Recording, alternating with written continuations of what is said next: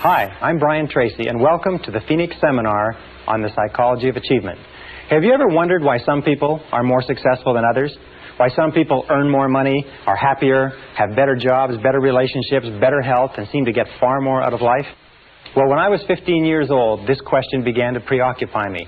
I've spent over 25 years. I've traveled in over 80 countries. I've worked at 30 different jobs, and I've spent, by my own estimate, about 30,000 hours in study to try to find the answer to why some people are more successful than others. And you know something? I have found that this is one of the most studied subjects in the world, that there's more information available on it today than has ever been available before, and that today we can say with complete confidence that success is as predictable as the sun rising in the east and setting in the west. Today you can be more successful faster than you ever dreamed possible if you will do two basic things. Number one, make a decision to exceed all your previous levels of accomplishment. Make a decision to be successful and to achieve your goals, whatever you construe them to be. And number two, learn how. This seminar has been assembled in order to teach you how. Since we put it together several years ago, over 150,000 men and women have been through this seminar in one form or another, and many of them have said it's like getting a brand new chance at life. One gentleman said to us it was like getting a blank check on the future. We're going to teach you in the next few hours some of the most important things that have ever been found, that have been discovered and rediscovered, that go back 4,000 years into history, science, religion, metaphysics, psychology, philosophy, and all esoteric fields of study have come to the conclusions that we are going to talk about in this seminar. If you will just use some of the things you learn in this seminar, it can dramatically change your results for the better. Now, in studying the subject of success, one of the things we have to do is put some preconceptions aside. One of the things that I began thinking was that in order to be successful, you had to be especially intelligent, or you had to have a great education, or you had to be terrific looking, or you had to have contacts, or you had to have luck. Do you know that these items have been examined thoroughly, and there's no correlation at all between success and intelligence, education, luck, contacts, and appearance? They are helpful in some cases, but there's no direct correlation. Success is based on other things. Now, before we go any further, let's talk about what we mean by success. When we look at the difference between animals and human beings, we find that animals have what is called a survival instinct.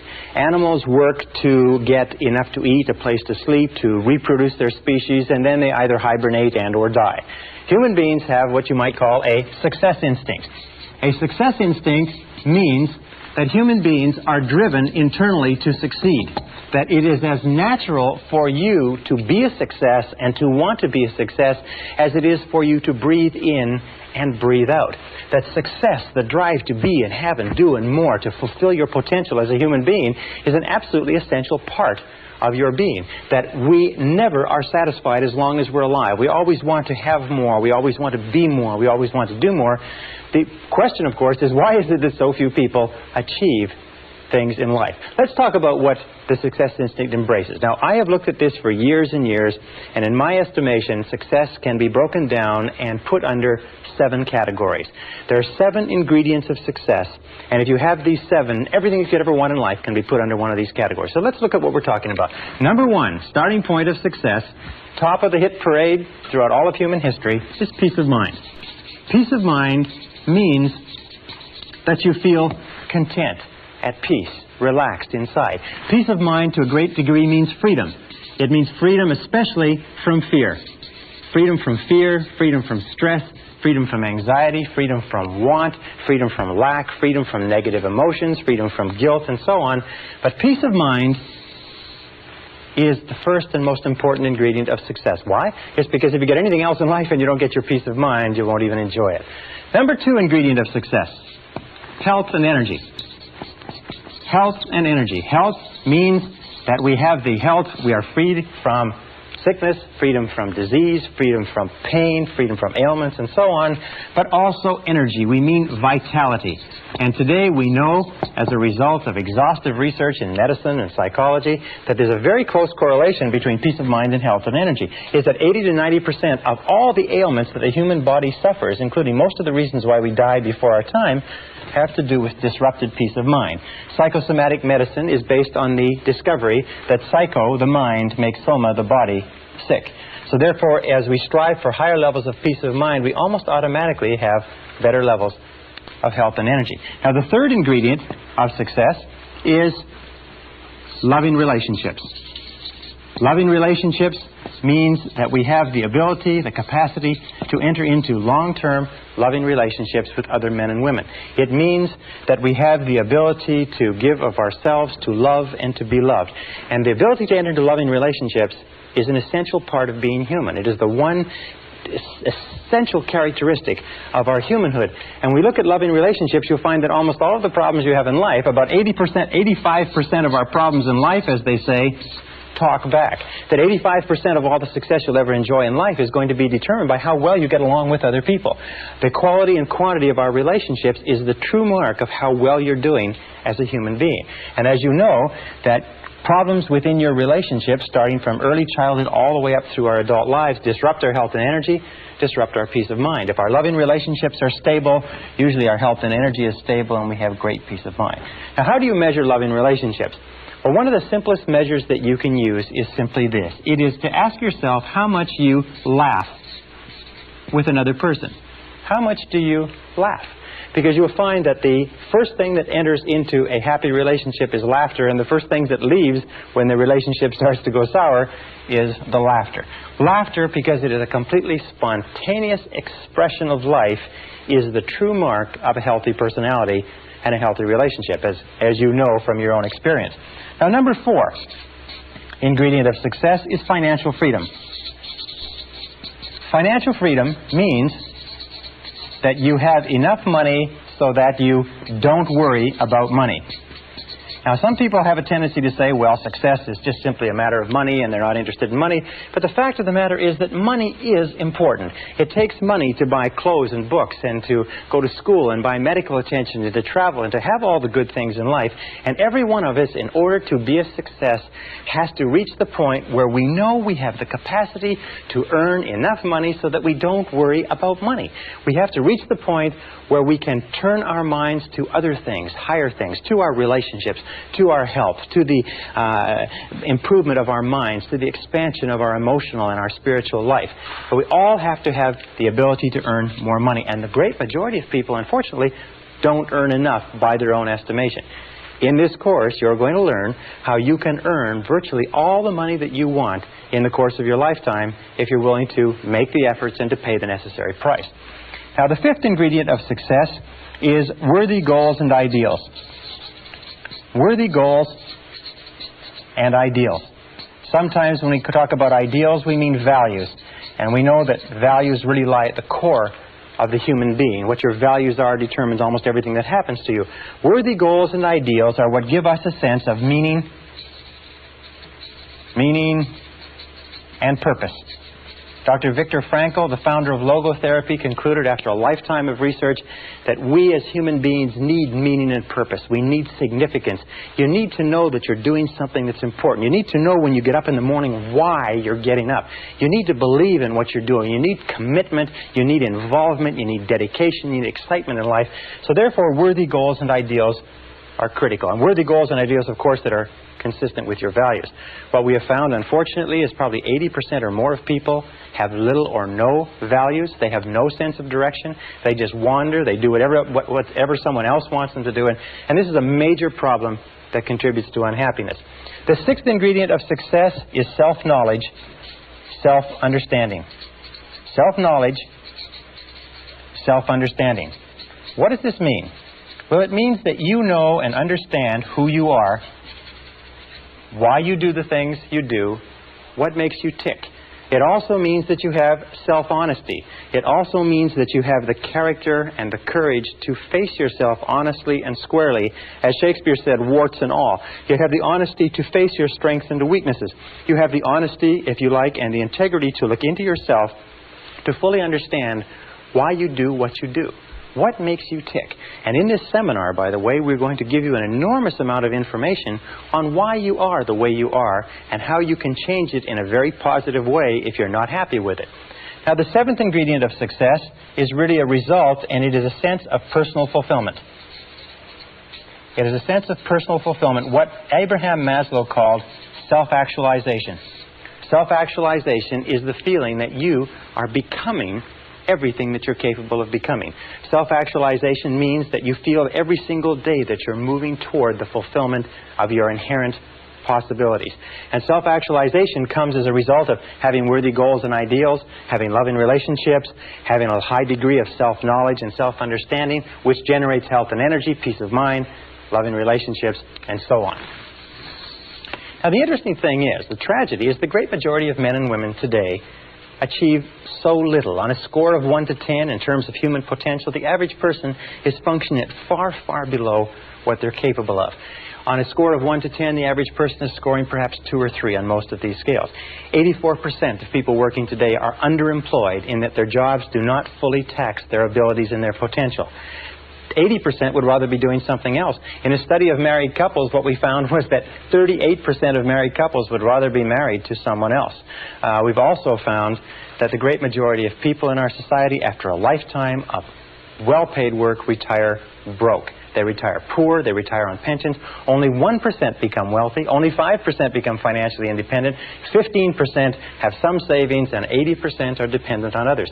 The average savings, lifetime savings of a retired couple in America or Canada today is less than $60,000. That's after earning between $500,000 and $1 million in an average working lifetime.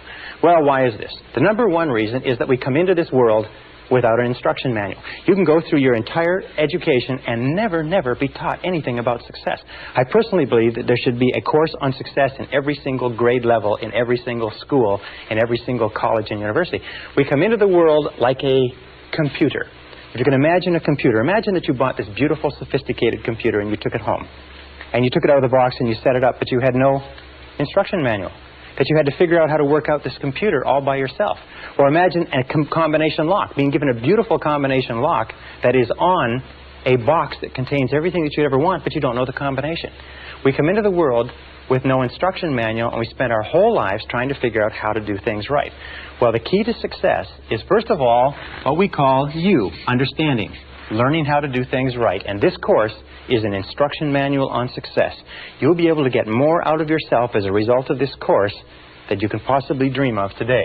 The second ingredient is E, which requires effort. There are many people, as you know, lifelong students who study and study and study, but they never make the necessary or the correct efforts. The middle point is a multiplication sign, and understanding multiplied times effort equals results. In this course, what we're going to do is we're going to dramatically increase your understanding. We're going to give you the tools to dramatically increase the effectiveness of your efforts, so you're doing not only things right, but you are doing the right things, and you're going to dramatically increase your results.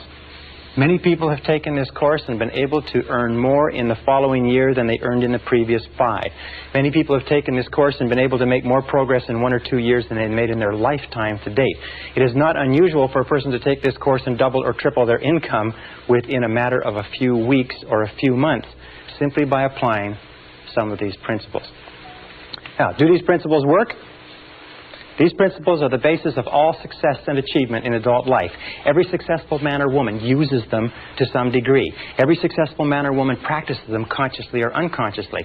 What we've done is we've developed them together in this seminar program as a system, very much like a process of learning anything, that if you will take it, if you will use it, if you will apply it systematically, if you will put it into action and you'll work with it consistently for even a short period of time, you're going to start to see changes that are absolutely marvelous.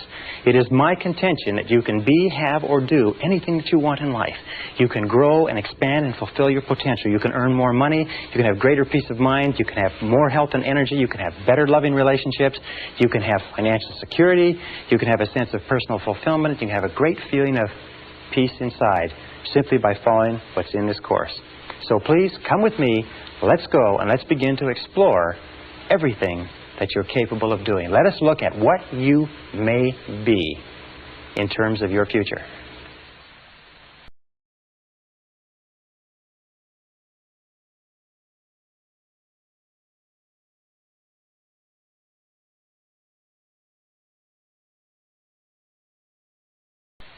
Session 2, 7 Mental Laws. The starting point of self-knowledge is to recognize this wonderful fact is that you are extraordinary. You are unique. The odds against there being someone exactly like you are over 50 billion to 1. That every single part of your body, and anatomists and physiologists and doctors have demonstrated that your blood composition is different from any other person that has ever lived. Your fingerprints are different. Your lip prints are different. Even your ear prints are different. Even your toe prints are different from anybody that has ever lived. You are different from anyone else, and self-knowledge begins with accepting that you are a unique and special individual and that you have the capacity to do something wonderful with your life. Now, that being said, you are also the same as everybody else with respect to certain basic principles. Throughout the history of mankind, the most intelligent men and women who have ever lived have sought answers to the question of the human dilemma. What can people do in order to change the quality of their lives, their relationships, and their results? The great philosophers, the great metaphysicians, the great scholars have pondered over this sometimes for their entire lifetimes. In our century, I know men and women who spent 10, 20, 30, 40, even 50 years studying success and achievement to find out what general rules and principles we can draw upon to be more successful. The first thing that we have to start with, the basis for this entire course, the psychology of achievement, is this, is that you are a mental creature. The only thing that makes you truly unique is your mind. Everything else you have in common, as Eugene O'Neill, the playwright, said, with a horse or a pig. Your mind is what makes you unique. Your body simply carries your mind around. And just as electricity works on laws of electricity, and physics works on laws of physics, and nature works on laws of nature, there are certain mental laws that determine everything that happens to you. And these mental laws are as inexorable as the laws of gravity. They work 100% of the time. And every single success you have in life comes from living your life in harmony with basic mental laws, and every problem or difficulty you ever have in life comes from living your life out of harmony with those basic laws. Now, mental laws work 100% of the time, like gravity works 100% of the time. What it means is that if you step off a 10-story building in the city where you're living, or in London, England, or in Lima, Peru, you're going to go splat on the sidewalk, whether you know about gravity, whether you believe in gravity, whether you agree with gravity, or whether gravity is convenient for you, it's going to work on you nonetheless. The mental laws are exactly the same, and in this course I'm going to introduce you to about 20 mental laws, some of which are more important than others, but all of which it is critical for you to understand. Now let's start with the first of the mental laws. The first mental law, and by the way, these laws have been written about and studied for century after century, and many of them have been tested in our leading universities, research institutes, and think tanks in the last few years and found to be as true as they've ever been imagined to be. The first law is what we call the law of control. Now, the law of control is very simple. It's the basic law, and we'll come back to it over and over again. It says simply this. It says that you feel good about yourself, you feel positive about yourself, to the degree to which you feel you are in control of your own life. Or you feel negative about yourself to the degree to which you feel you are not in control of your own life. All you have to do is look at your life today and ask yourself, what parts of your life do you feel the best at? What parts of the life do you feel most in control? You'll find those are the places where you are the happiest. And since the supreme human good is to achieve a state of happiness, which is expressed in peace of mind and health and love in relationships, control is absolutely essential. Psychologists today call this the difference between an internal locus of control, which is feeling that you're in charge of your own life, versus an external locus of control, which means the feeling that something outside of you, your bills, your relationships, your job, your health, are somehow controlling you. As a matter of fact, locus of control research, and there are many tests that you can take to determine where you are on this chart in terms of locus of control and what areas of your life you feel more in control and less in control. People with a very high internal locus of control are high achievers, they are more successful, they're more self-determined, they're happier. And many of the things we're trying to do in this course is to give you a far greater sense of control, of being in charge of every aspect of your life. Now, control begins with, first of all, your thoughts. Interestingly enough, your thoughts, what you think about things and how you think, determines your values. It determines what is going on inside you. Once they are stored away, your thoughts determine your feelings. It's how you think about something that determines your feelings, whether you are happy or unhappy, whether you are scared or confident. Your feelings then determine your actions. So we start off with the law of control, saying that the key to success is to feel that you are the master of your own destiny, that you're behind the steering wheel of your own life. You're in charge of your life by taking full and complete control over your thoughts. Your thoughts will control your feelings will control your actions, and your actions, remember, it's always your actions, will determine your success or your lack thereof. So the law of control is important. Now, as opposed to the law of control, we have what is called the law of accident. Now, the law of accident is really a metaphysical principle. It is only a law, like a traffic law or like a legal law, to the degree to which we live by it consistently. The law of accident is what about 80% of the population live by, plus or minus. The law of accident simply says that by failing to plan, you're planning to fail. Failing to plan is planning to fail. Now, the majority of people don't believe that they're living by this, but if you look at their lives, you see that that's true. Failing to plan means planning to fail. These are the sort of people that say, well, it's not what you know, it's who you know. It's being in the right place at the right time. It's luck. It's the luck of the draw, and so on. These are people who, as a result of feeling that their life is controlled by forces outside themselves, don't have clear plans, don't have clear goals, are not working persistently and consistently day by day toward accomplishing something they want, and their lives just seem to drift and go around in circle like a ship without a rudder. Now, a person, just like a ship without a rudder, a person with no central plan is a person who has very little control. Is a person who feels that, in fact, they are out of control of their lives, like they're falling through space with no place to stop. And these people are invariably unhappy. The reason why people are negative today, the reason why people are unhappy, the reason why people are sick and frustrated, the reason why people underachieve in life is most of them are living by this law of accident. And in so doing, they have no sense of control over their lives, they have no sense of inner peace, they have no sense of happiness, and so on. So, we are going to show you how to free yourself from the law of accident personally or permanently. Now, the next law is what is called the law of cause and effect. The law of cause and effect says that for every effect in your life, there is a specific cause. That everything that happens in the universe happens for a reason. That nothing happens by accident. That failure does not happen by accident and success does not happen by accident. That happiness or lack of happiness are a result of cause and effect relationships.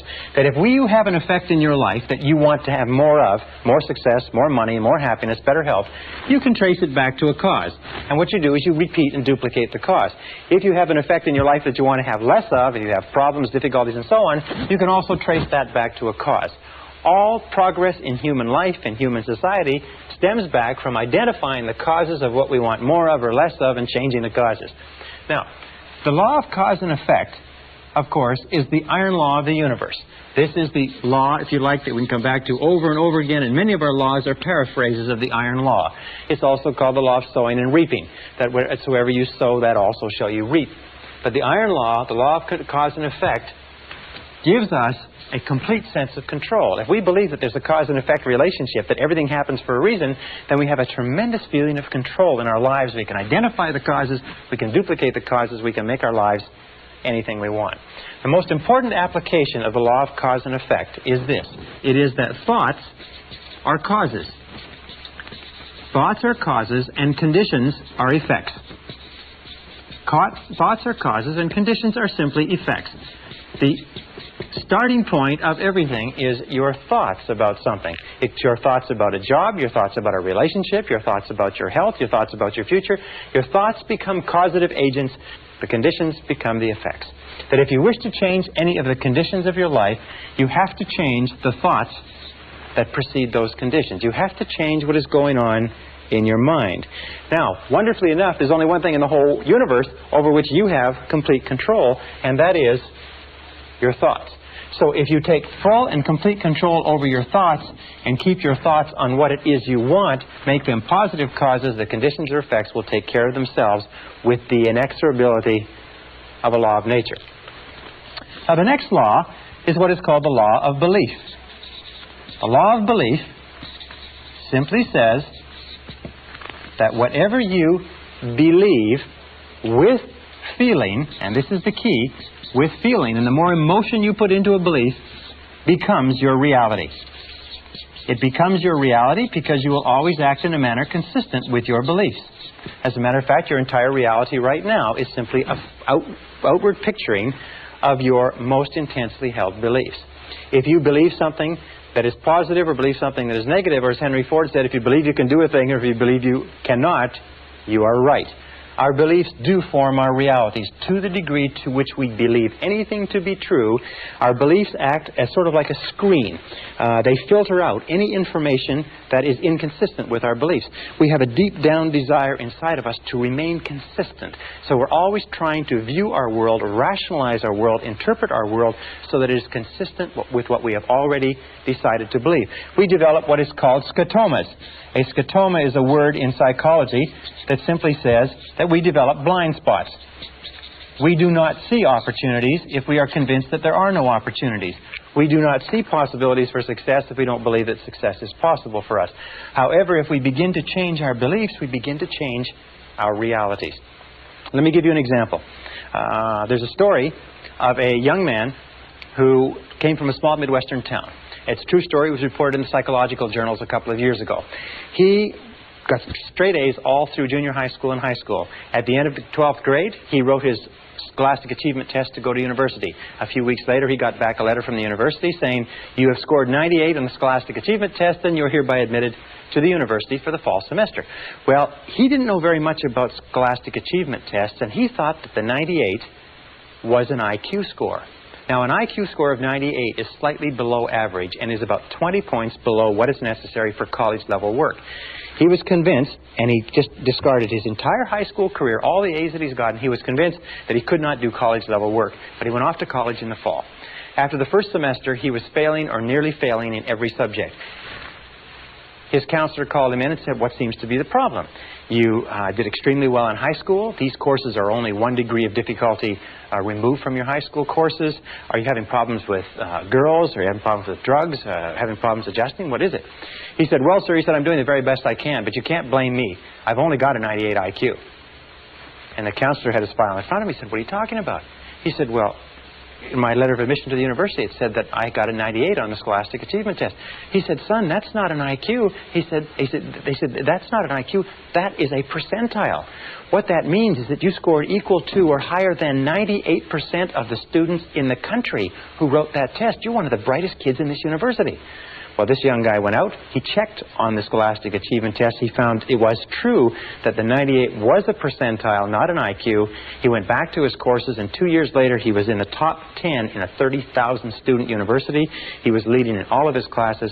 Once he changed his reality, once he changed his beliefs about his intelligence, his reality changed automatically. Now, an important point with regard to this is that every one of us has self-limiting beliefs. Every one of us believes ourselves to be limited in some way. Every one of us believes ourselves to be limited in intelligence, creativity, money-making ability. I can't sell. I can't speak in front of audiences. We tend to think that we are not capable of being on time. We're not mechanically inclined, and so on and so forth.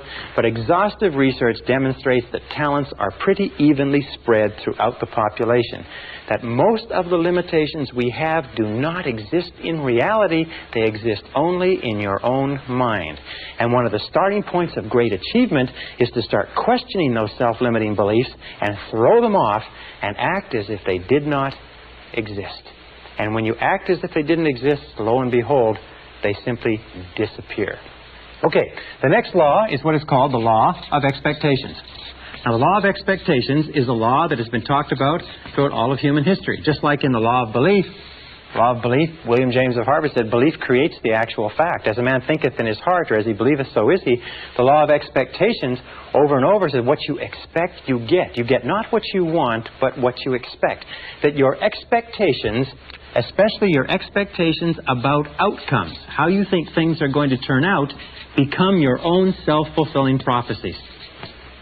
And Dr. Robert Rosenthal of Harvard University has done something like 300 experiments on expectations theory, on what is called experimenter theory, and he finds that your expectations have an effect on other people and events and circumstances, even if your expectations are based on totally false information. Whatever you expect with confidence. In other words, if you confidently expect good things to happen, surprise, surprise, good things happen to you. If you confidently expect negative things to happen, then negative things are going to happen to you. That most successful people have developed an attitude of confidently expecting good things to happen. It's called the attitude of positive self-expectancy. It is the attitude of the winner. The winner looks for good things to happen. The winner expects to win in advance, and lo and behold, whatever you expect with confidence tends to come true, even if the information upon which your expectations is based is totally false. Now, let me give you an example of expectations. Some years ago, Dr. Rosenthal, after conducting a variety of different experiments, came to the conclusion that the expectations that teachers had of students was having a tremendous effect on their ability to learn and their grade level averages. So he put together a series of experiments, and then one major experiment which was tremendous. He went to the San Francisco Bay Area, and at the beginning of the school year he had the principal call in 3 teachers.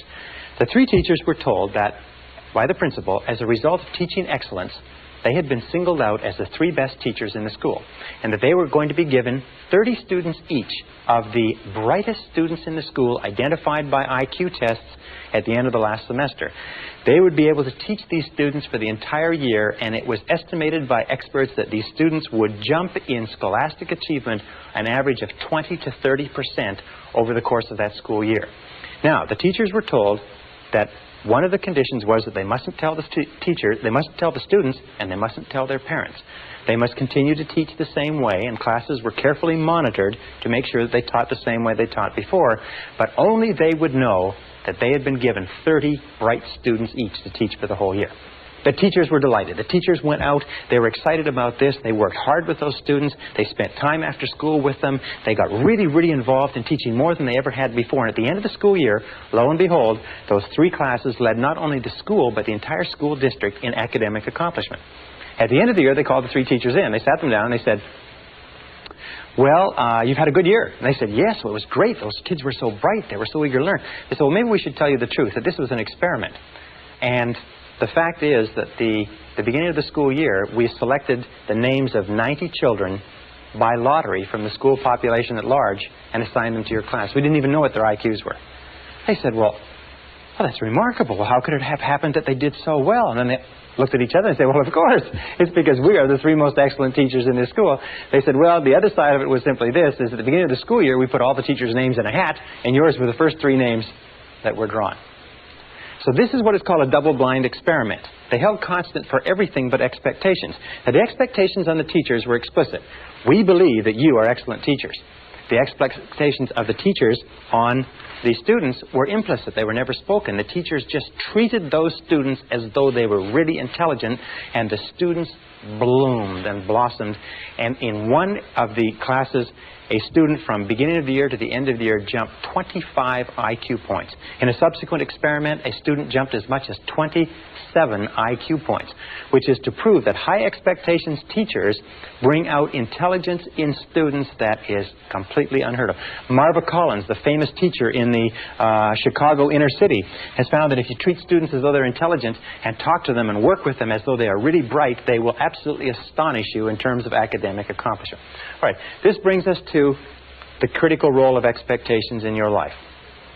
First part of expectations in your life, number 1, and where expectations affect you. Expectations of your parents. We have found that we have a tendency as adults to try to live up to or down to the expectation of our parents all our lives. If our parents were strong and supportive and loving and kind and encouraging and really believed in us, all our lives we will strive unconsciously to live a life consistent with those expectations. If our parents were critical and condemnatory and bitched and complained and griped about our grades and so on and so forth, we will find that all of our life will have a tendency to hold ourselves back.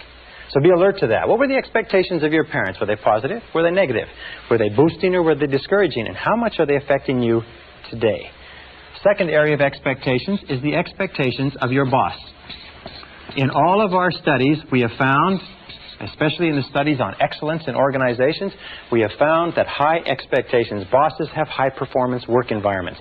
Now, if you work for a boss who's negative, critical, and condemnatory, if you work for a boss that has negative expectations or a negative attitude, chances are your performance will be at the very lowest.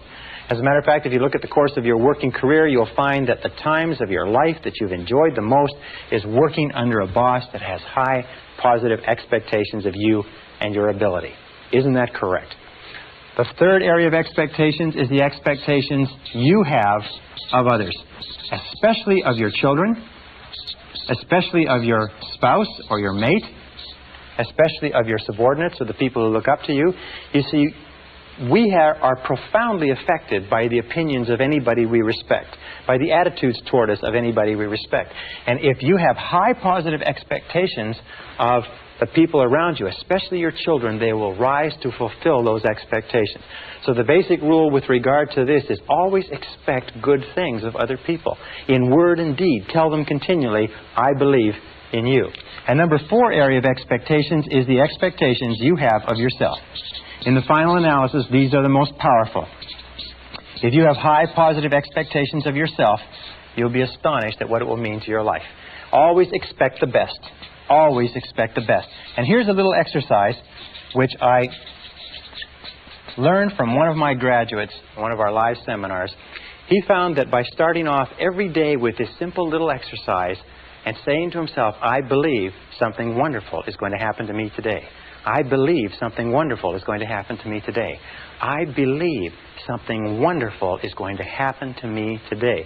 That this little exercise changed his whole attitude. That he went through the whole day with the attitude of somebody with a confident self-expectancy. That everything that happened during the course of the day, he thought, maybe this is something wonderful that's going to happen to me. And you know that if you will do this, if you will say before you go to sleep, I believe something wonderful is going to happen to me tomorrow.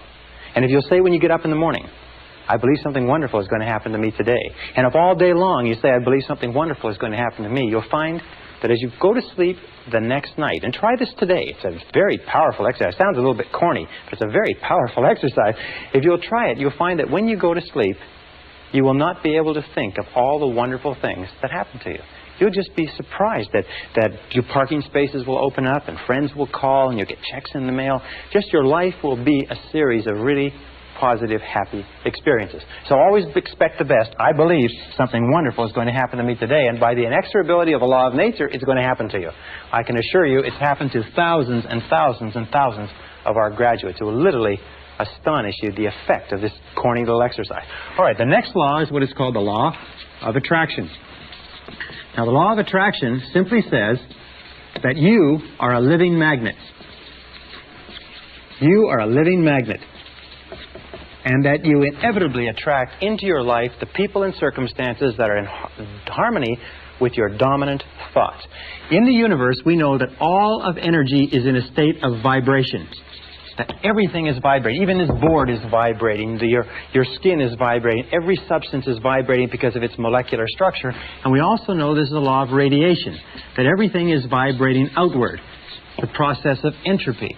And we find that whatever you are thinking, your thoughts are also a form of energy that is vibrating and radiating out from you and that travels at the speed of light so that you can affect people and circumstances at great distances. Have you ever had an experience where you're thinking about somebody and the telephone rings and it's them? Have you ever had an experience where you phone somebody else and they say, we were just talking about you? It just leaps into your mind? Have you ever had an experience when you're in tune with your husband or wife and you think, you know, I'd like to go out to dinner at such and such a place tonight, and you call home and they will say, why don't we go out to dinner at such and such a place? These are all examples of this law of attraction. The law of attraction is considered by many to be one of the most important laws of human existence. In this, you will always attract to yourself, positive or negative, people and circumstances that harmonize with your dominant thoughts. That whatever you're thinking on a continuing basis, you're attracting into your life. You're drawing it into your life like a magnet. That's why it's so important that you keep your thoughts on what you want, keep your thoughts on what you desire, and keep your thoughts off of what you don't want. And by the way, as you advance and develop and become more proficient and more sharp with these methods, the law of attraction will work faster for you and with greater accuracy. So be careful. Use it right. The last law we'll talk about in this session is called the law of correspondence. The law of correspondence is a law that says, and it's quoted by Jesus, as within, so without. As within, so without. And what it simply means is this. It means that your outer world is a mirror. And that's probably the best word. Your outer world is a mirror, and it simply reflects back to you what is going on in your inner world. That your outer world is the result of your inner world. That what is going on within determines what is going on without. That if you want to change your outer world, you have to change your inner world. Now that means that you can look at your world, you can look at your level of health. What is going on in terms of your physical health is largely determined by what is going on in your mind. What is going on in your relationships is the most perfect example, because you find that when you are feeling good inside, your relationships go smoothly. When you're feeling negative or stressed inside, your relationships go poorly. Your relationships are the mirror image reflection of the quality of your own personality. You can tell how healthy your personality is by looking at the relationships around you. Your wealth is a very important thing. The level of financial wealth, the level of comfort that you have, is a direct relationship of what you have put into your mind in terms of thought and preparation for achieving wealth and affluence. If you wish to be more successful on the outside, you have to be more successful on the inside. And the more you go to work on the inside, which is the only part of your whole life that you can control, the more you go to work on the inside, the more rapidly your external world changes. The big mistake in life, and the reason why most people are unhappy, is why? It's because most people try to change the external world, which they cannot control, and they leave the internal world messy. It would be the same as trying to make an automobile run better by washing the outside of it, polishing the outside of it, and changing the tires. No, you've got to go to work on the inside workings. As you change your mind, as you change what is going on inside, you change what is going on outside. Now, many years ago, Earl Nightingale, a great success philosopher, woke up in the middle of the night with a quotation which changed his life and changed the lives of millions of others, which sort of tacks on to all of these laws that we're talking about. And it was simply this, is you become what you think about. You become what you think about. And since the only thing that you can control is your thinking, if you change what you are thinking about, you will begin to change your reality. If you change what you expect, you change what you believe, you change your dominant thoughts, you change your inner workings, you begin to attract into your life people, circumstances, events, opportunities, and everything consistent with your new thoughts. The reason people are unsuccessful is they think thoughts of unsuccess or failure. Another line, which is very, very important, says that all causation is mental. We live in a mental universe. All causation is mental. If you wish to change your universe, you have to change your mentality. And this brings us to the most important line of all, which is simply this. And let me write it over here. If you change your thinking,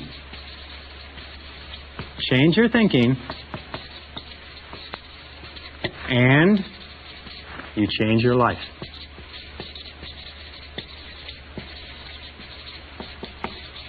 Change your thinking, and you change your life. Now, over the course of years, you have accumulated and gathered an enormous amount of information. You've accumulated and gathered an enormous number of experiences, some of them positive, some of them negative. Every single one of them is stored away. Every single one of them is having an effect on what is happening to you right now. In the New Testament, Jesus had a beautiful line, which I refer to and I think about all the time. He said, "By their fruits you shall know them." And what it simply meant was that you can tell what is going on inside the person, what the fundamental character and thought life of a person is, by looking at the fruits of their external life, by looking at their health, looking at their relationships, looking at their levels of success. If you change your thinking, you change your life. And as we proceed through this course, we're going to show you systematically how you can change your thinking and bring it into perfect correlation inside with a type of successful, happy, dynamic, vital, living, successful life that you desire on the outside.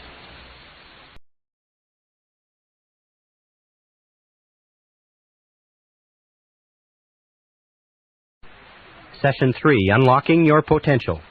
When we talk about human potential, have you ever wondered what accounts for the huge disparity in results and performance between one person and another?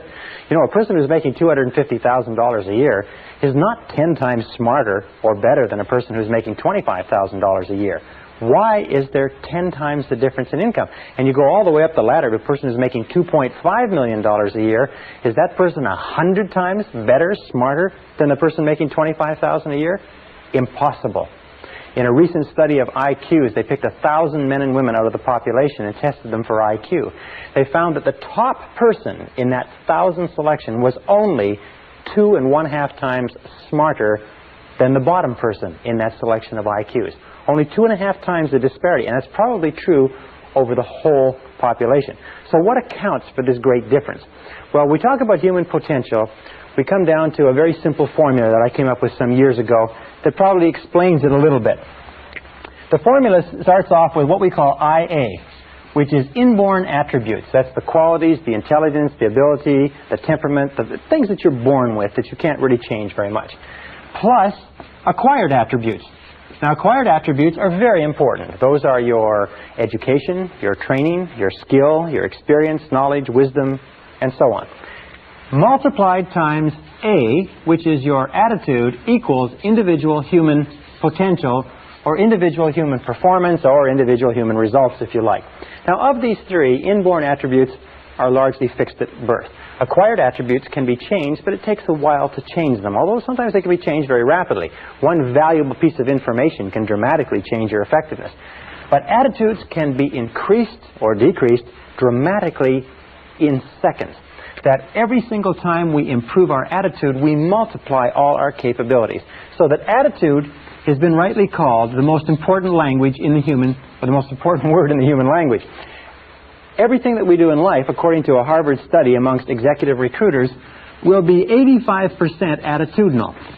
85% of your success will be determined by your attitude. That means determined by how positive or how much of a positive mental attitude you have. People with positive mental attitudes tend to advance more rapidly, move to the top of valuable organizations, earn more money, get more life satisfaction, and so on. Now, a positive mental attitude doesn't mean that you dance around in the street and throw flowers. It just means that you take a generally constructive attitude or approach towards your work, your life, your problems, your relationships, and so on. That according to the Cox Report on American Business, according to Success Magazine, 85% or more of everything that you accomplish will be attitudinal. So our question is, where do attitudes come from? And we found that attitudes come from expectations. Very, very simple. We talked about that before. And a very powerful way to instantaneously improve your attitude is to say to yourself, I believe something wonderful is going to happen to me today. As we said before, our expectations about outcomes determines our attitude. In other words, if you expect things to turn out well, you're going to have a positive attitude. If you expect things to turn out negatively, you're going to have a negative attitude. And the wonderful thing is you can manufacture your own expectations. I mean, you can expect whatever you want. You can expect good things, you can expect negative things, and chances are you won't be disappointed. Where do our expectations come from? Our expectations come from our beliefs, if you like, and our values. These are the core or the central motivating factors in our personality, our beliefs and values. And this brings us to an understanding of human potential. It means that basically our attitude is the outward expression of what is going on internally, consistent with the mental laws that we talked about. And with regard to beliefs, each of us has a bundle of beliefs way down deep inside, which psychologists call the self-concept. Now, the self-concept, or the discovery of it, has been considered by many to be the most important single breakthrough in understanding human performance in the 20th century, and I personally agree. The self-concept is like, if you wanted to use a military analogy, is the command center. Or if you wanted to use a technological analogy, it is the central program of your basic computer. It is a bundle of beliefs, values, attitudes, feelings, ideas, and so on, which are stored away down inside, which are a result of virtually every experience you've ever had in your life. And some researchers say that the self-concept begins to form even before birth. But this self-concept, once it is in place, precedes, predicts, and determines your levels of effectiveness and performance in every area of your life. Your self-concept becomes the command center or the master program. The self-concept, or this bundle of beliefs, then determines what you will say, what you will do, how you will act, how you feel and react, and so on. What does it mean? It means that all improvements in your external life, all changes in your reality begin with a change in the self-concept. Let me give you an understanding of how it means. Here's a very simple graph. We talk about human potential, we say the average person uses 10% or less of their potential. According to the research, it's probably much less. Stanford Brain Institute in Santa Clara, California, estimates that it's probably closer to 2%. But we'll be generous and we'll say the average person is using 10%. It means that in the best of cases, the average person, you and I, have 90% of our potential untapped. One of the great philosophers, Oliver Wendell Holmes, said the great tragedy of the average person is that they go to their grave with their music still in them. They're still functioning on far, far less of their potential. So this is human potential. We find there's a direct relationship between human potential and the self-concept. That since our self-concepts, or our estimates of ourselves, if you like, are usually far lower than they need to be, our level of performance and effectiveness is far lower too. And we know that our self-concept is largely subjective. What does that mean? It means that the self-concept, what we believe to be true about ourselves, is really not based in reality. It's based on information that we've taken in, we accept it as true, and to the degree to which you believe anything about yourself, it becomes true for you because you act in a manner consistent with it. You know, there's some people who read their horoscopes and believe that their horoscopes are predicting their future. There's some people who will take criticism and condemnation from other people that they don't even respect and believe that that is an adequate or accurate reflection of their own abilities. But whatever you believe, whatever you accept as true, becomes true for you. Now, we also know that as an adult, you have a variety of self-concepts. You have a self-concept for how you dress, how much you weigh, how much you eat, how well you speak in public, what kind of a parent you are, what kind of a child you are to your parents, what kind of a husband or wife you are, what kind of a lover, what kind of a driver. Interesting about driving. All men have a very positive self-concept with regard to driving. Women don't understand this, but all men are born with an inherent genius at driving. That men are all great drivers. And if you don't believe it, all you have to do, ladies who are watching this, all you have to do is think about the last time you tried to correct a man's driving. You'll find that it is not well responded to. How do we respond when somebody challenges our self-concept by suggesting that we are not the person we think we are? We become defensive, we become angry, we become irritable, we become difficult to get along with. We have a self-concept for how creative we are, how intelligent, how fast we read, how good we are at athletics. And if you practice a variety of different sports, you have a self-concept for every one of those sports. We have a self-concept for how well we cook, how well we raise our children, how well we clean our home, what kind of cars we drive, and so on. We also have a self-concept for what it's worth, for how much money we earn. Interestingly enough, you can never earn more than 10% above or below your self-concept level of income. That your self-concept determines your income level. This self-concept level is called your comfort zone. And even if you want more money, you will find that the natural human tendency of all action is to struggle and strive to get into a comfort zone and then to stay there. That if you earn 10% or more above your self-concept level of income, you will have an irresistible urge to get rid of the money. You'll give it away, you'll spend it, you'll blow it, you'll spend it extravagantly, you'll even lose it if you get enough. That's why people who win lotteries are often flat broke 2 or 3 years later. They just burn the money because the money is far beyond their self-concept. If you go 10% or more below your self-concept level of income, you find yourself scrambling. You work harder, you work longer, you think more creatively, you look at different ways to increase your income or second income opportunities. The only way to improve any part of your life, including your income, is to raise your self-concept level of income by beginning to think about yourself continually in terms of earning more money. If you want to lose weight, the only way you can lose weight is what? Is to think thin, by beginning to think of yourself as a thinner person. If you want to become a more popular, a more loving, a happier person, a healthier person, you have to begin to think over and over about those things until they become part of your new self-concept. And we'll talk about that a little bit later. It's an essential part of programming your mind for success. Your overall self-concept is determined by the average of your self-concepts in all the areas that you consider important. Now, your self-concept is made up of 3 critical parts. The first part of the self-concept is the self-ideal. The self-ideal is the person you would most like to be. It is your idea of what constitutes a winner. It is your vision or your mission or your ideal of the very best you that you can be. Now, one of the things that we know about successful people is this, is successful people have very clear self-ideals. They have very clear ideas of who they want to be in the future. Unsuccessful people have very vague ideals. Number 2 is your self-image. Your self-image is a picture of the way you see yourself and the way you think about yourself. Your self-image, the inner mirror, is how you perceive yourself now and determines your current performance on a day-to-day basis. The third part is your self-esteem. Now, your self-esteem is how you feel about yourself. How you feel about yourself is the engine force, it's the motor, it's the power force within your subconscious. It's the power force within the self-concept, and it determines virtually everything that happens to you. The best definition of self-esteem is how much you like yourself. How much you like yourself as a parent, how much you like yourself as an employee, how much you like yourself as a boss, how much you like yourself as a money earner, a professional speaker, an athlete, and so on. How much you like yourself, your level of self-esteem, your overall emotional feeling about any area of your life determines your performance and effectiveness in that area. Wonderfully enough, since you become what you think about, your self-concept is malleable, your self-esteem can be built by repeating over and over again, I like myself. I like myself. I like myself. I like myself. I like myself. I like myself. The more you say, I like myself, I like myself, I like myself, the more you repeat that over and over again, the more your self-esteem goes up. The more your self-esteem goes up, the more your overall self-concept goes up. When your overall self-concept goes up, you perform better at everything else that you attempt.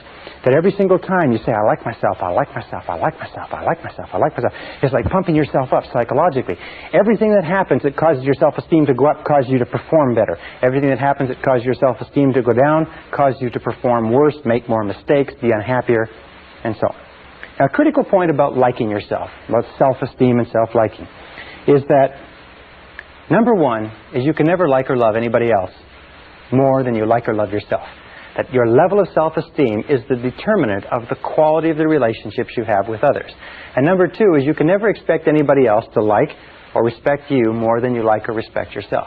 That how much you like and respect yourself determines their attitudes toward you. Every single school of psychology today is coming to agreement on the fact that how much you genuinely like and accept yourself as a valuable and worthwhile human being has an effect on everything that happens to you. How much you like yourself. And what you can do is you can improve your self-esteem by saying, I like myself, I like myself, I like myself, I like myself, I like myself. Well, this brings us to the question of where does self-esteem, where does the self-concept come from? And we found that self-concept, if anything, self-concept is malleable in that you are not born with a self-concept. Is that you're not born with any idea of yourself. You're not born with self-image or self-esteem, that you're born in a way as pure potential. It's probably the best way to put it. The average person comes into the world as pure potential and has no self-concept. That everything you are today, every feeling that you have, every attitude or value, you had to learn over the course of your lifetime. We also know that the child comes into the world with a very high need for love and touching.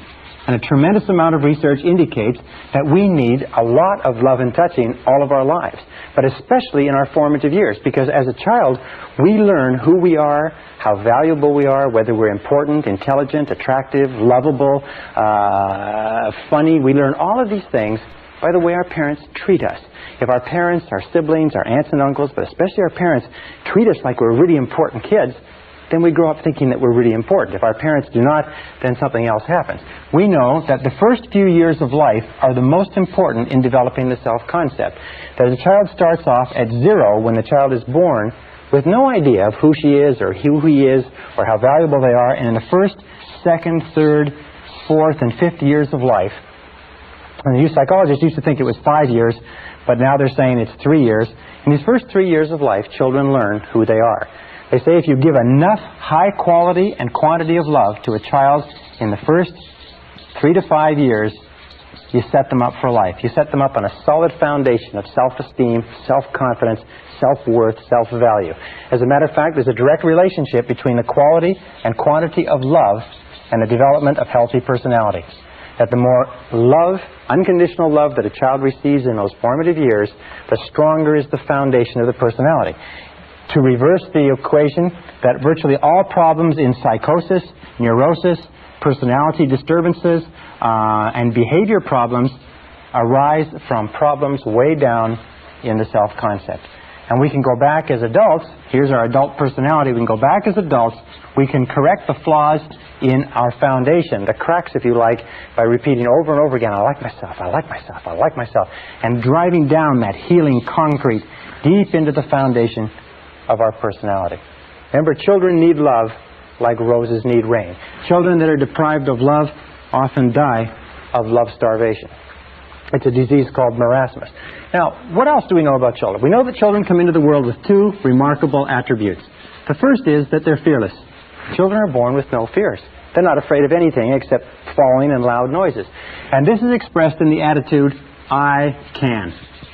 Children come into the world believing they can do anything. And anybody who's ever raised a child to the age of 3 or 4 or 5 knows you have to spend those first few years stopping them from killing themselves because they're little kamikaze pilots, because they're not afraid of anything. The second attribute is they come into the world completely spontaneous. They say what they want, they do what they want. They are completely uninhibited. They just are completely unafraid. They do anything that they want. And this is expressed in the attitude, I don't have to. I don't have to. If you ever try to control a child, you'll find that the attitude of a young child, the first thing they say is when you start giving them orders, the first thing they learn is no. They say, no, I don't have to. Well, of course, we eventually change their minds on that one way or another. But these are the two attributes that each of us come into the world with. You come into the world unafraid and uninhibited. What does that mean? It means that our natural birthright is to be unafraid and uninhibited. And that only when we can create the same situation in adult life where we are unafraid and uninhibited do we feel truly great about ourselves. The very best organizations, the very best companies are those that create an environment where people who feel unafraid and unreserved to be themselves and to do the very best they can. Well, as we grow up, we know that children learn two ways. The first way they learn is by imitation. They imitate one or both parents, especially the dominant parent. And sometimes the dominant parent will change as the child is growing up. Sometimes children will imitate the father, sometimes the mother, but they learn by imitation. Many of the characteristics and habits that we have as adults, we learn from our parents. Have you ever had the opportunity or the occasion to scream at one of your children or shout at one of them and find yourself saying the same things your mother or father said to you when you were a child? Well, we imitate. Sometimes we imitate their walk. Sometimes we imitate their talk. Sometimes we imitate their values, their beliefs, and so on, even if those values and beliefs are of no value. Why? It's because our parents are like gods to us when we're children. The second way that we learn is by moving from discomfort, from what doesn't feel good, toward comfort. Now, Freud called this the pleasure principle, is that we move toward what makes us feel comfortable, what gives us pleasure, what makes us feel good about ourselves. We move from discomfort toward comfort. That's how we learn to become toilet trained. We say it's no longer fun to walk around with pee and poop in our diapers. So we watch what our parents do. We watch what our older siblings do. And we see, those people aren't doing this. And that's how we learn to walk. That's how we learn everything. So we move from discomfort toward comfort. Throughout our lives, by the way, that's how we learn. We imitate by reading what other people have done, by studying books, at our work. We imitate when we go to school. And we do what gives us a positive payoff, what gives us positive reinforcement, what gives us pleasure. And we do less of those things that give us discomfort or pain. Now, very early in life, as a mistake or as the result of mistakes that parents make in upbringing, children begin to learn negative habit patterns. And negative habit patterns have their root primarily in destructive criticism. Destructive criticism begins very early in life, sometimes in the first few months. And destructive criticism is used by parents to direct and control their children. Unfortunately, it has a very, very dangerous and damaging effect on children in that destructive criticism begins to undermine the integrity of the child's personality, and more of us, including myself and including most of you, have been undermined and hurt by destructive criticism probably more than all the wars in history. Now, as a result of destructive criticism, we begin to develop negative habit patterns. Negative habit patterns are conditioned responses to stimuli.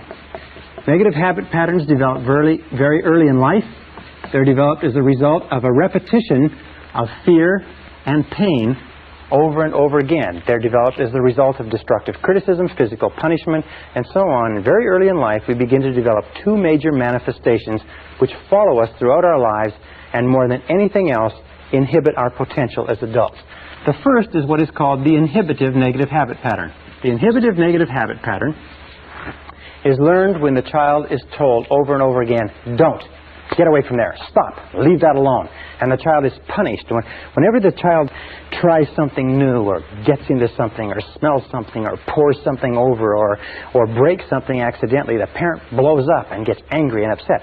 You see, the child is driven by an insatiable curiosity to explore his or her world. And what happens is when they do explore it and they get into something, they tip something over, if the parent overreacts and spanks the child soon begins to think that every time I try something new, every time I try something different, every time I go beyond my boundaries, every time I move out of my comfort zone, every time I don't play it safe, I get spanked, I get punished, I get hurt, I get sent to my bedroom, and I feel terrible. And pretty soon the child develops the feeling of, I can't. Every time I try something different, I get punished. I can't. This is like the Pavlovian response, where the Pavlov would ring the bell and feed the dog meat, and the dog would salivate, and Pavlov would ring the bell while he fed the dog meat, and the dog would salivate. They would keep doing that. Pretty soon, Pavlov would just ring the bell, and the dog would salivate. What happens in adult life is that this creates what we call the fear of failure. The fear of failure is a conditioned response to a process of destructive criticism that occurs in the first 5 or 6 years of life. The fear of failure automatically triggers us. We feel anxious, tense, uneasy. We feel tension and stress in our solar plexus. We feel like withdrawing and getting away from the event. And the fear of failure is the major reason for failure in adult life. It's the major reason why we hold back from fulfilling our potential. As a matter of fact, all negative habit patterns are experienced in the physical body. That you can tell a negative habit pattern because you actually feel it in your physical body. The inhibitive negative habit pattern, the fear of failure, the I can't, is experienced first of all in the solar plexus. You ever have an occasion where you have to speak in front of a group, or you have to go into a performance review, or you have to make a cold call? First of all, the solar plexus tightens up. If the fear situation continues, you start to breathe harder, and your heart starts to beat faster, your respiratory rate. And sometimes you get a headache, like a migraine headache in the front of your head. Sometimes your throat will tighten up, and you won't be able to speak. You'll go completely dry. Sometimes you'll get so tense and so frightened that you'll have to run and go to the bathroom. These are all manifestations. There's no physical danger, but there's a psychological danger, a conditioned response. And whenever we feel these things, the natural tendency is to back away from the situation that's causing them, which is the reason why we don't achieve very much if we are held back. The second negative habit pattern is the compulsive. Now, the compulsive negative habit pattern is learned when children are told over and over again, you'd better or else. If you don't, you're in big trouble. Now you're going to get it. It's when children are made the recipients of what is called conditional love. Parents don't mean to do this, but what they do is they suggest to the child that you are not loved, therefore you're not safe, unless and until you do what we want. The child grows up feeling that I have to do what Mommy wants. I have to please Mommy. I have to please Daddy. I have to please other people. I have to please my siblings. Eventually I have to please my peers. I have to please my teachers. I have to please everybody. They grow up with this, I have to. I can't do what I want to do. I have to do what pleases other people. This compulsive negative habit pattern very early in life translates into the fear of rejection. The fear of rejection is experienced by men as adults as type A behavior. We'll talk about type A behavior later on in the course. Type A behavior is a compulsive, an obsessive-compulsive need to somehow please somebody with no standards of performance so that you can never accomplish it. The fear of rejection drives us. It makes us very, very sensitive to the opinions of other people. We do things that other people want. We don't do things that we want. We're always trying to please others. We have a preoccupation or a concern with the opinions and feelings and attitudes of others to the point where we deny our own needs. Now, the fear of rejection is felt down the back half of the body. You divide the body in half, it's felt right down the back half of the body. The first place you start to feel the fear of rejection is usually in the shoulders and in the neck. You start to feel stiff and sore and tense. Sometimes when you have a lot to do, you'll feel tremendous stress in the lower back. The muscles will start to pull in the lower back. Sometimes it'll manifest itself in phlebitis and varicose veins. Very often it can give you very bad headaches in the back of the head because the carotid arteries, which carry blood up into the head, the muscles around them constrict, and the amount of blood flow to the head slows down, and you feel this pounding headache in the back of your head. These two fears, the compulsive, or these two negative habit patterns, the compulsive and the inhibitive, which are the result of destructive criticism, the great destroyer of personalities, plague us all our lives. Now, the wonderful thing about these is because they are learned habits, we can unlearn them. We can overcome the fear of failure that holds us back. We can overcome the fear of rejection that causes us to do things that please other people rather than pleasing ourselves by working on our own self-esteem. Because there is an inverse relationship between self-esteem and the basic negative habit patterns. Is the more you like yourself, the less you fear failure. The more you like yourself, the less you fear rejection. The more you like yourself, the less you fear anything. And if you continue to repeat, I like myself, I like myself, I like myself, over and over again, if you continue to say this, eventually, over time, your self-esteem goes up higher and higher and higher, and your fears go down. As your self-esteem goes up, your fears go in the opposite direction. Now, how do you deal with destructive criticism if you have to give criticism to other people? Well, that's very simple. Many parents have asked us that. How do you control children? One of the keys to controlling children is to redirect them so that they're doing something constructive versus something that is destructive. Another thing to remember is that what you want to do is you want to give informational criticism or constructive criticism, which means that you tell children what they can do, or adults, what they can do to be better. Remember, the whole purpose of giving feedback of any kind is what? It's to improve performance. If you are a parent, or if you are a boss, or if you are a person in a relationship, if a person is doing something wrong or inappropriate, the whole purpose in giving them any kind of feedback at all is so that they'll do it better next time. However, there's a direct relationship between self-esteem and destructive criticism. Every time you criticize a person, their self-esteem goes down. Every time their self-esteem goes down, their ability to perform goes down too. If you destructively criticize a person often enough, long enough, and hard enough, they reach the point where they won't try anything at all. They become what we call hypersensitive. And a hypersensitive adult is a person who cannot take criticism from anybody. A hypersensitive adult is a person who is very, very tense and anxious if you even suggest that they're not doing the right thing. If you have to deal with a hypersensitive adult, the key is to sit them down and remember 4 things. Number 1, always begin with praise. Number 2 is protect the person's self-esteem at all costs. Number 3 is discuss the performance, not the person.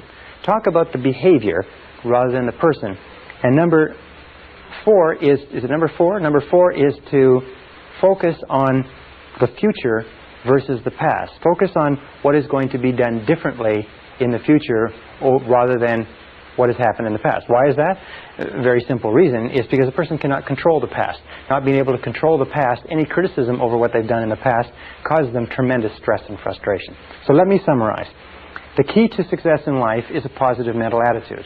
A positive mental attitude is based on expectations of success, of a positive set of expectancies. This positive set of expectancies is based on beliefs in your self-concept. The core of your self-concept, which determines your effectiveness in life, is your self-esteem, and your self-esteem is measured by how much you like yourself. The 2 things that hold us back more than anything else are the fears of failure and the fears of rejection. So one of the core secrets of success is this, is become a perpetual self-esteem generating organism. Continually be doing things for yourself, to yourself, in your life that cause you to like yourself, to love yourself, to accept yourself, to respect yourself, that cause you to feel terrific about yourself. If you're a boss or a parent, remember that the key to peak performance in your home and in your workplace is to make people feel terrific about themselves. And the more terrific you feel about yourself, the more you like yourself, the more likely it is that you'll make the people around you like, love, accept, and respect themselves, and you'll create a peak performance environment. It is the starting point to great success and achievement in life. So say over and over to yourself, I like myself, I like myself, I like myself, I like myself. Session 4, Your Subconscious Powerhouse. In order to unlock your full potential, it's absolutely essential that you understand the relationship between the conscious and the subconscious mind. There are thousands of books have been written on this subject. There's tremendous complexities. There's references to the conscious and the subconscious, especially the subconscious, throughout all of human history. The subconscious is often called the powerhouse of your being. And we're going to talk about how you affect the subconscious more as we go through this program.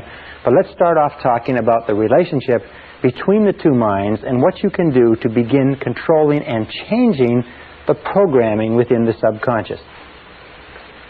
The conscious and the subconscious minds are very beautifully designed by a master designer, if you know what I mean, in that they have very separate functions and they work perfectly in tandem with each other. Probably a good way to illustrate it is to say this is the conscious mind and this is the subconscious mind. Actually, the conscious mind does about 10% of your thinking. It's responsible for about 10% of your conscious awareness, and the subconscious mind is at least 90% or more. When we talk about human potential and unlocking human potential, we mean unlocking the vast capacity or power of the subconscious. So what does the conscious mind do? Well, the conscious mind has certain specific functions. First of all, the conscious mind is objective. The conscious mind can look at the world clearly, if you like, with clarity, and think about it analytically, objective by meaning without emotion. Second of all, the objective mind, or the conscious mind, is rational. And it is also discriminating. These are three of the qualities. In other words, it can discern the differences between truth and falsehood. It can analyze. It is sort of like the mathematical or unemotional part of the brain. The conscious mind has four major functions. The first function is that the conscious mind identifies incoming data. Now, incoming data can come from a variety of different sources. It can be thoughts that you have, or it can be things that are happening to you in the external world. So let us say you're walking across the street. This is your mind. You're walking across the street and you hear the roar of an automobile engine. Your eyes immediately turn to the right to see what the sound is and to identify what is that sound. When you see the automobile, you identify, you attach the sound to the car. The second thing that the conscious mind does is it compares that moving automobile to all other moving automobiles of your experience. Now, if you live in a big city like New York, when you see a car and you compare that moving automobile with other cars, you've seen 100,000, maybe 1 million cars moving, and your reflexes are very, very sharp. If you live in a country that doesn't have very many automobiles, chances are when you see a moving vehicle, your reflexes will be very, very slow. The comparison is done by, if you like, making a quick inspection into the subconscious and checking every single previous experience that you've had with moving cars. As that is done, as the comparison is done, you instantaneously get a response back. As a matter of fact, it is said that the subconscious functions at about 30,000 times the speed of the conscious mind, in that you can just have one glance, hear one noise, or think one thought in the conscious mind, and you can instantly trigger a reaction that might take an enormous amount, hours and hours of evaluation if you were to do it consciously. The third function of the conscious mind is that it analyzes. Once it has a response back in its comparison, it analyzes the situation. You're walking across the street, you hear the sound of the automobile engine, you turn eyes right, you see the car moving down at you.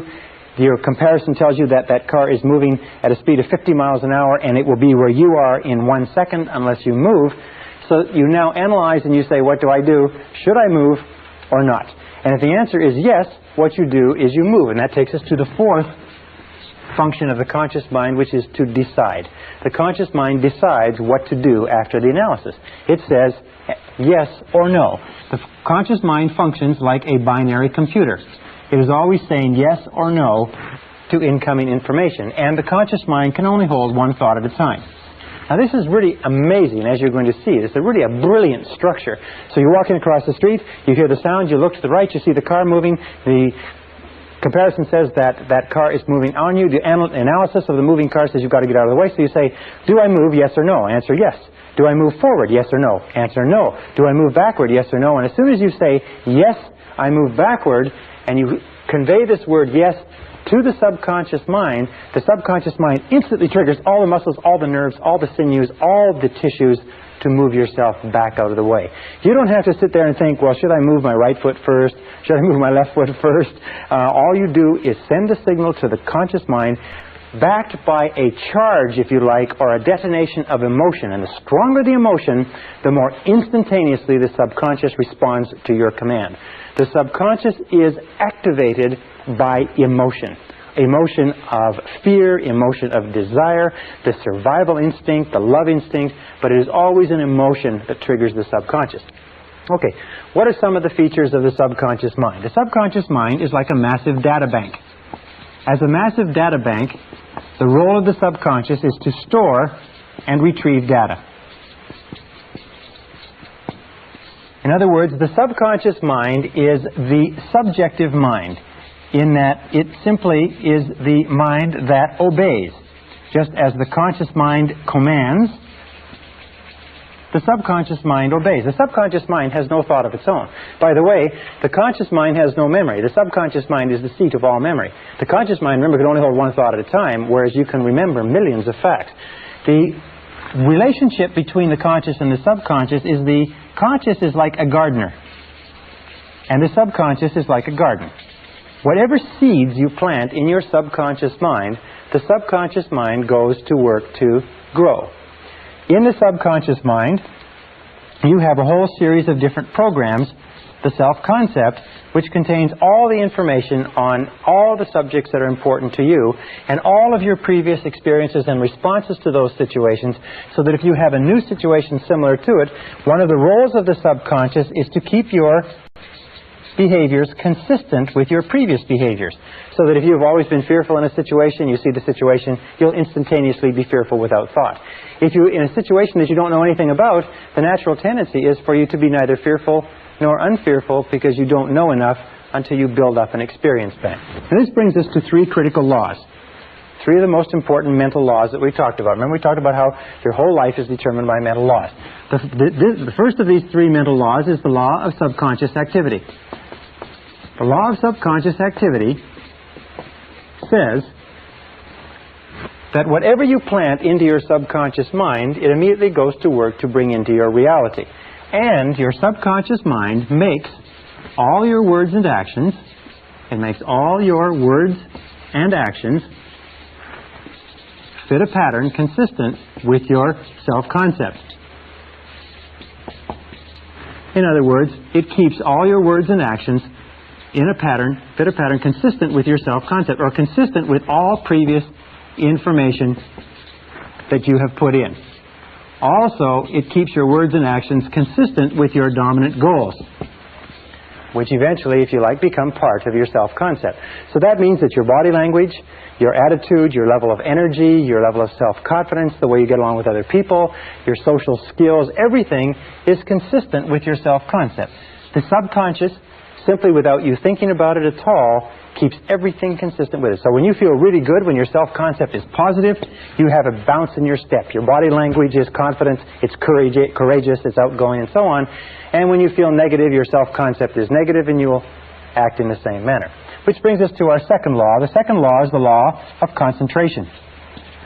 Actually, this is the ninth law that we've talked about since we began.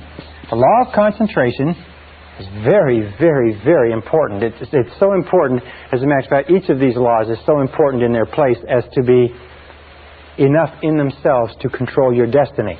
The law of concentration simply says this. It says that whatever you dwell upon grows. Whatever you dwell upon grows. Whatever you think about over and over again grows in your reality.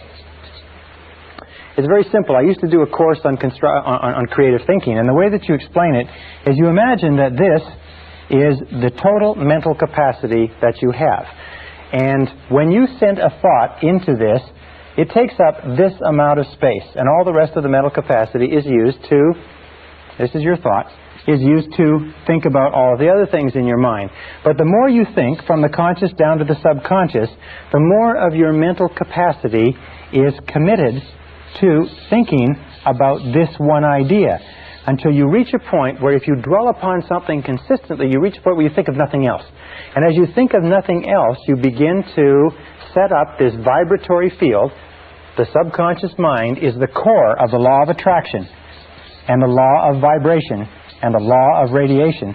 You begin to set up this vibratory field that sends out thought energy from you consistent with what you are thinking about, and draws back into your life people and circumstances in harmony with those thoughts.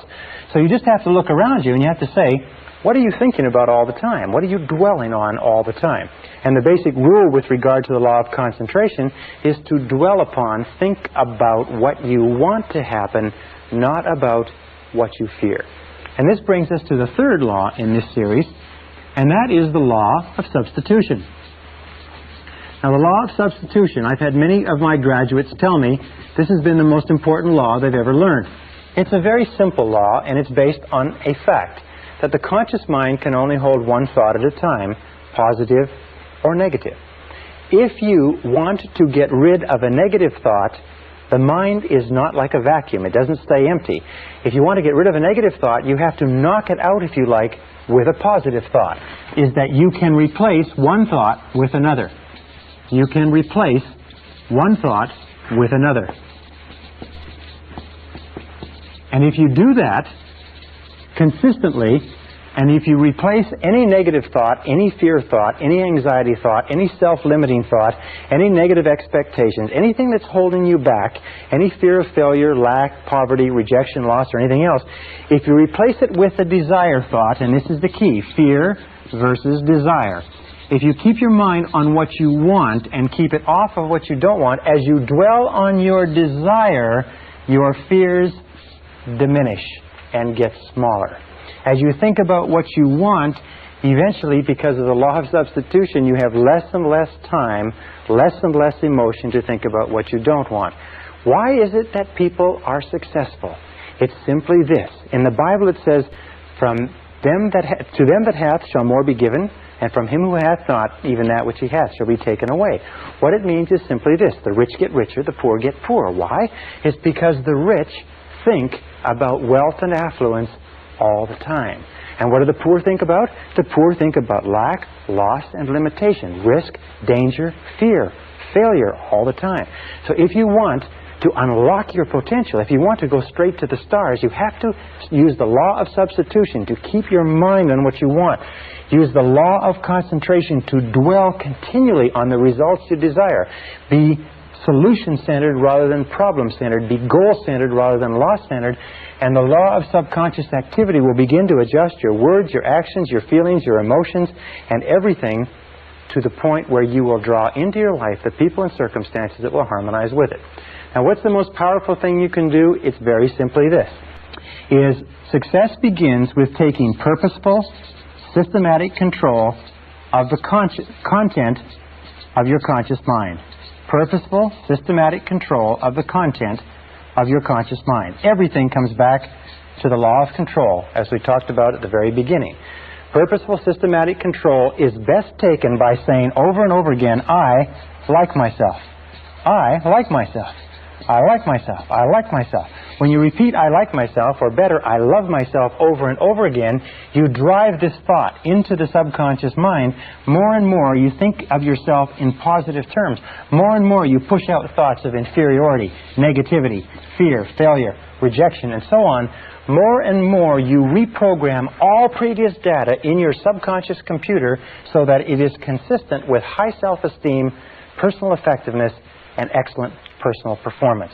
Is that the key to your success in life is to use the power of your subconscious mind to program it with thoughts, words, pictures, ideas, and feelings consistent with high performance, and keep your mind on what you desire and off of what you fear. Remember, the only thing in the world you can control is your thinking. The only thing in the world you can control are your conscious thoughts, and if you will do that, everything else will become possible for you.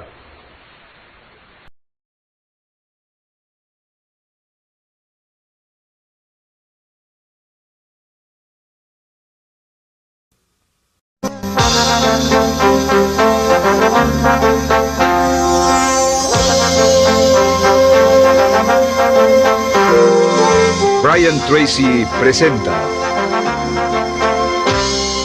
el curso Fénix sobre la psicología del conocimiento.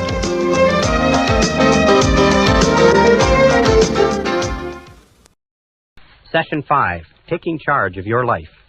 We said in the first series of modules that the starting point of all peak performance is self-esteem. It's how much you like yourself, how much you love yourself, how much you accept yourself as a valuable and worthwhile human being. The second part of peak performance, I think the two key requirements, the second part is self-responsibility.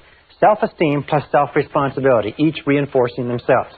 And what self-responsibility says simply is that you are the architect of your own destiny, that you are the master of your own fate, that you are totally self-responsible, that everything that you are or ever will be is up to you and you alone. Now, you can believe in a higher power, as I do, and you can say that the higher power is responsible, but God helps those who help themselves. And for this earthly life, you're in charge of your life. You're in charge of what happens to you. If you don't like the way things are going, it's up to you to change it.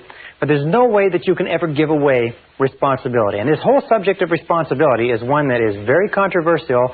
And as you will see as we talk in this session, it's one that you have to understand with crystal clarity if you want to achieve your full potential as a human being. Now, we go over here. One of the things that we know is we start off as infants, if you like, when we're born. I'll just write I for infant. We start off as infants, and as we grow to become adults at the age of 18 years, we start off with zero responsibility. And as we grow toward becoming adults, we gain responsibility more and more, until by the time we become adults at the age of 18 years, if our parents have brought us up properly, if they have prepared us, if they've encouraged us to be self-reliant, if they've encouraged us to make our own decisions and think for ourselves and plan our own lives, at the age of 18 years, legally speaking, psychologically, morally, mentally, physically, and everything else, you are ready to take over your own life. Now, if your parents have not prepared you as an adult for total responsibility, it doesn't matter. At the age of 18, and from 18 onward, you are 100% responsible. For the rest of your life, you can never absolve yourself of responsibility. For the rest of your life, everything that happens to you is up to you, totally and without forgiveness. The slogan of the truly responsible person is, if it's to be, it's up to me. Which means, as Henry Ford said, never complain, never explain. Never complain, never explain.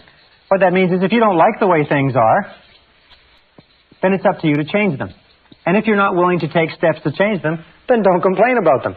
Just simply accept them. Men who are men and women who are women don't complain about the difficulties of life. They just accept them as the difficulties of life, and they either do something about them or they don't say anything. So if it's to be, it's up to me. If it's to be, it's up to you. This is one of the hardest things to understand, because when we're children, at this stage, we're totally dependent. And being totally dependent, we develop, if you like, a habit pattern or a conditioned response, and we look for the reason that things happen outside of ourselves. As we become adults, if we're not careful, we will still retain this dependency, and we will long for what is called the pseudo-security of childhood. That time in childhood when someone took care of us. That time in childhood when we were fed and clothed and our home was taken care of and our school and everything. We didn't have to worry about a thing because they took care of it. As we grow up, we go off to school, and the people at school, they take care of things. And if we're not careful, we get into the work world, and then again it's they. It's always someone else outside of ourselves who is ultimately responsible for ourselves. One of the things which I'll talk about later is the whole idea of self-development. Most people, because they've been taken all their education in the public school system, think that it's up to them when they're adults to continue their education. If nobody comes along to continue it, they just simply don't do it. Now there's another point, and that's the difference between maturity and immaturity. And here's a very simple example. Imagine that this is the course of life, again from infancy to adulthood. And everybody reaches the stage, sooner or later, where they come to this great cliff and this great canyon. And this is the side of immaturity. This is the side of childhood. This is the side where we are dependent upon others and where we look to others for our answers and our solutions. We look outside of ourselves. At this point, we come to the edge of this canyon. At the edge of this canyon, we look across into the land of maturity, the land of adulthood. And each one of us has to make a decision to jump in one great leap from being a child to being an adult. Now, sometimes this is forced on us. Sometimes it happens in an evolutionary way. But sooner or later, we have to make the decision to accept the fact that we're in charge of our own lives, we're the architects of our own destinies, and then get on with it. What do most people do? Unfortunately, what most people do is they turn back at this point They slip into marriages where somebody will take care of them. They take jobs where they expect their bosses to take care of them and so on. Or they just simply avoid responsibility by looking for the cause of everything that happens to them in other people and other circumstances. It's their bills, it's their health, it's the way their parents treated them and so on. They're not really responsible. On the other hand, sometimes they decide to take a little responsibility but not too much, which is the equivalent of trying to leap over a canyon in 2 jumps. And where the vast majority of people end up, unfortunately, is in the valley. And this is the valley of excuses. The great majority of people spend their whole life in the valley of excuses, making excuses rather than making progress. There's an old saying that says the disease of excusitis, which is the habit of making excuses to excuse away our failures and our inadequacies, is fatal to success. The habit of making excuses is fatal to your success. So the question you have to ask yourself when we talk about responsibility is, what excuses do you use not to move ahead? There was a very famous story by Tolstoy, where Tolstoy and his brothers would play, and they had a game. And the game was that out in the garden there would be a box. And in the box was the answer to all the riddles of life. And you could find the box under a certain bush as long as you didn't think about a big white rabbit. As long as you kept your mind clear of that big white rabbit and you didn't think about the rabbit, you could find the answer to all the mysteries of life. Well, of course, nobody ever found the box, or nobody ever found the answer to the mysteries of life because they couldn't stop thinking of the big white rabbit. The question you have to ask yourself is, what is your big white rabbit?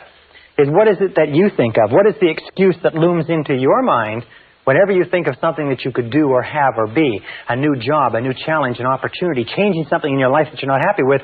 What is the white rabbit? What is the excuse that pops into your mind? You say, well, I can't do that because. Or another thing is, yes, but. I'd like to, but. There's always a reason. I'm too young, I'm too old. I'm too tall, I'm too short. I don't have enough education, I've got too much education. It's the wrong time, it's the wrong place, and so on. What is your white rabbit? What is it that sticks in the back of your mind that causes you to make excuses, that causes you to hang back from taking responsibility, that keeps you in the land of childhood, immaturity, and irresponsibility? Very, very important question to ask. Now, when we talk about responsibility, we talk about something else. It's simply this, is that the acceptance of responsibility is not optional. Many of us like to think that, well, I'll take a little responsibility here, I'll take a little responsibility there. No, the acceptance of responsibility is not optional. From the time you become 18 years old, you are 100% responsible. You have no choice in the matter. As a matter of fact, there are very few things in life over which you have no choice, but you have no choice in this. It is mandatory. It is mandatory if you wish to fulfill your potential, if you wish to become everything you're capable of becoming, you must take full responsibility for bringing about the circumstances, for making the changes, for making the hard decisions necessary. If you take the word responsibility, you can break it into 2 words, response and ability.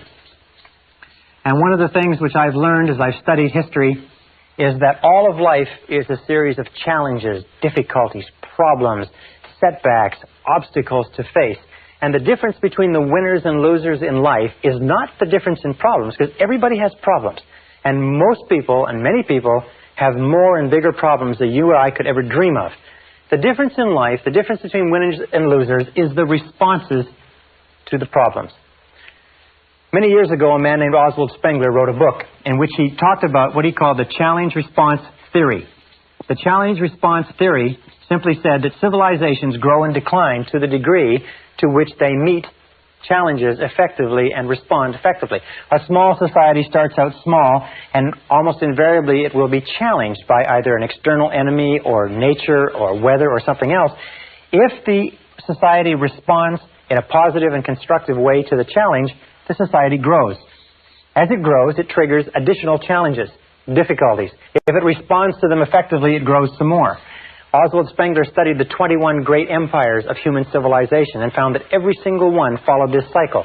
As long as the civilization continued to rise to the challenge, it continued to grow stronger and stronger.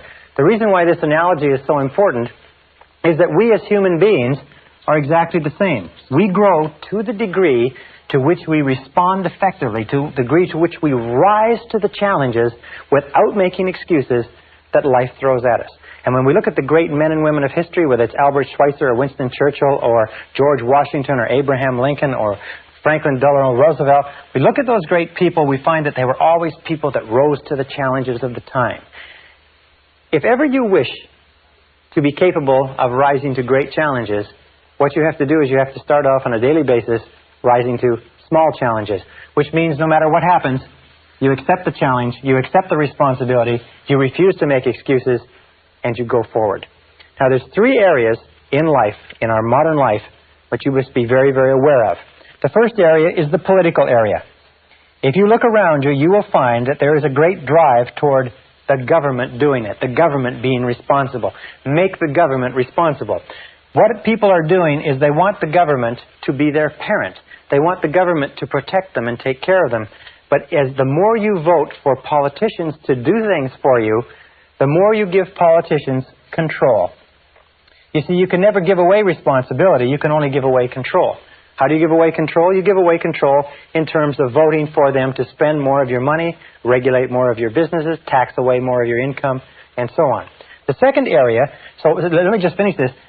The urge towards statism, collectivism, socialism, large government, and so on is all aimed at somehow making the government, that faceless bunch of bureaucrats, responsible for the challenges of our own lives. Now, the second area where this is prevalent is in the criminal justice system. In the criminal justice system, you will find that the one characteristic of all criminals is that they refuse to accept responsibility for their crimes. It was always someone else or something else. It was always their childhood or the background or the other guys. That the way that people get out of the criminal justice system is they accept responsibility for the crimes they've committed. And they say, I did this. Nobody made me do it. I am responsible. And they stop going back to jail. The third area is in medicine.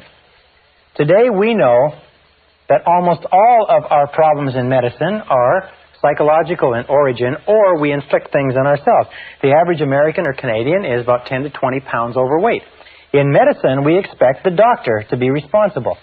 Just imagine how we would take, what kind of care you would take of yourself if you were on a desert island for life, with no doctors, no nurses, no hospitals, no medicine, no nothing, where you had nothing to fall back on. Very, very important point. So all around you in society, you're going to notice this clamor, this demand, I am not responsible. Make somebody else responsible. But this is the key. Remember, you are always free to choose. You are free to choose your responses. You are free to choose the quality of your emotional life.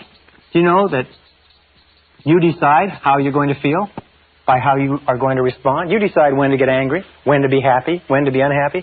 You decide what your attitude is going to be when you get up in the morning. You decide the quality of your physical life. You're the one who decides what you eat, what you drink, what you don't eat and drink. You determine the quality of your financial life. You're the one who determines the quality and quantity of the work that you contribute. In every case, you're free to choose what you want. If you want things to be different, the starting point is to accept full, unqualified responsibility for your life. I first discovered this whole concept of responsibility when I was 21 years old. I was living in a little apartment. I was working on a construction job. It was 35 degrees below zero outside. I didn't have a car. I didn't have any money in the bank. My clothes were old. I had failed out of high school. And I looked around me in that cold winter in that little apartment with no future and not much of a past. And I said to myself, if ever I want anything to change, it's up to me. That's the time where I really got scared. It suddenly hit me right between the eyes that if I wanted my life to be different, it was up to me to make my life different. And if I can get only one point across to you in this simple segment, this little segment, is that the starting point of flying to the stars, the starting point of taking complete charge of your life, the starting point of great success and great achievement is to accept complete, unconditional responsibility. If it's to be, it's up to me. If it's to be, it's up to you.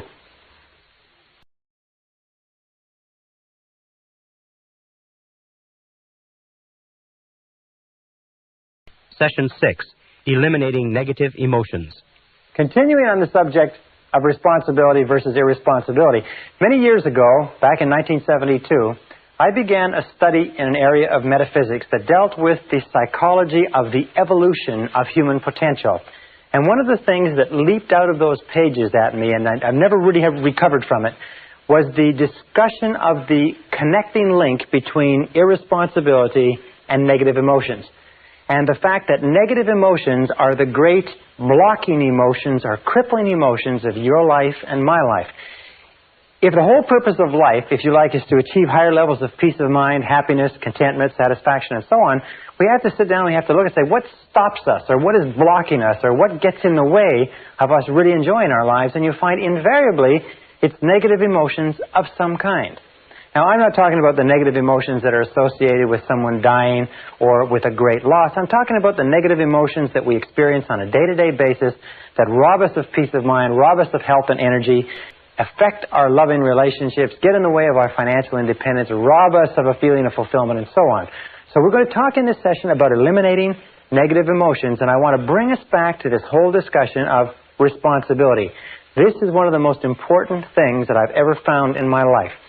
It's simply this, is that if we take a graph or chart, and come with me for a second and let's chart this, and we take from the highest to the lowest, and up here we have a totally responsible person. This is a person who is completely self-assured, completely self-responsible, makes no excuses at all. And down here at the other end we have an irresponsible person, a person who makes excuses for everything. Now, this is the positive end of the scale, this is the negative end of the scale. Every one of us, you and I, are somewhere on this scale moving up or down with every decision that we take. Now, we've found, and this is what got to me, and I said a little bit earlier, that there's a one-to-one relationship between how much you feel you are in control of your own life and how positive or how happy you are. Well, there's a one-to-one relationship between the amount of responsibility you accept and the amount of control you experience in your life. And there's a one-to-one relationship between the amount of responsibility and control you accept and the amount of freedom that you feel that you have. Freedom is the indispensable requirement for happiness. That true success, true happiness in life means being free to live your life your own way as you decide, without anybody else telling you what to do. Living your life as a bird, free as a bird, to do whatever you want. Well, there's a direct relationship between responsibility, control, and freedom, and there's a direct relationship between these three and positive emotions. Now, positive emotions are the great emotions. Positive emotions are those of happiness and love and joy and vitality and energy and exuberance and enthusiasm and excitement and so on. Now, down at the other end, however, we have an attitude of irresponsibility. And what does that lead to? This is what shocked me so much when I first learned it. It leads to a lack of control. Is that to the degree to which we are irresponsible, we lose control. Our inner selves disintegrate and fragment. It also leads to a lack of freedom, because we no longer see ourselves as free agents choosing the direction of our own lives. We see ourselves as pawns, as victims, if you like, of external forces.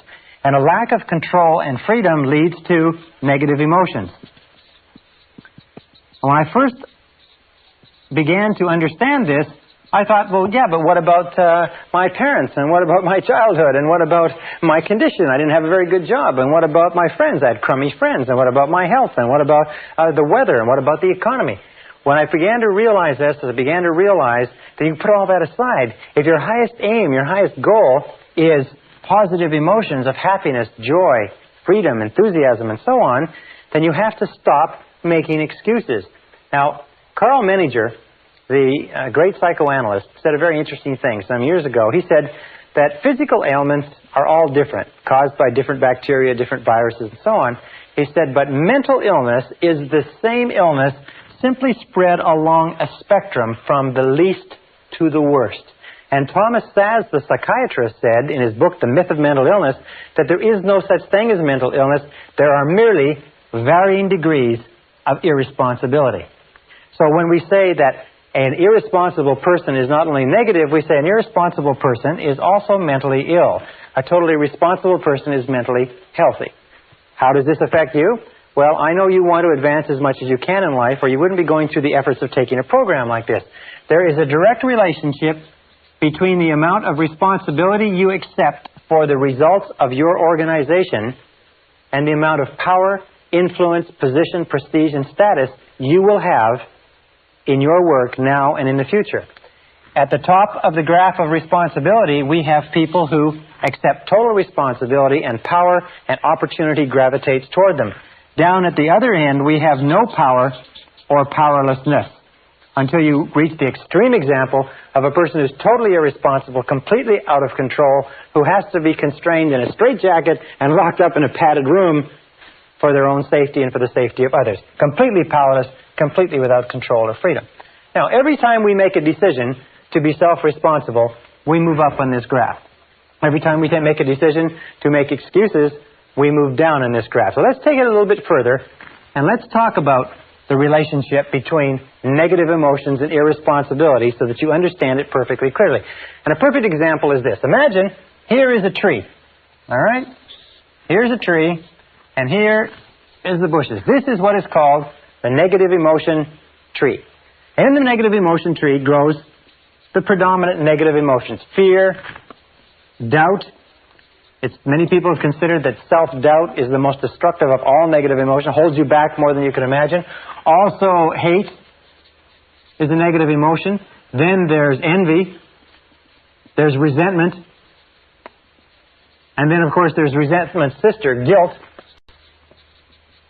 These are all the big negative emotions. These are the ones that have led the hit parade for years. There's about 54 different negative emotions, but these are the top one. And if you take these negative emotions and you boil them all down, and you can put in your own favorite, by the way. Everybody has their own favorite negative emotion. Jealousy could be yours. Self-pity is a good, strong one. It's doing well. But if you boil it down, you find that all negative emotions eventually boil down to anger. Either inwardly expressed, that is where you make yourself sick, or outwardly expressed, that is where you make other people sick. And this negative emotion tree, if we just take a look at its structure, we find the negative emotion tree has a root system. Now, the root system is where the nutrients come from that keep the negative emotion growing and keep the fruit of the negative emotion growing and blossoming. We look at the root system, we say, what are the nutrients? What keeps negative emotions going? What are the fertilizer? What is it that you heap on the fire, if you like, or put into the ground? And we find that there's two things essential to keep negative emotions alive. The first is justification. Justification. That's merely telling yourself and anybody else who will listen why you are justified in having this emotion. And the other is what we call identification. Identification means taking things personally. That's why, of course, they suggest that a person who acts as their own lawyer has a fool for a client. Probably a person who acts as their own doctor has a fool for a patient, too. Because we become so personally identified with our own situation, and so do you, we take it so personally that we get all emotionally involved and wrapped up in it. So we find that it's not possible for you to be negative about anything for very long unless you can justify or have a reason for it and explain it to other people, or unless you can identify and take it personally. For instance, if somebody comes in from the parking lot and says they just ran into a car in the parking lot, it doesn't bother you at all, because you don't identify with it. Now, if they said they just ran into a car in the parking lot and it's your car in the parking lot and the person's gone, now you can become extremely upset. Remember this, however, that we always choose these responses. I'll come back to this in a second. So how do we get rid of justification? How do we starve the root system of the negative emotion tree? The way that we get rid of justification is by becoming non-judgmental. In the Bible it says, "Judge not that ye be not judged." And since the Bible is, amongst many other things, a book of philosophy and metaphysics and how to live, being non-judgmental means that you just refrain from judging. Hold back from judging. Instead of casting a judgment that somebody is guilty of something, somebody has done something, just remain open and neutral. Just remaining neutral, and that's the key, stops the negative emotion from getting going. One of the things that we know about negative emotions, and I've studied them for years, is that negative emotions start off like a spark. And as they are fed, as we dwell upon them, as we justify them, as we become judgmental about the situation, they start to grow and grow and grow until they absolutely consume our minds. Now, with regard to identification, which is taking things personally, what we do is what is called, we disidentify. We objectify, or we again remain neutral. We try to keep it at arm's length. We say there is a problem, but I am not the problem. There is a difficulty, but the difficulty is not me, and we keep it at arm's length. So these two, once we begin to stop justifying and stop identifying or taking things personally. Stop getting emotionally involved. Have you ever had the situation where somebody comes to you with a problem and you get so emotionally involved with their problem that that you start to feel upset, and they go away and they don't have a problem anymore, and you're still there and you're upset? This is because we've taken it so personally. However, the key to getting rid of negative emotions, and this is the most important part of this, is the trunk. It's cutting down the trunk of the negative emotion tree. And the trunk of the negative emotion tree is blame. Blame is 99% of negative emotions. Now, it's very important to understand where negative emotions come from. Negative emotions come from inside you. Negative emotions are not contained in external situations. Negative emotions are not caused by other people or other situations. Negative emotions are caused by your response to other situations. Perfect example. Two people meet the same situation, a traffic jam, a rude waiter, whatever it happens to be, and one person gets all upset and uptight and angry, the other person lets it go off their back. Another example. The same person, 2 different days. One day they've had an argument or a flat tire, or they're late for work, they get into a traffic jam and they're angry and they're uptight. The next day, they leave with plenty of time, they had a lovely breakfast with their family, they got lots of time to get to work, they have a traffic jam, it doesn't bother them at all. In both cases, it's an example of that the negative emotion does not come from the situation. Is that you are always free to choose the quality of your emotional life. Is that you choose to become angry. Now understand this, nobody makes you feel anything. Nobody makes you feel angry. Nobody makes you feel tense. Nobody makes you feel upset. You always decide how you're going to feel, and then if you're not careful, you will fall into a negative habit pattern of blaming the other person. Blame is the core of all negative emotions. When you stop blaming, you cut down the negative emotion tree. You cut it off, you kill it, and all the negative emotions die simultaneously. It's almost exactly as if this negative emotion tree were a Christmas tree and it were plugged into the wall. And the negative emotions were Christmas tree lights. And you took this plug and you jerked it out of the wall, what would happen? Well, what would happen is that all the negative emotions, the lights, would go out simultaneously, just like that. How do you do this? You do this by using the law of substitution. Remember, the law of substitution says that the conscious mind can only hold one thought at a time. It's the thought that the conscious mind holds that determines how the emotions will react, how the subconscious mind will react. Since it can only hold one thought at a time, what you do is you knock out the thought that is causing the negative emotion, the blame thought, and you replace it with this affirmation. I am responsible. I am responsible. I am responsible. This, in conjunction with I like myself, I am responsible, is the most powerful, positive affirmation you can use, because the instant that you say, I am responsible, you exert complete control over your emotional life. The instant you say, I am responsible, suddenly you are back in the driver's seat. You cannot say, I am responsible, and feel a negative emotion simultaneously. The one knocks the other one out of your conscious mind. And you can start off, for instance, each one of us has a situation that causes us a lot of aggravation. You have a situation, maybe a person, but every time you think about it, you get angry. Every time you think about it, you get cross or you get distracted. What you do is whenever you start to think about that situation, neutralize it by saying, I am responsible. Wait a minute, I am responsible. Is it a relationship? Who got yourself into the relationship? Did somebody put you there at gunpoint, or did you get into it by yourself? Is it a job? Is it an investment? Is it a health problem of some kind? In every case, accept responsibility. Now, there's a big difference between acceptance and responsibility, and let me just write this up. It's responsibility versus blame.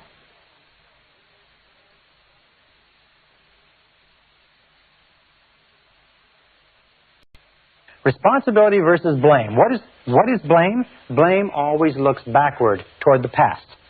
Blame looks toward the past, toward what cannot be done, toward what can't be changed. Responsibility always looks to the future. So people say, well, when you accept responsibility, isn't it the same as saying you're to blame? No. It's the same as saying that you are in charge of the quality of your thinking from this moment onward. So let us say that you come out to the parking lot and somebody's run into your car.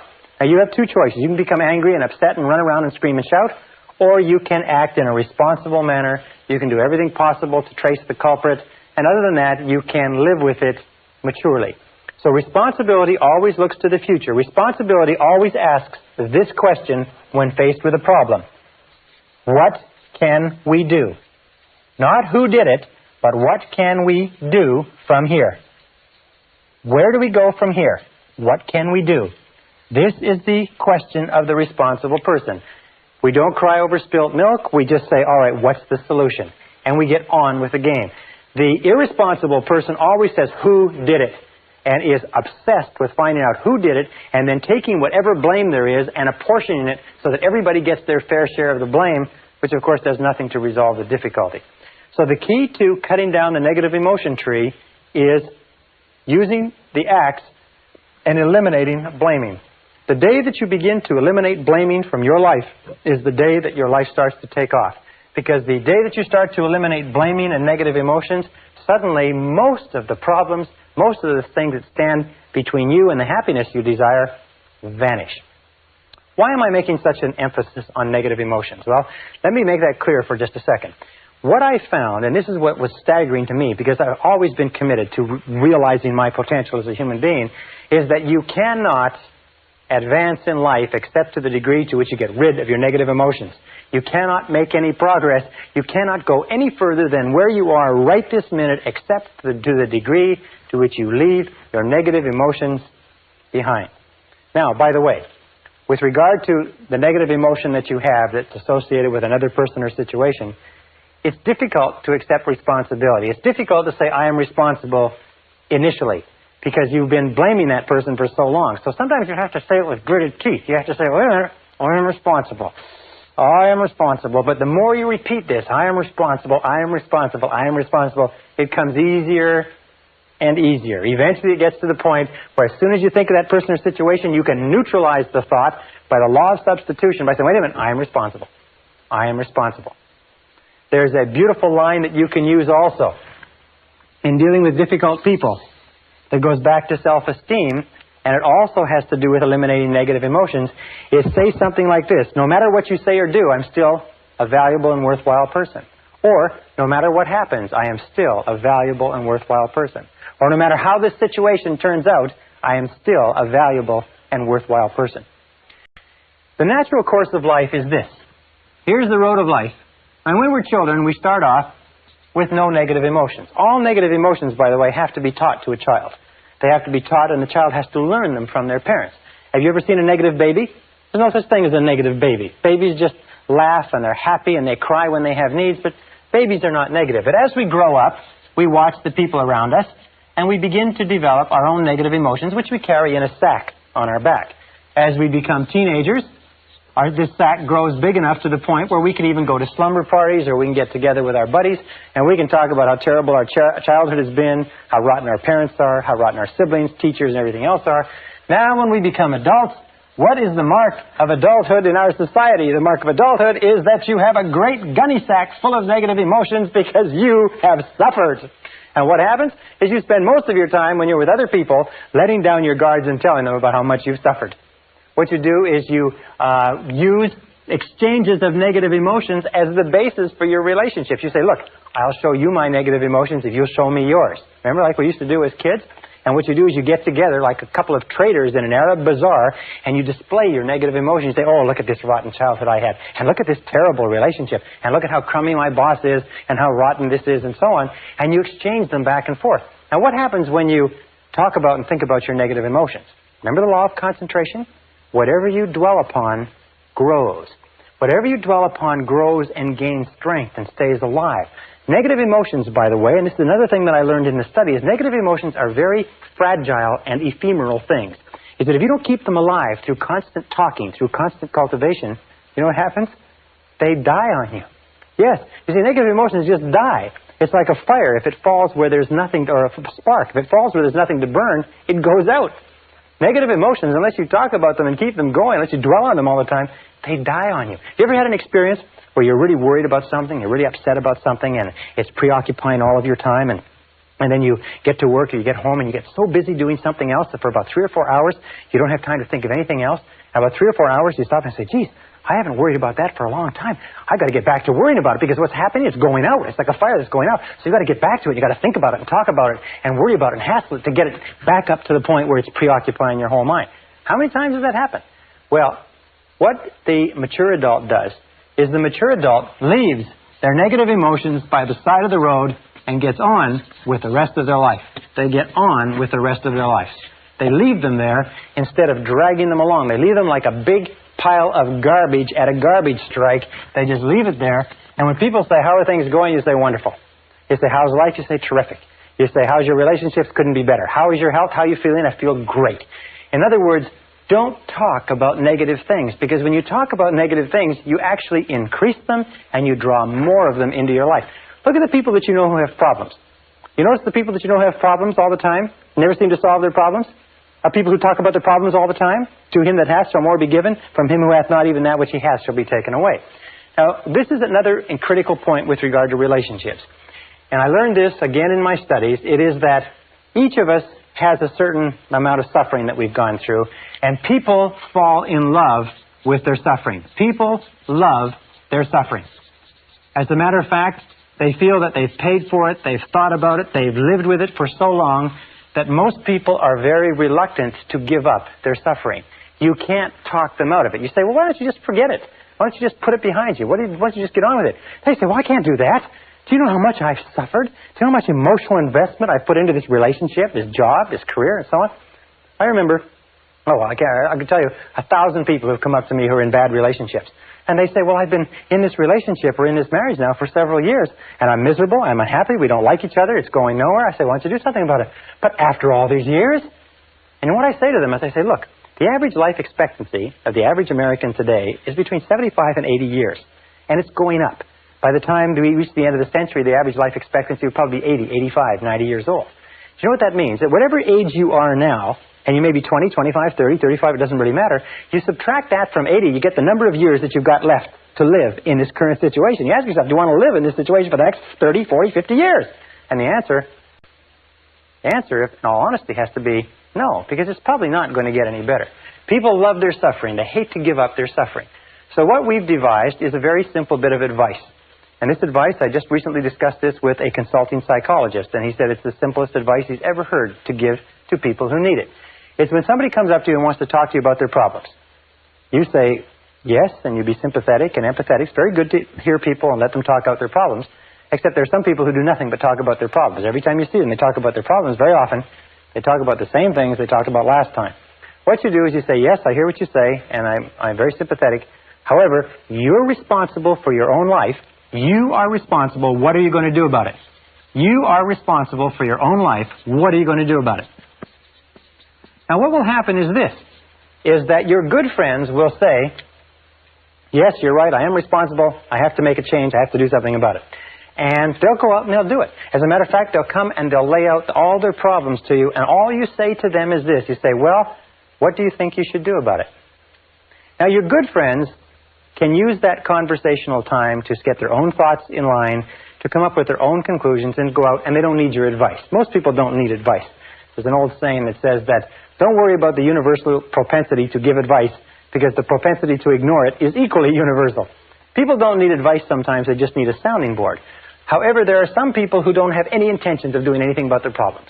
All they want to do is they want to use their problems as an excuse to get you to talk about them. You understand that? It's a very common neurotic tendency in our society is to use their problems as the basis for the discussion. Here's my problems, let's you and me talk about them. And the person in himself or herself has no interest in you at all. All they have an interest in is having you listen. As a matter of fact, we say this as a joke. We say that this is what these people look like. Is these people look upon you as being a person, and this is your face, and this is your eyes, and these are your ears. See? And here is your eyes, preferably wide open and sympathetic. Here's your mouth, preferably shut. And here's your ears, preferably wide open. These people don't even look upon you as a person. They don't care about your problems at all. All they care about is you sitting there listening and nodding sympathetically and giving them advice which they have no intention whatever of following. When you run into people like this, it's a very simple way to test the friendship. Just start talking about yourself. Say, well, you know, I'm really glad you brought your problems to me because I've got some problems of my own, and I'd like to discuss my life with you. You will find these people will run for the door. They'll watch their watch. They've got an appointment. They'll take off so fast you can't imagine. All right, now one final point, and this is critical. It's absolutely critical to the whole subject. It's the wrap-up point, if you like. It's this, is that when we start talking about giving up negative emotions, almost everybody says, yes, I agree. What you say is true. It makes sense to me, Brian, and I am going to give up my negative emotions. I am going to accept responsibility. I am going to take charge of my life, and I'm not going to blame anybody else anymore, except for one. Everybody has one that they're not going to part with. Everybody has that favorite negative emotion that they've been paying for and holding on to for years. Now, let me tell you why it's so important that you give it up. Here's a car. Imagine it's a beautiful Mercedes automobile. Brand new from the factory. Absolutely spitting 560 SEL, $55,000, beautiful vehicle. Tested in every aspect. Absolutely perfect. It's given to you without a flaw. Except for one. This is the front of the automobile, and there's one small problem, is that for some mechanical reason, this brake is locked on. Now you get into this beautiful Mercedes, just as you are, beautiful mind, beautiful body, beautiful potential, incredible capability. You get into this beautiful Mercedes and you start it up, and you step on the gas. And what happens? Well, if the front brake is locked on, what will happen to the car? No matter how hard you step on the gas, what will happen to the car? What will happen is that the car will spin. It'll go around in circles. It'll spin and it will go around in circles until you stop stepping on the gas and you give up. As long as that front brake is locked on, you can't go anywhere. What I found was this, is that the existence of just one negative emotion that you will not let go of for whatever reason, and the reason is always an ego reason, the reason is always has to do with your own ego, will cause you to stay in the same place and spin your wheels and go in circles for the rest of your life. That you all know people who are talented, who have opportunities, good educations, and so on and so forth, and their life just goes around in circles. They just seem to be spinning. They've got everything going for them, and they just continually have problems. Why is it? Almost invariably, and this is what all psychoanalysis does, all psychotherapy, is they've got one negative emotion locked on, and the negative emotion they have locked on is blame. There is somebody that they are still blaming for something. There's somebody that they are not going to let off the hook because that son of a gun did something to them. You know what I'm talking about? You know what I'm talking about, because we're all in the same boat. We're all human beings. The reason this makes sense to you and I is because we do have a tendency to fall in love with our suffering. We do have a tendency to gunny sack and to think that part of our humanity is all these negative emotions. We do have a tendency to see that other people are responsible. Other people have hurt us. They did cost us money. They did hurt us in a relationship. But the key to peak performance, the key to happiness, the key to success is to use the law of substitution and knock those negative emotions out of the box. By the very first time you think of anything that causes you any stress, you say, I am responsible. Wait a minute, I am responsible. I am responsible. I am responsible. I like myself and I am responsible. I like myself and I am responsible. And nothing outside of me is going to disrupt my peace of mind. I am in charge of my emotional life. I am responsible. You are responsible.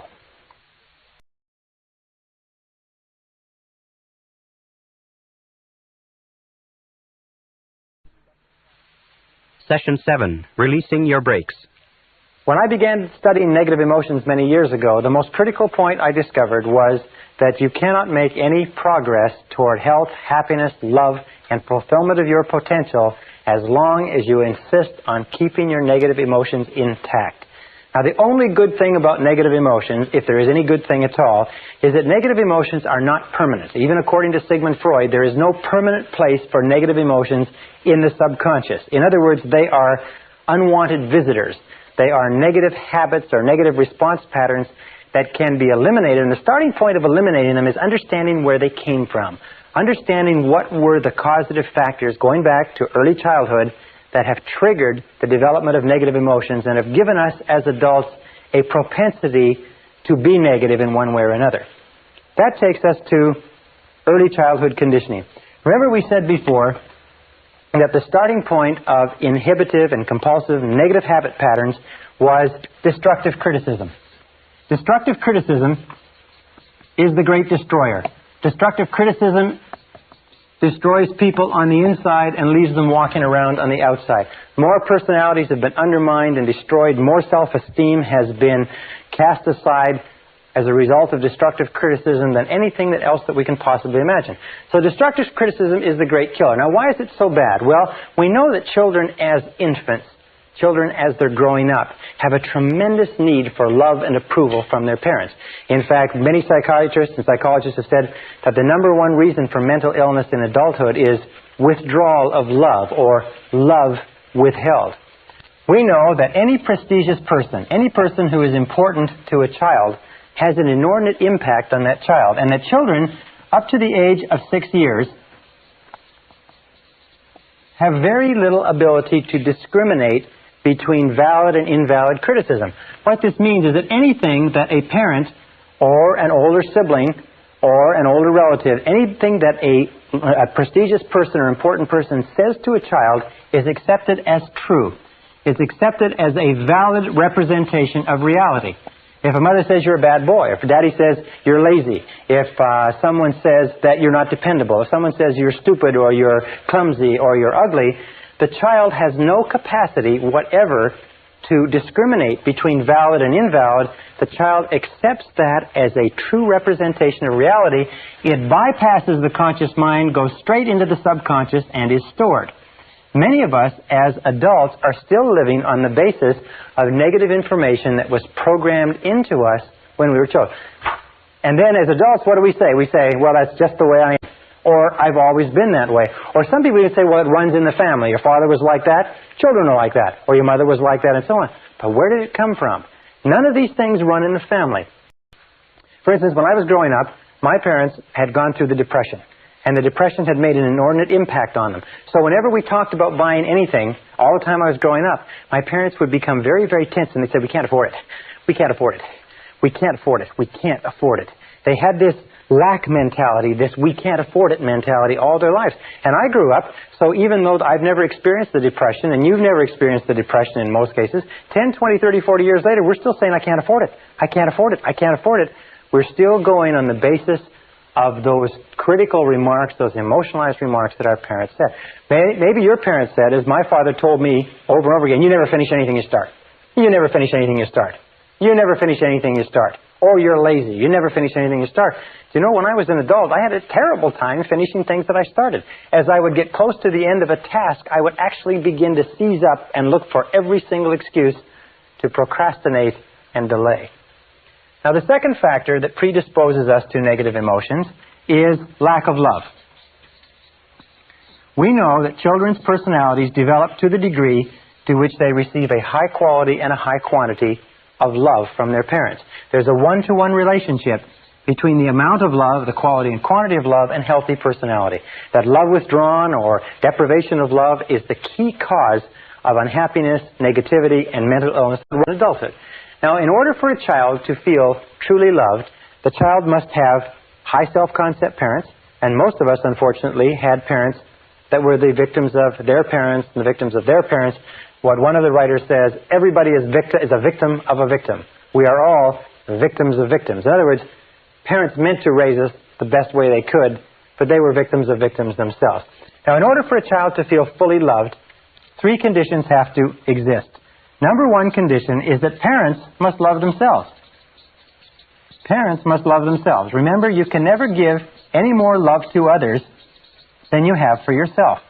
If you don't love yourself, you can't love your children. If you have a little bit of love for yourself, you have to spread it over your children. If you have a little bit of love for yourself and that's all taken up by your husband or your wife, then sometimes, even though you want to love your children, you don't have the love. Even if your parents wanted to love you, in many cases, they didn't have the love to give. Why? It's because they never got it when they were growing up. The second requirement is that parents must love each other.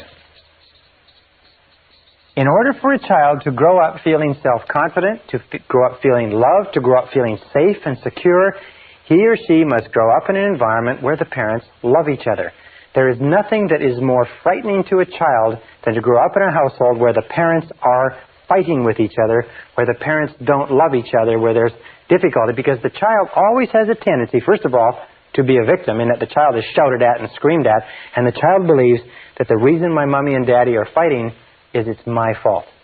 Now, interesting research. Since there are so many single-parent families today, interesting research shows that when one of the parents leaves as a result of a separation or a divorce, the remaining child or children are invariably convinced that the reason the other parent left was because of something they did. And it's critical, if a marriage or a relationship is going to end and one is going to leave, that the remaining parent tell the children over and over again that the reason the relationship didn't work out has nothing to do with you. It has only to do with me and daddy or me and mommy. It has nothing to do with the child. The child needs to hear it many, many times before the child feels confident and secure. And of course, it's always better that a child be raised in a home with one parent that loves them rather than two parents that don't love each other. Now, the third condition that must be fulfilled if lack of love is not to exist is that parents must love the child. Parents must love the child. Well, this seems pretty obvious. I mean, it's pretty logical. The fact of the matter is, though, and this is the hardest thing for you or I as adults even to think about, but it is possible that our parents didn't love us. Not that they didn't intend to. I mean, they meant to love us, and they wanted to love us, and they had us intending to love us, and so on, but simply because they had conflicts with each other, and they had unresolved problems with their parents, and they had the war and the depression, and they had their careers, and they had other responsibilities, they just never got around to it. You see, that was the difficulty. They meant to, but they never got around to it. The only way that you can really love a child is by spending a high quantity and high quality of time with the child. High quantity, high quality with the child. 10 minutes a day doesn't do it. Children consider themselves valuable to the degree to which the most important people in their lives spend time with them. If the most important people in their lives, their parents, only spend little time with them, the children conclude that the reason for that is because they are defective. There is something essentially wrong with them, and that's why their parents don't spend time with them. The children don't think rationally, they think purely emotionally. They only think if the parent is here, he loves me or she loves me. If the parent doesn't spend time with me, he or she doesn't love me. So if any one of those three conditions or more existed when you were growing up, the parents didn't love themselves, the parents didn't love each other, or maybe the parents didn't love you because they never got around to it, although they meant to, then you will have grown up in conjunction with destructive criticism with what is called guilt. Now, what is guilt? Well, guilt is a feeling of not being worth very much. Where do we get this feeling? Well, when we're continually criticized by the important people in our lives, and simultaneously we are not given the amount of love that we need, we feel that we're not worth very much. We feel that we are worth less. And a feeling of guilt leads to a feeling of worthlessness. Worthlessness. And guilt, the feeling of worthlessness, is the underlying fundamental problem of the 20th century. It is the main source of mental illness. It is the main source of problems in relationships. It's the main source of psychosomatic illness. It is the main source of most of the problems that beset our society, is this deep down feeling of guilt and worthlessness, which is expressed or unexpressed in the thought or the attitude, I'm not good enough. I'm not good enough. I'm not good enough. You know, we talked about self-esteem and how important it was. Self-esteem means I like myself. I like myself. I like myself. I like myself. People who've been raised with destructive criticism and lack of life not only don't like themselves, they don't feel that they're good enough for anybody or anything, and in many cases, they are plagued by self-hatred. They hate themselves. Self-hatred or self-condemnation. And you will see this will come out in their conversation, and it will come out in their relationships with other people. People who hate themselves, even though they want to have good relationships with other people, are simply not capable of it. People who don't feel that they're good enough for anything will always bring it to the surface. It will always be a problem. Now, what are the main reasons for guilt? Actually, where does guilt come from? Guilt comes from three negative sources. Negative parents, negative influences, or negative religion. One of the three. Any one of the three uses guilt, and guilt is used or practiced, especially by parents and by some religious denominations, for two reasons. One is punishment. Guilt is used to punish us. When we're growing up, it's the easiest way to punish a person is to make them feel bad. So our parents make us feel bad by physically punishing us or by verbally abusing us. And punishment is a very good way to gain conformance. Punishment is a very good way to get people to do what you want. The second reason why guilt is used when it's consciously practiced, and some organizations practice it consciously, is for control. Emotional control especially, because if you can emotionally control a person with guilt, you can manipulate their behavior. And there are many organizations that use guilt as a tool of control and manipulation. If you can control people strongly enough, especially emotionally, you can get their money, you can get their time, you can get their commitment, you can demand their resources, and so on. And many organizations use punishment, use guilt as a tool for doing this. Many of the charities that advertise on television, especially charities for very needy causes involving children or disabled people, use the feeling of guilt.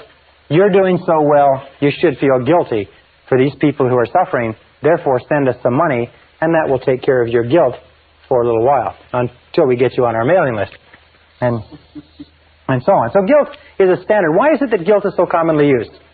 Well, first of all, because almost all of us have it to a greater or lesser degree, and number two, it's easy. Guilt is the easiest. Why do our parents use guilt on us? Why do our mothers use guilt on us? Because a mother can control us with guilt across a crowded room. She can control us over 1,000 miles of telephone line. Parents can use guilt on their children because their parents use guilt on them, when their parents use guilt on them, because it's the easiest. There's no physical effort. You can do it with a look, a glance, and a word. And people always do the easiest thing, as you know. So be alert to it. Now, if you've been brought up in an environment where you've been made to feel guilty, and almost all of us have, you must understand that guilt is like a cesspool of negative emotional bacteria that sits at the core or the root of your psyche or your subconscious, and it springs forth all other negative emotions: anger, hatred, envy, resentment, frustration, and doubt and fear, and so on and so forth. It controls, it creates them all. And the way to really, really get rid of that core is to excise it and cut it out completely. So that's what we're going to do in the rest of this session. First of all, how can you tell if you have been brought up with feelings of guilt? All right, we'll call this the adult manifestations of guilt. Adult manifestations of guilt. You can tell, and you can just test yourself, how many of these do you have? Number one, adult manifestation of guilt, is you have feelings of inferiority. Feelings of inferiority, feelings of inadequacy, and feelings of undeservingness. In other words, you don't feel that you deserve good things to happen to you. If a person has been brought up with destructive criticism, made to feel guilty, then when they do succeed, even with tremendous effort later on in life, they have a terrible tendency to feel that they don't deserve it. This is called, by the way, fear of success. Fear of success is just another way of saying that a person who has been conditioned to believe themselves to be unworthy or not good enough feels very, very uncomfortable when they experience success. They feel very, very tense and uneasy. As a matter of fact, if they feel too much tension, they'll start snorting coke, drinking too much alcohol, they'll engage in self-destructive behaviors, they'll have a tremendous, overwhelming feeling of anxiety, like somebody's going to find them out. There's a book on the bookstand that says, if I'm doing so well, how come I feel like an imposter? They have what is called the imposter syndrome. Have you ever been successful at something and people come up to you and say, boy, you did a great job at that, or that's wonderful, even if you had worked hard at it, and you felt like they were going to find you out? You felt like, you know, they would find out that you weren't really that good, that it was just a fluke, it was just an accident. And of course, that's what people say. They say it was just a fluke. It was just an accident. You know, I don't know how it happened. I'll blow it next time. They do everything possible to get away from this feeling of inferiority and undeservingness. So be alert to that. Now, the second adult manifestation of guilt is destructive self-criticism. There is a line from one of the poets that says, those to whom evil is done do evil in return. Children at a very early age, sometimes at the age of 2 or 3, begin to run themselves down, tear themselves down, even to hit themselves and physically punish themselves if they're criticized enough. They're always saying the equivalent of, I'm not good enough, or I'm not very good. And they punish themselves. So destructive self-criticism is a real symptom of an underlying feeling of guilt and inadequacy. Number 3 is easily manipulated by guilt. People can pull your guilt strings. Very simple. As a matter of fact, we find that there are two types of people in the world. There's guilt throwers and there's guilt catchers. And these people are invariably attracted to each other. And of course, the guilt thrower is the person who identified with the parent who threw the guilt. The guilt catcher is the person who identified with the parent who caught the guilt. But the guilt throwers and the guilt catchers then get together. They balance nicely. They settle down. They raise new generations of little guilt throwers and guilt catchers. But you can tell that you're easily manipulated by guilt. Because you've been conditioned to be responded to. Your boss can pull your guilt string. A person on a bus can pull your guilt string. The airline flight attendant can pull your guilt string. Be very, very alert to this. The third manifestation, or the fourth manifestation of guilt, is that you use it. You use guilt and blame generously. Why? Well, it's been worked on you, you work it on them. I mean, if exchange is a fair deal. You use guilt and blame generously. It becomes the basis of your relationships with other people. Is when something goes wrong, you pin the rap on them. Something goes wrong, you blame someone. Instantly there's a problem, you look around to see who's to blame. They did an interesting experiment in Candid Camera a few years ago where they took and they put a patch of ice on a sidewalk where it shouldn't be. It wasn't that cold, but they froze the ice. And then they watched how people would react as they walked along. And they'd be walking along, and they'd hit this patch of ice in it, and they'd grab their balance, and they'd turn around. The first thing they'd do is they'd look at the person closest to them, and they'd glare at them, as if they're furious. In other words, they looked at somebody to blame. Now, if there wasn't anybody within 10 or 15 feet, they would get their balance back again. They'd look around. There'd be nobody around them, and they'd kick the ground and stomp on the ground and walk away. See, our natural tendency whenever anything goes wrong is to look for someone or something to blame, especially if we've been brought up being blamed continuously. And the fifth manifestation is what is called victim language. Now, remember we talked about the law of concentration. It says whatever you dwell upon grows. It also says that if you use victim language, you keep the guilt alive. You reinforce it, you build it, you grow it, you fertilize it. Victim language is language like I can't, I can't, I can't. Whenever you say I can't, I can't, I can't, you're sending a message to the subconscious mind. The subconscious mind picks up that you are helpless, that you're not in control, that you're a victim. And so when you actually come to want to do something, the subconscious mind just feeds back your own command and says, you can't, you can't. The second thing is you say, I have to, I have to. Again, I have no control, I'm not in charge. But here's two other expressions of victim language that you've got to be careful of. And it's this one, I'll try. I'll try. Whatever it is, I'll try. What does the words I'll try mean? Well, let me tell you what they mean. They mean I'm going to fail, and I'm telling you in advance so that you can't come back on me.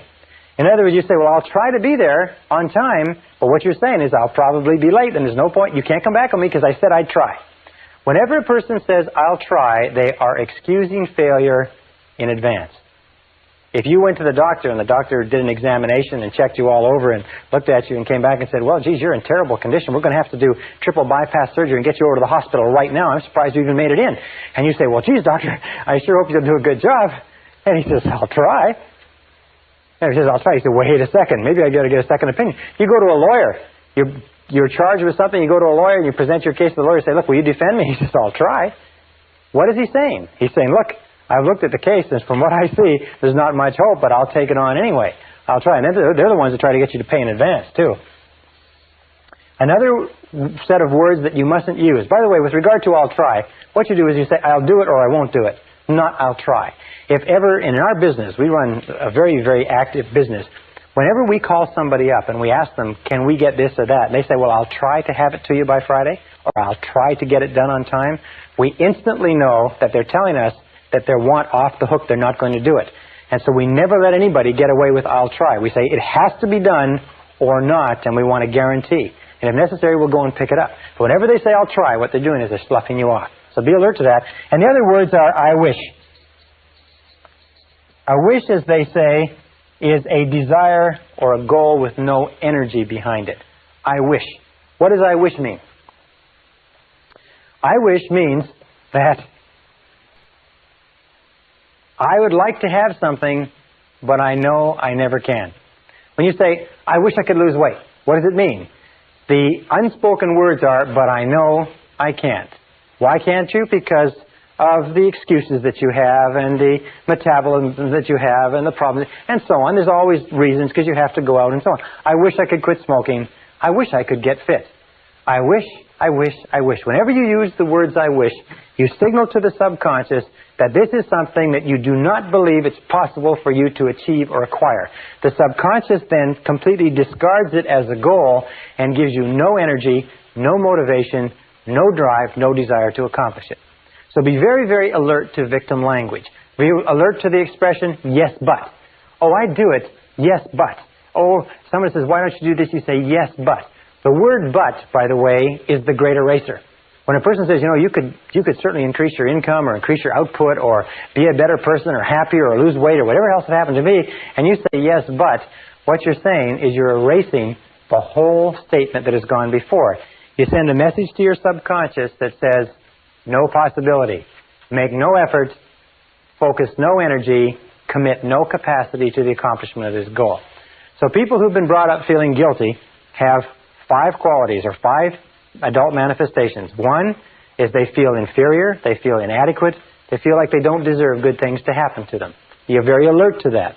Number 2 is they run themselves down continually. They use destructive self-criticism. Number 3 is they use guilt and blame on themselves and on others. Number 4 is they're easily manipulated by guilt. Number 5, they use victim language. So let's go and say, how do we get rid of guilt? Isn't it amazing how this board just clears? Isn't that amazing? It's absolutely vanishing. We have a sort of a magic wand that we wave when I go over and sit on that desk. Okay, how do we rid ourselves of guilt? Ridding yourself of guilt. Here's the process. It's got a few really critical steps. Number 1, top of the list, eliminate destructive self-criticism. Eliminate destructive self-criticism. In other words, never say anything destructively critical about yourself. Just don't say it. Here's the basic rule. Since your subconscious accepts whatever you say as true, as being a command, what you do is you don't say anything about yourself that you do not sincerely desire to be true. Don't say, I'm fat, I'm tired. Don't say, I can't, or I have to. Don't say anything unless you want it to be true. Remember, the words that come after the word I are the words that your subconscious records as commands, except for when you say, I wish or I'll try. So eliminate destructive self-criticism. Only speak in positive terms about yourself. I like myself. I like myself. I can do it. I will do it. I choose to do it. But not I can't or so on. Number 2 is refuse to be manipulated by guilt. Refuse to be manipulated by guilt. Because every time you allow somebody to manipulate you by guilt, you know what happens? You reinforce and make stronger the effect or the influence of guilt in your life. Now, when I grew up in a family that was greatly influenced by negative religion. As a matter of fact, my mother, God bless her, had a black belt in guilt, and she did a superb job on it.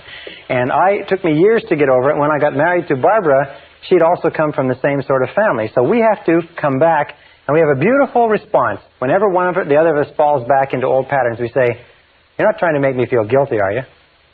You're not trying to make me feel guilty, are you?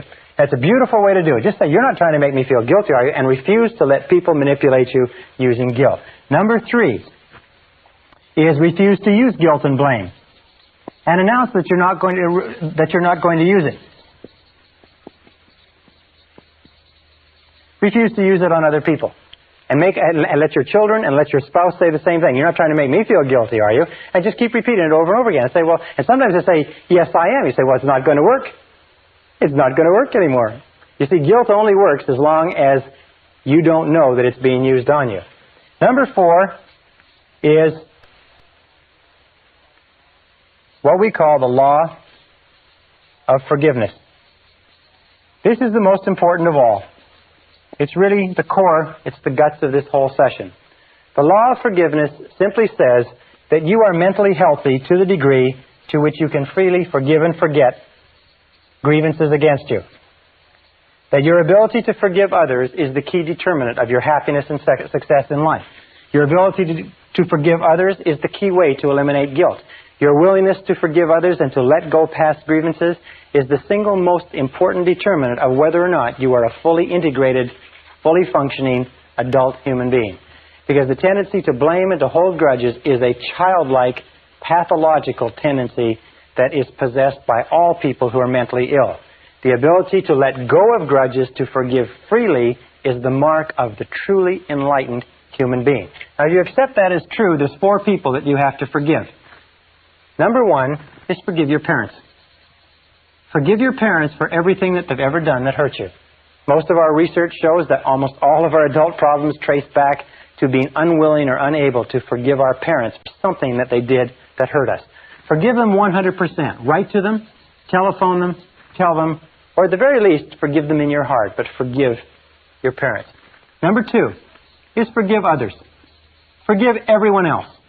Forgive everyone who has ever hurt you in any way for anything. Just let it go. Now, some people say, well, I can't forgive that person because what a terrible thing they did to me. Remember this, that forgiveness is perfectly selfish. Forgiveness has nothing whatever to do with the other person. It has only to do with your peace of mind and with your assuring your own mental integrity. Number 3, forgive yourself. Forgive yourself for every wicked, senseless, brainless, foolish, stupid thing you ever did. Because every single person has done wicked, senseless, brainless, foolish, ridiculous things. But forgive yourself 100%. And finally, the last part of this is if you have done something to hurt someone else, go and apologize. It's amazing how many lives are ruined year after year by people who do not have the intestinal fortitude, the guts, the courage to go and say, I'm sorry. One of the most important things in life is to develop character. We develop character to the degree to which we do things which are hard for us, to the degree to which we do things which we know are right, even though they're difficult, and especially when they're difficult emotionally. And the key to getting rid of guilt, the key to being a totally, fully functioning person, is to forgive others. Forgive people that you've been in relationships with. Forgive previous employers.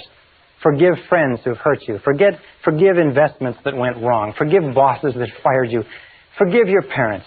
Forgive everybody. Develop an attitude toward life that you refuse to hold a grudge against anybody. Just repeat over and over again, I forgive him or her for everything. I forgive him or her for everything. I forgive them for everything. And let it go. The key to freeing yourself from negative emotions is to absolutely refuse to carry any negativity forward. Remember, it's a perfectly selfish act. You can be as selfish as you want. The act of forgiveness frees you and liberates the other person and guarantees that you will move rapidly toward the fulfillment of your potential.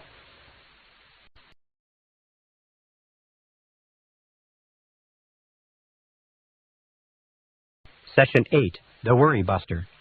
One of the great aims of life is to achieve your own peace of mind. And the reason why so few people have peace of mind is because they don't set it as an important enough goal. And if they do, they don't take the time to understand what stands between them and peace of mind. Now, we talked earlier about one of the major obstacles or major pairs of obstacles are negative habit patterns, the fear of failure, the fear of rejection. Those rob us of an enormous amount of peace of mind. We also talked about feelings of guilt, feelings of inadequacy, feelings of worthlessness, feelings of undeservingness, and so on. They also rob us of peace of mind. And I want to talk in this session about the last, if you like, key to this discussion on negative emotions, what we call negative imagination. Now, the word negative imagination comes from an extensive body of literature that was written at the beginning of the century, but they found that negative imagination is something that we create in ourselves that causes us an enormous amount of stress and distress, if you like. Negative imagination creates fear. And one of the best definitions of fear that I've seen lately is what is called fantasized experiences appearing real. Fantasized experiences appearing real. In other words, these are experiences which we create in our minds and our imaginations,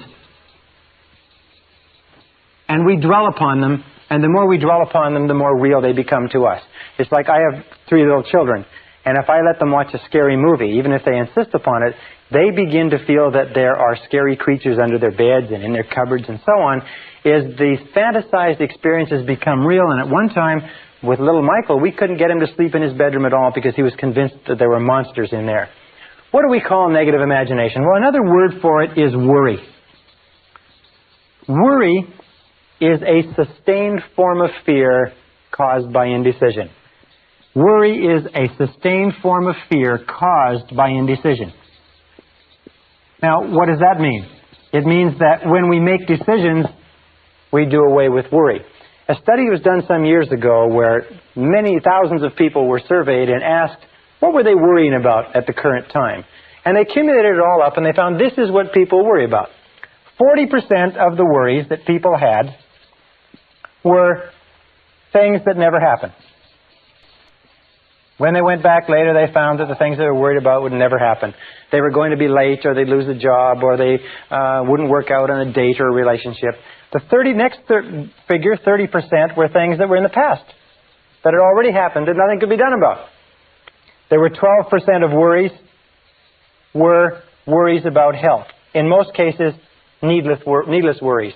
The thought that they had a pain or an illness or an ailment or something else that didn't turn out to be true. 10% of the things people worried about were petty worries. They were worried about whether or not they had enough change in the parking meter, whether or not someone would phone them. Really irrelevant worries. Only 8% of the worries were about anything substantial at all, and of those 8%, half, or 4%, were totally outside the control of the person. They were worried about whether Red China would invade northern Vietnam and things like that. I think things that the person could have nothing to do about anyway. So basically the research shows that as much as 96% of everything that we worry about or more is irrelevant. It never happens. It's not worth worrying about at all. But where does worry come from? Well, worry comes from a worry mentality. As a matter of fact, if you were brought up in a family where your mother or father was a worrier, they worried all the time, then you're probably a worrier too. It's a conditioned response. You saw them worrying, you want to be like your mommy and daddy because they're the most important people in your world, so you worry too. And I've seen little kids 4 and 5 years old that are really good, accomplished worriers, and they and their parents will sit together and worry, even though there's nothing involved. But it's fantasized experiences appearing real. Our job is to eliminate worry, and I'd like to give you 2 or 3 simple ideas that you can use. Number 1, which is one of the most popular of all, is just simply this. It's live one day at a time. Live one day at a time. Is don't worry about what might happen tomorrow. Don't worry about what may happen a year from now or 6 months from now. Just do the very best you can right now. There's a beautiful line from Teddy Roosevelt. He said something to the effect that do what you can where you are with what you have and don't worry about the rest. Do what you can where you are with what you have and don't worry about the rest. Live one day at a time. Just worry about getting through today and taking care of today. And as the Bible says, let the morrow take care of itself. Sufficient unto the day are the cares thereof. Number 2 key to dealing with worry, and I have an enormous number of challenges that I face in my business life, is get the facts. This is so important. Get the facts. Not the apparent facts, not the quick facts, not the facts that seem obvious, but get the real facts. Take the time to look into a situation and find out what the real truth of the matter is. I have found that most worry situations evaporate if you get enough facts. You hear that somebody has done something or not done something. You hear about a change in your business or your personal life or change in one of your relationships. Find out. Call the person. Find from the right information source the answer, and you'll often find that the facts eliminate the worry. Most people who worry are people who would much rather worry than take the time to ask and find out what exactly is going on. Ask people, do your research, do your reading, do your homework, get the facts. One of the most important requirements, by the way, for your success in business or any other thing, any other field of endeavor, is to get the facts that you need so that your answers are accurate and up to date. Now, the third method is what I call the worry buster. The worry buster is a word or an expression that came from one of our graduates. He said this expression literally saved his business and saved his mental health. It's one of the simplest of all techniques, and it is just dynamite. It consists of 4 steps. All right, step number 1 is when you have something on your mind, define it clearly in writing. Define it clearly in writing. Sit down, take the time to write it out. and say, what exactly is it that I'm worried about? And sit down and write it out. I am worried about this, and describe the situation exactly the way you see it. In medicine, they say that accurate diagnosis is 50% of the cure. Accurate diagnosis, defining it clearly in writing, is 50% of the cure. Now, an important point here is sometimes when you have what seems to be an overwhelming problem, you have more than one problem. You have what is called a cluster situation, where you have 2 or 3 or 4 problems all together. If you define it clearly in writing, sometimes you can write it out, 1, 2, 3, 4, that there are several little problems that are all together that are worrying you. And sometimes if you eliminate one of those difficulties, the rest of them evaporate. Sometimes one problem in a cluster of problems is the key, and all the others become irrelevant. So be alert to that, but define it clearly in writing. Number 2 is, once you define it clearly, this is the key. Determine the worst possible outcome. Determine the worst possible outcome. In other words, ask yourself, what is the worst possible thing that could happen as a result of this situation? Left to itself, if the worst happened, what would it be? Determine the worst possible outcome. Now, an interesting thing happens here. We find that in worry, we are not worried or stressed by the event. An event does not trouble us. What troubles us is anticipation of an event, and the resistance that we put up psychologically, wishing, hoping, praying that it doesn't take place. If psychologically we determine the worst possible outcome in writing, and you say the worst possible thing that can happen is this, and we make it concrete and we put it down on paper, you will find a remarkable thing. Your worries disappear. They just seem to evaporate as soon as we define the worst possible outcome. The stress comes from not wanting to face what it could be. We talk about this later, but it's the psychological phenomenon of denial. We deny, we don't want to put off. For instance, you have an investment, and the investment is getting worse and worse. So you have to say to yourself, what's the worst thing that can happen with this investment? And the worst thing is that you lose it all. Once you say, I lose it all, suddenly you're not so worried about it anymore, because, it just may happen. The third step, or let me go back a second, with regard to a relationship. Sometimes we're in a relationship that's very unhappy, and we say, well, what's the worst thing that can happen here? The worst thing that can happen here is that you lose the relationship. The relationship disappears. Then you have to ask yourself, will that kill me? Will the loss of the investment kill me? Will the loss of the job kill me? Will the loss of the relationship kill me? And the answer, of course, is no. You will recover from the loss of almost anything. So number 3, by the way, there are many people who get and have the signs of cancer, but they won't go to a doctor because they don't want to know. The stress of not knowing actually exacerbates the course of the disease, and finally, when they do have to go to a doctor, it's gone so far the doctor can't save them. But the stress of not facing the possibility keeps them away from a doctor long past the point where a doctor could help them. Number 3 is resolve to accept the worst should it occur. Resolve to accept the worst should it occur. This is not passive, and this is not fatalistic. Just say, if nothing could be done, and this were to happen, I will accept it.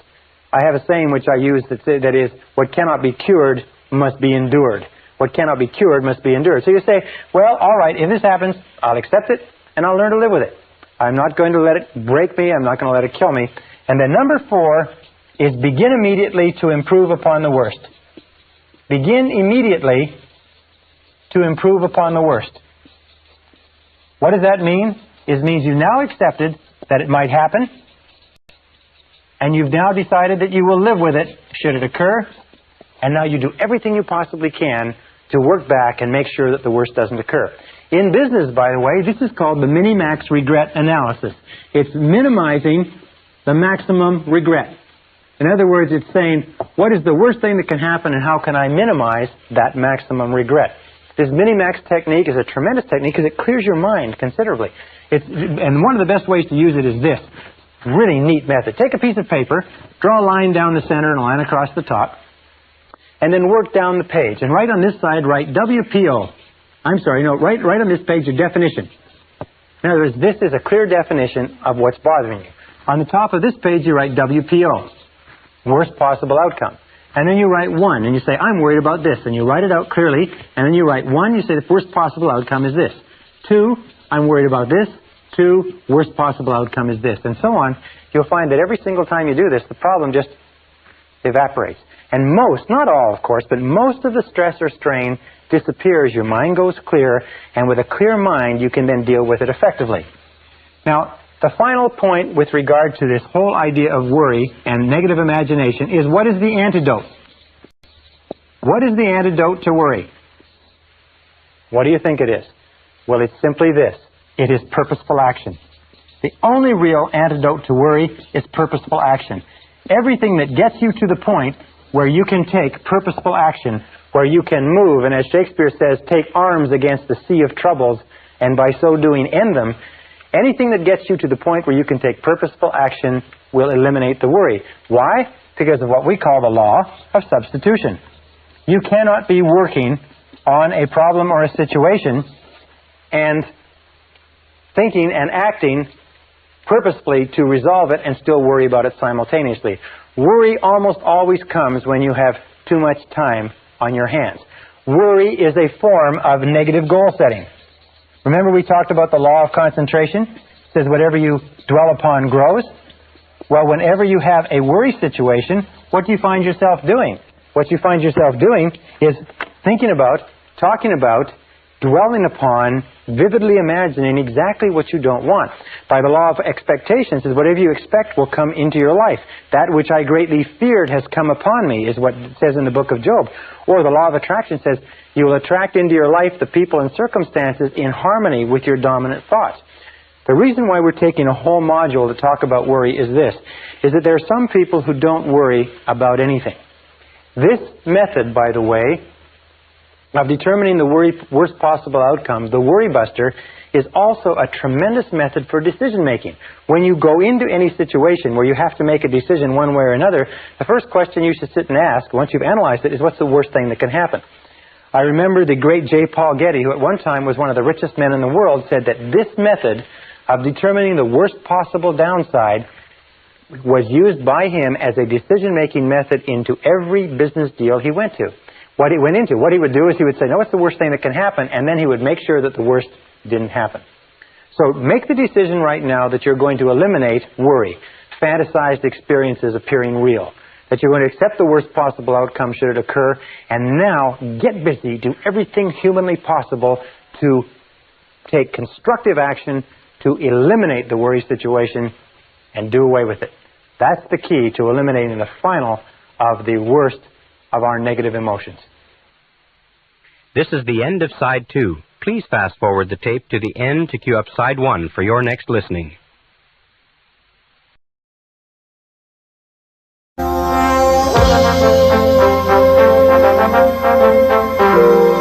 Brian Tracy presenta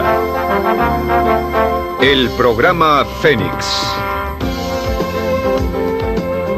La psicología del logro.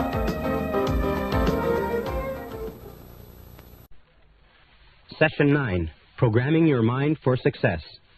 Everything you are or ever will be is a result of what is going on inside your mind. This is the most awesome concept that I've ever discovered, that anybody has ever discovered, that you can dramatically change the outer realities of your life by changing your inner attitudes of mind, as William James said. We talked earlier about the various laws, the law of belief, that your beliefs do become your realities, that you actually see the world in terms of what you believe to be true about it. Beliefs create the actual fact. As a man thinketh in his heart, or as a woman thinketh in her heart, so are they. We also know that law of correspondence says that your outer world will always correspond with your inner world. That means that there is something in your inner world that corresponds to everything in your outer world. The great Emmett Fox said this when he talked about the mental equivalent. He said that everything in your outer life has a mental equivalent in your inner life. Anything that you want to see different in your outer life, you must first provide the mental equivalent internally. And the law of attraction says that anything that you keep holding your mind on a continuing basis, you draw to you. That your dominant thoughts set up a force field of energy that draws into your life the people and circumstances that you need. I mention that because of this. Many people say, well, how will I get a better job or a better relationship? How will I find the information I need or get the education and so on? You don't have to worry about it. All you have to do is get it crystal clear in your mind, and you trigger into and get into the flow of these universal mental laws, and everything that you need will be brought to you exactly as you need it, exactly when you need it, and exactly in the form that you need it. Now, we're going to talk in this session. We talked about self-concept before. We said that your self-concept is that bundle of beliefs inside that determines everything that happens to you. Your self-concept is the sum total result of every single piece of information that you've ever taken in about yourself or your world, accepted as true. It becomes part of your self-concept, and your self-concept is the corresponding inner mechanism that determines what happens to you. What does this mean? It means that all change begins with a change in the self-concept. All change begins by you taking in new information that changes your beliefs.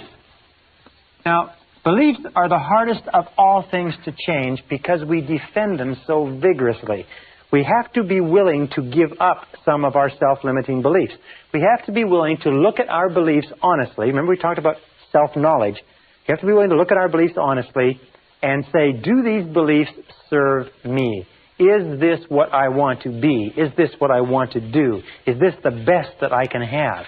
And you begin to question your beliefs and change your self-concept by taking in new information that develops a new self-concept. And that brings us to a concept called the psychology of becoming. The psychology of becoming says that each one of us is in a continuous state of growth and change, that your self-concepts and your beliefs are changing all the time. For instance, when you were a child, you believed one set of things about the adult world. When you were a teenager, another. When you were in your early 20s, you believed another. And as we grow and evolve, we change our beliefs and our self-concept. We change our self-image. We change the way we see the world. So we're in this process of becoming all the time. It's going on. It's almost like this. It's like a tumbleweed. Is that you are evolving and changing and growing all the time, but always in the direction of your dominant goals. Always in the direction of what you are thinking about the most intensely at the time. For instance, an alcoholic or a drug addict is also evolving and changing in the direction of his or her dominant goals because that's what they think about all the time. And if you want to evolve and grow rapidly, you have to make those goals clear, you have to make them sharp, you have to make them intense, and you have to dwell on them all the time.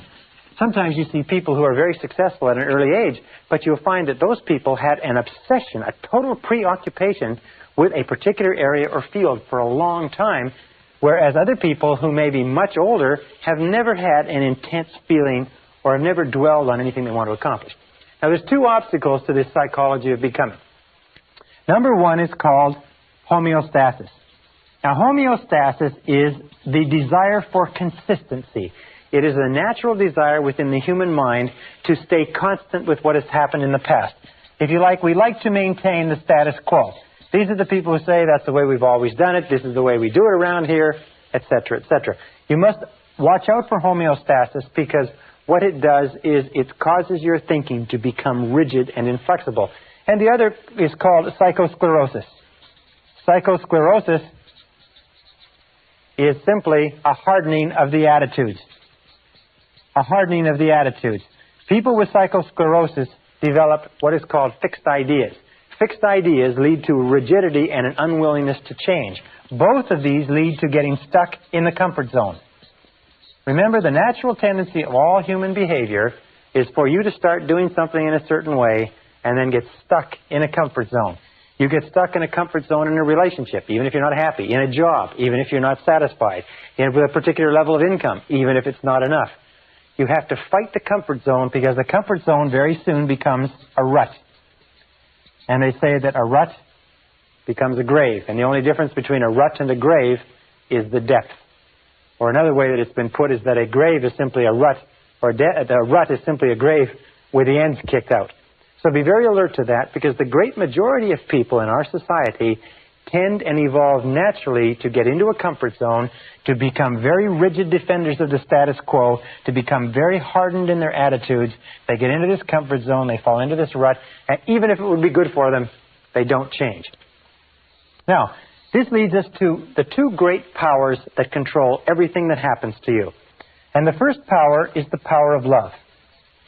The power of love is the power that shapes your personality and shapes your destiny. The power of love simply says that everything that we do is either to get love or to compensate for the lack of love. We said earlier that children's entire personality is formed by the quality and quantity of love that they get, and that all adult problems are as the result of love withheld. Love withheld from our parents, and perhaps love withheld from people when we grow up. The other power is the power of suggestion. Now, the power of suggestion works on us all of our lives.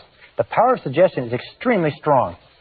What it does is it begins working on us almost from the time that we're born, sometimes from before birth, and the power of suggestion shapes us. It means that every single thought you think, everything you hear, everything that you see, touch, taste, or smell, everything that affects you in any way has an effect on your personality. We say it this way. We say everything counts. Everything counts, and especially when you become an adult, remember that everything counts. Now, the average adult in America watches 20 to 25 hours of television every week. The average senior citizen watches about 7 hours of television. Average child watches 3 or 4 hours of television per day. Do you know that the average chief executive officer of major American corporations watches less than 5 hours per week? Now, let me ask you a very simple question.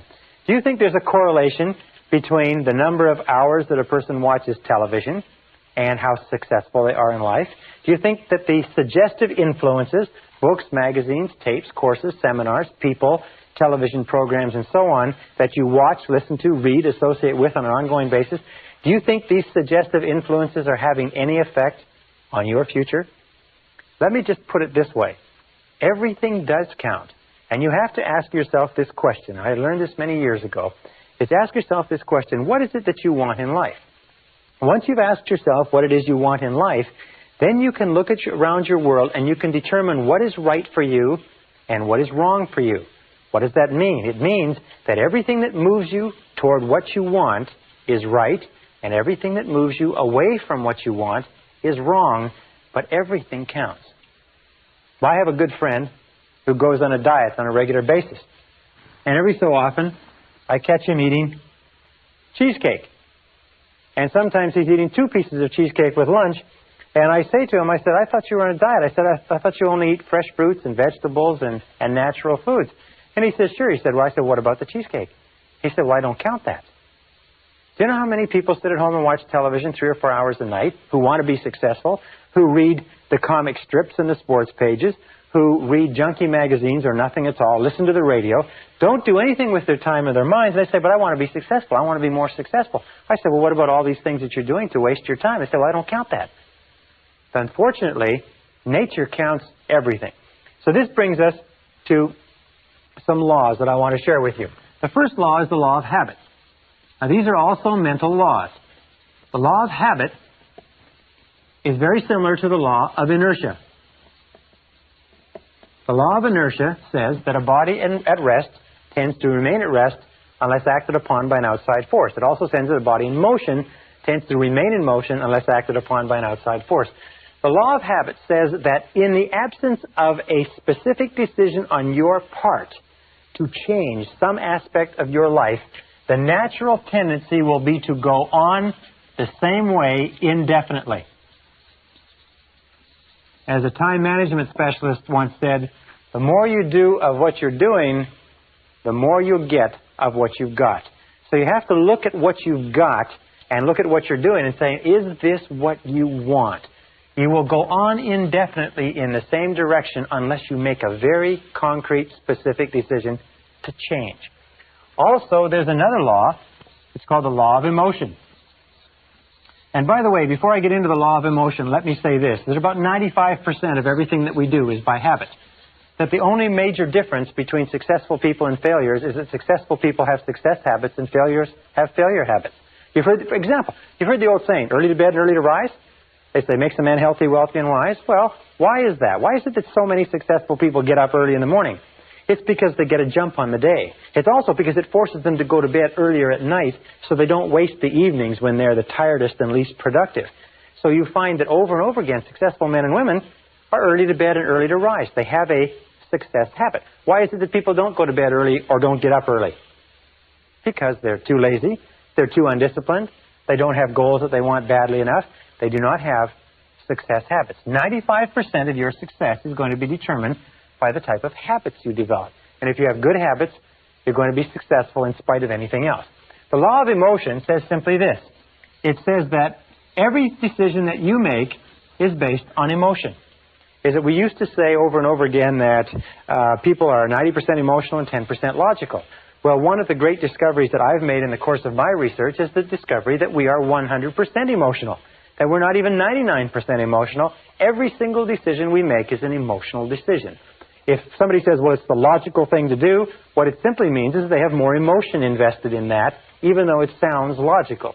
The law of emotion says that every decision that we make is emotional, and it says this. It says that stronger emotion will dominate a weaker emotion. Stronger emotion dominates a weaker emotion. So whichever emotion is stronger will be the dominant emotion and will determine what you do. All action is determined by the emotion that is predominant at the time. And with whatever the stronger emotion, if it is fear, fear will determine what you do. If it is desire, desire will determine what you do.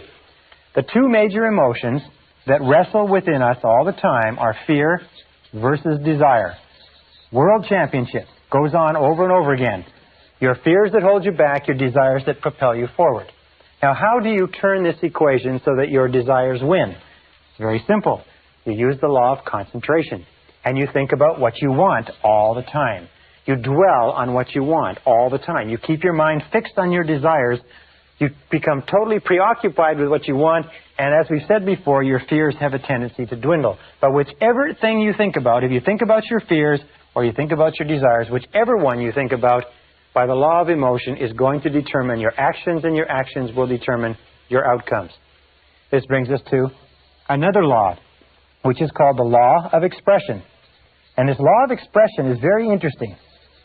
This law of expression goes back many, many years, and it predates even a quote from Aristotle, which says, whatever is impressed is expressed.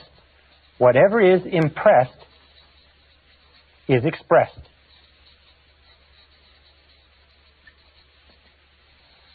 Whatever is impressed is expressed. Now, what does this mean? Let me go and sit down while we get the board cleaned off. It means simply this, is that whatever is impressed into your psyche for any reason, and from whatever source, whatever is mixed with emotion and dropped into your self-concept will eventually be expressed as part of your personality, part of your reality.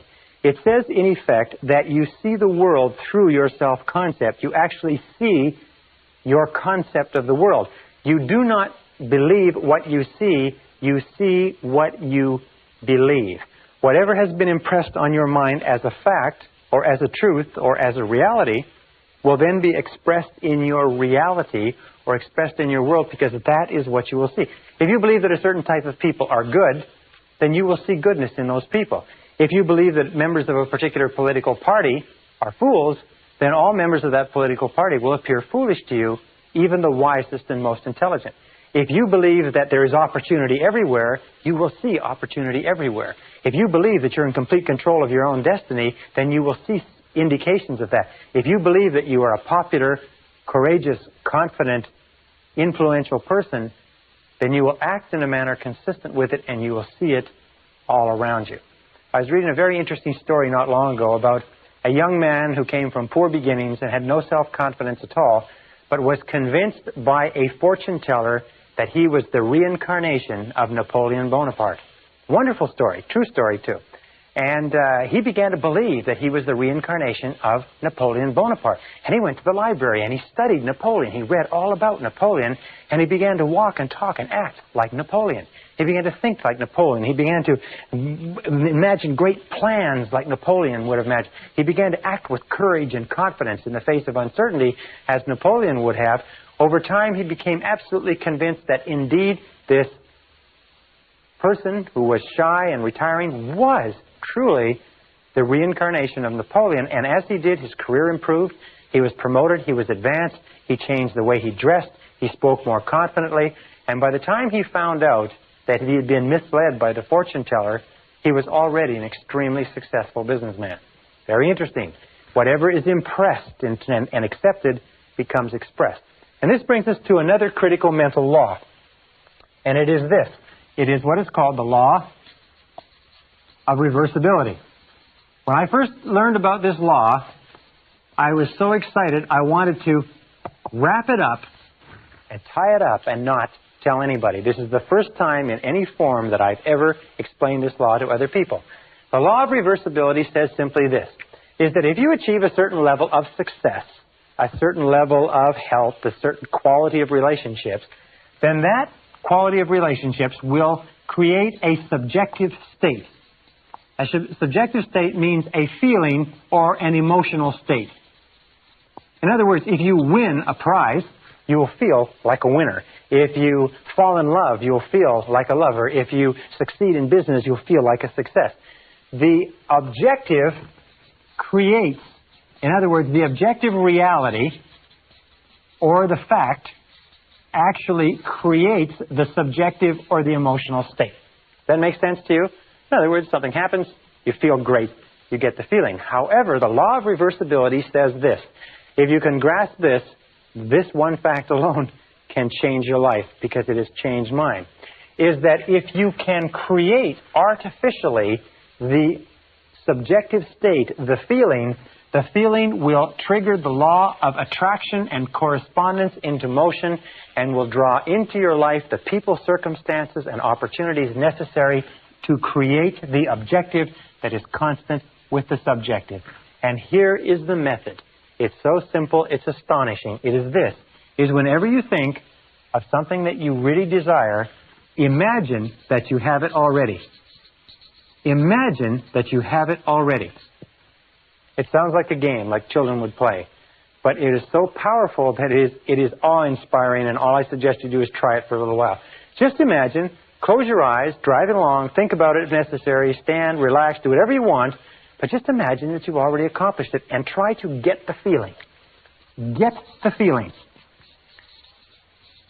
As though it were already a success, as though it were a past tense, as though it were already accomplished, that you don't have to worry about it again. You've already got the feeling. And if you will play that feeling over and over again, this law of reversibility will create this feeling. As you dwell upon the feeling more and more, the feeling will actually begin to change things inside you and outside of you, draw you toward your goal and draw your goal toward you, and the objective will come into reality exactly at the right time and place. You don't even really have to worry about the process between the two or what the steps are. All you have to do is hold that feeling very, very intensely. And we'll talk about this a little bit more when we talk about mental programming methods. Now, the next law is the law of practice. The law of practice is also called the law of repetition, but it says that whatever you do over and over again, often enough, becomes a new habit. Do you want to be a positive, exciting, enthusiastic person? Do you want to become wealthy and successful? What is it that you want in life? Whatever you want in life, if you will practice it over and over again, it eventually becomes a new habit. If you practice it by thinking about it, you see, a new habit takes about 21 days to develop. It takes about 21 days to develop a new habit. 21 days of repeating it over and over again. Now, what we're going to ask you to do as a result of this course and as a result of what we've talked about is we're going to ask you or suggest that you go on what we call a 21-day PMA diet. That means that for 21 days, we're going to ask you to do a very difficult thing. One of the most difficult things you'll ever do in your life is for 21 days, we want you to keep your mind on what you want and keep it off of what you don't want. Keep your conversation on what you want. Keep your conversation off of what you don't want. Keep your dreams, your imagination, your thoughts, your feelings, everything in your environment consistent with what you desire, and keep it off of what you don't want. It's very simple. It's not very complicated. It's one of the most difficult things that you'll ever do. Now, why do we pick 21 days? Well, a very good reason. You see, it takes 21 days for a chicken that has a brain the size of a pea to sit patiently, calmly, faithfully on an egg to hatch the egg.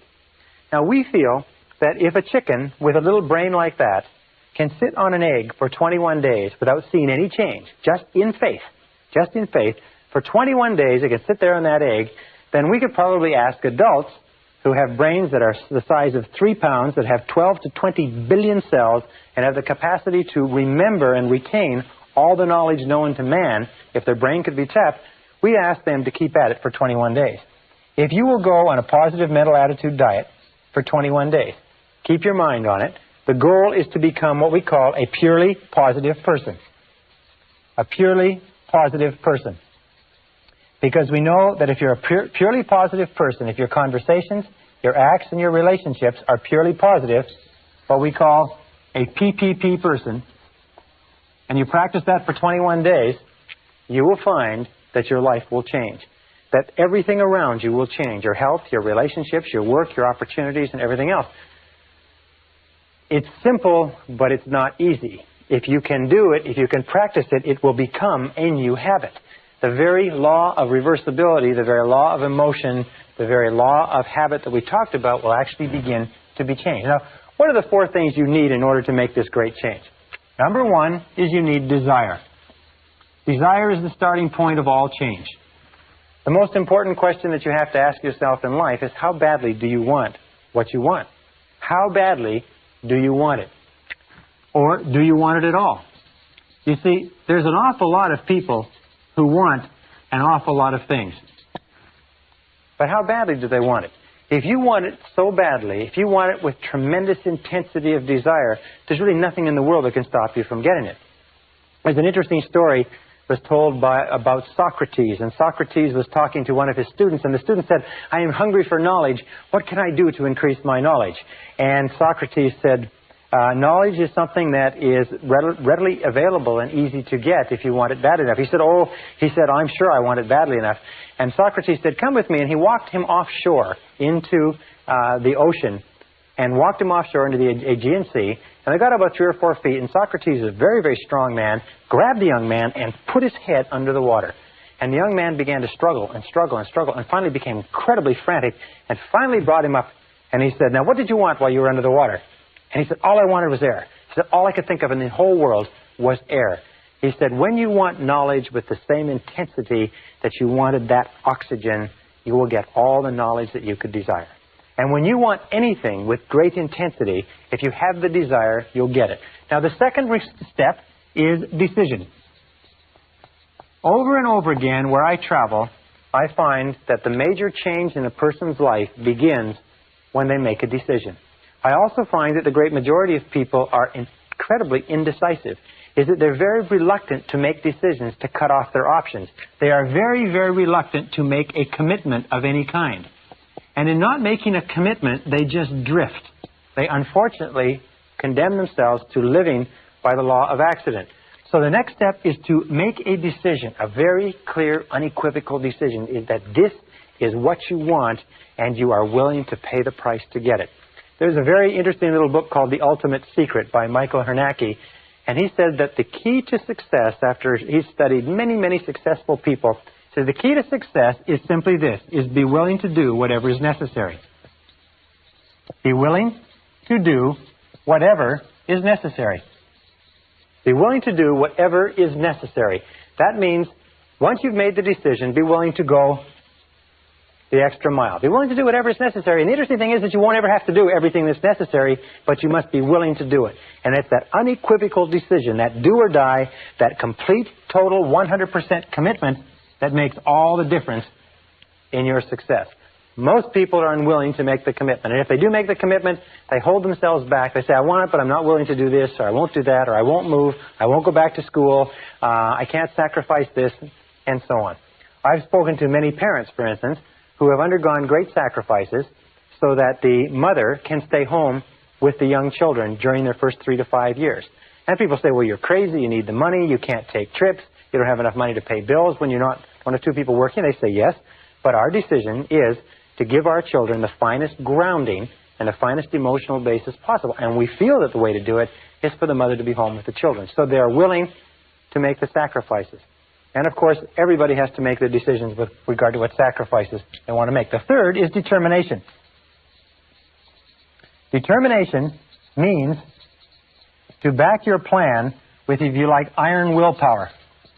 Again, every single study that I've looked at, and I've spent, in the course of my lifetime, I've spent almost 30,000 hours studying the subject of personal and corporate success, is that iron willpower is absolutely critical. Determination, the willingness to stick in when the going gets tough, the willingness to persist in the face of adversity. That kind of determination is absolutely critical to developing the new habit patterns of thought that will guarantee your success. And finally, discipline. This is my big favorite. It's usually the only place in this course where I mention this, but discipline is the master key to riches. Discipline is the master key to riches. Discipline, the willingness to do what you know you should do, when you should do it, whether you like it or not, is the critical key to your success. Why is it that people fail in life? It's no miracle. It's no mystery. The reason people fail in life is that they're not willing to do whatever is necessary. They're not willing to pay the price. Half the time, three-quarters of the time, they don't know what they want, and the ones that do know what they want are not capable of disciplining themselves. So the next time you sit there watching the television, next time you drive along listening to the radio instead of listening to an audio cassette program, you have to ask yourself quite honestly, in terms of the wonderful life that you are capable of enjoying, in terms of all the things that you want, is this moving you toward it, or is it moving you away from it? Because the truth of the matter is that everything that does not move you towards your goal moves you away from your goal. That nothing is neutral. That everything counts. That the sands of time are running. The clock, the meter is going right now. A very good friend of mine said, remember, this life is not a rehearsal for anything else. This is the real one. And the question you have to ask yourself is, are you serious about being and having and doing everything that's possible for you? If you're going a 21-day mental attitude diet, a PMA diet, if you will keep your thoughts on what you want for 21 days, if you will practice the law, develop new habits, practice repetition over and over again, practice the law of reversibility, and visualize and imagine yourself as the person you want to be, and practice the law of expression, that whatever is impressed on your mind will be expressed in your reality, you will see dramatic changes start to take place in your life, and sometimes far faster than you can currently imagine. Believe me, I know I have tried and practiced everything that I recommend to you. Thousands of my graduates have done it, and the results they have accomplished have been stupendous. They will be stupendous for you, too, and we'll talk about more of that in the next module.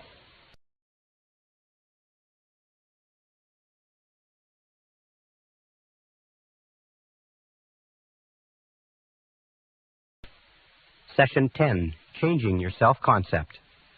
To repeat, all change in your life begins with a change in your self-concept. And that brings us back to what we talked about when we talked about the three ingredients of self-concept at the very beginning. We said that there were three parts: the self-ideal, the self-image, and the self-esteem, or how much you like yourself. And what I'd like to do now is I'd like to talk a little bit about what we call the self-ideal. Because the self-ideal is the person that you would most like to be. When you start thinking about changing your personality, improving the quality of your life, your inner and your outer life, you have to start off with a target. You have to start off with something to shoot for, something to aim at. So let's talk about this. The self-ideal is a fundamental part of your personality. The self-ideal is a combination of all of the qualities of men and women that you have read about, studied about, associated with, or admired throughout your entire life. Your self-ideal is sort of like a role model for you, an internal role model. And this internal role model acts as a directional mechanism within your psyche that determines your words, actions, thoughts, behaviors, and so on. As a matter of fact, you are today, in many respects, the sum total composite of all the different men and women whose qualities and characteristics that you've ever admired. If you read a biography, an autobiography, a story about a person who has done something that you think is admirable, displayed qualities of intelligence or character or compassion or perseverance or persistence or courage and so on, if someone has done those things and you have a tendency to admire them, if you admire them, what happens is you have a tendency unconsciously, even without your knowing it, to try to be more like them. Now, there is a difference between the self-image, which is where you see yourself now, and your self-esteem. which is how much you like yourself. And there's a difference between your self-image and your self-ideal. The distance between these two, the way you see yourself now and the way you would ideally like to be, has a major impact on your self-esteem. People who see themselves working progressively toward becoming more and more like the people they want to be have high self-esteem. People who see themselves as having an enormous, almost unbridgeable distance between the person they see themselves as now and the person they know they should or could be usually have low self-esteem. So the starting point of change in the self-concept, to repeat, comes with defining clearly what it is you want to look like. Now, when I was about 17, 18 years old, I sat down with a notebook and I wrote out a description of the person that I wanted to be when I grew up. I wrote several pages. I described my personality and my height and my weight and how I would get along with people and so on. And many years later, 10, 15, 20 years later, after I had traveled around the world twice, after I'd been in 80 countries, after I had done a great variety of things, I came across those notes in an old suitcase. And I looked and I read them. And you know, the surprising thing was that I had become, over the course of that time, the person that I had described in that notebook. So I suggest to you this, is you start off by saying, who is it and what is it that you would like to look like 1 year, 3 years, 5 years from now? Or let's put it this way, and here's a really good question. Name 3 men or women, living or dead, that you really admire, that you really feel are wonderful, fine, upstanding role models. And then ask yourself the question, why is it that you admire them? Why is it that you like them? What is it about them? What are their qualities, if you like, that you consider outstanding? Because those are the qualities, if you can identify them, that you'll begin moving toward accomplishing in your own life.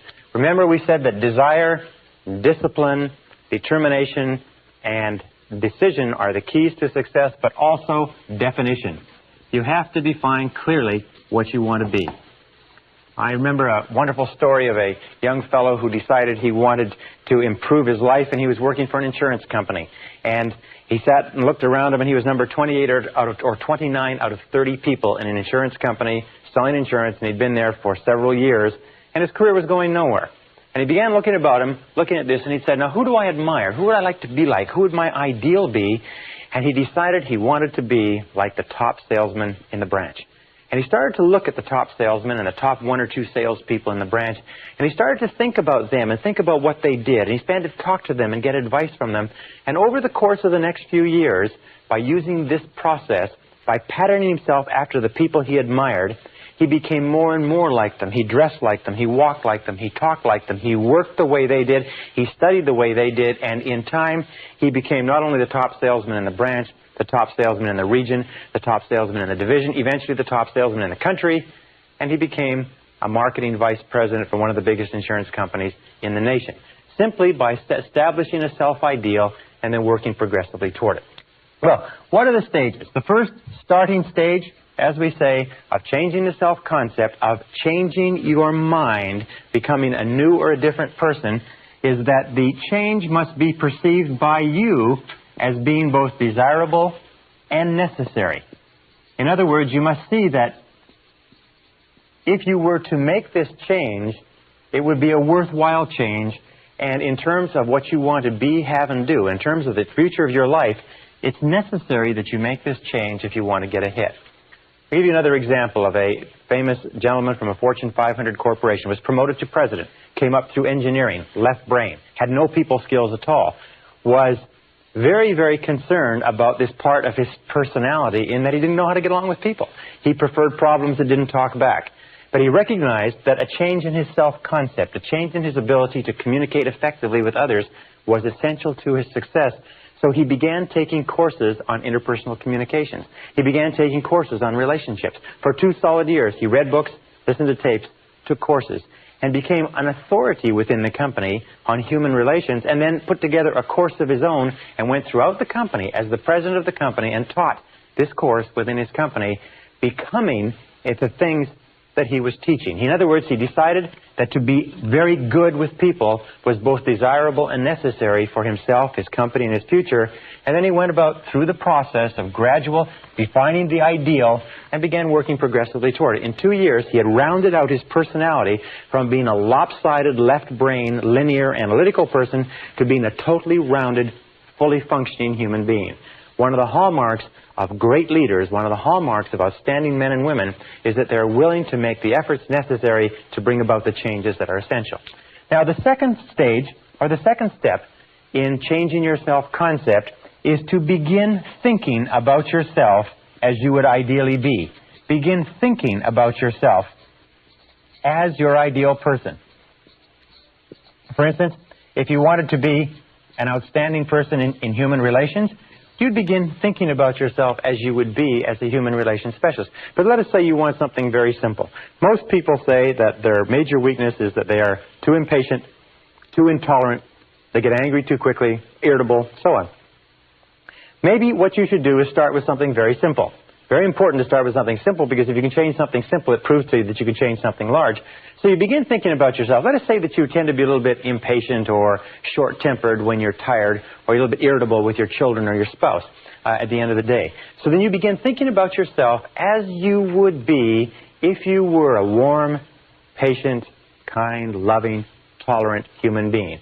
Begin thinking about yourself in the situations where you normally become cross and irritable, and begin thinking about yourself as being relaxed, positive, supportive, encouraging, unruffled.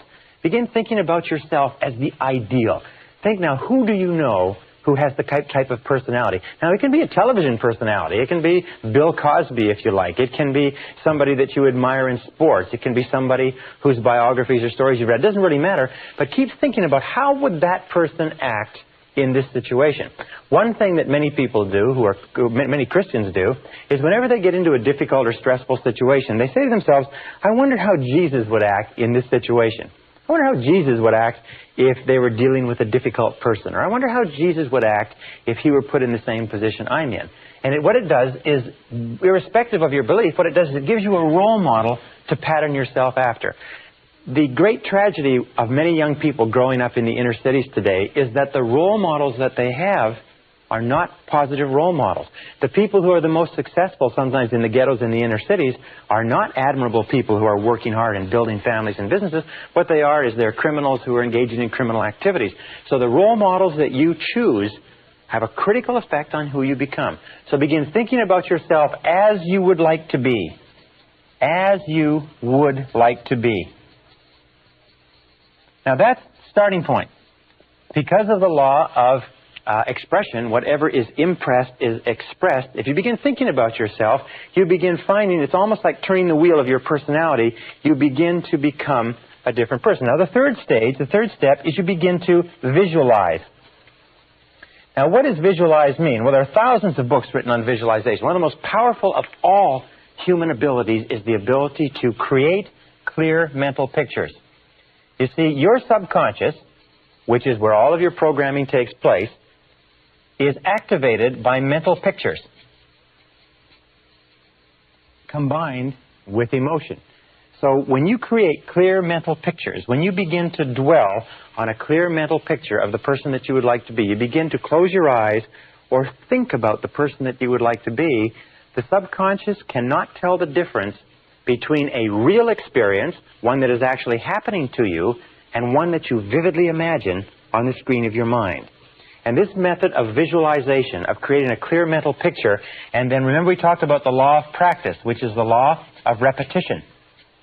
By practicing it over and over and over again. Imagine, for instance, that you wanted to become a proficient public speaker. Simple as that. And let us say this is you, and this is your eyes, and here is your conscious mind, and here is your unconscious mind. Let us say you wanted to become a proficient public speaker.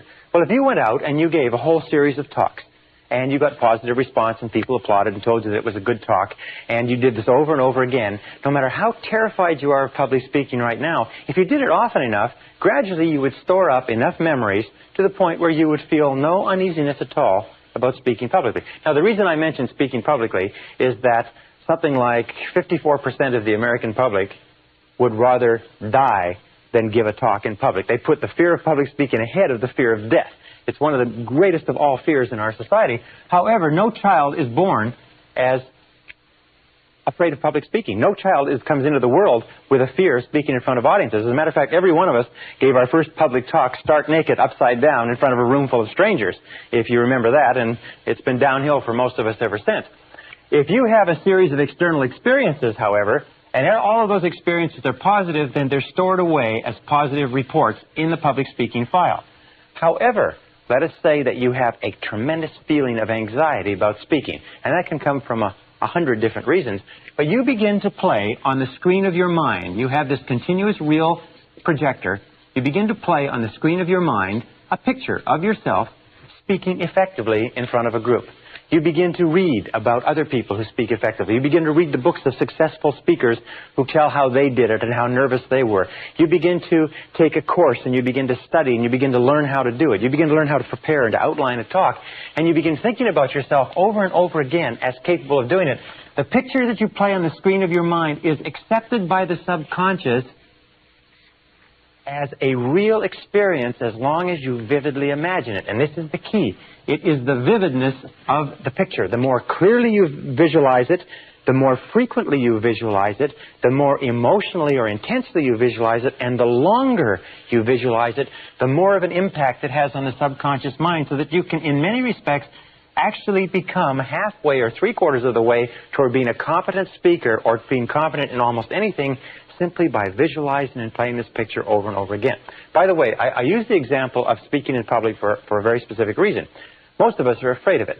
And what I have found is that if you can use these methods of mental programming to eliminate one major fear that may be holding you back in life, you will prove to yourself forever that you can eliminate any self-limiting belief and overcome it and go on to accomplish what you want.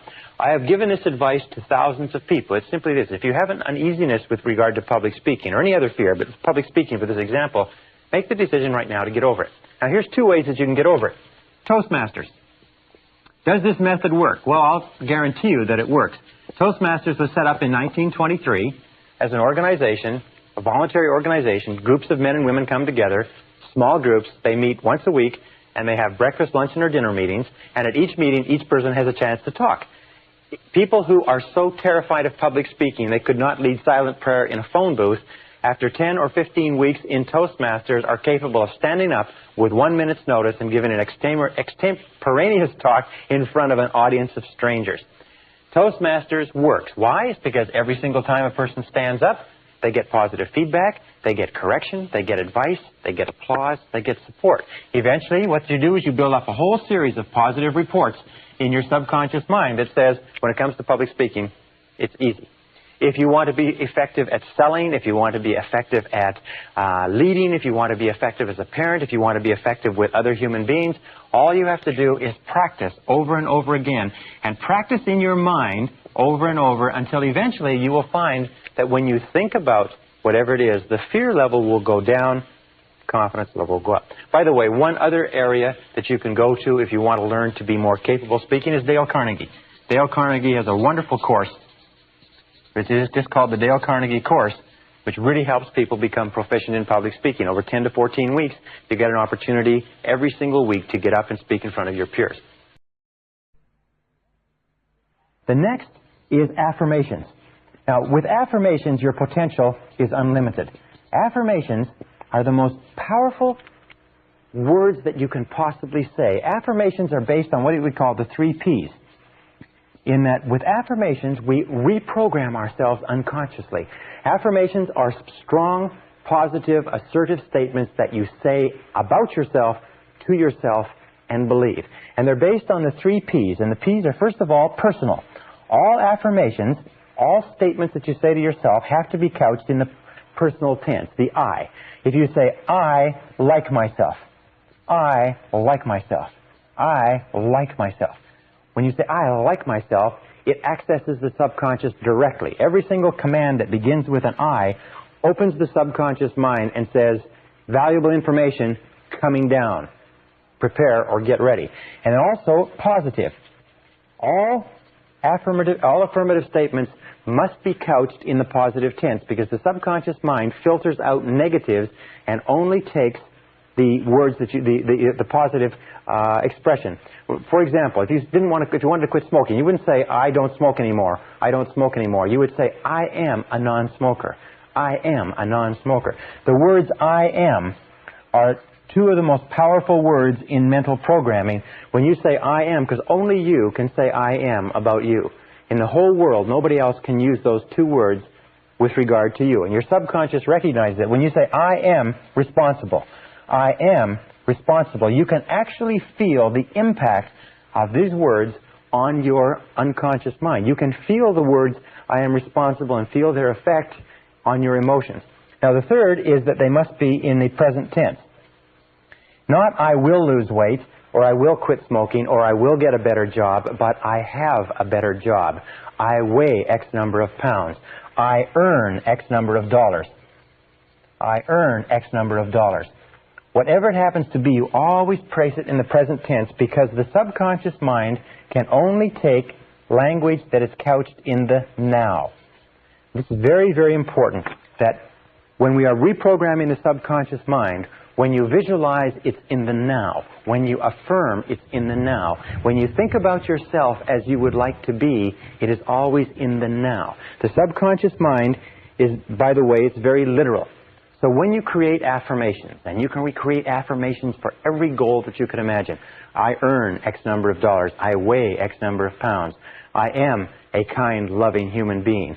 I am disciplined and industrious and fastidious. I am a good driver. I am punctual. I like myself. I am responsible.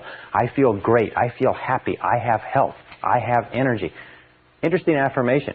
If you repeat the affirmation over and over again, I have health. I have energy. I have health. I have energy. You can actually build up your body's resistance to things like colds and flus. We'll talk about this a little bit later, but very often we get sick because we decide to get sick, or we get sick because we let our minds and bodies coast, and we can actually drive a cold out of our systems by repeating the affirmation over and over again. I have health. I am healthy. I am strong. I feel great. I feel wonderful. So couch your affirmations and your visualizations.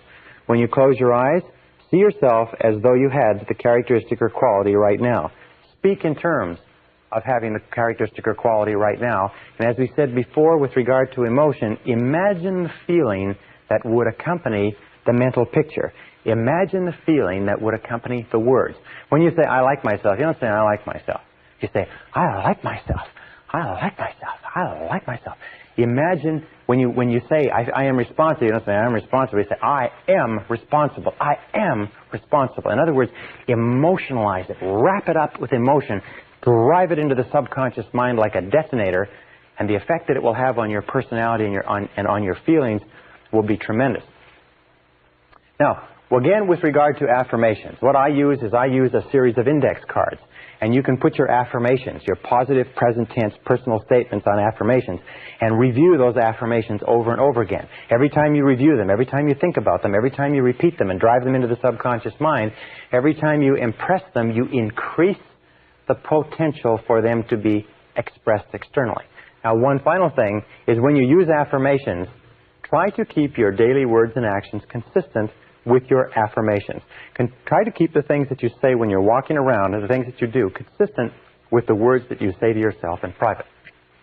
All right, the next thing that we do is what is called verbalization. Verbalization is speaking aloud, speaking your affirmations aloud. Now, there's two ways that you can do this.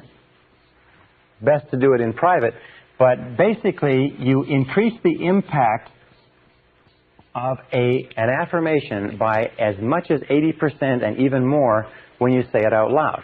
If you say to yourself, I like myself, but if you say, I like myself, or I feel terrific, or I feel wonderful, or I am responsible. I earn $50,000 a year.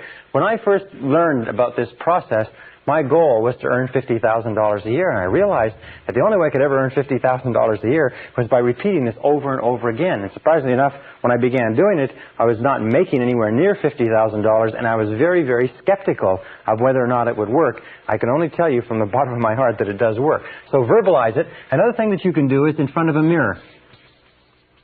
If you verbalize in front of a mirror, you have two impacts working simultaneously.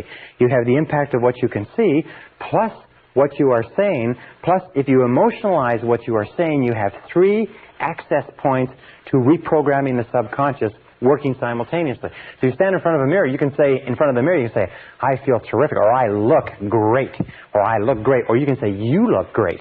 Because when we talk to ourselves in front of a mirror, now you mustn't do this in a public washroom when there's other people around, because they may think you're a little bit strange, but nonetheless, verbalization is a very important part of driving this message into the subconscious. Remember, the key to this is whatever you can hold in your mind on a continuing basis, you can have. The only question is, can you repeat it long enough and hard enough, often enough, to impress it permanently in the subconscious mind? Once you impress it permanently in the subconscious mind, it takes on a power of its own that will eventually bring it into your reality at exactly the right time and in exactly the right way for you. And this brings us to the next method, which is the method of assume the role. Assume the role. Assume the part. You see, one of the most important discoveries that we have made in behavioral psychology is this, is that if you feel a particular way, if you have particular emotions, the feelings will lead to actions. We've talked about this before, that we act in a way consistent with our feelings.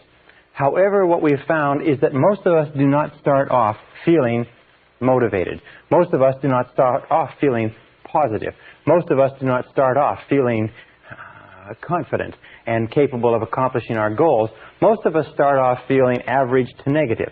However, if you will act exactly as if you had the feeling, the action will generate the emotion just as the emotion generates the feeling. In other words, you can act your way into feeling. This is very important. You can act your way into feeling. Have you ever had the occasion where you are sitting comfortably, relaxed, and somebody says, come on, let's go and do this, or let's get up and do that, and you say, no, I'm comfortable. Remember, you're into your comfort zone.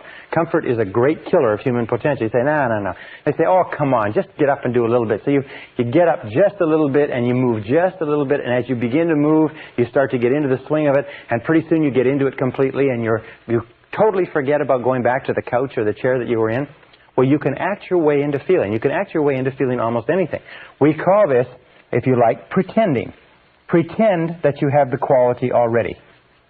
For instance, if you want to be courageous and unafraid, pretend that you're courageous and unafraid already.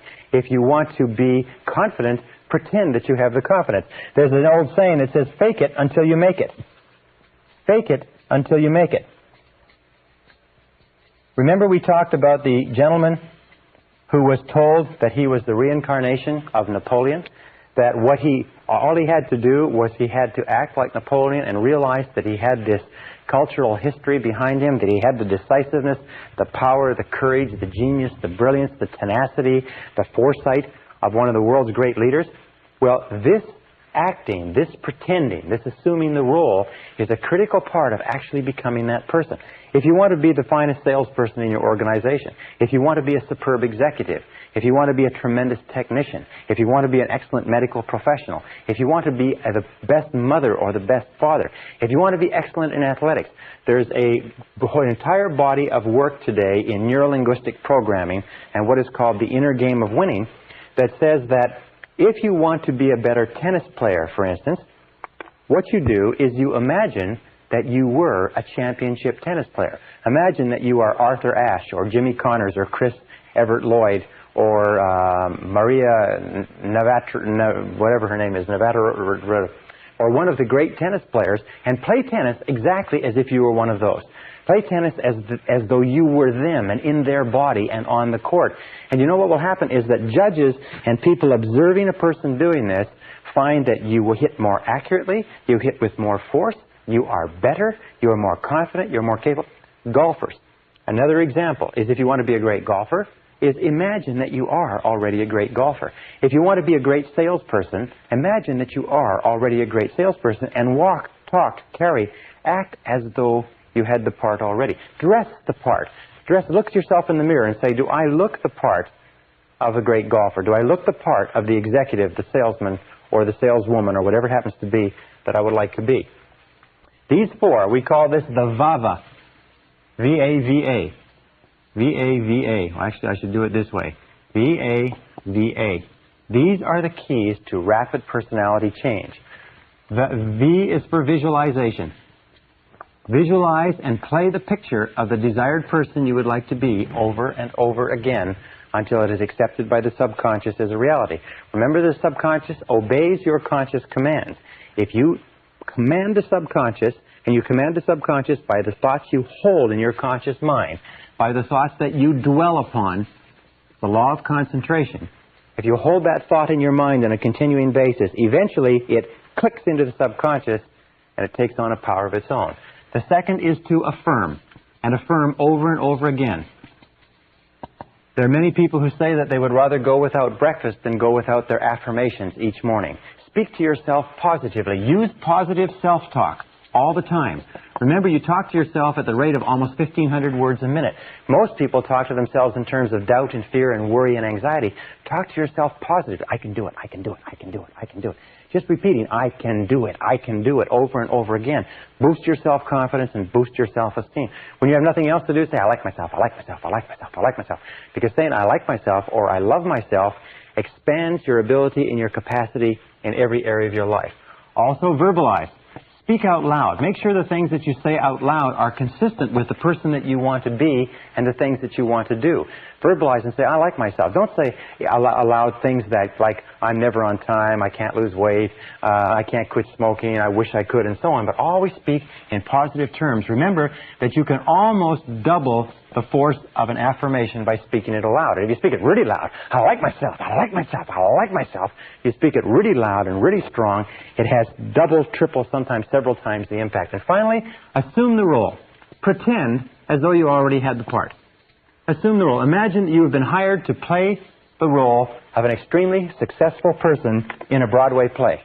And in this role, what you are going to do is you're going to walk, talk, and act as though you were the success, as though you were the role model, as though you were the ideal image of the perfect person that you want to become.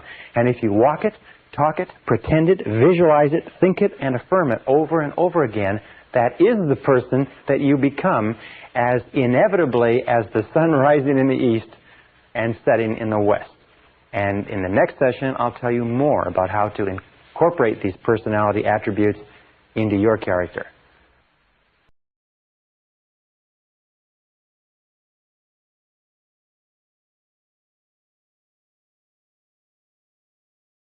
Session 11, the new mental diet. Back in the 1930s, a man named Gaylord Hauser shocked the medical world by coming out with a series of claims and statements that said that everything that we ate in some way affected our body. He said that everything that you eat is translated into something and has a positive or negative effect. And he wrote a book called The New Diet Does It. Now, in this session and in the previous sessions, we've been talking about the new mental diet. And just as everything that you eat has an effect on your physical body, everything that you take into your mind has an effect on your mental body, on what's going on inside you, which determines what happens around you. When we were talking a little bit earlier, we said that the power of suggestion is one of the most important powers in your life. The power of suggestion says that everything that you take in, everything that you think about, everything that you read, everything that you listen to, all of your conversations, radio, television, newspaper, books, papers, magazines, everything that you allow to influence your thinking affects your subconscious mind, affects your attitudes, your expectations, your values, your beliefs, and ultimately your potential as a human being. In fact, the great difference between human beings is not intelligence and not education and not opportunity. It is what they are feeding into their minds on a regular basis. Now, we also said And it's the same thing. If you were to say, well, yes, I eat good food a lot of the time, but some of the time, or 50% of the time, I eat junk food. I eat food that's high in salt, high in sugar, low in nutrition, inert foods, dead foods, white flour, French fries, grease, and so on. But it doesn't bother me. It doesn't have any effect on my body. You would know that that is nonsense because everything counts. Everything counts. One of the marks of a truly honest person is that they accept reality. And reality is that everything that you do, mentally or physically, counts. And it's either positive, it's either helping you, moving you toward what you want to be and have and do, or it's negative, it's moving you away, but nothing is neutral. Everything counts. So with regard to the power of suggestion, let's go on and talk about how we complete this process of reprogramming ourselves so that inside we are totally successful human beings, so that outside we will be totally positive, enthusiastic, successful human beings. Feed your mind the same way you would feed your body. Feed your mind carefully. If you were concerned about physical health and longevity, you would measure and calculate and look into the foods you eat. Look carefully into the mental foods that you eat too. Because these mental foods, by a process what we call the law of accumulation. Now, the law of accumulation is both a mental law as well as a physical law. And what it says is that every single thing that you do, positive or negative, accumulates. That every single great achievement in life is the result of thousands of ordinary achievements, struggles, fallbacks, failures, minor disappointments. Every single big accomplishment is preceded by thousands of tiny little accomplishments. Every overnight success is preceded by years and years and years of working off-Broadway. Every single great fortune. By the way, in studying self-made millionaires in America, do you know what we found? Is the average time that it takes to become a millionaire in America is over 20 years of hard work.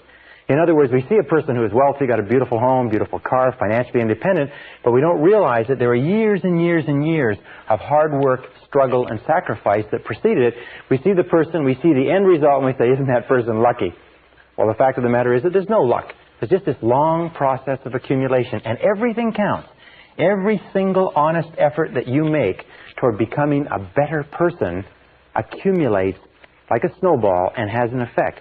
Every single time you do something that takes you away, that wastes your time, wastes your mind, wastes your thought, and so on, that has an effect too, and that accumulates. Now, the great mistake that many people make is they go a little bit forward and a little bit backward. They do a few things that are good for their mind and a few things that are crummy for their mind, and a few things that are good and a few things that are crummy. And you know where they end up? Exactly where they started. The good offsets the bad. What you have to do is you have to put yourself on the side of the angels so that your predominant intakes of mental food are positive and constructive and moving you in the direction that you want to go in. So, we say feed your mind. Number one is read. Only reading is reading. Many people today don't like to read, but all leaders are readers. All leaders are readers. Read, and try to read an average of 1 hour per day. We know that if you read 1 hour per day, over the course of the day, in something that builds your mind, something positive and constructive that builds your mind, not newspapers, not wasted things that just preoccupy your mind, but something that builds you and develops you. 1 hour per day can change your life. Research shows that 1 hour per day, in 2 to 3 years, you will be an authority on your subject, on studying any subject, from time management to nuclear physics. 1 hour per day will make you an authority. 3 to 5 years will make you an expert, and 5 to 7 years will make you an international authority, make you one of the most knowledgeable people in that field in the world, in just 1 hour a day in any subject. And you can pick anything from medicine to molecular biology. So read an hour per day. Recent study shows that the average adult in North America reads less than 1 book a year. That 58% of adults in the United States and Canada never finish a non-fiction book after they leave high school. When they leave high school, you know what they say? Or they leave university, they say, thank heavens this is over, I'll never read another book as long as I live. And they can't understand why they stop growing. It is only reading that causes your mind to stretch and grow. Conversation is good. Listening is good. Courses and classes are good. Watching videotape instruction is good, of course. But Only reading is reading, and there's no substitute. People say, well, I'm not a good reader. I didn't learn to read well in school. Good. Then set that as one of your goals, to become an excellent reader. In 1 year of remedial reading at an evening course, you can be reading 300, 400, 500 words a minute, and will change your life.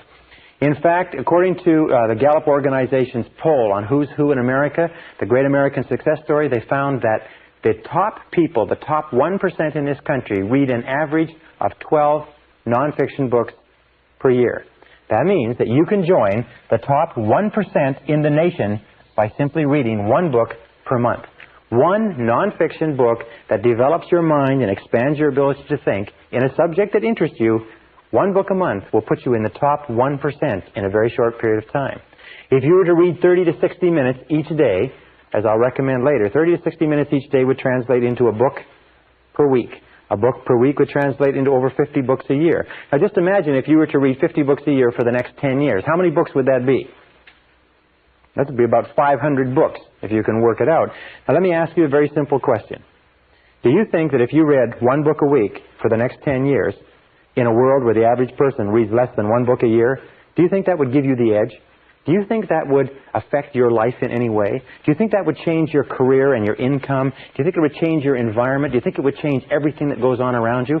You bet your bippy it would, because by the power of suggestion, by feeding your mind with new information, 500 books in 10 years will transform your life in such a way that you will never be able to recognize it. Right, the next thing with regard to feeding your mind is listen to tapes. The discovery of audio cassette learning has been considered the greatest single advance in education since the discovery of the printing press, or the invention of the printing press. Audio cassette learning brings the finest minds in the world with their finest thoughts thought out, scripted, edited, tightly compressed and put together into your hands for a few dollars a tape, and you can walk, travel, jog with some of the greatest minds alive for only a few dollars. Listen to tapes in your car. Do you know the average person who drives spends 500 to 1,000 hours a year in their car? 500 to 1,000 hours a year. The majority of those people sit there and listen to the radio. As we call radio, with all due respect to people in the radio industry, it's called chewing gum for the ears. Because it just goes on and on. 500 to 1,000 hours is the equivalent of 12 and a half to 25 40-hour weeks. You know what that means? It means that you are getting the benefit of, or could be getting the benefit of, as much as 12 and a half to 25 40-hour work weeks. Imagine if your company would send you away for 25 weeks to study every single year at no extra charge. Do you think that would affect your career and your earning capacity? That's the equivalent of 1 to 2 university semesters. Imagine if you were taking the equivalent of 1 or 2 university semesters of additional education every single year. Do you think that would affect your life? Yes, it would. So, listen to tapes and finally take additional courses. Become a lifelong student. And when I say take additional courses, the very best place to take courses is from people who are experts in their field. Try to avoid taking courses from people who've only got their education out of a textbook. Take courses from people who are experts. Take seminars. Seminars, for instance, like this seminar that you're attending, you can get more information in a 1 or 2 day seminar taught by people who spent 10, 20, 30 years gathering and compressing the information than you can in an entire university course. So take additional courses.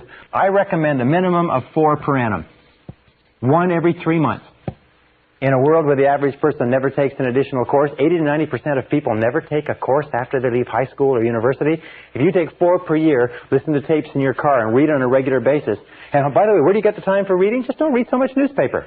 Simple as that. Just cut back on the newspaper a little bit and expand the amount of self-development reading that you do.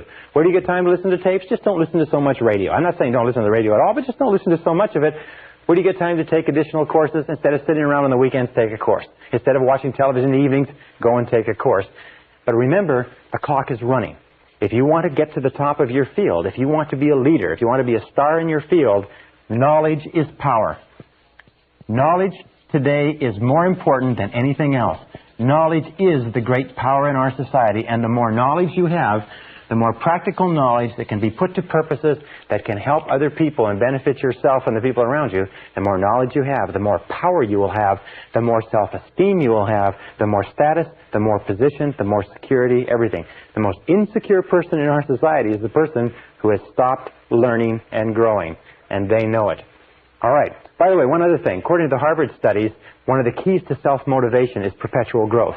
As long as you're growing and learning and feeding your mind with new material, you will be continuously motivated exactly as if you were taking psychological vitamins. As soon as you stop growing, you start stagnating. When you start stagnating, your self-esteem goes down, your energy level goes down, your health level goes down, you become prone to more diseases, and so on and so forth. So as long as you're learning and growing, you'll be vital physically and mentally. The next part of feeding your mind is what we call the reference group. Or put it another way, get around the right people. Get around the right people. Now, getting around the right people simply means this, is that when we talked about the power of suggestion, we said that about 85 to 95% of all of the influences in your life, all the reasons you do anything, is because of suggestive influences around you. Not only physical suggestions, the weather, the heat, the cold, and so on, but also the emotional suggestions, the impact of the people you associate with. And the more you associate with people, especially people in your family, people in your close social circle, people that you work with, the more you associate with these people, the more of an impact they have on your thinking and on your future. David McClelland found at Harvard University, after 25 years, he found that the choice of a reference group was one of the key determinants of success or failure in life. Now, a reference group are the people that you identify with. Remember we talked about identification? The people that you consider yourself to be one of. It's as simple as that. Who do you identify with? Well, let me give you an example. I was reading the story of a self-made millionaire not long ago, and he had started off as a young man when other kids were collecting baseball cards or football cards or hockey cards. He became fascinated with executives of Fortune 500 corporations. So he began reading his father's Business Week, Newsweek, Fortune magazine, Wall Street Journal, and he began keeping files on executives who were in the news. And he began to identify with those executives. He began to think about being in a Fortune 500 corporation, and he began to think about being an executive in a Fortune 500 corporation at a time when some people were thinking about being hockey stars or baseball stars. The interesting thing was that as he grew up, this directional mechanism, this role model, this reference group that he identified with began to affect what he read in school, what he studied, how much he applied himself, how hard he worked, what companies he went to work with, what company he went to work with when he came out of high school and university.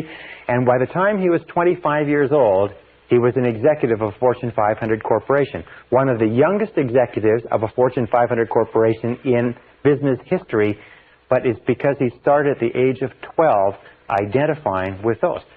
Question, who do you identify with?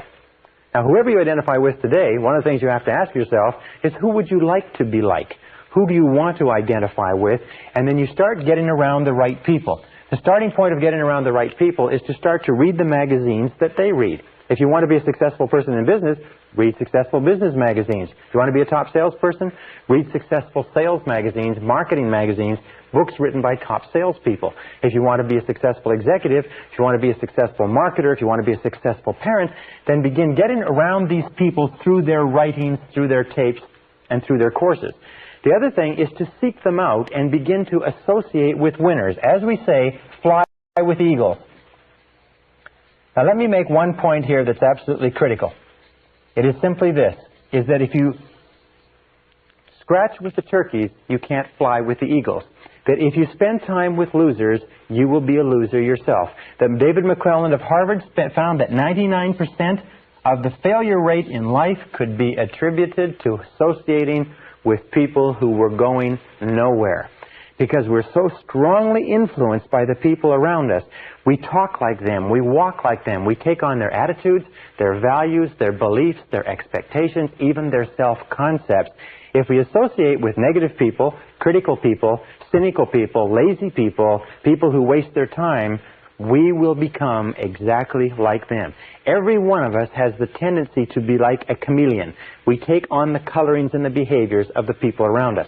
So it's very important that you make a decision what you want to be like, and you begin to associate with people who are like that. And especially get away from the losers. Get away from the no-hopers. Get away from the negative people, because these people will drag you down as surely as an anchor would drag you down if it was tied to your leg. Many people come to me and say, well, I'm working for a negative boss, or I'm in a negative relationship. And I say this, if you're working for a negative boss, you'll never realize your potential working for that boss. You'll never be happy, and you'll never accomplish everything you're capable of accomplishing. They say, well, if I'm in a negative relationship, what do I do? I say, you have to ask yourself this question. Do you want to fulfill your potential as a human being or not? If you want to fulfill your potential as a human being, here's the facts. I'm not making the facts up. I'm just telling you, here's the facts. But if you associate with losers, you'll be a loser. And it's been worked out for 25 years, and they can't find any exceptions to it. And I've spoken to thousands of people who've told me that coming to terms with this is one of the hardest things that they ever did. Because sometimes it means that you have to say goodbye to family, say goodbye to friends, say goodbye to relatives, say goodbye to relationships. But if that is the fact, the sooner you do it, the better. It's almost like taking out a rotten tooth. The sooner you do it, the less pain you suffer.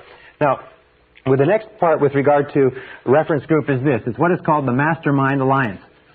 And that is to pick one or two or more people in your environment whom you admire, who are positive, who are going places, who are ambitious, and start to get together with them at least once per week for breakfast or lunch just to talk. Get around them. Something about the fertilization and the synergy of positive minds coming together, talking about your problems, talking about your challenges, talking about the future, talking about what's going on. Try to get together with a mastermind alliance once a week. We have found in the research that I've done, the research that Napoleon Hill has done, that associating with other positive people is one of the triggering influences to peak performance. It's one of the guarantors that you will become a great success. You can't do it by simply associating by yourself. All right, now another way to influence your mind, very, very important, is start each day right. Start each day right. Now this is based on the fact that there are 2 times of the day when you are most suggestive, when your subconscious mind is most open to new information. And that is nighttime before you go to sleep, just when you fall off to sleep, and morning. These are the 2 times when your conscious mind is most relaxed and your subconscious mind is most alert. So you must use these times as what we call key programming opportunities to put new information into your mind.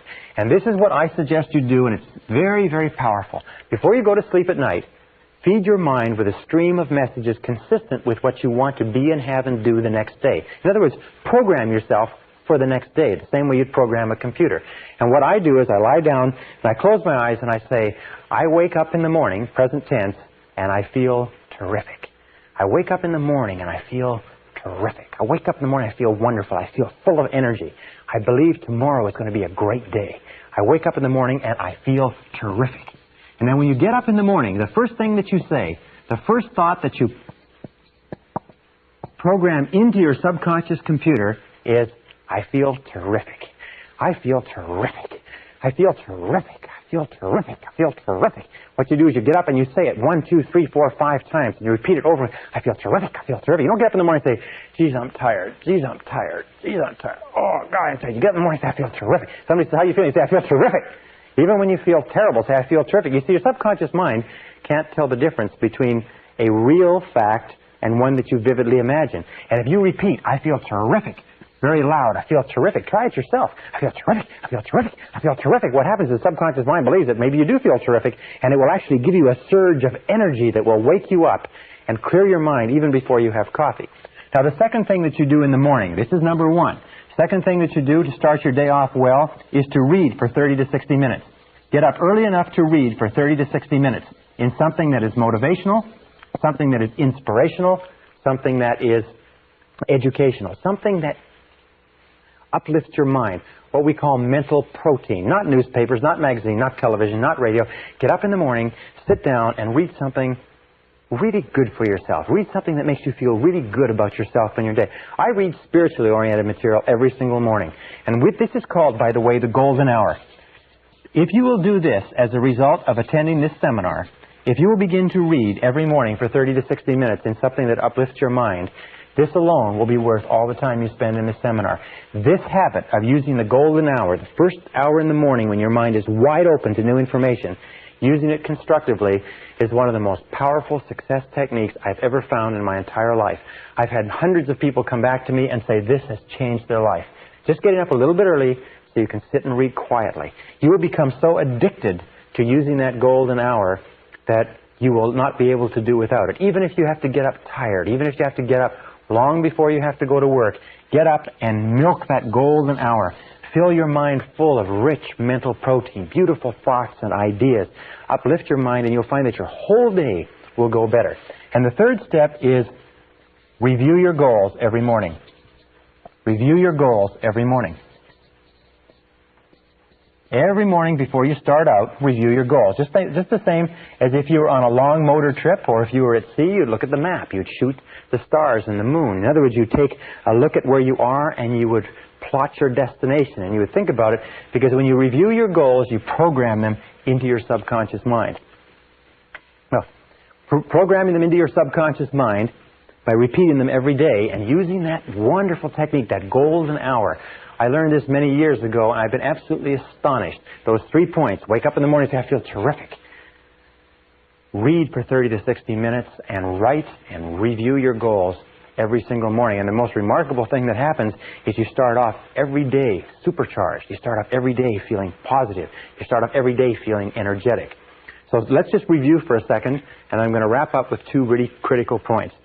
We talked about the power of suggestion. Remember that everything counts. Everything that you read, everything that you listen to, everything that you watch on television, every magazine that you pick up, every conversation that you have, positive or negative, is affecting your subconscious mind, which is programming your future. Remember, your external world is a reflection of your internal world. Your external world is a reflection of your internal world. If there is negativity, concern, anxiety, fear in your internal world, then it's going to be reflected in your external world. So be sure that what you're taking into your mental diet is just as pure as what you would take into a physical diet if you wanted to sustain high levels of physical health and energy. Absolutely important. Feed your mind with books. Feed your mind with tapes. Feed your mind with positive conversations. Feed your mind with courses. Go and attend them. Listen to experts. Feed your mind with positive people. If one of the recommendations that one of the business philosophers says is poor people should take rich people out to lunch. Why? Because taking a rich person out to lunch is an opportunity to learn from that rich person, to get information from that person that you could not buy at any price. Poor people should take rich people out to lunch. Get around the winners. Think about the winner that you want to be and look around you in your world and say, who is like the person that I want to be? Here's another very important point in terms of mental programming. It's simply this, is discard past labels. Discard past labels. Don't ever allow anybody to tag you with the way that you used to be.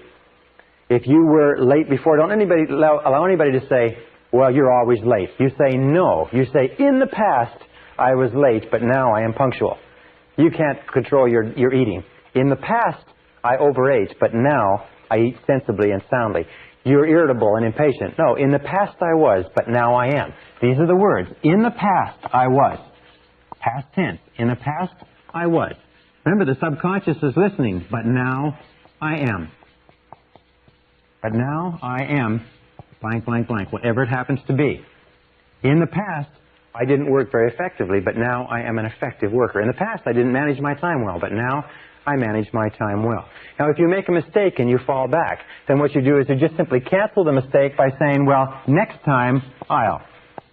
You show up late for an appointment, you say, well, next time, I'll be on time, etc. Next time, I'll. Those are the words. You cancel every mistake. You refuse to carry past labels forward.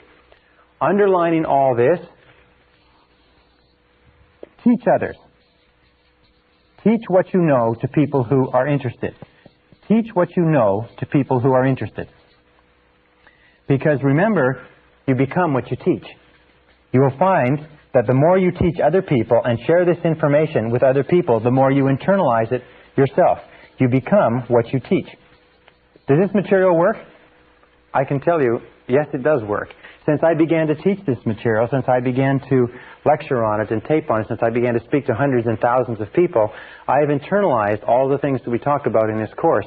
And everything that I talk about here when I first began teaching, I hoped it worked, I thought it worked, I sort of believed it worked, but now I know it works. Having taught it, I've internalized it. Having internalized it, I have seen examples of every single bit of this. Back everything that you do with confident expectations. An attitude of confident expectations is the mark of the truly healthy personality. Remember we talked about the power of expectations? An attitude of confident expectations means that you confidently expect good things to happen. You have an attitude of positive self-expectancy. You become what W. Clement Stone calls an inverse paranoid. An inverse paranoid, as you know, a paranoid is a person who is convinced that the world is out to get him, that the whole world is conspiring to get him. An inverse paranoid is a person who is convinced that the world is conspiring to do him or her good. So become an inverse paranoid. Be absolutely convinced that the world has got a plot out there. It's plotting to do you good.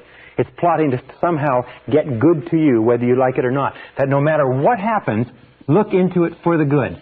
No matter what happens, this is the key to becoming an inverse paranoid. Look for the good. Expect the best and look for the good. Expect the best and look for the good. Ralph Waldo Emerson said that the measure of a healthy personality is your ability to look for the good in everything around you, your propensity to look for the good. You have to ask yourself, how much of the time do you look for the good? How much of the time do you expect the bad? The degree to which you look for the good is the degree to which you are healthy as a human being. And finally, remember this. The process of changing from where you are now, here's where you are, to here's your goal. This is where you want to go. The process of getting from here to here is progressive, but this is what happens. When you begin to visualize and affirm and imagine and write and plan your new self, that is, say you want to earn $50,000 a year, and you're currently earning $25,000 a year, and your goal is to earn $50,000 a year, what happens is this. You keep saying, you start to affirm and visualize over and over again, I earn $50,000 a year, I earn $50,000 a year, I earn $50,000 a year. Your subconscious mind disbelieves it. But as you say it over and over again, your subconscious mind still disbelieves it. But as you repeat it, I earn $50,000 a year, I earn $50,000 a year, I earn $50,000 a year, the disbelief shrinks, and your disbelief gets smaller and smaller. Eventually, you actually overcome your own skepticism, and finally you reach the position where you neither believe nor disbelieve. But as you keep repeating it and thinking about it and reading it and studying it and saying over and over again, I earn $50,000 a year, I earn $50,000 a year, I earn $50,000 a year, eventually you start to believe it just a little bit. Also, you start to get a slight increase in pay, and your salary goes to $26,000 a year. And then you get a bonus and you find yourself earning $27,000, and so on. You find that the more you repeat it and affirm it and visualize it and plan for it and prepare for it, the more it comes into your life, and you just keep saying, I earn $50,000 a year, and you begin to believe it more and more, and you believe it more and more. And as you repeat it and visualize it and affirm it and over again, your belief grows and grows and grows, and eventually it gets to the point where you absolutely believe that you earn $50,000 a year. And if somebody were to wake you up at 3 o'clock in the morning and give you a shake and say, how much do you earn? You say $50,000 a year, even though still at this point you've never earned more than $27,000 in your whole life. Now this is the way all our beliefs change. We start off with where we are now.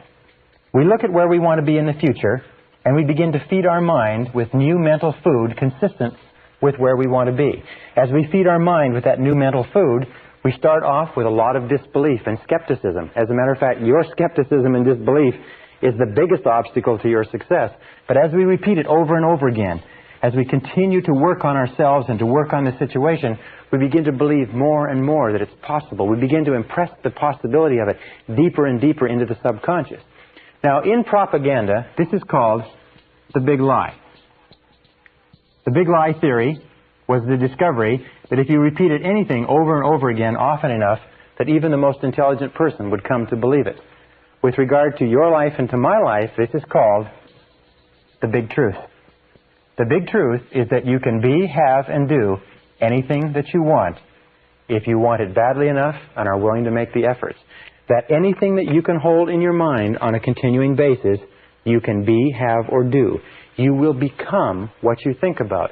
Your only job is to make a very, very clear decision about the person you want to be, the things that you want to have, the goals that you want to accomplish, and then make sure that you feed your mind continuously, day by day, week by week, hour by hour, with words, pictures, images, ideas, thoughts, and information consistent with your goals and your ideals. Keep your mind on what you want, keep it off of what you don't want, and everything is possible for you.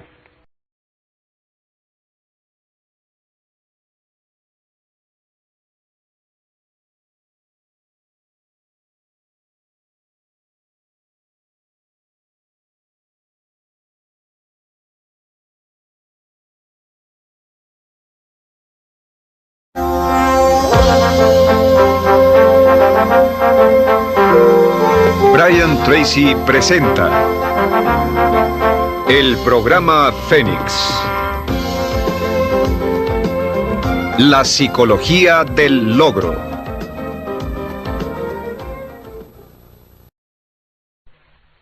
Session 12, Software for the Brain. What is the most precious resource in your life? Well, if you're like I am, your most precious resource is time. And according to all the recent studies that have been done lately, adults in America and Canada and other countries value time ahead of money in almost every instance. Now, as a result of what we've talked about in our previous sessions, with the fact that if you change your internal world, you change your external world, one of the things that begins to well up inside of you is impatience.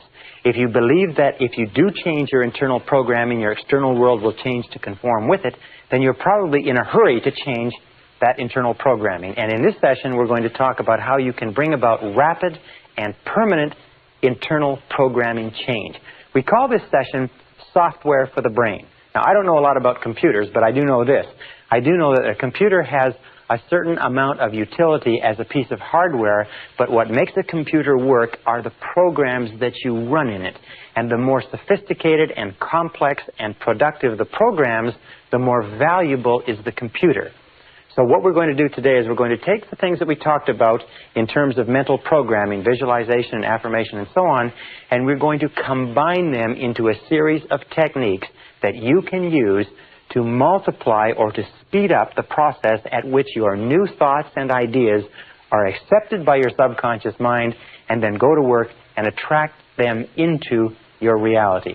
And the first technique we're going to talk about is what I call written programming technique. It's one of the simplest of all, and yet it is so powerful that it's almost scary. Again, I've said this to many audiences, but I'll say it to you, is that if you just practice this one technique, it will be worth 10 times the time and price of this program. If it's all you learn is this one technique, it will have an astonishing difference on your results. When I first learned about this and applied it some years ago, I couldn't believe how effective it was. And all it requires to use is discipline plus one of these. Now, this is what I use. It's a spiral notebook. It costs here $1.99, Walgreens Drugs. All it has is lined pages. And what you do is you use this to write and rewrite your goals. It's very simple. You buy one for $1.99, and you use this as the basis of written programming technique. Let me explain to you how it works. Written programming technique is based on the fact that we learn or take in information three ways. We take in information auditorily. In other words, we hear the information or we speak the information. We take it in visually. We see the information, and we take it in kinesthetically as we feel the information. Now, any one of these is a good way of learning, or if you like, bringing in information to the unconscious mind. However, the more of them you can combine simultaneously, along with some of the other mental principles and programming techniques that we've talked about, the more rapidly the information is accepted. Sometimes, if you combine information in the right way, it's accepted instantaneously as a permanent change in your unconscious programming. Written programming technique is based on this, as are some of the other programming techniques which we'll talk about in the next few minutes. Written programming technique is based on the fact that when you write something down, it requires total concentration, law of concentration. You cannot write accurately and correctly and think of anything else at the same time. So writing requires concentration. It also requires intensity, it also requires visual, because you can't write without looking. And when you do write, you have a tendency to what is called sub-vocalize. In other words, you say the words to yourself as you're writing. So even though you can't hear them with a conscious ear, you hear them internally. And kinesthetically, you move and you feel. It requires tremendous mental, emotional, and physical energy to write. So written programming technique simply says this, is that every single morning, without fail, you rewrite your major goals. After you've done your reading, you rewrite your major goals. Now, this whole process, by the way, can take about 2 minutes, maybe 5. You may get to the point, as I do, where you'll write 10, 20, 30, sometimes even an hour. But you just rewrite your major goals as positive, present tense, personal affirmations. In other words, your goals could be, I earn X number of dollars per month. I weigh X number of pounds. I am outstanding in my field. I do this. I achieve. I accomplish. I choose, and so on. Whatever you want to be, have, or do, you just write it out in a series of affirmations, one at a time.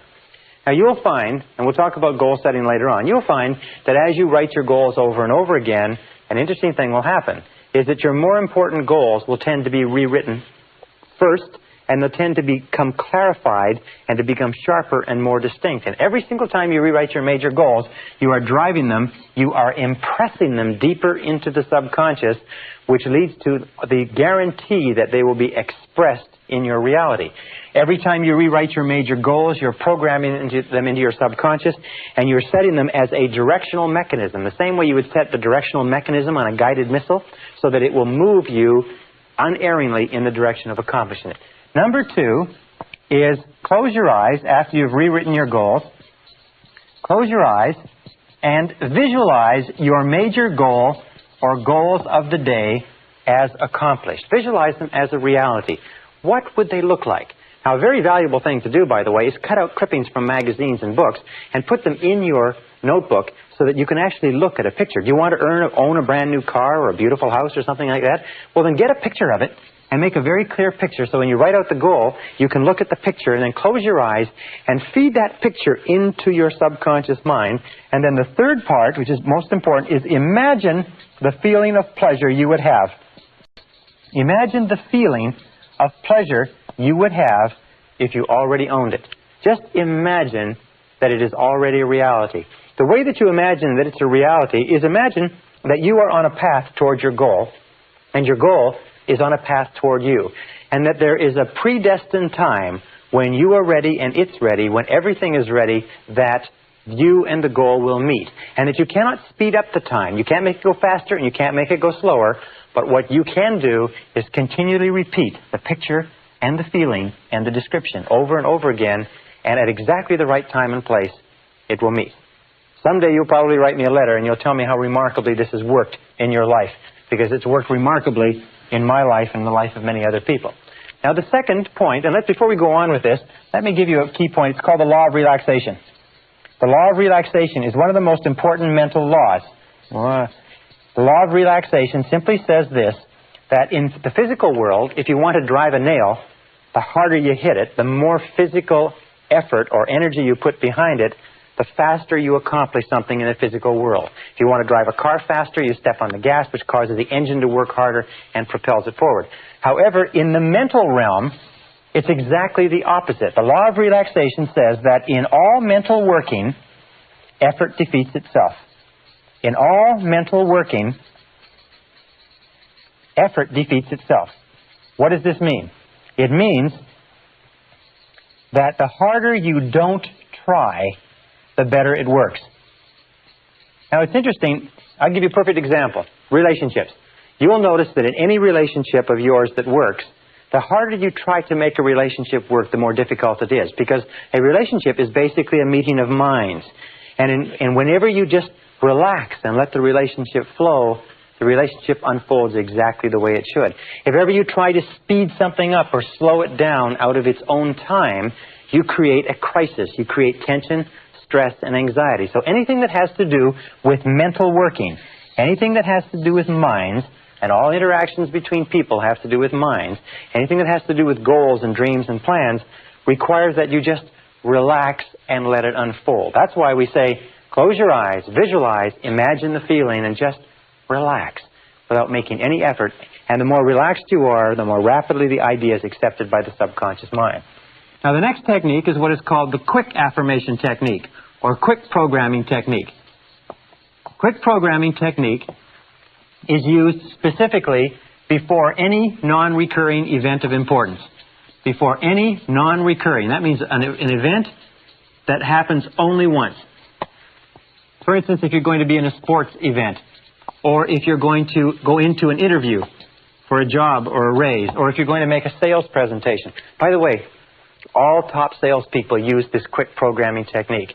Very, very powerful. What it does is it has a temporary effect, but it sets you up psychologically, physically, mentally. It programs your self-concept and your subconscious to give you the words and actions and behaviors that are perfectly appropriate to the situation. All athletes use this, as we'll talk about in a second. Now, how do you use quick programming technique? Well, let us say that you have a talk coming up. A good friend of mine just gave a very important talk to 2,500 people. And he was very tense and worried about it. I said, look, this is all you have to do is each time you think about this talk that's coming up, just close your eyes and use this technique and just think like this. First of all, visualize the perfect outcome. Visualize the perfect outcome. In other words, visualize, if you could script what was coming up, the interview with your boss, the sales presentation, so visualize the perfect outcome. In other words, the perfect outcome for a discussion about a raise would be the boss giving you the raise. The perfect outcome of a sales conversation is the person signing the sales order. The perfect outcome of a job application is getting the job. In this case, my friend's situation, his perfect outcome was a standing ovation. So he visualized a standing ovation. That's what he programmed into his mind. He saw the entire audience rising to their feet in a standing ovation at the end of the talk. Then affirm the visualization. In other words, it could be as simple as, this talk goes beautifully, or this talk is extremely successful, or I feel absolutely perfect going into this talk, or this talk is a complete success. In other words, give an affirmation that is consistent with it, and affirm the visualization, and then emotionalize it, or imagine how you would feel if you experienced it and release. And this is the key word. And then just release it as though it had already happened. Just let it go. As though it had already happened, as though you were already past the event and the perfect outcome of the event has already occurred. As you release it and let it go, it drops like a computer card into the computer, and the subconscious computer goes to work on it. Powerful, powerful technique. And this technique is based on what is called mental rehearsal. Now, mental rehearsal is a technique that is used by all peak-performing men and women. It's used by all self-made millionaires, all outstanding salespeople, all top executives, all Olympic athletes, all world champions in any field use mental rehearsal. And mental rehearsal is the process of living the experience inside before you have it on the outside. That means before any event of importance, long, short-term, or short-term, what top performers do is they recall and relive excellence. They recall and relive excellence. In other words, they think of the last time that they engaged in a performance like this, and the satisfaction that they had, the pleasure that they had, the feeling of an excellent performance, and they take that feeling. It's almost like you have a screen here, and here's the screen. You take a split screen, and on this side of the screen, you recall the last time you did this in an excellent fashion. And on this side of the screen, you imagine the upcoming event. And then when you get this perfectly clearly in your mind, and you can see it with perfect clarity, that last triumph, that last success, the last sale that you closed, the last interview that went well, the last successful party or meeting or social engagement, then you transfer this into the new situation that's upcoming, and you transfer the feeling and the experience, and you overlay the two so that as you anticipate the upcoming experience, you combine it with the feelings of success and pleasure and joy of the previous excellent experience.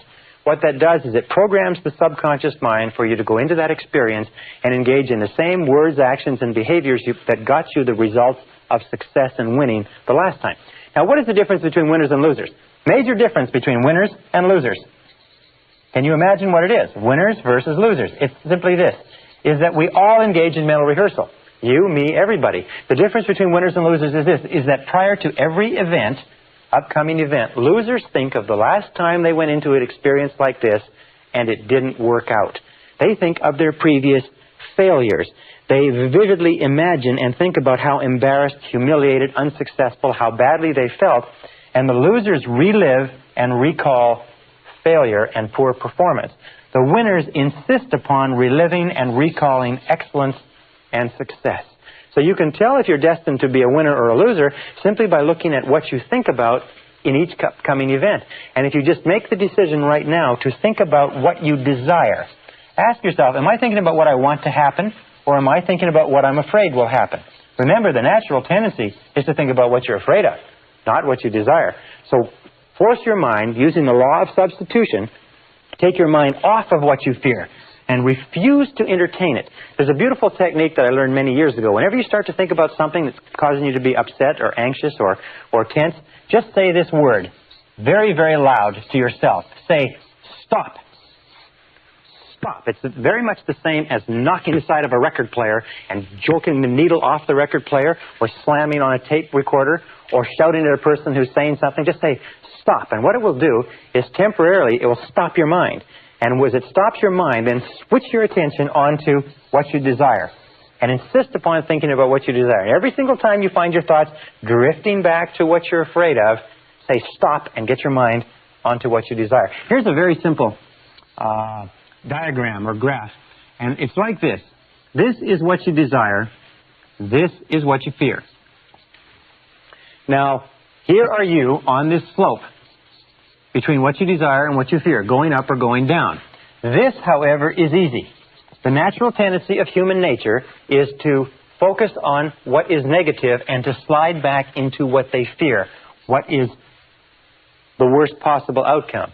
This requires effort. It requires a consistent effort to keep your mind on what you want. Now, most people are lazy. Most people are undisciplined. Most people are not willing to make the effort. So what they do is they have a tendency to slide into thinking about what is the worst thing that can possibly happen. They slide into negativity. That's why the great majority of people today are negative, and very few people are positive. So be alert to that, is that whenever you find yourself thinking about something that's coming up in advance, it's natural to be filled with doubt and fear. Are natural human tendencies for a variety of reasons that we've talked about before. But the superior human being keeps their mind on what they want. The superior human being stops the negative thoughts. The superior human being concentrates on excellent performance. Now, somebody will say, well, I've never done it before. How can I concentrate, or how can I recall and relive excellence? Easy, in your imagination. You can pretend and imagine that you've done this before. Pretend that you've already succeeded at this. Think about how you would act if you were a superb success in this area. Walk as though you were a success. In neurolinguistic programming, they find that there is a physiological state or way of walking, talking, and acting that is consistent with every emotional state. And that if you walk and talk and act the same way you would if you felt confident, as we said earlier, you'll actually feel the feelings of confidence that go with the behavior. Very important. Now, here's another technique. It's called standard programming technique or standard affirmation technique. And this technique is done with cards, index cards. Or you can use just a series of goals on a piece of paper. Very powerful technique. What you do with this is that, and here's the steps to standard affirmation techniques. You set your goals. You can set 10 to 15 goals. Your subconscious mind can work on 10 to 15 goals at a time. Of course, you have to have your goals in priority, but you don't have to worry about that. About 10 to 15 goals. Number 2 is you take twice daily, morning and evening. Twice daily, morning and evening. You take some time off, where number 3, you can be with no interruptions. And then you write out your goals, again in the form of positive present tense personal affirmations. Okay? Goals as positive present tense personal affirmations on cards. Now, many people advise that you use index cards so that you can slide the cards back and forth like this. And just put one on top of the other and write your goal in very, very large, clear letters so that the subconscious mind can see the goal with crystal clarity. And then you sit down with the goals, and you read the goal to yourself. You read the goal or the affirmation to yourself. Read, repeat, and then close your eyes. So let us say the goal is I earn $50,000 a year. So we'll say on the card, I earn $50,000. I earn $50,000 a year. You read it, you repeat it, I earn $50,000 a year. Close your eyes and repeat it 3 to 5 times.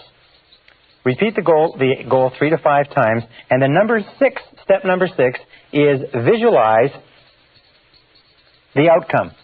In other words, if you earned $50,000 a year, what would be the outcome? Would it be a bigger car? Would it be a bigger house? Would it be a trip to Tahiti? Would it be a different wardrobe? Would it be a Rolex watch? In other words, visualize the outcome, not the process so much as what the result would be. Or another thing that you can do, by the way, is you can visualize the work. Let us say that you are going to earn $50,000 a year and you imagine you will earn it in your existing profession. Then visualize yourself doing the work in such an excellent fashion that it will actually generate the income. And then step number 7 is imagine the feeling. Imagine the feeling that would accompany the accomplishment of your goal. Imagine the feeling. Close your eyes, and as you sit there with your cards, looking at your cards, imagine the feeling of satisfaction as though the goal is already accomplished. Imagine the feeling of pleasure. Imagine the feeling of accomplishment. Let us say that what you're going to do is you're going to give yourself a trip to Tahiti. You're going to go to the South Seas. You're going to lay on the beach. You're going to swim in the beautiful surf. You're going to soak up the sun and get this beautiful tan. Then start thinking about that. Another thing that you can do, by the way, is get brochures on Tahiti. Get a poster of Tahiti. Get a poster of a cruise ship. Get pictures of the things that you're going to do and have and enjoy that you associate, because the more emotions you can associate with the accomplishment of the goal, the more rapidly the subconscious accepts it as an instruction and the more rapidly you go to work on it. Now here's what I use, by the way. Here's what you can use. You can use cards like this, which are just index cards. These ones don't have any lines, but you can use cards with lines, and you just sit there and you just write out your goal, and as you read the goal, repeat it 3 to 5 times, imagine it, visualize it, see yourself doing whatever is necessary, visualize the outcome, and then just change the card and go on to the next one. The more relaxed you are when you do this exercise, because of the law of relaxation, the more rapidly the subconscious accepts it. Here's something else that you might want to get. It's one of these spiral cards with index cards throughout it that you can write a variety of different affirmations on, carry it around with you, and just flip it. Write affirmations down. Whenever you think of something that you want, write it down, and then just take some time every so often to review your affirmations. Now, one final technique is what is called sports programming technique, which combines all the others. It's used by all top Olympic athletes. It combines mental rehearsal and relaxation. It's based on what is called autogenic conditioning, which means that if you want to become better at a sport, the technique is very simple. First of all, get some instruction in the sport. Learn from an expert. Study and learn what excellent performance in the sport constitutes. Second of all, before you go to sleep or sitting in a very relaxed position, take several deep, deep breaths and relax your body, and then visualize perfect sports performance. Say you want to be a better skier. Very simple. What you do is you learn how to ski, you look at films and pictures of people skiing excellently, and then you visualize yourself actually being the skier. You close your eyes and you do 2 types of visualization. The first type of visualization is where you look at yourself actually skiing. You look at yourself and you look at your performance. Look at yourself going down the slope. Look at yourself turning, putting in the poles, twisting, and so on. You look at yourself skiing beautifully and watch yourself going almost as though you were a spectator. The second part of the visualization is you then shift your point of attention and you look at yourself from your own eyes and actually see yourself going down the slope. Sports affirmation technique is used by all the major football teams, the basketball teams, the major figure skaters, the top golfers. Virtually all Olympic athletes train in their minds over and over again. For instance, skaters will sit down, close their eyes, put on their music, and then they will go through their entire skating routine in their minds while their music is playing. What happens is, of course, that in your mind you never fall. So they program their minds over and over again. And this is based on a very simple fact, is that every time we visualize an action, we actually send measurable impulses of nerve energy to the legs, arms, muscles, and nerves that would control the muscles that we would use if we actually engaged in that action. If you want to be a better golfer, a better skier, a better tennis player, a better baseball player, swimmer, better public speaker, better anything, you can use sports affirmation technique to bring about rapid programming changes. The key is this: repetition, visualization, relaxation, and clarity of your goals over and over again until they are accepted by the subconscious mind as facts, until they begin to become true in your reality. And if you stick with it, it will work for you.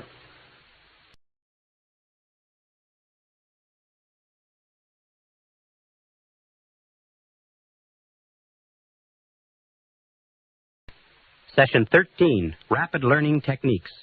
At the beginning of this seminar, we talked about human potential and about how the average person uses less than 10% of their potential, how Albert Einstein's brain was removed from his cranium when he died, and it was studied at Cornell University, and they found that he never used more than 15% of his mental potential in his entire lifetime, one of the great geniuses of this century. What does this mean, mental potential? Well, it means the ability to use our thinking capacity. It means the ability to activate the brain cells in what is called the neocortex, or the thinking brain of mankind.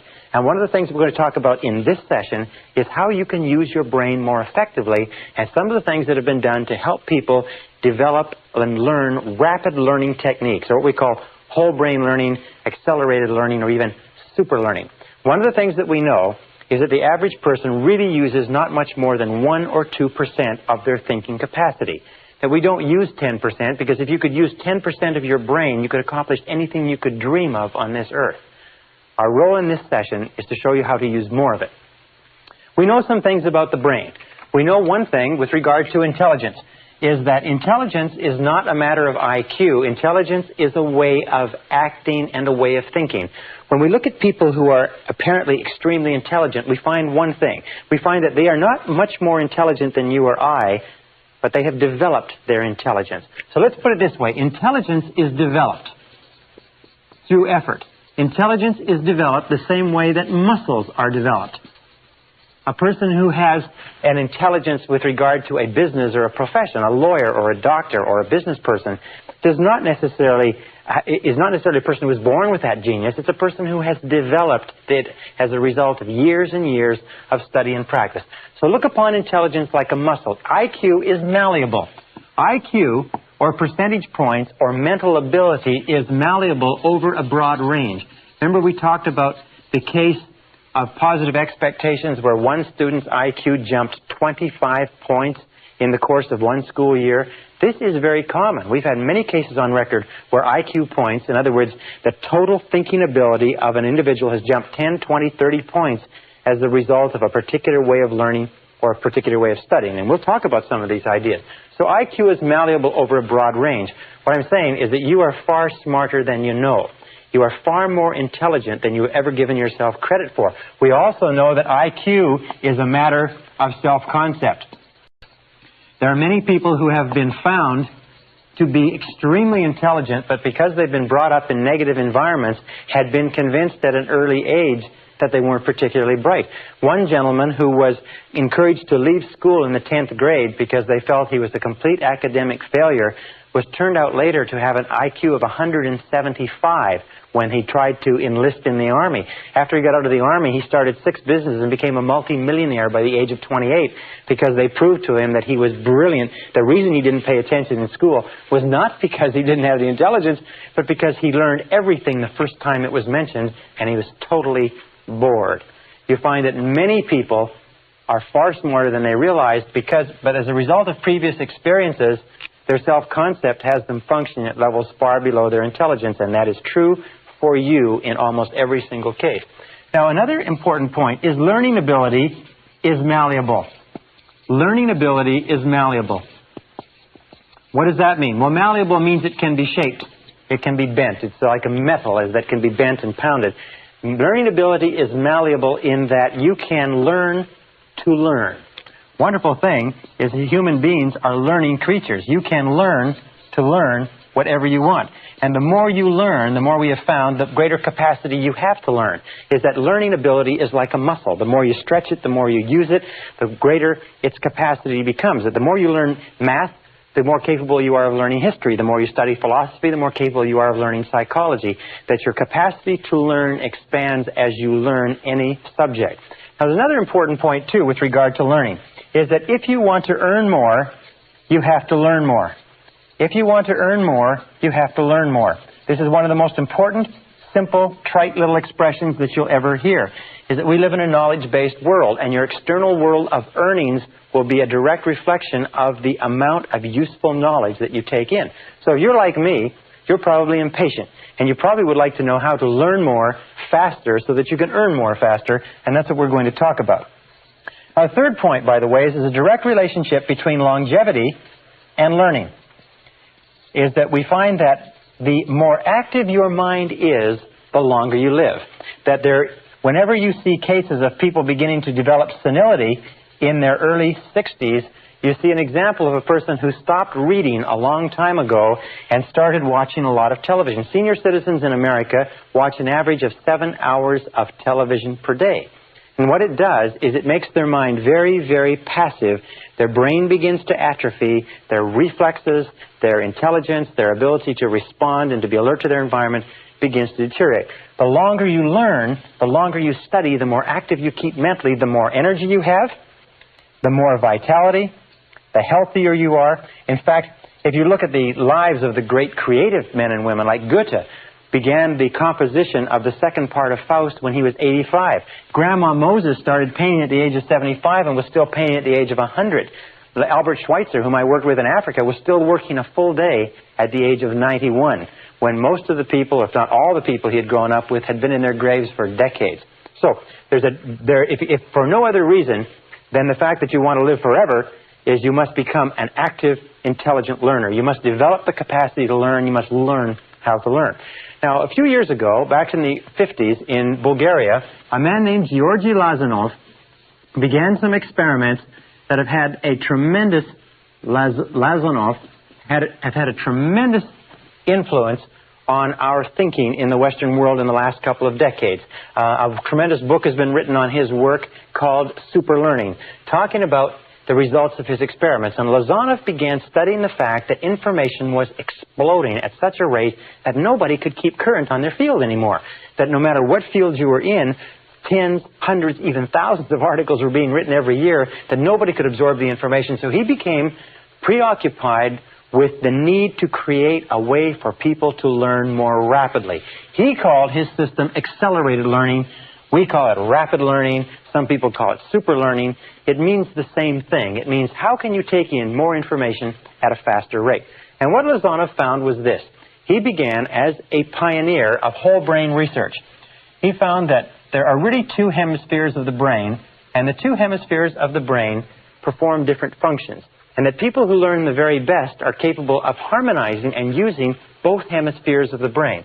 If the left hemisphere is responsible for certain functions, the right is responsible for certain functions. He also found that there's a massive tissue that divides the brain called the corpus callosum, and that children up to the age of 5 or 6 learn at about 25 times the adult rate.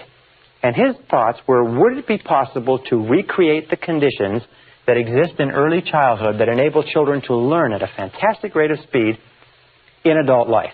And so he found that in looking at the functions of the brains, he found that the left hemisphere and the right hemisphere were responsible for very different ways of thinking. Let me give you some examples. For instance, the left hemisphere is verbal. It thinks in terms of words. The right hemisphere is pictorial or artistic. It thinks in terms of pictures. The left hemisphere is analytical, whereas the right hemisphere is holistic. It sees all the facts and information. It sees the big picture, if you like. The left hemisphere is pragmatic. It's very matter-of-factual. The right hemisphere is intuitive and is the seat of intuition and feelings. The left hemisphere is concrete. It likes to see things that it can count, touch, taste, and feel. The right hemisphere is abstract. is it's responsible for abstract concepts, scientific concepts, artistic or philosophic concepts. The left hemisphere is linear in that it sees things in an orderly row, and it is also sequential and likes to take things one thing at a time. The right hemisphere, on the other hand, is musical and artistic, if you like, and spontaneous, and is responsible for humor. The left hemisphere is responsible for language, the stringing together of words in a logical order to make sentences. It's also responsible for math. The right hemisphere is responsible for dance and for poetry.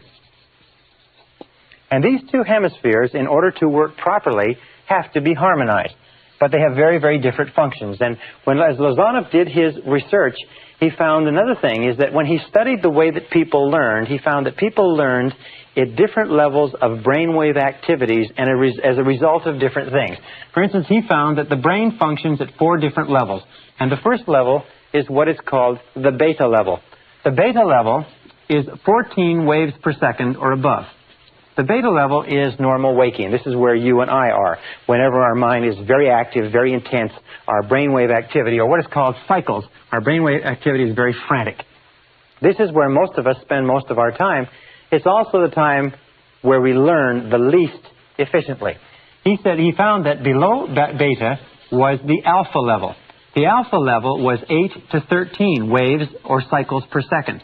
And this was a more, if you like, modulated wave level, and he found that we have a tendency to learn in this stage. This is the deep relaxation stage. This is the stage that we're in when we're sitting deeply relaxed, when we're daydreaming, if you like, or prior to going to sleep, we drop into this level.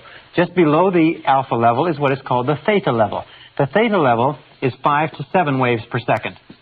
The theta level has, again, bigger waves, and this theta level is where we just are starting to drop into dreaming. It's called the hallucinatory or illusionary area, where we're starting to have dreams just before we fall asleep. Have you ever had the experience of being woken up just as you're falling asleep and being jerked out suddenly from this theta level? You weren't into delta, you weren't sound asleep, and you notice how jarring it is. But what Lozanov found was the alpha theta level. This level in here is where we do our best learning. And that when we are learning at this level, our ability to learn is dramatically increased. And just below theta is delta, and delta is 1/2 to 4 waves per second. And these are long waves, if you like. Now, of course, below half a wave per second, you are no longer working. As a matter of fact, the cessation of brainwave activity on an electroencephalogram is one of the clinical definitions of death. Now, what Lozanov tried to do was, he said, would it be possible to bring people down from beta, where they're awake, into this alpha theta level and somehow activate the right and the left brains so that they work simultaneously? And he came up with a method using music and relaxation. And he began his experiments back in 1965-66 in Bulgaria. One of the most interesting experiments, he started off with language. And the language he chose was the language of French. Now, if you were to take a French course at your local university as an adult, you would be expected in a 3-hour period, and 3 hours seems to be the ideal study period for a language, you would be expected in 3 hours to learn approximately 25 to 40 words. And you'd be expected to have a retention level up until the final exam, with due study and so on, of about 80%, and maybe less. As a matter of fact, what Lozanov found, he said that most of the ways that we learn in our society are so inefficient as to be deplorable, in that the average person who gets a university degree in our society after 4 years and $25,000 to $50,000 of expenses forgets 80 to 90% of everything they learned at the university before the summer after the final year is over. As a matter of fact, as much as 80% is lost in the first 30 days. It was been postulated by a couple of university professors. If you want to clear out most of the universities in the country, very simple way to do it, is call everybody back 48 hours after final exams to rewrite without notice.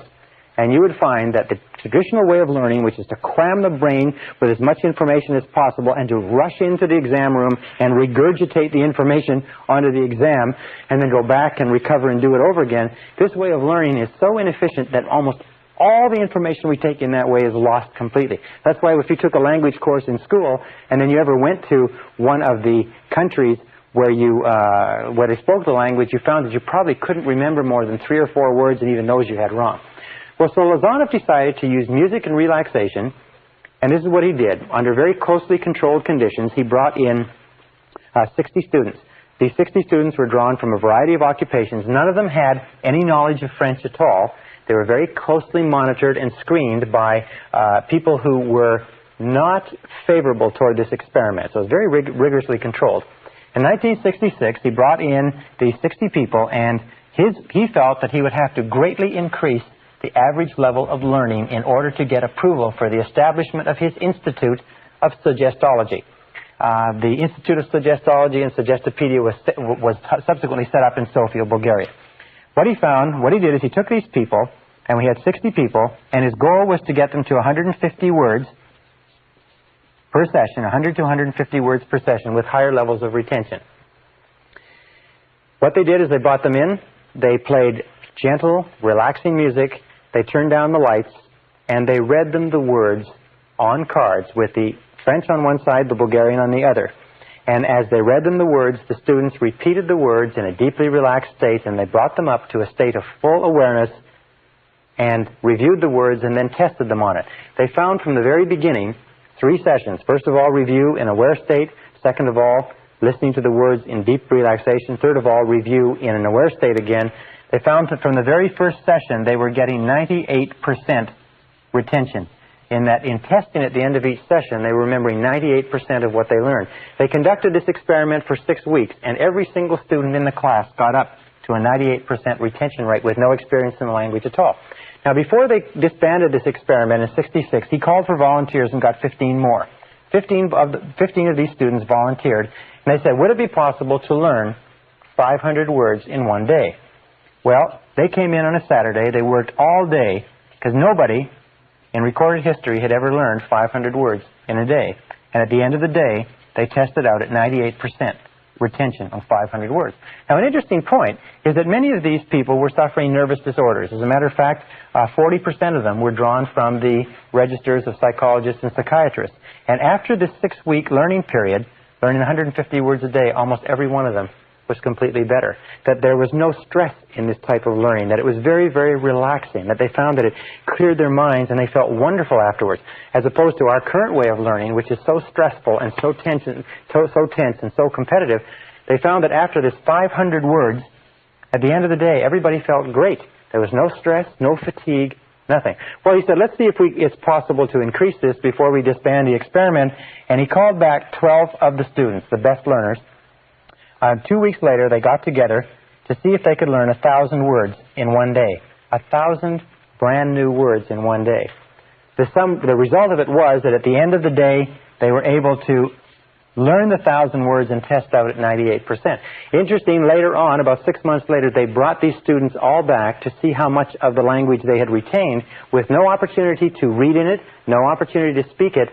They found that they tested out at 69% recall without any review, and with one review, the entire class was back up to 98%. In other words, this method of music with deep relaxation, dropping into alpha theta and activating both brains had led to a dramatic increase in learning ability. Now, in 1974, Lazanov, under a controlled experiment, got the rate up to 1,800 words in one day with 98% retention.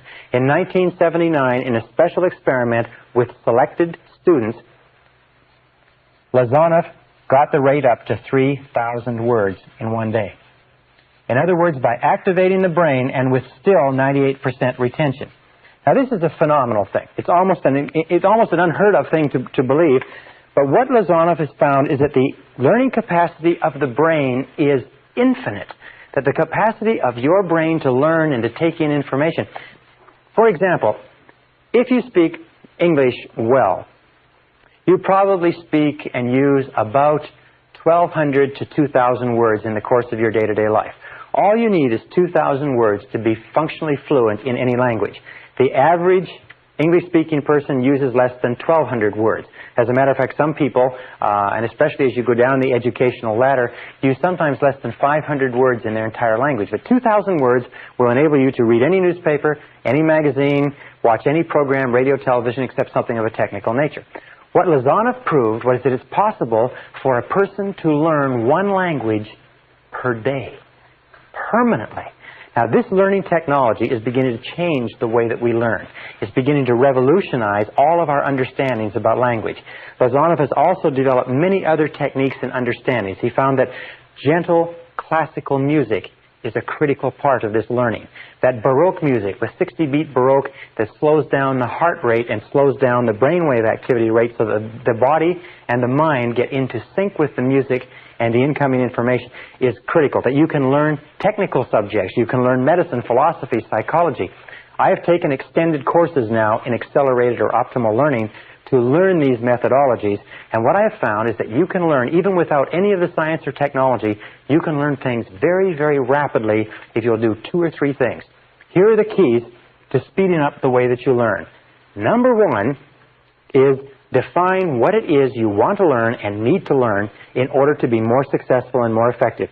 You cannot learn something that you're not interested in. You cannot learn something that does not hold your attention. You cannot learn something that is boring. So make sure that what you're studying is important to you. So number 1 is to define it. And when you begin to study, define your purpose. Why are you learning this subject? Think it through, read it through, study it, and only study things with an aim in mind. Remember, you have to have a goal.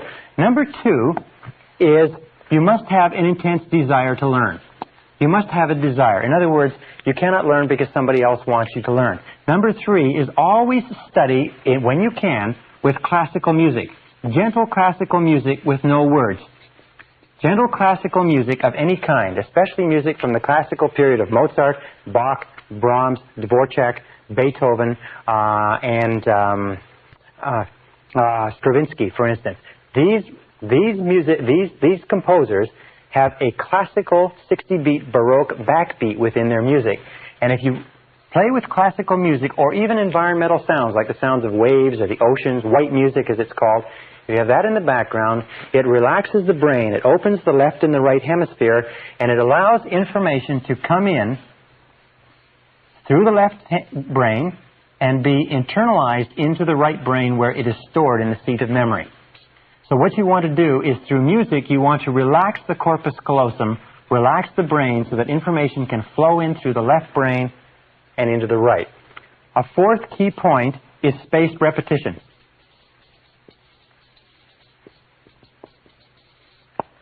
Spaced repetition is important. Now, some people say, why is it, or how is it that I can give a seminar like this all day without notes? And I sometimes do day after day after day of seminars without notes. I must have a great memory. I don't have a great memory. I just study all the time, and I use spaced repetition, and I review it over and over again. There's another thing, too, by the way, is that the more you learn, the more you learn. When you start to study, remember that it takes practice to learn how to learn. It takes practice, practice, practice. Is that the more you practice learning how to learn, the more likely it is that you'll learn. The first few days when you're studying a new subject, you'll find it takes tremendous effort. Now, here's another important point, and that is variety. Variety of stimulation is critical. The number of different ways that you stimulate your mind, different books, different magazines, plays, different exposures to different conversations, different subjects, and so on. If you bombard your mind continuously with stimuli that challenges your mind, you will find that you'll develop the capacity to learn and remember more. And number 7 is, remember this, it's called attention span, is the time when you learn the most is at the beginning of a period of study and at the end of a period of study. What does this tell you? It tells you that instead of studying or reading for a long period of time like this, say 2 or 3 hours, what you do is break it up and take several breaks so that you have a series of breaks. And you'll always remember what you learn at the beginning of the break, at the beginning of the period, at the end of the period, the beginning and end. So the more breaks that you can take, the more variety that you can put into your studying, the faster you'll learn. The key to remember this is that everything that you are or ever will become is going to be as a result of the information you take into your mind. The practical, usable information that you can take and use to bring about some kind of improvement in the world around you. If you want to earn more, you have to learn more. If you want to be happier, you have to learn more. If you want to realize your full potential as a human being, you have to learn more, which means read, study, and learn how to learn. And if you'll do that, you'll be amazed at how much of your mental potential you can release.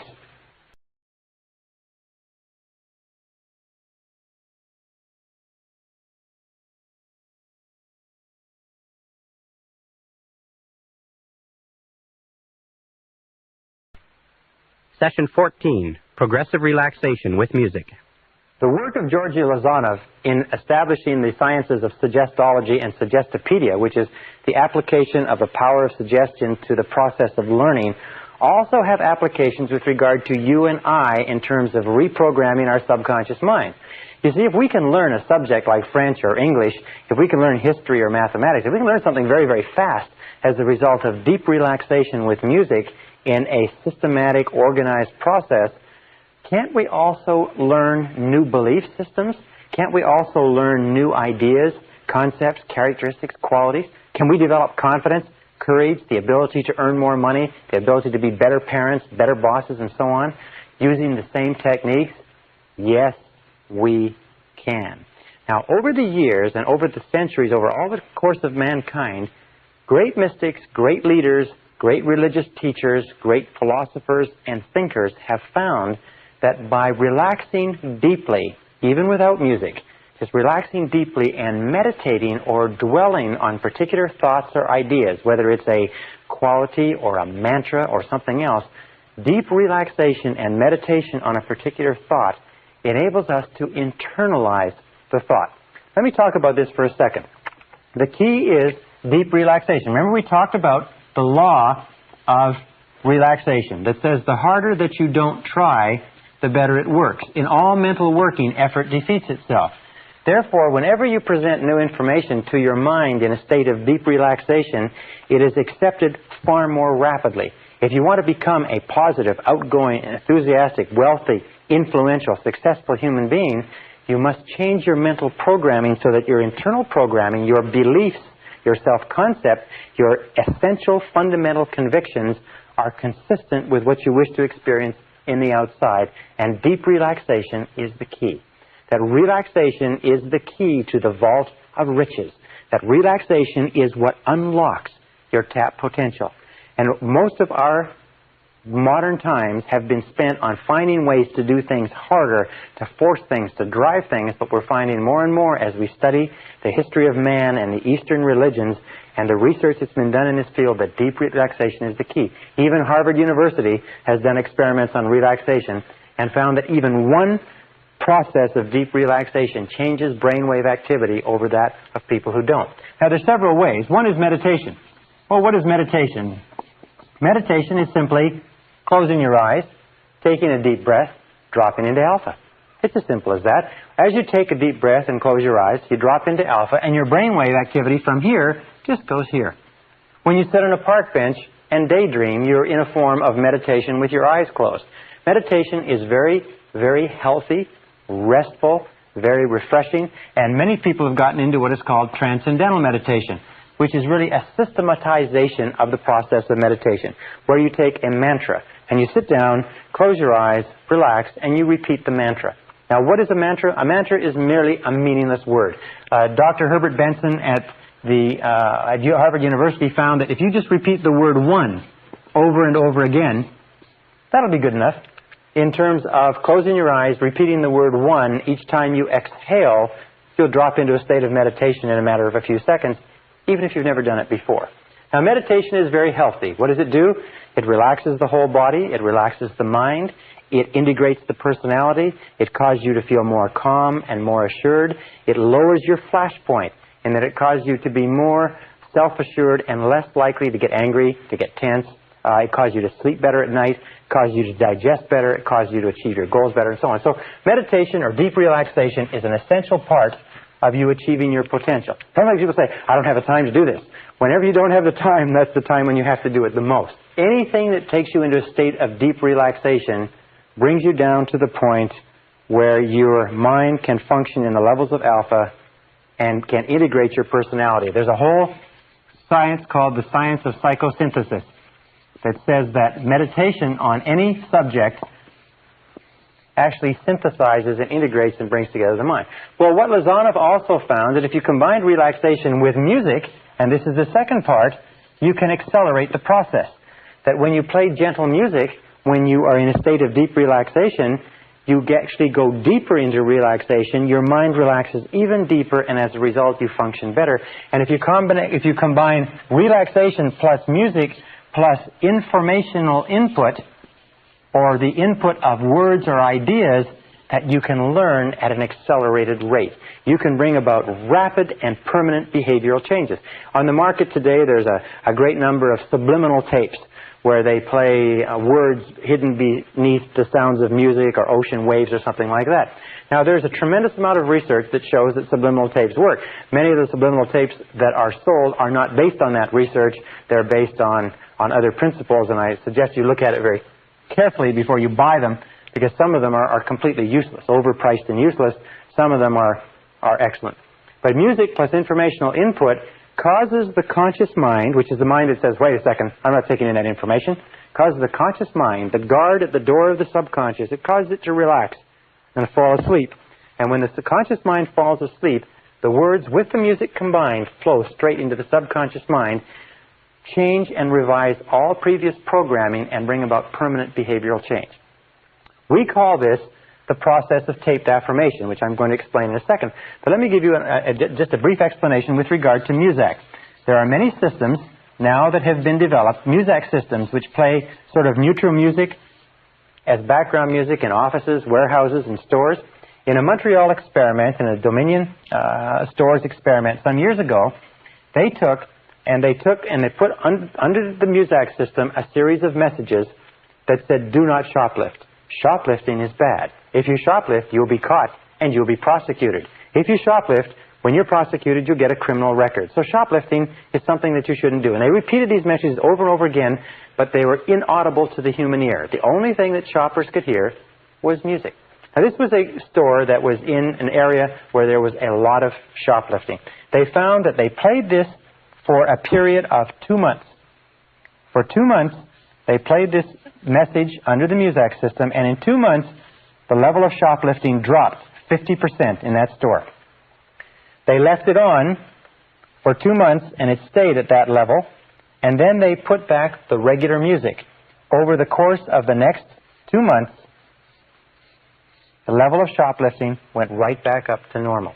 They are now using this same process, by the way, where they will put Muzak. There's sales messages, for instance, in sales organizations, they will put a whole series of messages behind the Muzak system. They'll tell everybody that they're there, because they'll say, you love to sell, you're a great salesperson, you love this product, you eagerly make calls, you are a good closer, you're a good prospector, you manage your time well. A whole series of messages like that, which will be played behind the Muzak system, and they will find that sales will go up 10, 20, 30, 40, 50%. In some warehouse operations, they have systems where they'll have a Muzak system that says, do not steal from your employer, do not pilfer from the warehouse, and so on. They'll find that theft and pilferage will drop 20, 30, 40% in a matter of a very short period of time. Now, this brings us to what we call taped affirmation, which is progressive relaxation with music. Taped affirmation is absolutely wonderful. Taped affirmation is a way of putting your goals onto a tape with music and playing them over and over to yourself in a relaxed state so that they bypass the conscious mind, drop into the subconscious, and begin to come true in your reality. I began using taped affirmation several years ago. I have now thousands of graduates who use taped affirmation. I'll just tell you this, is that every single goal I have ever put on a musical tape and played to myself over and over again has materialized in my reality. Every single one of them has come true, and some of them in a surprisingly short period of time.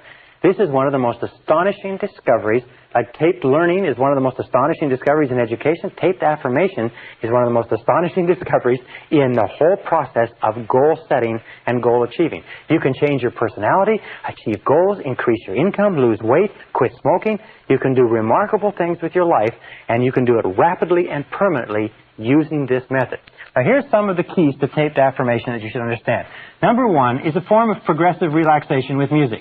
Progressive relaxation is a method of going through the body with words and relaxing each muscle group. So when you play the tape, you will hear a voice that will count you down and be more and more relaxed, and each part of your body relaxes deeper and deeper and deeper, and you get more and more and more deeply relaxed. You'll find that all the tension is let out of your whole body. And as your body completely relaxes, you'll find your conscious mind relaxes and you drop into alpha. Now, a second is that this is a form of what is called heterogenic conditioning. Now, heterogenic conditioning means hetero means other and genic means mind. So in this, we use the word you. It's a conditioning process so that when you listen to the tape, it always says you. You like yourself very much. You really like yourself. Or you accept complete responsibility for your life. It uses affirmations that are very simple and clear, positive, present tense, but they in the you case. Why? It's because whenever we listen to another voice, even if you make your own tape with your own voice, you always use you. Whenever we take in information from another voice, we are accustomed from infancy to our parents or someone else saying you. Now, there are some people who say that you're supposed to put on the tape the words I earn or I weigh or I like myself. But whenever we listen to somebody else talking about themselves, it makes no impression on our subconscious. So when you make a tape that you listen to, it's always you taking the message in. When you speak to yourself, it's always I. I am, I can, I do. Our third point is that this is healthy. This is relaxing. And this is refreshing. You will find that if you play this tape, which is about 20 minutes, and we're going to give you this tape in a little while, if you play this tape, when you come home in the evening, if you play it in the middle of the day, it's better than a nap. It's better than taking a sleep. It's better than a steam bath because it will relax you, it will refresh you, and you'll feel healthy. And even if it does nothing else, it makes you feel great. Now, a third or fourth requirement is that you do it twice daily. Optimum is to do it twice daily, morning and evening, and do it on an empty stomach. The very best time to play this tape is in the morning before you have breakfast, and the evening after you come home but before you have dinner. If you can only do it once a day, do it in the evening. It's better than a drink. It's better than a Valium. It's better than a Librium. It will refresh you, pick you up, smooth your personality, make you feel just great about yourself. So do it twice daily. Number 5 is that we use relaxing, gentle music. Now, you can use almost any music you like. The slower, the more relaxing, the more classical music that you use. You can use Baroque. You can use the sound of the ocean. You can use gentle classical music from any piece that you like. But relaxing, gentle music in the background is what causes the mind to relax and relax and relax. You can use flute music. You can use guitar. You can use violin. You can use anything that is relaxing to cause you to calm and settle down. But not music or anything that has words to it. Now, another characteristic of this is that the position that you use, and we call this assuming the position, is to sit erect, relaxed, eyes closed. We call this assuming the position. And basically the position is you sit in a chair, you sit completely erect, you put your hands on your lap, not touching, close your eyes, take a deep breath, and just listen to the tape. The tape is complete. All you have to do is put it on, and it will count you down into a state of deep relaxation, very much like this, into a state of deep relaxation. While you're in that state of relaxation, it will play a series of 10 affirmations, 5 each. And at the end of the 10 affirmations, it will then count you back out to a state of full awareness. The entire process takes 21 minutes, maximum. It's very simple. It's completely harmless. You don't have to worry about it. Now, it's very important with regard to this position that you be sitting erect. Some people say, well, can I do it before I go to sleep?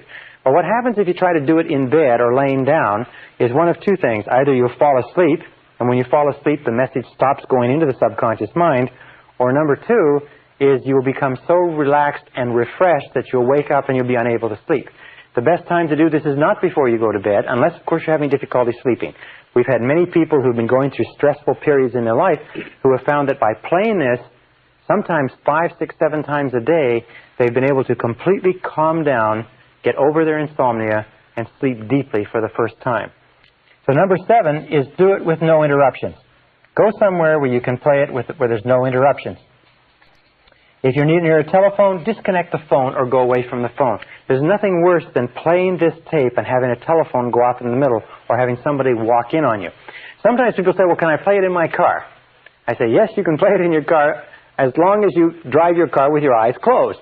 People say, well, can I do it when I'm jogging? Yes, if you jog with your eyes closed. Because if your eyes are open, this is critical, if your eyes are open, your eyes are bombarded with so much stimulation that you do not drop into alpha. So it's important to remember that. Remember, no interruptions. Do it twice a day. Do it on an empty stomach. Don't do it after drinking anything. Don't do it after eating anything. And don't do it after smoking anything stronger than a cigarette. Now, what will happen as a result of this? This process takes just 2 things. It takes discipline, which is what most people lack, which is why most people fail, and it takes repetition. It's very simple. Repetition. What will happen? Well, the first time that you use this, you will notice a deep relaxation. As a matter of fact, many people have said they've relaxed more deeply with this tape than with any other process they've ever tried. And these are people who've tried meditation and tried a lot of other things. Second of all, you will find that in a very short period of time, about 2 or 3 days, you will find yourself feeling far calmer. You feel far more relaxed. You feel sort of good about yourself. And you find that your flashpoint, your levels of tension have dropped. Within a week, the people around you will know the difference. They'll say, you're doing something different. Within a month, people who only know you marginally will notice that there is a difference in your personality. A good friend of mine, who's a psychologist, pointed out to me that the way that he first noticed the effect of this tape was that he used to get very, very tense in traffic. He'd be driving along in traffic and somebody would cut him off, or he'd be stuck in traffic. He'd get very, very angry. What he would do is, he found when he played the tape, is that he didn't get tense anymore. He would just relax and found that he might get angry, but he would be only angry for a few seconds, then he'd be calm again. So it's very, very healthy. By the way, you cannot play this tape and be a stressful type of person. Now, how many goals can you work on? Well, you make your own tape, and you can work on 10 to 15 goals on your tape. When you write out the goals, what you do is you repeat at the beginning of each goal, which is a positive present tense affirmation, you repeat, yes, I agree, or yes, that's true. What this does is it reinforces the affirmation and drives it deeper into the subconscious. For instance, you're listening to the tape, you close your eyes, the tape says, you like yourself unconditionally, you really like yourself, and you say, yes, that's true. Yes, I agree. So when you say that to your mind, you're acknowledging to your subconscious that this is a true statement. Remember, in affirmations, the most powerful effect on your subconscious is what you say to yourself and believe. If a person were to say to you, you sure look good today, and you say, yes, I do. Notice how much better you would feel about that than if you say, no, I don't. I look a little bit ragged. So always agree and accept it. Repeat it. The number 11 important point on this is to do it over and over again until it becomes a habit. Put your own affirmations. Take your own affirmations with regard to your goals. For instance, if you want to lose weight, put your ideal weight on there. If you want to increase your income, put your ideal income on there. If you want to change your temperament, put your temperament. If you want to be a better time manager, put better time management. If you want to be more creative, then put creativity on there. Do you want to have more energy? Then put energy on there. Do you want to sleep at night? Then put sleep at night on there.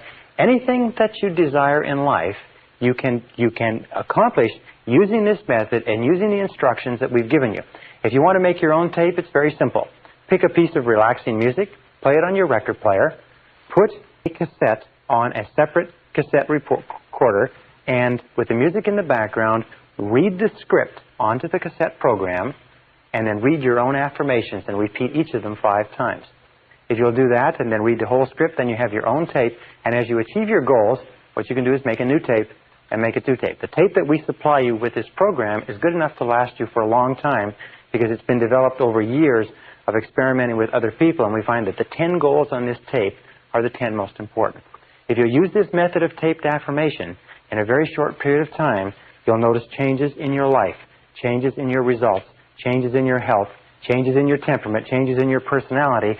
And I will repeat what I said before, I have never set a goal on taped affirmation that I have not accomplished exactly at the right time, exactly in the right way, and it will work for you as it has worked for me. Good luck.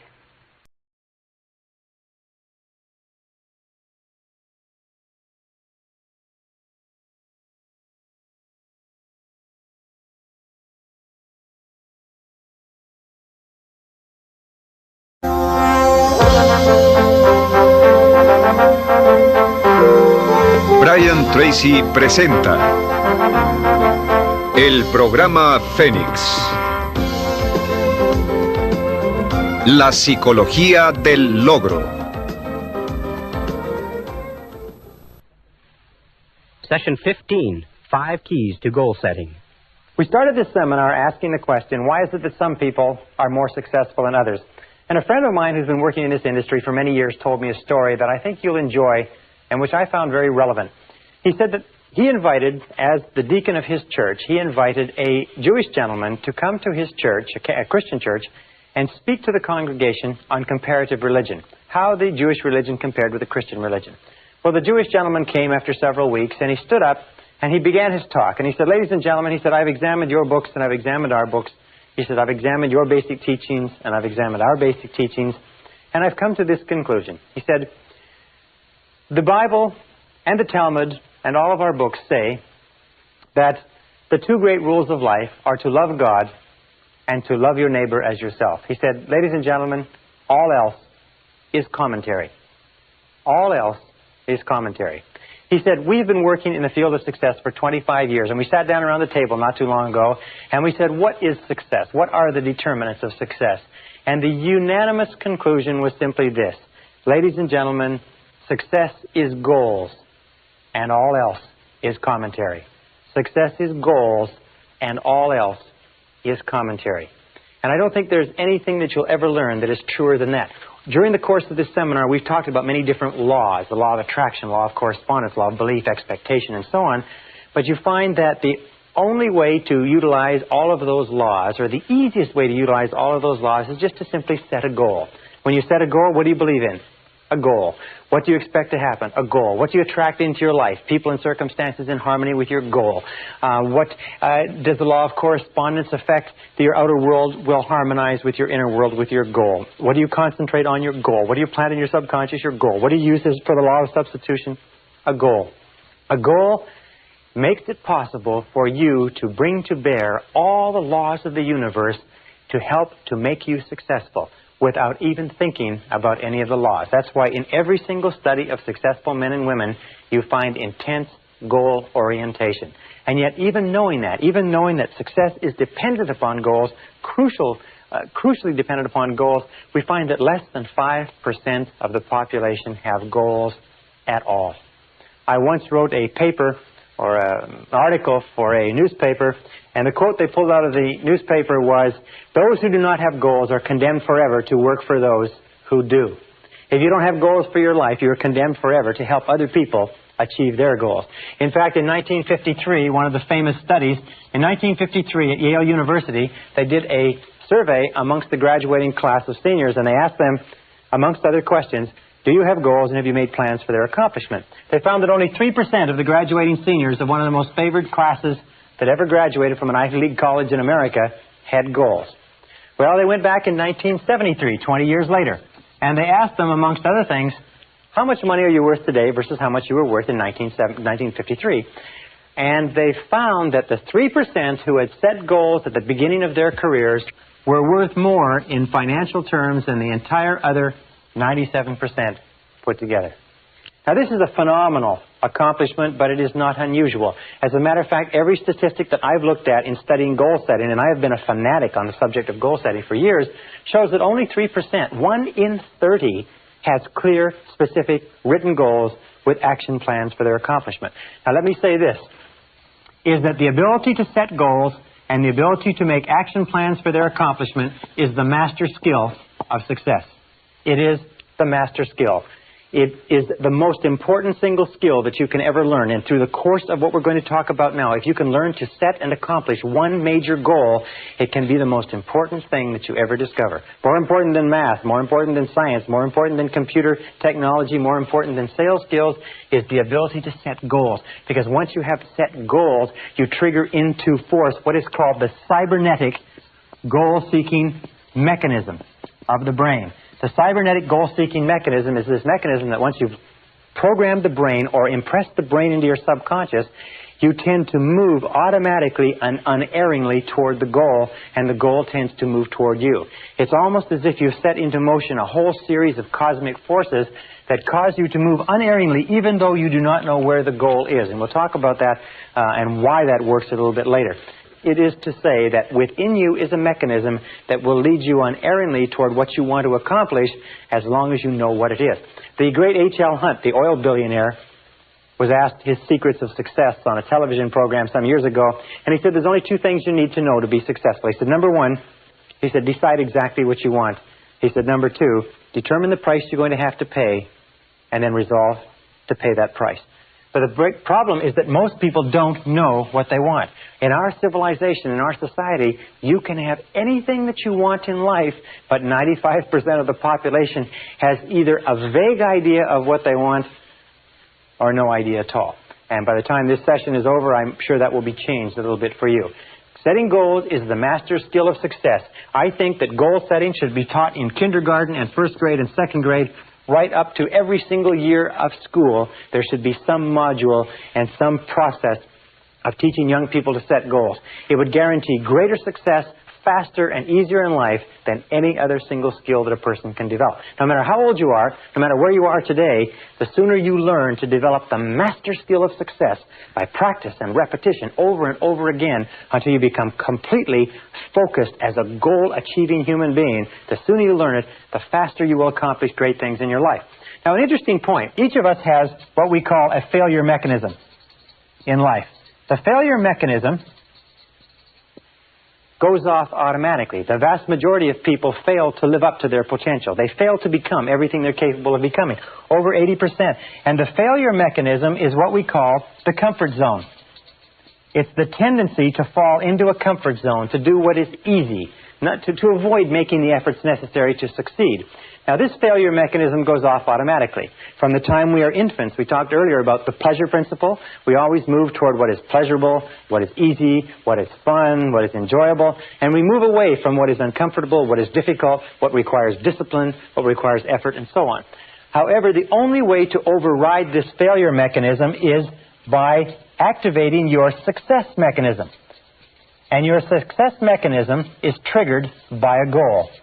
Whenever you write out a goal, you override the failure mechanism. Whenever you think about a goal, you override the failure mechanism. You see, when you set a goal, it releases positive energy. It builds up drive and desire. It gives you persistence. It gives you clarity of thought. It gives you intensity of purpose. And it moves you forward towards your objective. The only way you can break out of the comfort zone is by setting goals that are progressively higher than anything that you've accomplished. And all leaders in every study that I've looked at in the last few years make a habit, a conscious habit of not getting stuck in a comfort zone. They're always aware. Natural tendency is to slide, to take it easy. So they're always setting goals that are just a little bit higher than they've ever accomplished before. They're always striving, always reaching out beyond anything they've done before. And that's what keeps them growing. That keeps them alive. It keeps them alert. It keeps them bright. And it keeps them successful. Now, we know, by the way, that achieving goals is automatic. You have this cybernetic mechanism that once you've programmed a goal into your mind, you go off toward it automatically. The problem is not in achieving goals. As human beings, you are a goal-achieving organism. The only time you're happy is when you have a goal. The only time that you are fully alive is when you're working towards something that's really important to you. You need that sense of meaning and purpose, that sense of direction, that sense of significance in your life. The question is not why is it that people don't achieve goals, because achieving goals is automatic. The question is why is it that people don't set goals? Now, I've heard for years before I began working in this subject, you're supposed to set goals, you're supposed to set goals. And yet I talk to people who've read the books and taken the course. I say, do you have written goals? They don't have any written goals. So I began to look into the psychology of goal setting, and I found that there are 4 major reasons why people don't set goals. Even though they know they should, they know they're important, they've been told over and over again, 4 major reasons. And until you understand these 4 reasons and how they work on you unconsciously, we can't go on to the next step. So let's talk about them. Why don't people set goals? Number 1 reason why people don't set goals is they don't realize the importance of goals. They don't realize the importance of goals. Now, what does this mean? Well, it means that you and I are the products of our upbringing. You and I are the products of our parental influences, our brothers, our sisters, our friends, our family, and so on. If you grew up in a home where your parents did not emphasize goals, did not talk about goals, did not encourage you to set goals at an early age, do you know what happens? Is that you can grow up and you can become an adult and you can not even be aware that there's such a thing as goals out there. In the studies on who gets ahead in America, they found an interesting thing. They found that the conversation around the family dinner table is a major determinant of the character of the children who grow and come out of that home. That if the conversation around the dinner table is achievement-oriented, success-oriented, goal-oriented, then young people will grow up believing and working toward goals as naturally as they eat with a knife and fork or wash their hands after dinner. So, people don't realize the importance of goal setting. Please understand that goal setting is critical. It is the vital skill of success, and the kindest thing that a person could ever do for their children is to help them set worthwhile and realistic goals from an early age and then give them all the encouragement possible to accomplish those goals. Second reason why people don't set goals, see if this applies to you, is they don't know how. Surprisingly enough, and when I started studying this subject, I found that everybody said to set goals. Very important to set goals. Got to set goals, got to have goals, got to put a timeline on goals. But the fact is that there were no really good goal-setting methodologies. And in this course, I'm going to teach you a goal-setting methodology that is absolute dynamite, considered one of the best goal-setting methodologies that anybody's ever seen. But if you don't know how to set goals, I can tell you how to set goals, tell you to set goals all day, and it wouldn't do you any good. You can go through 12 to 15 years of school in our society and never get 1 hour on goal setting. Imagine 12 to 15 years. I've taken a postgraduate degree in business from a major university, and never once did they spend 1 hour talking about how to set and achieve goals. Never once did they discuss the master skill of success. Well, after this course, you're going to know how to set goals. So that won't be a problem. Now, the third reason why people don't set goals, and this is in order of increasing importance, is fear of rejection. The fear of rejection, as we talked about before. One of the most profound and powerful fears in our life is the fear of being criticized or ridiculed by other people. And every one of us, as children, when we were young, we said, I want to do this, I want to be a fireman, I want to go here, I want to go there. And we had somebody saying, that's stupid, or you can't accomplish that, or don't be silly, or you're too small, and so on. And what we learned at a very early age is that if we talked about a goal or something that we wanted that was bigger than we were, the most important people in our lives would ridicule us and would criticize us and make us feel bad and small. So unconsciously we made a decision, if you want to get along, you've got to go along, so we don't talk about our goals. That way nobody criticizes us. Now, as adults, we fall into the trap, an unconscious habit, we fall into the trap of not setting goals at all, and not talking about goals and not thinking about goals, then nobody can criticize you. And I will tell you this, that 80-90% of the people around you, if you decide you're going to do anything from finding a new parking spot to finding a new job or a new marriage, they will tell you that it can't be done. They'll tell you all the reasons, and they'll line them up, and they'll try to discourage you from doing anything different than you're doing. So here's the key. Keep your goals confidential. Keep goals confidential. Don't discuss your goals with anybody, except that the great majority of people are threatened by anybody who has a goal. They're worried. It makes them feel inferior and inadequate because they don't have goals of their own. So only discuss your goals with people who also have goals of their own. Discuss them with the people close to you whose help you need to accomplish them, but just don't discuss your goals with people at random, and don't give them a chance to shoot the goals down. Now, the fourth reason why people don't set goals. This is the top of the list. This is the worst of all. It's our old friend, our old enemy, if you like, fear of failure. The fear of failure is the number one reason why people fail in adult life. The fear of failure, the fear that I can't. I might lose my money. I might lose my time. I might lose my investment. I can't. It causes us to become tense and stressed. It causes our heart to pound and our stomach to churn. This fear of failure is the number one reason why people underachieve and fail in life. It's because the fear of failure holds them back from ever trying. The reason why people fear failure is they don't understand failure. They don't understand this critical point. If you can understand this point, it can turn your whole attitude around. It's simply this, is that it's impossible to succeed without failing. That failure is an indispensable part of success. Failure is essential to success. That if you avoid failing, you cannot succeed. That every single great success in human history has been a failure up until the moment of their success. That the key to success is to fail and fail in a forward direction, is to continue to learn from everything that goes wrong. To every setback, every obstacle, every disappointment, step back and say, what can I learn from this situation? Use the law of substitution and derive a valuable lesson from every single failure. Remember we talked about the becoming an inverse paranoid, confident expectations? Every time something goes wrong, look into it and say, now, I wonder why this is happening to help me. And you'll find that in every single setback or disadvantage, as Napoleon Hill said in his book, there's a valuable lesson, an opportunity, or a benefit that you can find if you look for it.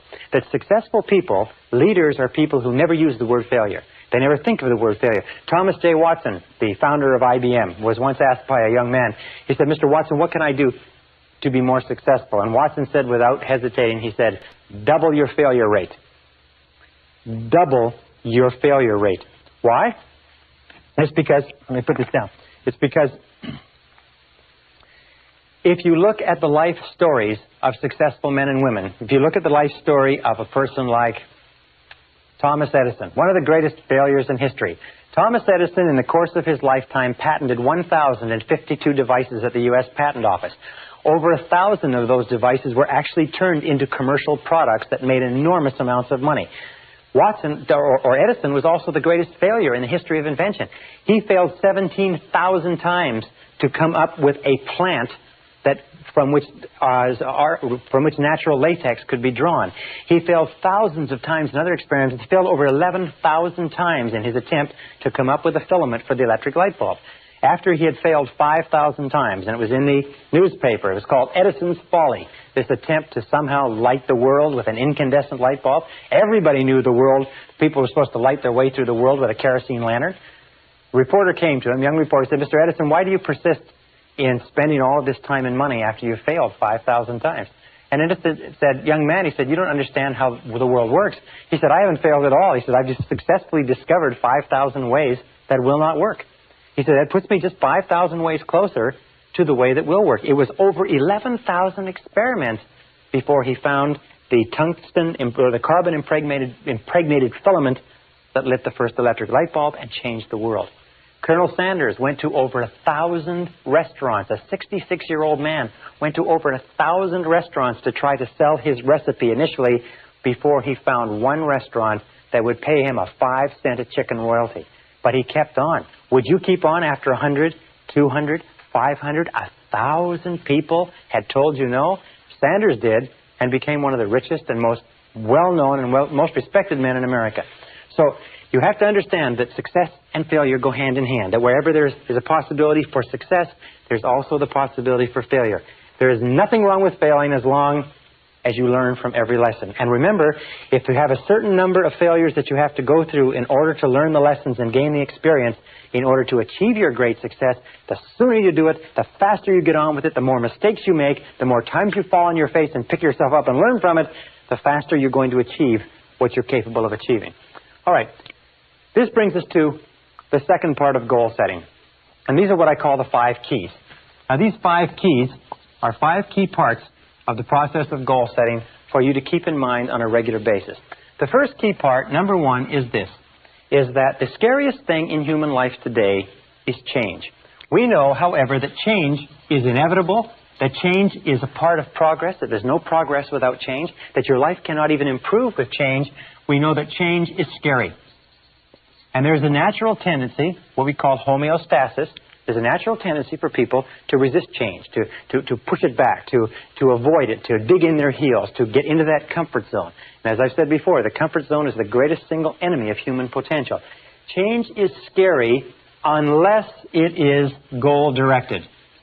Unless it is goal-directed. And this is the key, is that we can overcome this persistent unconscious fear of change by one simple technique, is by taking control of it. Remember we said that the law of control is the critical law of human harmony, that you only feel positive about yourself to the degree to which you feel you are in control of your own life. Well, goals allow us to control the direction of change. We know that life never goes on in a straight line for any period of time. Life is either getting better and improving, or life is getting worse and deteriorating. That just happens to be the fact. However, when we set goals, we can control the direction of change. And controlling the direction of change is the key to our success. So that everything that happens in our life is goal-directed. It is towards something that we want. It is toward improvement. It is in the direction of our highest ideals rather than random. See, nobody fears change if it's in the direction of something that they want. The only change that we fear is change that leaves us worse off than we were before. Now, this brings us to our second key concept in goal setting. It's what we call the area of excellence. Now, the area of excellence concept is very simple. What it says is that everybody has talents that rotate around the average. These are average talents. We are better at cooking, worse at math, better at communicating, worse at selling, better at speaking, worse at history, and so on. We all have talents, but it also says that every one of us has talents somewhere that are in the exceptional range. That every single human being has an area of excellence in which they are extremely capable if they can find it. That every single person, we'll talk about this earlier, has genius in some area. And one of the great jobs of adult life is to find your area of excellence and to throw your whole heart and soul into that area of excellence and into becoming very good in the area where you have unique gifts and abilities. For instance, 3 keys to your area of excellence. 3 critical keys. Number 1 is attention. Attention, the things that hold your attention, are a very, very good indicator of where your area of excellence might be. What do you like to read about? What do you like to talk about? What do you like to think about? What do you like to study? What do you like to learn more about? Also, interest. What are you interested in? What has held you or been a fascinating subject for you throughout your life? Sometimes we are programmed internally to be interested and drawn towards things that are the very best for us. And finally, absorption. What could you become totally absorbed in? What absorbs your attention completely? When you're working at it, when you're thinking about it, when you're reading about it, it absorbs your attention completely. Attention, interest, and absorption are the 3 keys to finding your area of excellence. And one of the most important responsibilities of adult life is to find your area of excellence. Because until you do that and commit yourself to it, you will never achieve your full potential. And everybody has an area of excellence. Now, the next key, number 3, area of excellence is number 2. Next key is what we call the acres of diamonds. And the acres of diamonds theory comes from a story about an old farmer who went off seeking diamonds in Africa, sold his farm, wrapped up everything, went off seeking diamonds, ran out of money, and finally died, poor, impoverished, and alone. And meanwhile, back on his farm, the new owner went out and discovered some of the biggest diamonds in history. The Acres of Diamonds philosophy says that under your own feet, right now, in almost all cases, is everything that you're looking for.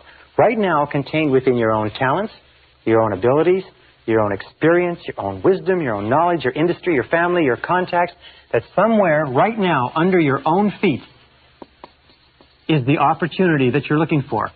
You don't have to go across the world. You don't have to move to another city. You don't have to change. All you have to do is mine your own acres of diamonds. But the interesting thing is that diamonds don't look like diamonds in their rough form. Diamonds or opportunities always come disguised as hard work. The reason why people are always looking somewhere else is because they don't recognize that your great opportunities always come disguised as hard work, and they take a tremendous amount of work and effort to develop and to realize. So look under your own feet for your acres of diamonds. Look into your own unique talents for your area of excellence. Absolutely critical to goal setting. Now, the fourth is the importance of balance. In life, in order to be truly successful, you must have balanced goals. You can't have just goals that are all money. You can't have goals that are all in any one direction. You need a balance of goals, and here are the three key areas. Number one is you need personal and family goals. Now, your personal and family goals are the goals that, more than anything else, determine the quality of your emotional life, determine how good you feel about yourself and life. And your personal and family goals, you need about 3 to 5. These are the reasons why. These are the why of your life. This is why you're alive in the first place, which is to achieve a life that is significant and important and pleasurable to you. And you must never sacrifice these for anything else. The second set of goals are business and career goals. Now, your business and career goals are the way that you earn the wherewithal. They're the way that you fulfill your potential as a productive member of society. They're the way you make a contribution. These are the what goals. But remember, these are not as important as the why. The natural tendency for us, if we're not careful, is we get so caught up in the what, the business and career goals, that we forget the personal and family, which are the reasons why we started in the first place. And you need 3 to 5 goals in the business and career area. And number 3 is the self-improvement goals. Now, self-improvement goals means that you look upon yourself as a do-it-to-yourself project. It means that you look into yourself as a person who has infinite capacity, but it has to be developed. And you need 3 to 5 self-improvement goals, too. Now, your self-improvement goals are what we call the means. Self-improvement are the means to get the what, which is what you need in order to accomplish your why. One more point, and that's this. And it's point number 5, and that is the need for a major definite purpose. A major definite purpose is the number one goal in life. And every single study that we have looked at, every single study that I've looked at in peak performance, high achievement, and so on, comes back to this very simple equation, this very simple factor, is that your life only begins to become great when you fix upon a major definite purpose. One goal, one mission, one goal that is bigger than any other single goal in your life. Now, it doesn't mean you can't have several goals. You can have 10 to 15 goals going. You can have 200 to 300 if you want. But you have to have one. If somebody were to wake you up in the middle of the night and give you a shake and say, what is your major definite purpose? You should be able to open your eyes and be able to tell them just like that. Your major definite purpose must be measurable. In other words, you can't have a major definite purpose to be happy. I had one woman come up to me and she said her major definite purpose was world peace. And I said, well, your major definite purpose, in order for it to have any meaning for you, in order for it to give purpose and direction to your life, has to be under your own control. It has to be measurable. It has to be specific. It has to be tangible. It has to be something that you can do or have or be. It has to be something that when you've accomplished it, you can look at it and say, here it is, it's achieved. It can't be something nebulous, because setting a big, broad, unbounded goal is a way that we trick ourselves into setting no goals at all. Now, with regard to your major definite purpose and your other goals, 2 points. You can have tangible and intangible goals. In other words, you can have qualitative goals that have to do with the quality of your life, and you can have quantitative goals or tangible goals that have to do with your income, weight loss, bigger car, bigger house, and so on. And you need a balance of those. And finally, you need short-term and long-term goals. Now, your short-term goals, ideally, are about 90 days for maximum motivation. Your long-term goals should be about 2 to 3 years for maximum motivation. And your major definite purpose or your major goals should be 2 to 3 year goals, maybe shorter, maybe longer, broken down into 90-day periods. That having been said, I'm going to give you a brief goal-setting exercise. I'm going to ask you 7 quick questions. I'm going to give you between 30 and 60 seconds to answer these questions. And what I want you to do is write as quickly as you possibly can the very first things that come to your mind. Now, the first question is this. Are you ready? Get out a pencil of paper, pencil, clean sheet of paper, goal-setting exercise. Here it is. Question number 1 is, what are your 5 basic values in life? What 5 things do you value most in life? Number 1 question. You have 60 seconds to answer this question. It's counting right now. What things do you value most in life? Your home, your car, your family, your income, your job, your career, your spiritual development, your health, your wealth, your stereo set, your new hubcaps, your intelligence, your intellectual growth. What 5 things do you value most in life? 30 seconds. Write the first 5 things that come to mind. And once you've written the answer to this question, your 5 basic values, organize them in order of priority. What is the first one? What would be number 1 if you had to throw away the other 4? What would be number 2 if you had to throw away the other 3? What would be number 3, and so on? Organize them in order of priority, number 1 through number 5. All right? 5 seconds. 4, 3, 2, 1. Question number 2 is write your 3 most important goals in life right now. You have 30 seconds. What's your 3 most important goals in life right now? Counting. 25 seconds left. Write the first 3 goals that pop into your mind. If you can't think of anything else, write money, money, money. But write the first 3 goals that pop into mind, quickly. Okay, 10 seconds. This is an easy question. 5, 4, 3, 2, 1. Question number 3. You have 1 minute. What would you do, how would you spend your time if you found today that you only had 6 months to live? How would you spend the last 6 months of your life if you only had 6 months to live? Write everything that you do in the last 6 months. Time is counting now. Write it as though everything you put on this list you can do in that last 6 months, but if you don't write it down, you can't do it. How would you spend your time? Who would you spend your time with? Where would you go? What would you do? What would you want to finish up? What would you want to start? Who would you want to see? What phone calls would you make? What bills would you run up on your charge cards? Okay. In other words, what would you do if you had 6 months to live?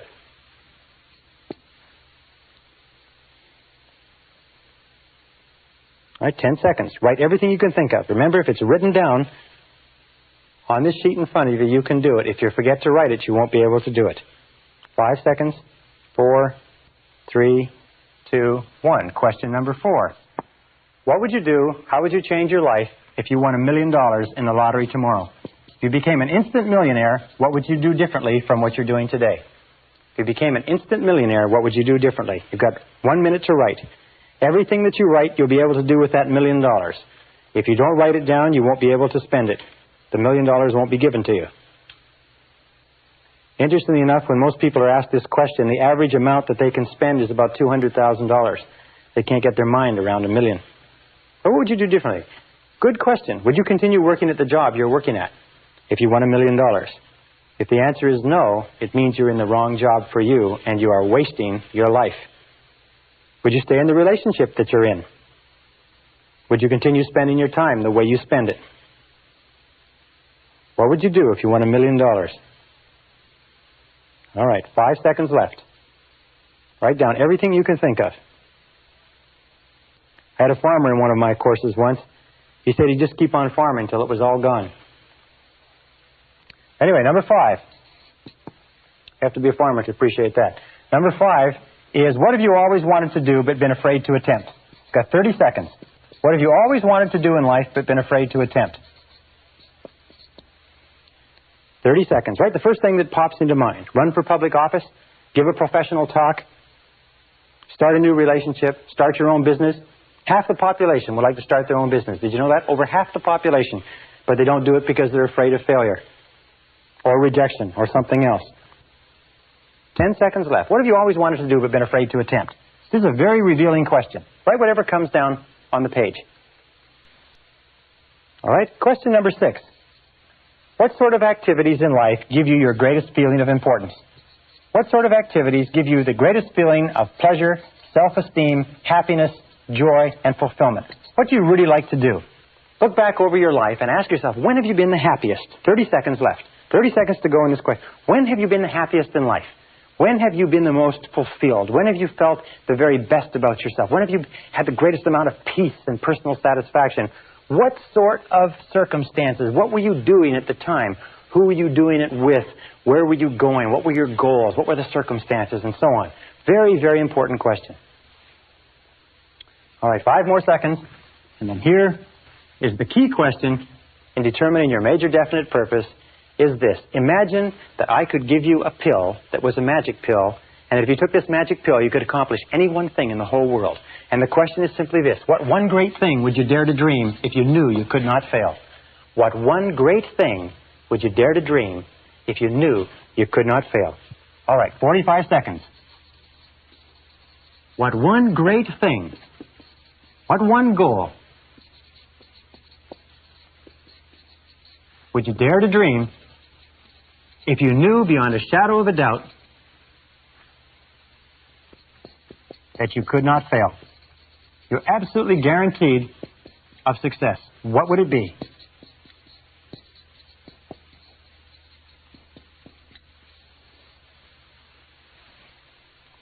Five seconds. Now, in almost every case, by the way, the answers to these questions will spring to your lips. Some people, however, have been able to go through this whole exercise and not been able to answer a single question. And there's nothing wrong with that. The whole purpose of this exercise is to help you begin crystallizing your goals and especially your major definite purpose. Let's look at these goals. Let's look at these questions, and I suggest that you take this exercise every single month until you can pop out the answers to every one of these questions and they begin to improve and crystallize. 5 basic values in life. We said that self-esteem is the key to peak performance. Well, self-esteem only comes when your goals and your values fit like a hand in a glove. So the most successful men and women in our society are people who know what they believe, who know what their values are, and they organize their time so that it's consistent with their values. And you'll find that most stress, most unhappiness, most irritability, most health problems, most burnout comes from living a life that is inconsistent with your basic values. So always be asking yourself, what are my values? What do I believe in? And make sure that your outer life is consistent with your inner life. It's the key to peak performance, the key to self-esteem, the key to happiness. Number 2, what are your 3 most important goals in life? Whenever you're given only 30 seconds to answer that question, the 3 goals that the subconscious pops to your mind will almost invariably be the 3 most important concerns or goals that you have right now. This is a very revealing question, and you can give it to yourself and give it to other people. What would you do if you had 6 months to live?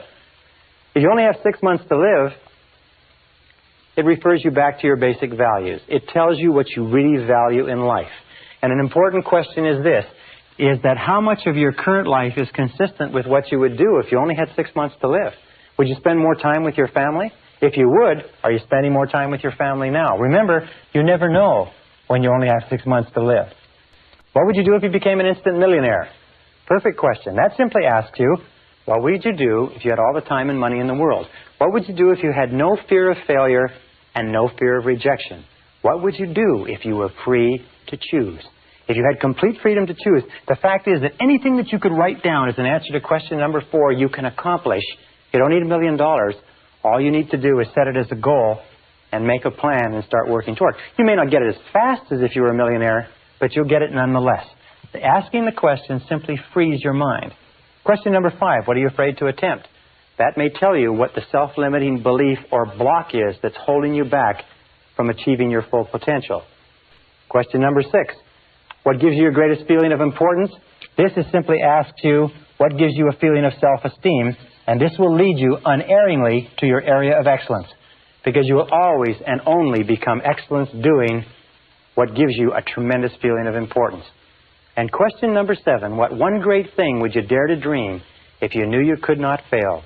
Let me just say this as we close, that whatever you wrote as an answer to that question, whatever you wrote as an answer to the question, what one great thing would you dare to dream if you knew you could not fail, you can be, have, or do. The only question is, how badly do you want it, and are you willing to pay the price? Because if you are, and you're willing to pay the price and work toward it, you can accomplish everything on that list, and sometimes far faster than you can possibly imagine. The question is, how badly do you want it?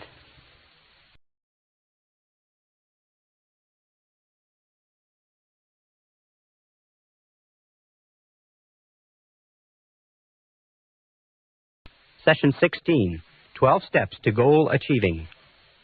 One of the wisest men I ever met gave me a success secret some years ago that made a real impression on me, and it was simply this. He said one of the most important things he found in 50 years of research was the need to use proven success methods. He said, your life is too short to try to reinvent the wheel or to learn it all by yourself. So the smartest thing that you can do is what is called creative imitation, which is to go out and find what other people have done that works and do what they do until you get it to the point where you really know it well and then improve upon it. What I want to tell you about in this session is a proven success method. It's a 12-step method for goal setting and goal achieving, which I've taught to over 100,000 people. I've had many men and women come back to me and say they've accomplished more in a month with this program than they have in a year without it. I've had people who've accomplished more than 2 or 3 years than they'd accomplished in 10 or 20 years using this very simple methodology. It is a proven success method. I urge you to try it. I urge you to use it, incorporate it into your life, use it as an automatic process, and whenever you start thinking about your direction, your meaning, your purpose, where you want to go, sit down and work it through these 12 steps until it becomes automatic. Remember, the ability to set goals and to make plans for their accomplishment is the master skill of success, which can only be learned through practice and repetition over and over and over again. Now let's go to the board and let's talk about these 12 steps. Step number 1, starting point of all success. And by the way, let me step back just for 1 second. We talked a little bit earlier about the importance of the major definite purpose. Your major definite purpose. The major goal, the number 1 goal in your life. And many people come to me and write to me and phone me and they say, how do I pick my major definite purpose? And the only solution I can give you is go through the 7-step goal setting exercise, which we did in the previous session. And also, if you can't come up with it then, make it your major definite purpose to find your major definite purpose. Dwell upon your major definite purpose. Ask yourself, what could it be? What should it be? What will it be? What ought it to be? And keep running this over and over in your mind. Seek information, look, discover, and you will find that with the inexorability of a law of nature, that your major definite purpose will come to you, and it'll be so clear, so obvious, so right, and it will happen in exactly the right time. We'll discuss that when we talk about the superconscious mind a little bit later. But for now, if you don't have a major definite purpose, make finding your major definite purpose your major definite purpose. And when you do find it, run it through this exercise the same way you would run something through a computer to get an answer out the bottom. Step number 1 in goal setting is desire. And the more intense the desire, the more burning the desire, the more you want something, the more likely it is that you will accomplish it. As a matter of fact, it's been said over and over again that burning desire is the starting point of all great accomplishment. Why is that so important? Well, burning desire is the desire that drives you ahead over all the difficulties, disappointments, temporary failures, obstacles, because if your goal is worthy of you, you're going to fall on your face over and over and over again. You're going to make mistakes. It's going to cost you money. It's going to cost you time. It's going to cost you anxiety. As a matter of fact, if you're not laying in bed at night staring at the ceiling with your heart pounding at least 3 nights a week, you're probably not trying hard enough. So, burning desire is the starting point of all great goal attainment. Now, burning desire is always personal. Always personal, which means that when it comes to setting goals, whatever the goal is, it has to be your goal. You cannot want a goal for someone else, and someone else cannot want a goal for you. When we talk about desire, make it personal. Somebody says, I want to get a raise at my job. That's my goal. That's setting a desire for your boss. I had a young man say to me, I want to marry this particular girl. That's setting a goal for the girl. Only you can set goals for yourself. But be very certain that the goals that you do set are yours. That the goals that you do set are ones that turn you on, not goals that somebody else wants for you, or goals that you think you should do, or you ought to do, or they'd be good for you to do. Think through yourself and be perfectly honest. Be perfectly honest. Ask yourself, what is it that you want? Now, interestingly enough, it takes tremendous courage to be perfectly honest and perfectly selfish in goal setting. But if you are not perfectly honest at this stage and asking yourself what you really want, what is it deep in your heart you really want to be, have, or do, if you're not honest at this stage, the whole rest of the process falls apart. If you are honest at this stage, it's like a rocket launch. You can go there, from there you can go anywhere. Step number 2 is belief. Remember we said before that your external world will always be a representation of your internal world, and that your internal world is made up of your beliefs, your convictions, if you like. Another word is faith. It's what you believe or what you have faith in deep down inside. There's a great talk by Reverend Ike where he talks about fascination, and he says that what you are fascinated by becomes your reality because you are drawn toward it and it is drawn toward you. What you believe in, what you have faith in, what interests you, what draws you, what fascinates you is critical. And another word is conviction. You have to believe that it is possible for you to accomplish the goal. You have to believe that it is possible for you to achieve it. For that reason, it's very important that you make your goal believable. Many people, when they learn these new ideas about goal setting, they make a mistake. They think, wow, I'm going to go out and I'm going to make $1 million in a year. And the fact of the matter is that $1 million, if you're making whatever you're making now, to jump to $1 million in most cases is so big that your conscious mind rejects it as being illogical, not acceptable, impossible. And if your conscious mind rejects it, it never gets to the subconscious mind. Remember, your subconscious mind can only accept as a command something that you totally believe in the conscious mind. So make it believable and make it achievable. It's better to set a smaller goal at first and accomplish that, and then a larger goal and accomplish that, and then a larger goal and accomplish that. For instance, 2 examples. If you want to lose weight, don't say I'm going to lose 20 pounds or 30 pounds. Lose 5 pounds. You see, 5 pounds you can believe. You can get your mind around 5 pounds. If you want to increase your income by 50%. Question mark plus. Increase your income by 50%. If you're earning $10,000 a year, say, my goal is to earn $15,000 a year. I earn $15,000 per year. You can get your mind around 50%. That's less than 4% a month compounded. You can get your mind around 5 pounds. And as you begin to move your income up or begin to move your weight down, then adjust the goal and make it 5 more pounds. Make it 50% more, and so on. But keep your goals believable. According to the work at Harvard University, your goals should have a 50-50 probability of success. 50-50 probability.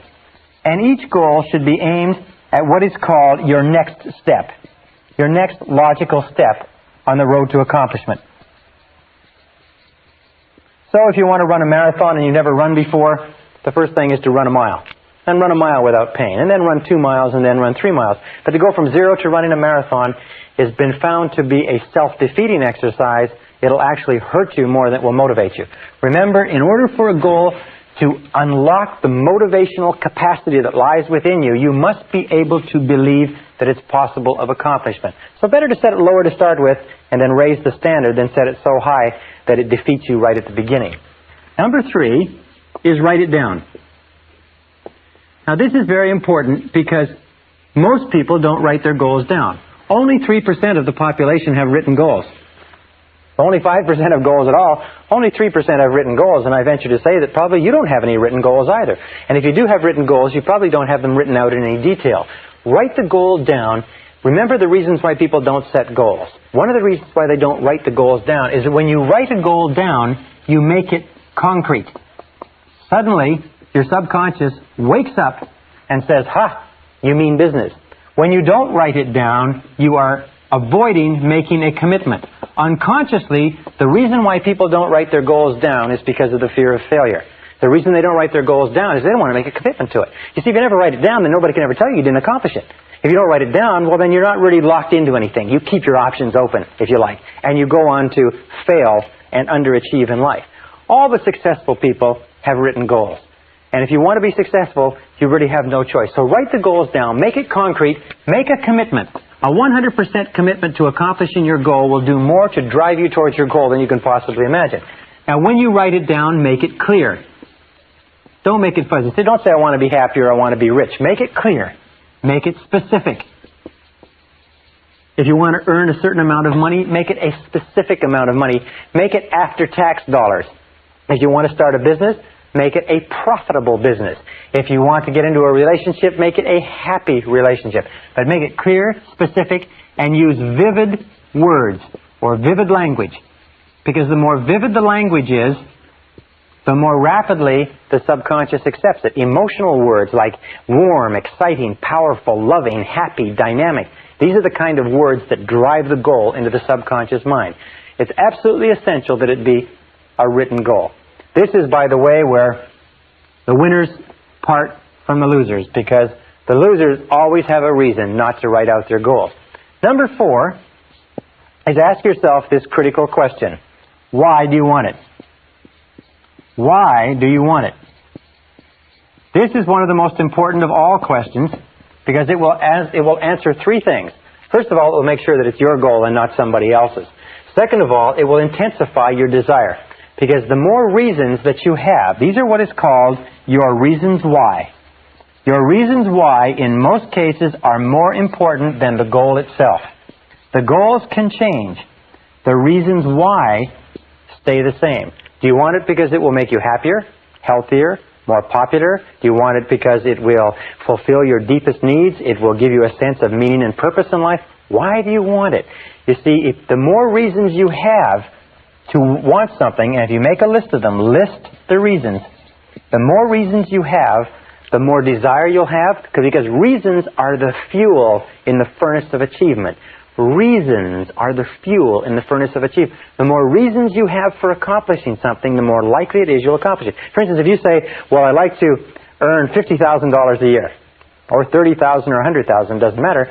The person says, why? And if you just say, well, just so that I can earn that kind of money, it has almost no motivating power. But if you say, so I could get a car, so I could take care of my family, so I could take my wife or my husband on a trip, so I could buy things for my children, so I could change my wardrobe, get a different house, buy a different car. The more things that you list under there, the more likely it is that you're going to accomplish it. Because when you list your reasons, you intensify your belief, your faith, and your conviction that it's possible. Number 5 step in goal setting is to analyze your position.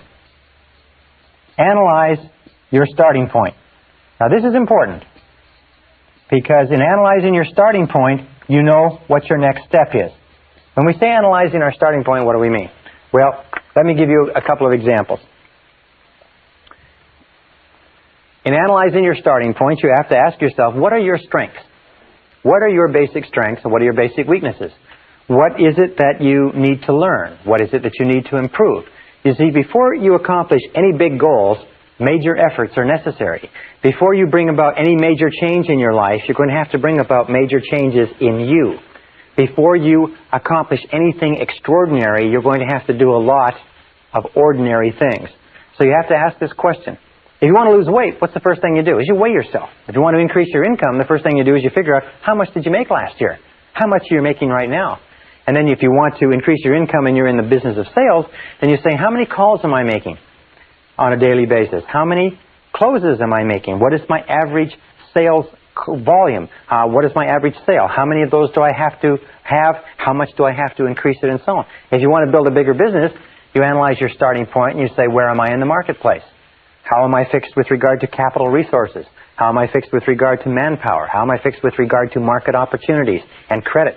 And you sit down and you do a very, very clear analysis, exactly the way a military commander would do a strategic analysis of his or her position before launching a major battle campaign.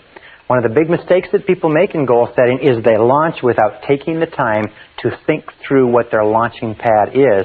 And when they find themselves driven back, if you like, or falling on their face, they don't have a foundation underneath it. So those are the 6 starting points. Determine what it is that you desire. The 5 starting points. Determine what it is that you desire. Believe that you can accomplish it. Write it down. Determine the reasons why. Analyze your starting point. And number 6, set a deadline. Set a deadline. You see, a goal without a deadline is not really a goal at all. A goal without a deadline is an exercise in self-delusion. So be very alert to that. Set a deadline on your total goal and then set mini deadlines. Not many, but mini. So, if you have a 1-year goal, then set 12 one-month goals. Write 2 6-month goals, 4 3-month goals, 12 one-month goals, and then 4 one-week goals. Set mini deadlines and establish a reward schedule. This is one of the most important findings in psychology is establish a reward schedule. Is that if you will give yourself a small reward, and we find that many of the most successful men and women that we've studied have little games with themselves. If it's nothing more than every 3 phone calls they give themselves a jelly bean, or every 2 appointments that they get they give themselves a cup of coffee or a walk outside. It really doesn't matter what it is, but establish a reward schedule so that every time you achieve a mini deadline or a mini goal on the path to your bigger goal, you give yourself a reward. And you'll find that people who have not been able to motivate themselves for years, if they have little rewards, one after the other, it's not enough to have a big reward at the end of the road. As human beings, we're almost like kids. We have to have a whole lot of little rewards on the way, a whole lot of little jelly beans on the way to the birthday cake or the birthday party. So set yourself a reward schedule. It may be buying a new article of clothing. It may be taking a trip. It may be going out to dinner. It may be anything that you like. You can have little rewards for small achievements, medium-sized rewards for medium-sized achievements, big rewards for big achievements. And make sure that that why is there, because it intensifies the desire, it keeps up your excitement and enthusiasm, and it unconsciously reinforces you and drives you forward into the next action. Step number 7. This is where we come down into the planning step. Step number 7 is this, is identify the obstacles you will have to overcome. Identify the obstacles. One of the things that we know is that obstacles equal success. Success means obstacles. That there is no success without obstacles. As a matter of fact, obstacles come to instruct, not to obstruct. Instruct versus obstruct. Remember this, every obstacle or difficulty that you meet on the way to your goal has come to instruct you in some way. So identify the obstacles you're going to have to overcome on the way to your goal. One of the things that holds people back from great accomplishment is that they see that there's an enormous number of obstacles that they have to overcome. It's like the settlers coming across the prairies 100 years ago saw those enormous Rocky Mountains and said, how are they ever going to get through that massive mountain range of mountains? Until some of the trappers and some of the scouts found that there were valleys that they could find that would lead them through the mountains. And all they needed was one valley through one set of mountains in order to be on the other side. So identify the obstacles and then list the obstacles. Ask yourself, what are all the things that are holding you back from accomplishing the goal right now? Why aren't you at the goal right now? You see, if there aren't any obstacles, then it's not a goal at all. It's just an activity. So what's standing between you and the obstacles?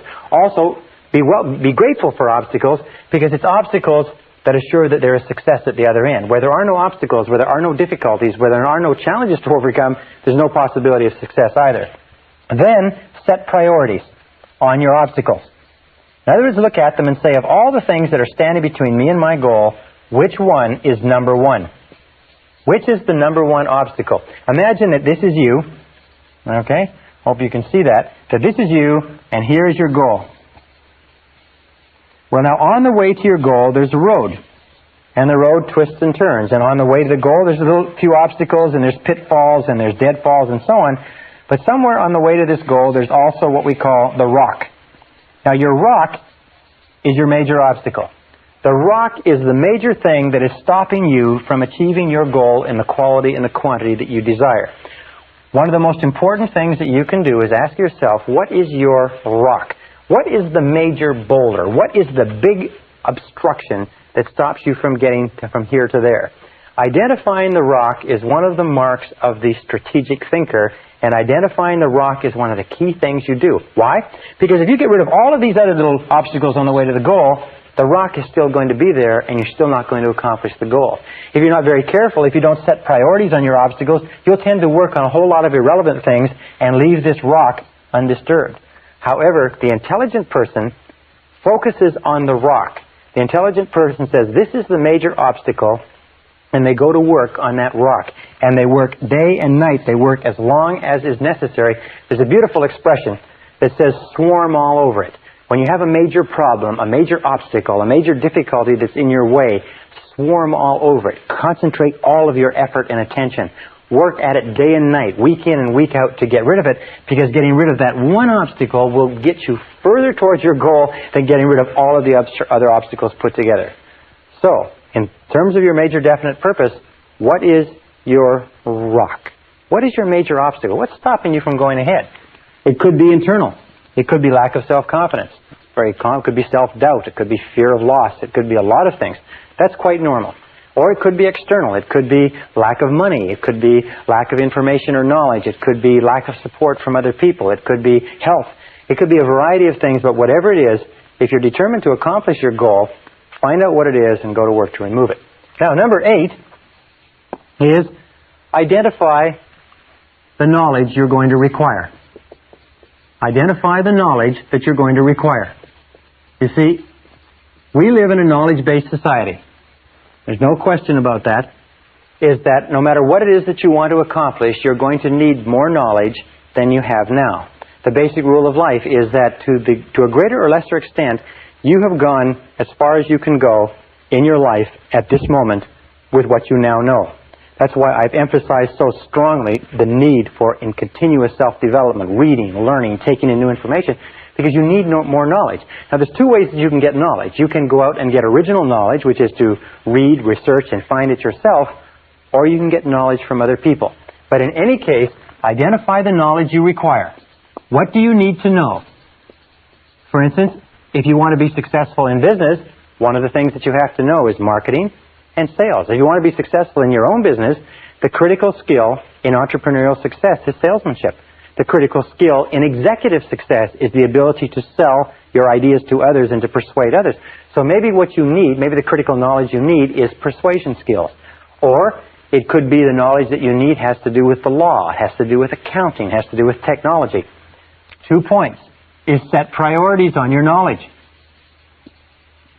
You see, when you set priorities and you determine what's the number 1 piece of knowledge that you need, what's the number 1 piece of knowledge that more than anything else can hold you back from accomplishing your goal? And you'll find that if you concentrate on the number 1 piece of knowledge, it's like the rock in terms of obstacles. The number 1 piece of knowledge, once acquired, will catapult you towards your goal. Whereas if you accomplish a whole lot of other knowledge, it won't help you at all. Now, finally, and this is the last part with regard to knowledge, is ask your way to success. Ask your way to success. This is one of the pieces of advice by a great success counselor is ask, ask, ask. What he said, and what every person who's ever studied this has said, is that this 3-letter word, ASK, is the key to your success in life. Ask the people who have the knowledge. If you need, hire the lawyers, hire the consultants, hire the specialists, hire the accountants. Ask your way to success. Find other people who are in your field. Find people who have the success. Find people who are experienced and go to them and ask. Why is it that people don't ask? Very simple reason. Most people are afraid of rejection. But the key to getting the things that you want in life is, first of all, you're going to have to learn it all yourself. Or second, is you can ask other people. And surprisingly enough, if you ask other people, they'll tell you. If you ask successful people what they did right, they'll tell you. If you ask successful people for their advice, they'll tell you. As a matter of fact, I was studying the life of a self-made millionaire, and he said, one of the keys to success in business is to become a negative thinker. And I thought that was astonishing, because I teach that you should be a positive thinker. And as I read on, what he said is, by that I mean is that once you come up with a great idea, take it to experts who can tear your idea apart, who can point out holes and weaknesses and flaws. Now, if you cannot plug the holes, weaknesses, and flaws, it probably means the idea isn't good enough.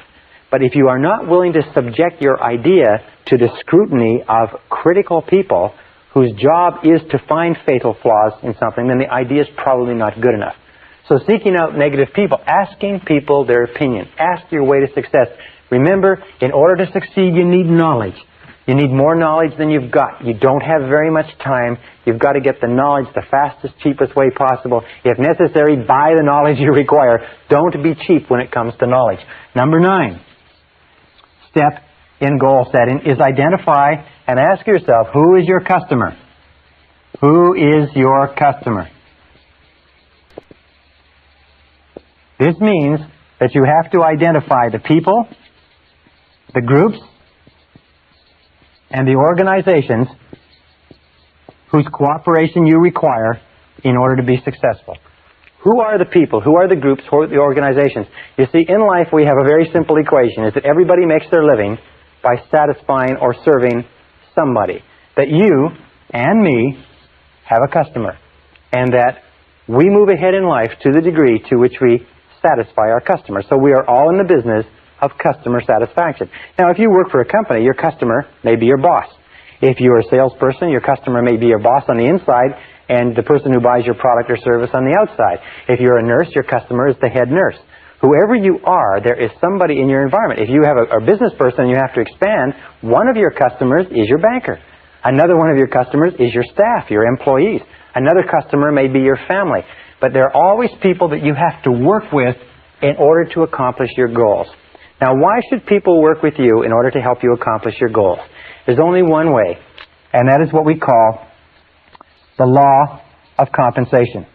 The law of compensation, which comes from Ralph Waldo Emerson's wonderful essay called Compensation, simply says that for every force in life, there's an equal and opposite force. We call it the law of sowing and reaping.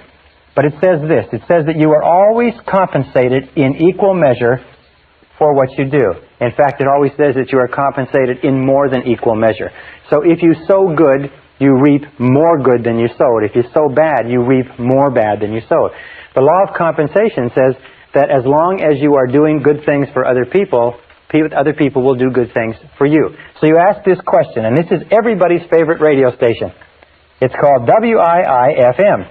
What's in it for me? WIIFM. What's in it for me? If you want to be successful in life, the most successful people are what are called go-givers as opposed to go-getters. Go-givers are people who are always asking, what can I do to please my customers? What can I do to give value? What can I do to earn their cooperation and their help to accomplish my goals? They're always trying to put themselves on the side of this law of compensation, knowing that if they put in, they'll get out. All the best companies in America or Canada, anywhere in the world, are built on the law of compensation, built on the law of sowing good seed and reaping good harvests. All unsuccessful laws, or all unsuccessful individuals and companies, are built on the premise of taking as much as you can get, putting in back, or as little as you can put in. Now, a second law, which ties in with this, is what is called the law of service. The law of service says that you will always be rewarded in life in exact proportion to the value of your service to other people, to your customer, whoever your customer or customers are. The law of service says that your returns will always equal your service. That if you want to increase the value of your returns, you have to increase the value of your service. But it also says this wonderful thing, is that the great satisfactions in life, the great joys that you will enjoy in life will always come from serving other people. It'll always come from doing a good job, from contributing something of value to others. And the more work you do on yourself to increase the value of your contribution, the happier you will be and the bigger your rewards will be. It also triggers the third law, which is the law of return. The law of return says that whatever you put in terms of service, you will get back in terms of return. And it brings us to one more law, again from Napoleon Hill, called the law of overcompensation. The law of overcompensation, to me and to many people, is the key to success in life. And it simply says this. It says, always do more than you're paid for. Always put in more than you take out. Always go the extra mile. Always do more than you're paid for. You can never be paid more than you're getting now until you do more than you're being paid now. And you put yourself on the side of the angels when you put in more and more than you're being paid for. Number 10 is make a plan. Make a plan and make the plan over and over.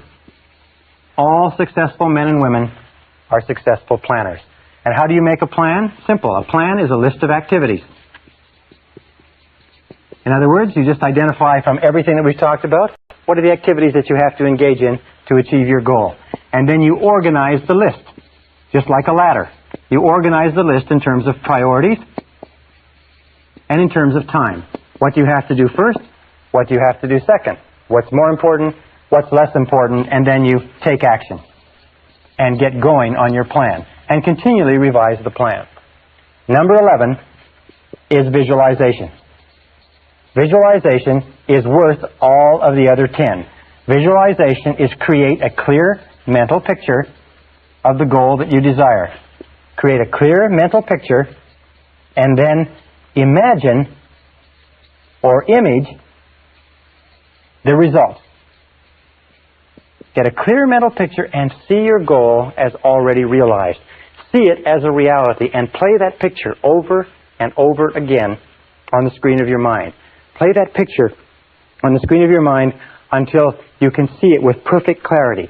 Design it, draw it out, do whatever is necessary in order to create that mental picture, and then think about that mental picture.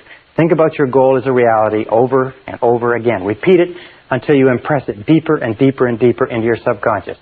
Number 12 is back your plan with determination and persistence. Back your plan with determination and persistence.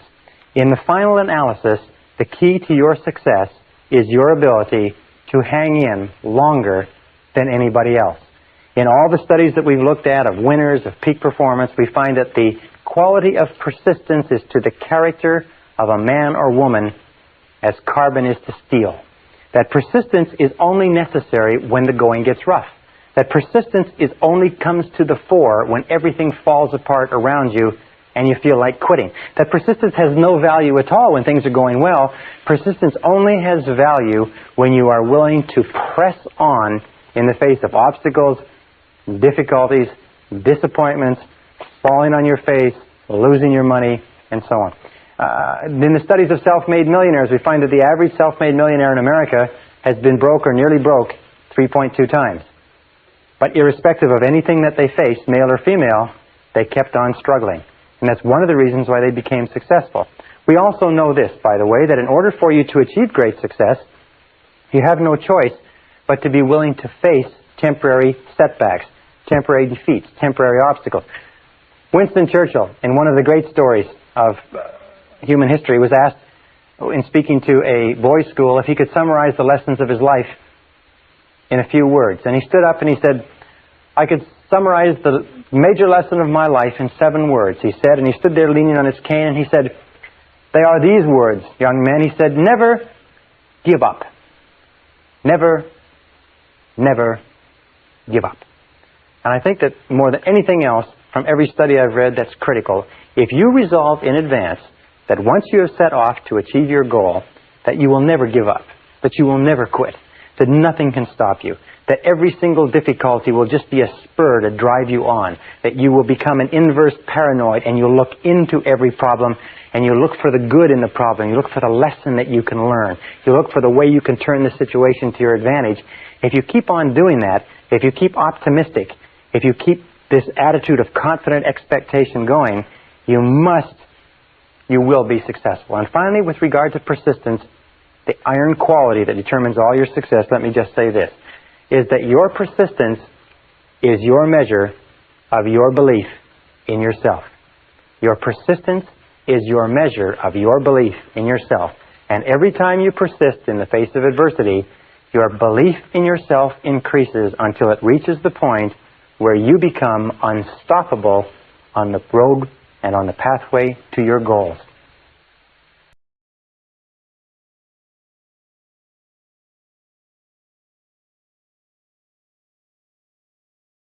Session 17, Time Management Strategies.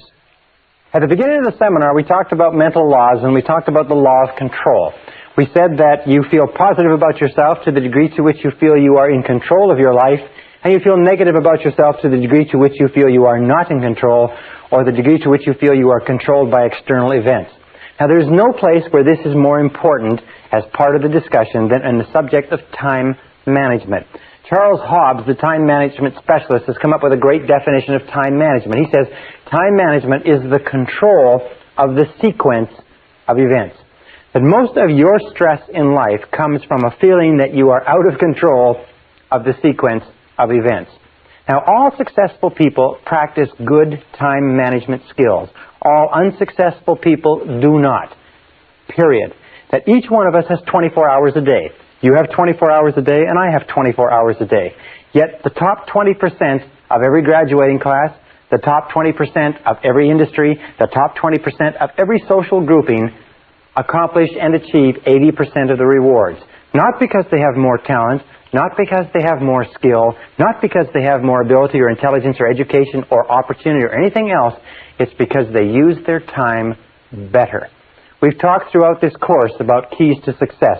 We said over and over again that one of the most important keys to success is self-discipline. Self-discipline.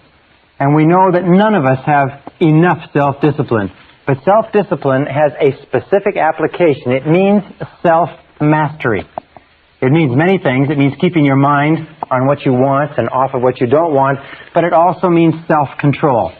It means self-control in terms of time, in terms of controlling the sequence of events.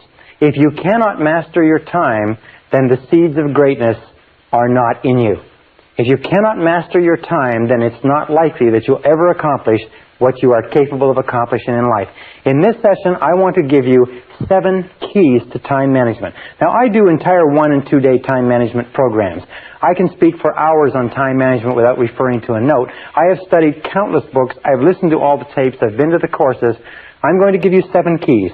If you will follow these 7 keys until they become automatic, you can double your time efficiency in almost no time at all. So without further ado, let's go on. But remember, time management is essential. We all have the same time. The only question is, what do we do with the time? And in that and out of that comes the stuff of life. Starting point of time management, number 1, which I've been repeating over and over again, is clear, specific goals. Clear, specific goals. Do you know how many people waste their time because they do not have clear, specific goals? They don't know what they're doing. At least 80% of all time wastage or more is because people aren't sure of what they're supposed to be doing. They're not sure of what they want to do, and if they work for a company, they're not sure what the company wants them to do. As a matter of fact, the first thing I do when I go into a company is I say, what you have to do is you have to clearly define the expectations of each person in each position. And you know, in most cases, they are not sure how to do that. Clear, specific goals. If you work for a company, if you work for a boss, the first thing that you should do is go to your boss and ask your boss exactly what he expects you to do. What are the most important things that you have been hired to accomplish? Clear, specific goals defined in terms of outputs, in terms of results. What results do you want? In fact, when you set your goals, you should always ask yourself, what outcomes do you desire? Rather than goals, ask yourself, what outcomes? Now, what do I mean by outcomes? Well, here's a perfect example. A person says, I want to be successful in my job. What does that mean? Well, what it means, the outcome that they desire is they want interesting, challenging work that pays well. And sometimes we find ourselves working at a job where it's not interesting or challenging, and we can't understand why we can't get any satisfaction out of it. Or a person says, I want my relationship to work. However, what are they saying? What they're saying is, the outcome I desire is I want to be happy in my relationship. And it doesn't matter who you're happy with, if the outcome is clear that you want to be happy in a relationship, that's very different from insisting upon being happy in this relationship. Another thing, a person says, I want to be rich. Well, you say, what does rich mean? What would rich look like? What would your outcome be if you were rich? How much would it take to accomplish that outcome? And then you start looking, you say, well, if I had a certain amount of money, I'd be able to do this, I'd be able to do this, I'd be able to do this. And sometimes you find that it's possible to achieve that outcome without accomplishing that kind of financial acquisition. Sometimes you find you cannot achieve the outcome you desire in life from the work that you're in. So be alert to outcomes. Clear, specific goals written down. Step number 2 is clear, written plans. As we talked about before, clear, written plans. And organize your plans, if you like, in a list of activities so that you know all the things that you have to do. These 2 alone, taking the time to plan, they say every minute spent in planning will save you 5 to 15 minutes in execution. And action without planning is the cause of almost every failure. Action without planning is the cause of almost every failure. So clear written plans and clear list of activities to work on, as we talked about in previous sessions. Step number 3 is make a list. All successful time managers work from lists. All unsuccessful people don't bother to write lists. Make a list for every day. Make a list for every week. Make a list for every month. Be a chronic list maker. When you have a series of things to do, the first thing you do is grab a piece of paper and write a list. Think on paper. All good time managers think on paper. They make a list of everything that has to be done. They don't try to carry it around in their minds. Consolidate all of your thinking. If you have to accomplish something, write down every single thing that you're going to have to do in order to accomplish it, and then begin working on your list. Call it a to-do list. By the way, the best time to make a daily list is the night before. Because if you make a list the night before, the subconscious goes to work on it while you're asleep. And in the morning, sometimes the subconscious has organized it, processed it, and gives it back to you and solves problems for you while you're asleep. Step number 4, once you've made a list, and this is the key to time management, is set priorities. You see, there's never enough time to do everything if you're living a busy life. But there's always enough time to do the important things if you can decide what they are. Setting priorities means using the 80-20 rule. The 80-20 rule says that 80% of the value of what you do comes from 20% of what you do. If you have a list of 10 things to do, that 2 of those things will be worth all the rest put together. Setting priorities means always looking at what is called the vital few versus the trivial many. The vital few versus the trivial many. The 1 or 2 things that you can do that make a real difference.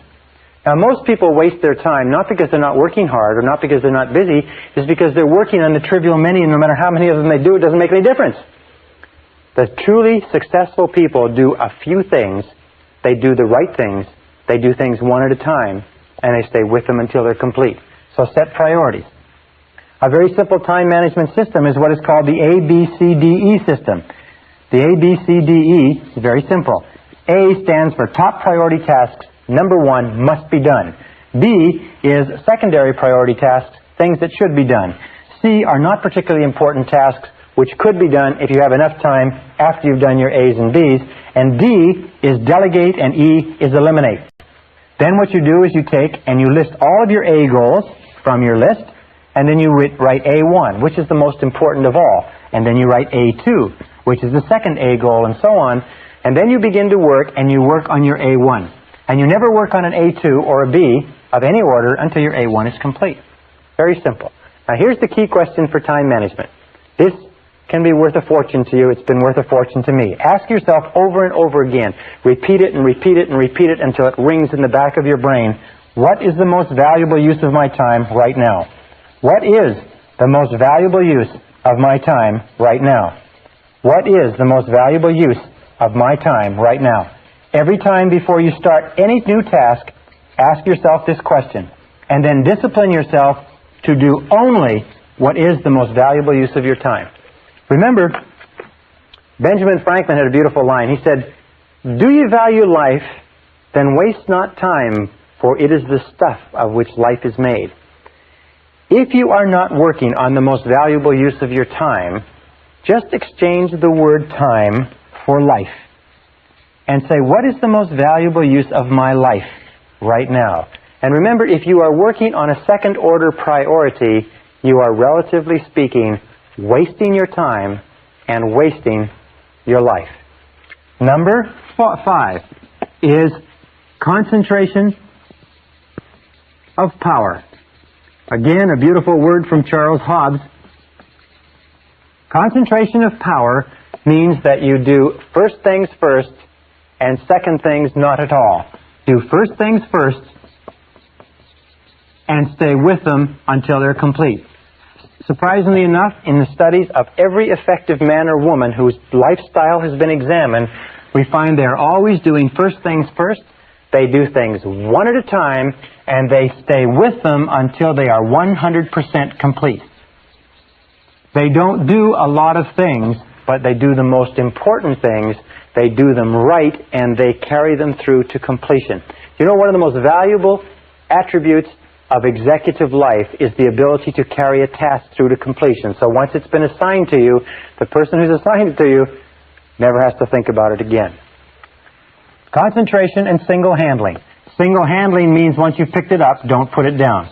Most of our time wastage comes from picking up things and putting them down, and starting them over and putting them down, and starting them over and putting them down. So concentrate single-mindedly, 100%, stay with it until it's finished. As in my estimation, the ability to concentrate is one of the most important abilities of success, because no success is possible unless you can concentrate single-mindedly on your most important task. Number 6. Number 6 is overcome procrastination. Overcome procrastination. It's not the thief of time, it's the thief of life. And the way that you overcome procrastination is by using affirmations. And the most powerful affirmation of all is do it now. Do it now. W. Clement Stone built a billion-dollar fortune by rehearsing and then getting everybody in his company to say 50 times every morning, do it now, do it now, do it now, do it now, do it now. Drive that, impress that into your mind. When I first learned this simple technique, I used to find myself procrastinating just like we all do. But the more I repeated this, do it now, do it now, do it now, do it now, do it now, do it now, the more you repeat it, the more you find that eventually it works automatically. And it has a tendency to drive you to start a task when your natural tendency is to put it off or procrastinate. The most important quality that you can develop with regard to this is what is called a sense of urgency. A sense of urgency means that you get on with it and you do the job fast.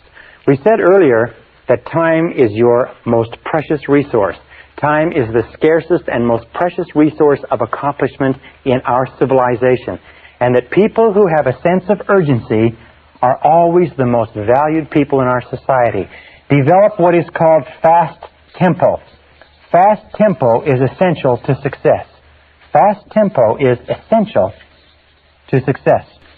What that means is that the harder and the faster you work, the more energy you have.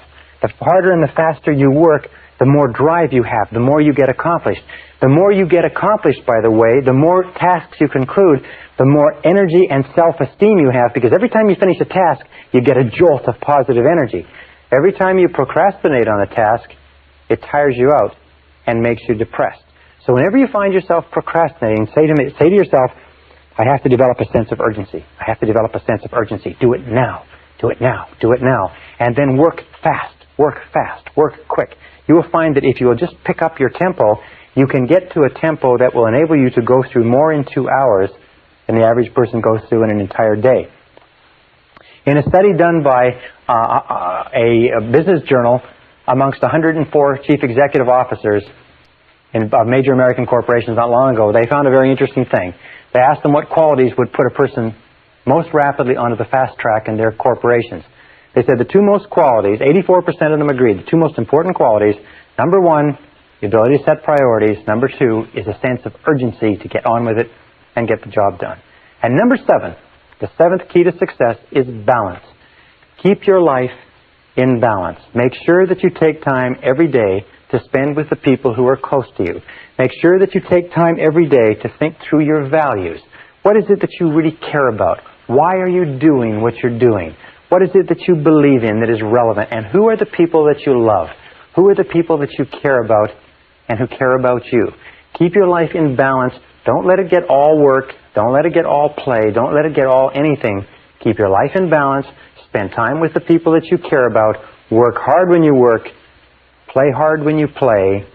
Manage your time well. Control the sequence of events. And you can become anything that you want to become.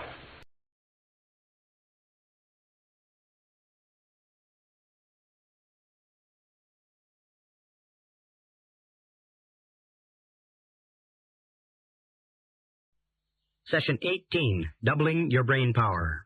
Albert Einstein once said that every child is born a genius, and recent research seems to indicate that everybody still has the capacity to perform at genius levels if they find the right area.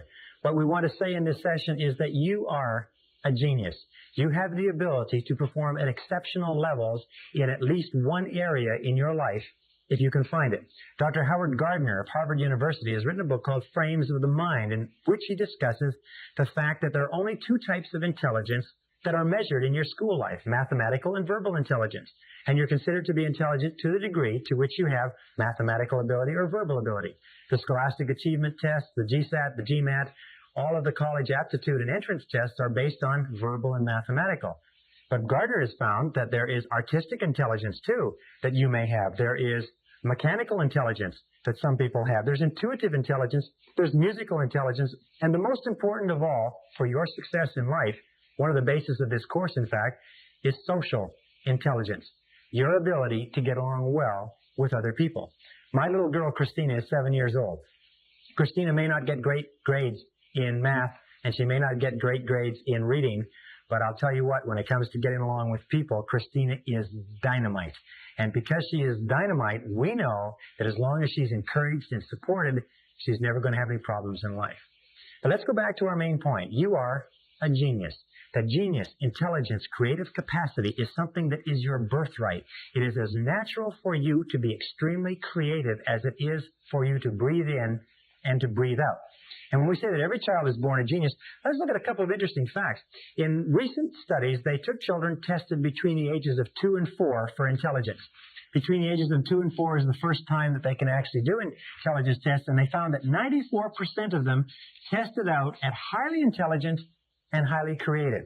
Then they went back and they tested these same children at the age of 7 years, and they found that only 4% tested out as highly creative or highly intelligent.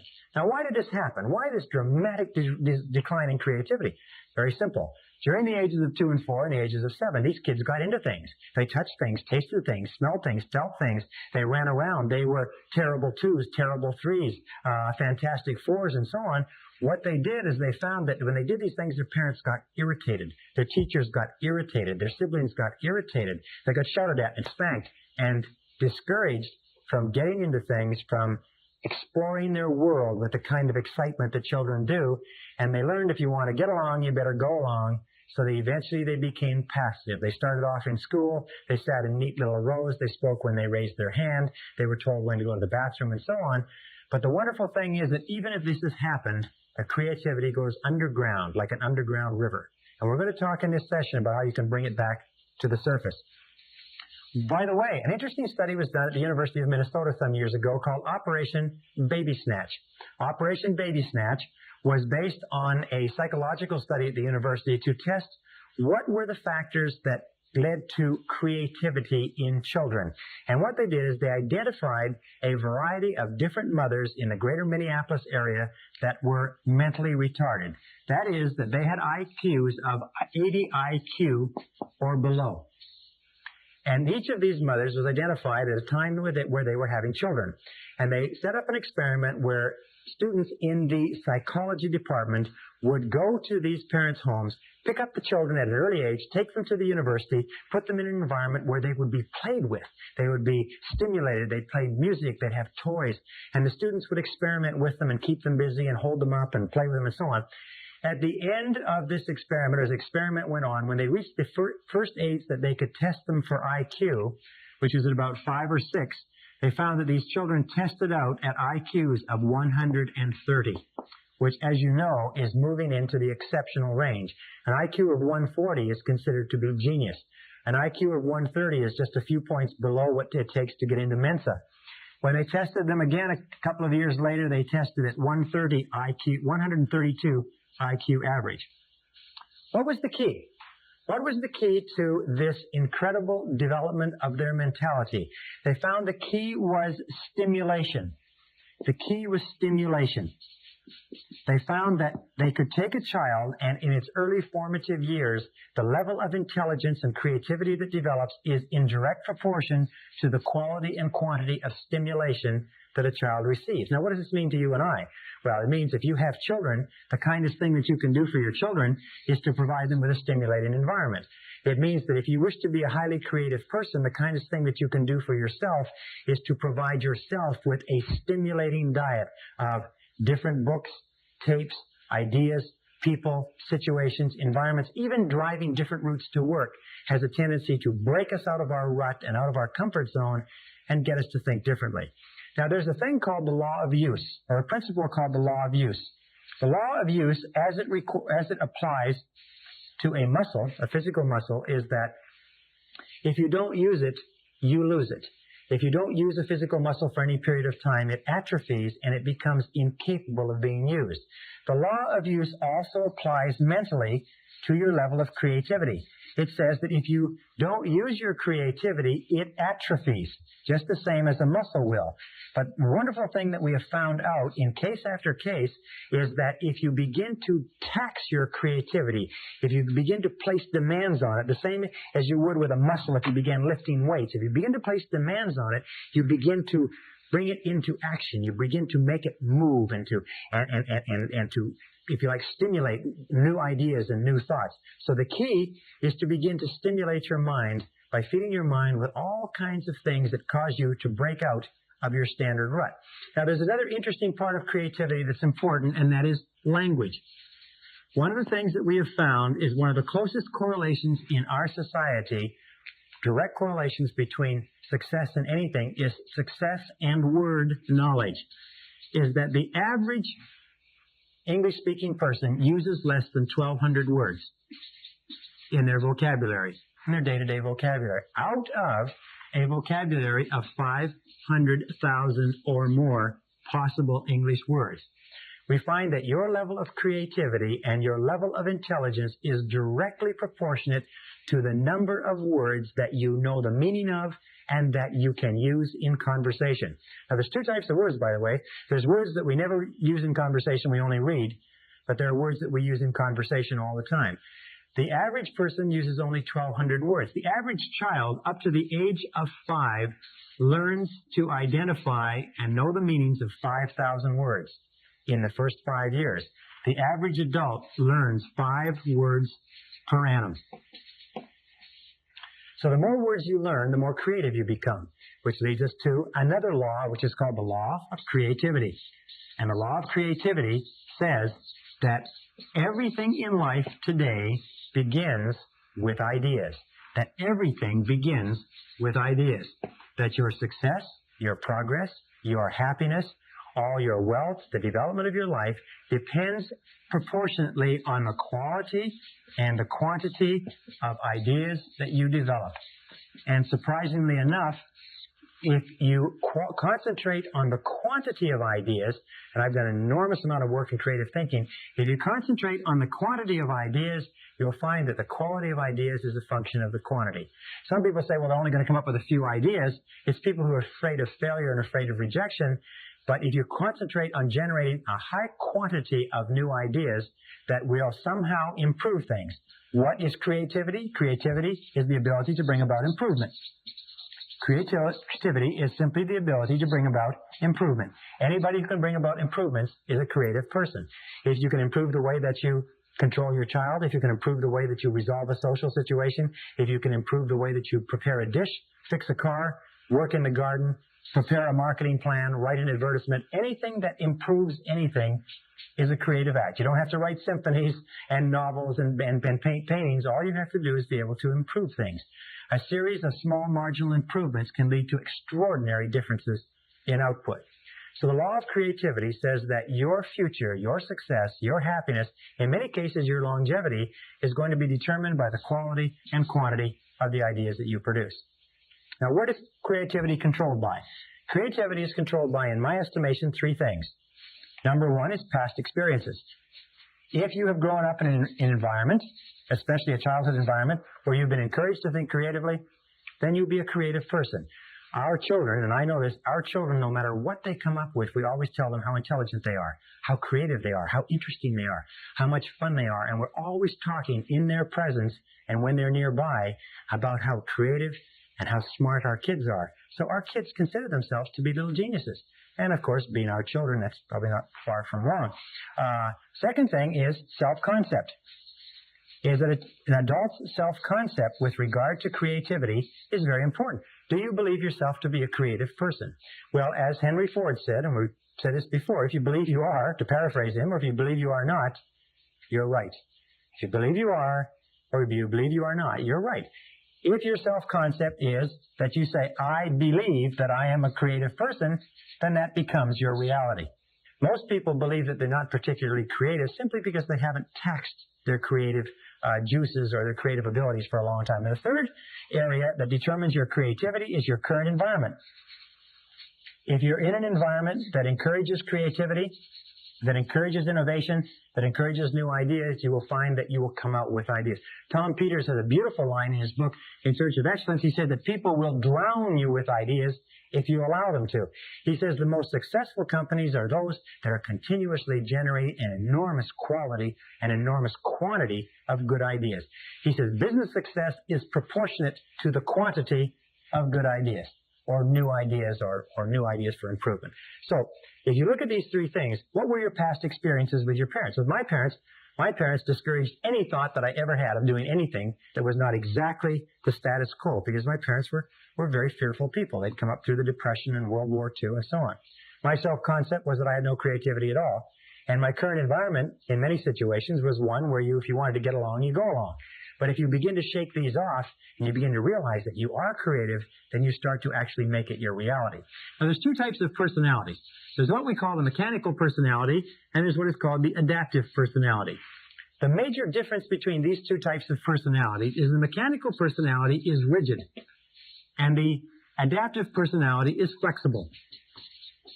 The mechanical personality tends to be dogmatic. In other words, they say this is the way it is. And they make statements that are what you might call black-white. Everything is yes, no, up, down, black, white. Almost what is called absolutist.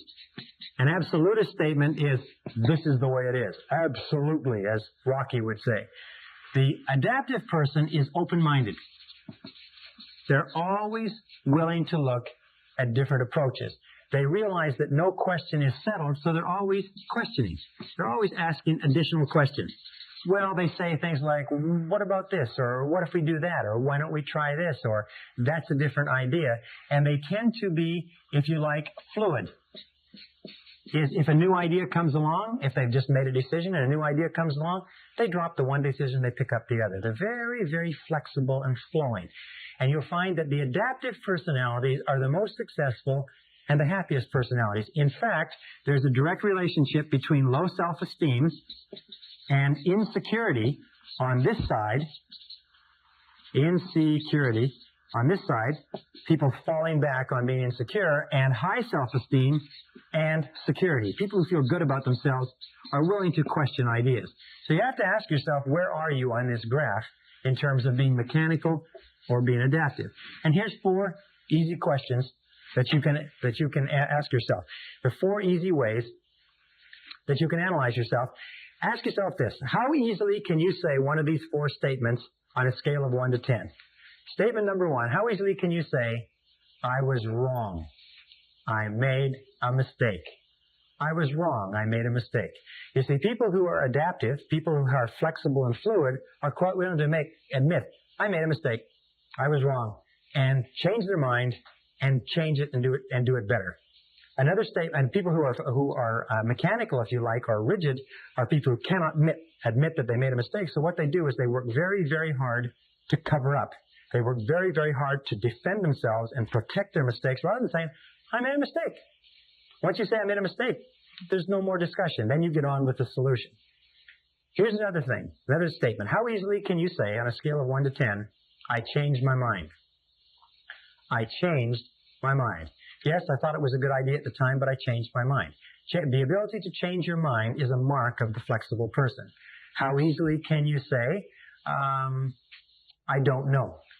Got a scale of 1 to 10. If somebody says, a child, a parent, a boss, how easily can you say, I don't know? Or the final statement, how easily can you say, I need help? I can't do it by myself. I don't have the capabilities. I need somebody else to help me. I need help. I changed my mind. I don't know. These are the statements of the flexible person. All right, so let's look at a couple of other aspects of creativity. We have the law of use. We have the law of creativity. We have the fact that language and vocabulary are directly connected to it. We have the fact that self-concept is a critical part of creativity, that the more you like yourself, the more you believe in yourself, the more creative you're likely to be. And so we ask, the next point is questioning. Just simply the ability to ask questions. The more willing you are to ask questions over and over again, the more willing you are to say, well, what if we do it a different way? What if we change? What if we do exactly the opposite of what we're doing? What if we do more of it What if we do less of it? What if we discontinue it altogether? These are the questions of the creative person. Now, as I said before, you are a genius. The only question is, are you going to develop your genius to its full capacity?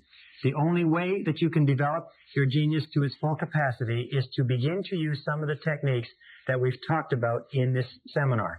One of them is to have very clear goals. If you have very clear goals that you wish to accomplish, clear goals will stimulate your creativity, as we'll talk about in the next module. The second part is to begin to use affirmations. And the best affirmation is, I am a genius. I am a genius. I am a genius. And repeat that over and over again. An astonishing thing will happen if you repeat this over and over again. If you take your conscious and your subconscious mind, when you begin to state over and over again in your conscious mind, I am a genius, I am a genius, I am a genius, you drive the message into the subconscious. You know what the subconscious does? The subconscious says, oh, no, you're not, you turkey. You haven't come up with a good idea in 10 years. You say, but I'm a genius, I'm a genius, I'm a genius. You drive the message down. You impress the message in your subconscious. Now, the subconscious knows you, has been with you for a long time. It knows that you don't ever come up with any worthwhile ideas. But if you keep insisting, I'm a genius, I'm a genius, I'm a genius, you keep driving the message in, the subconscious eventually says, okay, if this is the new command, if that's what you want, here you go, smart guy, here's an idea, do something with it. And in the middle of a conversation, in the middle of talking about a problem, an idea will pop out of your mouth, and somebody will say, geez, that's a great idea. And you'll say, oh yeah, I am a genius. And they'll say, yeah, that's a pretty good idea. And you will find that you will become a genius to the degree to which you accept your innate creativity. It's almost as though you live on a piece of land, and down below this land is a huge pool of genius. And whenever you affirm over and over again, it's like drilling with an oil derrick.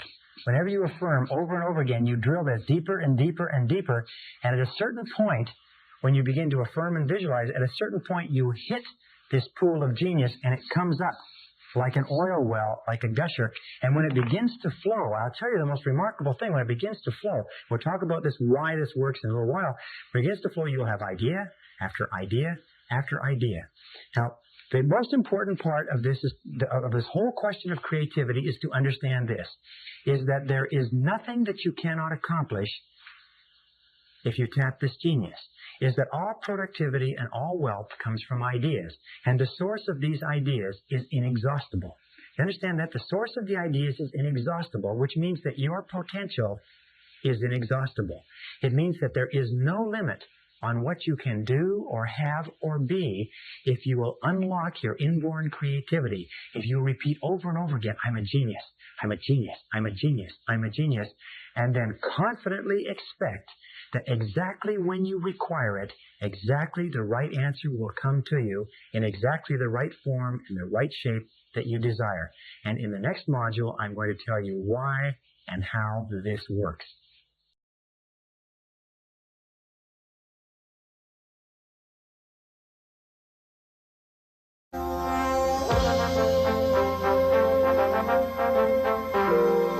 Brian Tracy presenta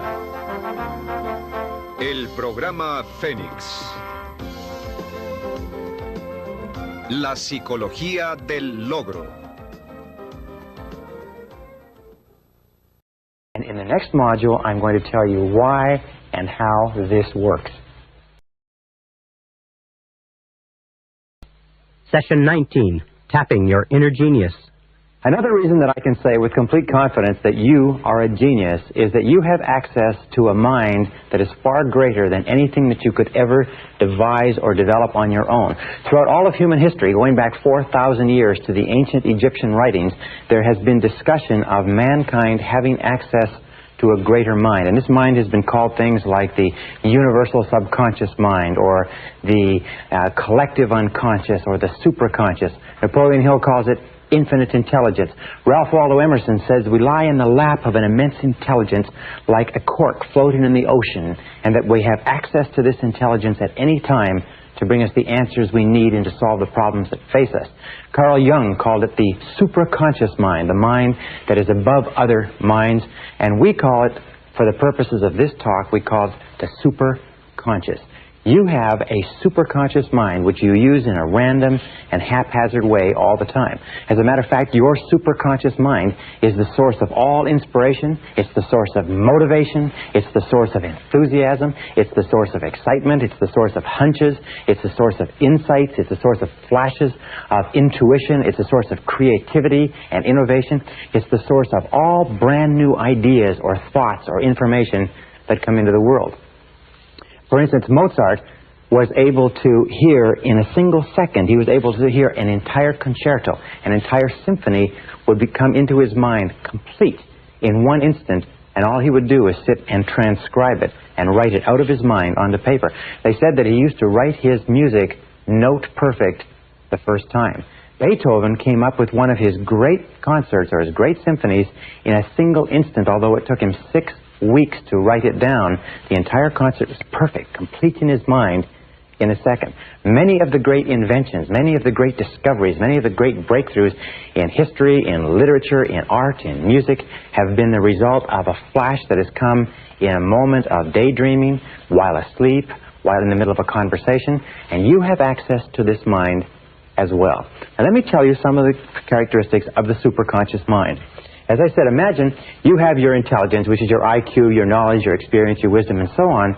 But in addition to that, you are a genius because you have access to this incredible mind that has every idea and every bit of intelligence ever known or available to the universe is available to you at virtually every instant of time. The discovery of the superconscious and your understanding of the superconscious can and will change your life. The superconscious mind or superconscious capacity makes your capacities unlimited. You are no longer restricted to what you know, what you can access, what you can do physically and mentally. You have an external source that you can draw on, like an energy source, to bring you answers to your questions and to move you towards your goal. Now, one of the characteristics of the superconscious mind, for instance, that when it computes on a problem or a difficulty that you have, it has access to all data stored in your subconscious mind. It has access to all data stored in the subconscious. That means everything that you've ever learned in your life, every bit of information you've ever read, every experience you've had, every conversation, every movie, television, radio, magazine, it's all stored in your subconscious mind permanently. As they say, we have permanent memory, but we have lousy recall. Every experience you've ever had in your life has been permanently stored. However, when the superconscious mind calculates or computes, it has access to everything you've ever learned. However, it can discriminate between valid and invalid data. In other words, when the superconscious mind computes on a problem that you are working with, it will give you an answer that is based only on valid information. There are many things that you have in your mind which you can think to be true, but they're not true at all. You may have read them, you may have heard them, you may have surmised them or concluded that a certain thing was true, but the superconscious, in bringing you an answer, knows the difference between what is true and what is not true. Sometimes you'll come up with an idea or a solution that will seem to be inconsistent with what you thought was the truth or what you thought was reality, but when you pursue it a little bit, you'll find that what you thought was true was not true, and your answer is correct. Now, a second characteristic of the superconscious mind is it has access to data outside your experience. It has access to data outside your experience. That means that you can get answers outside your own experience. You don't have to know everything or have everything in your mind. That it has access to data, it can bring you ideas, information, and insights. For instance, with regard to this, we reckon in calculating that every single person has, on the way to and from work, about 4 ideas per year is the estimate done by one researcher. 4 ideas per year, any one of which could make you a millionaire. You'd be driving along. How many times have you had the experience where you're driving along or you're going about your day-to-day business and you see the need for a product or a service and you say, now why doesn't somebody do that? Or why doesn't somebody make that or sell that? And you say, well, must be a good reason, and you forget all about it. Then a year or two later, somebody comes out with that same product or service and makes $1 million, and you say, I thought of that. I thought of that a couple of years ago. The difference was that the person who came up with the idea may have come up with it at the same time you did. Maybe you tapped into this energy source simultaneously, but that person had confidence or faith in their ideas, and you did not. There's a funny line from Groucho Marx, and Groucho Marx once said, I would never join a club that would have a person like me for a member. Very often we turn down our own ideas because they're our ideas. We say, that's my idea, it can't be any good. Listen to the ideas that come to you on a day-to-day basis, because very often, if one of your goals is to achieve financial independence, this mind will send you the ideas that you need to achieve financial independence. Here's the third characteristic of the superconscious mind, is it functions on a non-conscious basis 24 hours a day. It functions 24 hours per day when you are going about your normal business. That means that once you have programmed a goal or a problem or a difficulty or any question at all into the superconscious by thinking about it, dwelling upon it, getting it clearly defined in your mind, you can put it aside and go on with the rest of your work. And what will happen is that it will compute and work, and then it will bring you exactly the answer you need. And we'll come to that in a second. The superconscious mind automatically and continuously solves every problem on the way to your goal. Automatically and continuously solves every problem. All right, put a line here. Solves every problem. That's why you don't have to be able to see your goal. You only have to take the first step. And as you take each step and resolve the difficulty that is immediately facing you, in the Bible there's a beautiful line that says, this one thing I do, forsaking all others. If you just do one thing, the superconscious will resolve the next and the next and the next. You take them one step at a time, like a hurdler takes one hurdle at a time, like a journey is one step at a time. The superconscious mind will automatically and continuously solve every problem on the path to your goal, exactly as you meet it and exactly in the way you require. Now, a fifth quality of the superconscious mind is that it is capable of goal-oriented motivation. Sometimes people say, well, I'm not motivated. And invariably, when you talk to a person who is not motivated, you find that there's nothing that they want very badly. When you decide upon a goal or an objective, something you want to be, have, or do, the superconscious mind releases motivation. It is the superconscious mind that gives you the energy and the enthusiasm and the excitement that moves you toward it, but it requires a goal that you intensely desire. That's why we talk so much about goals in this course. Goal-oriented motivation, it releases ideas and energy for goal attainment. The superconscious mind is a source of what is called free energy. In other words, you can actually tap into this energy, and when you're excited about a goal, it doesn't matter how physically fatigued you are, you seem to be able to tap into a source of energy outside yourself that can run you and propel you, sometimes day after day, week after week, on only a few hours sleep a night. Everybody's had the experience of being caught up and involved in something that's really important, really exciting, really driving, requiring tremendous commitment, and you just have energy flowing continuously. Nikola Tesla, the great electrical genius, was actually able to tap this free energy to run the electric lights and the electric appliances in his home in a way that we still don't understand. But in order for goal-oriented motivation to be released by the superconscious, you must have clear, specific goals. This is the key. The goals must be clear. Clear, specific goals are what release this motivation. There's an old saying, which is a little bit trite. It says, feeling listless, make a list. What it means is that if you're feeling listless and you make a list of 10 things that you want to accomplish in the next year, you will find that just writing that list of 10 things will give you a jolt of energy, almost like a detonator going off. Now, a sixth characteristic of the superconscious mind is that it responds to clear, authoritative commands. Responds to clear, authoritative commands. Now, what are clear authoritative commands? Well, one example of clear authoritative commands is positive affirmations. Whenever you use a positive affirmation, whenever you say, I earn X number of dollars, I weigh X number of pounds, I like myself, I am responsible, I feel terrific. Whenever you use these commands and you emotionalize the commands, that's why they must be authoritative and they must be emotionalized. You drive this message from the conscious into the subconscious, and the subconscious accesses the superconscious. So emotionalize your words. Use clear authoritative commands. And every time you use a clear authoritative command, it drives the idea deeper. It activates your superconscious abilities. It also responds to decisiveness. It's very interesting There's an expression which I like to share with you, and it's simply this. It is, get serious. I have met men and women all over the country over the last few years, and I've noticed there's an interesting thing that successful people say. When I ask them, how did you come to become so successful? I mean, what was the turning point? Where did it change? You know, the words they use over and over again are these. They say, well, I finally decided to get serious. I finally decided to get serious. You see, we talked earlier about desire and decision. That there's a lot of people have desires. A lot of people want things, and they want to be things, and they want things to change for them, and they want things to be better. But they never make the decision to do something. They are going to make the decision, and they hope to make the decision, and they plan to make the decision, but they just haven't quite gotten around to it yet.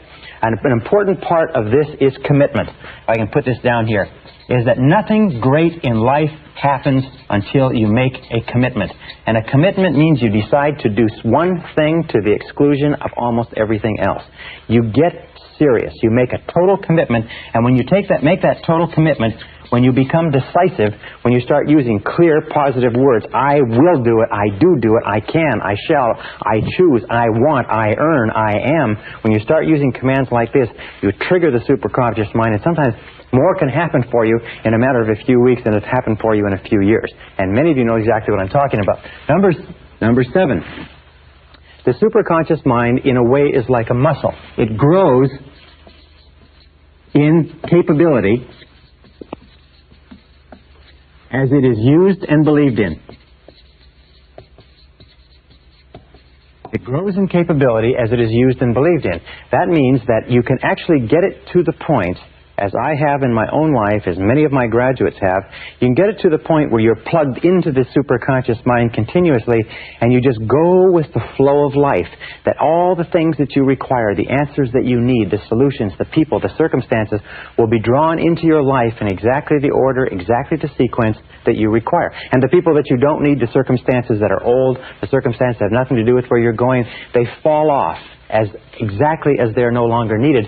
And the more you use it, the more you believe in it, the more you trust to it, the more rapidly and dependably and predictably it works. Now let me tell you this. In all my studying of the biographies and autobiographies of great men and women, I found one thing, is that you only begin to become great as a human being to the degree to which you tap into and go with the flow of this superconscious energy. Other than that, life is always a struggle. But once you get into the flow of this energy, life seems to be on the downhill side. You seem to be going with the current. An 8th characteristic is that the superconscious mind functions best or operates best with an attitude of confident expectations. Operates best with an attitude of confident expectations. You see, confident expectations is an attitude of positive emotion. Remember we talked about before becoming an inverse paranoid, always looking for the good, always expecting the best, always believing, trusting, being absolutely convinced that something good is going to come out of everything that happens to you. This attitude of confident expectation seems to be what puts the foot on the accelerator of the superconscious mind and brings things into your life and people and what you need into your life faster and faster and faster. Another characteristic of the superconscious mind, number 9, is that it operates best under 2 conditions. Operates best under 2 conditions. Condition number 1 is when you are concentrating 100% of your time and attention on the problem. 100% concentration on the problem. And the other time when it works best is when you are concentrating 0%, when your mind is busy elsewhere.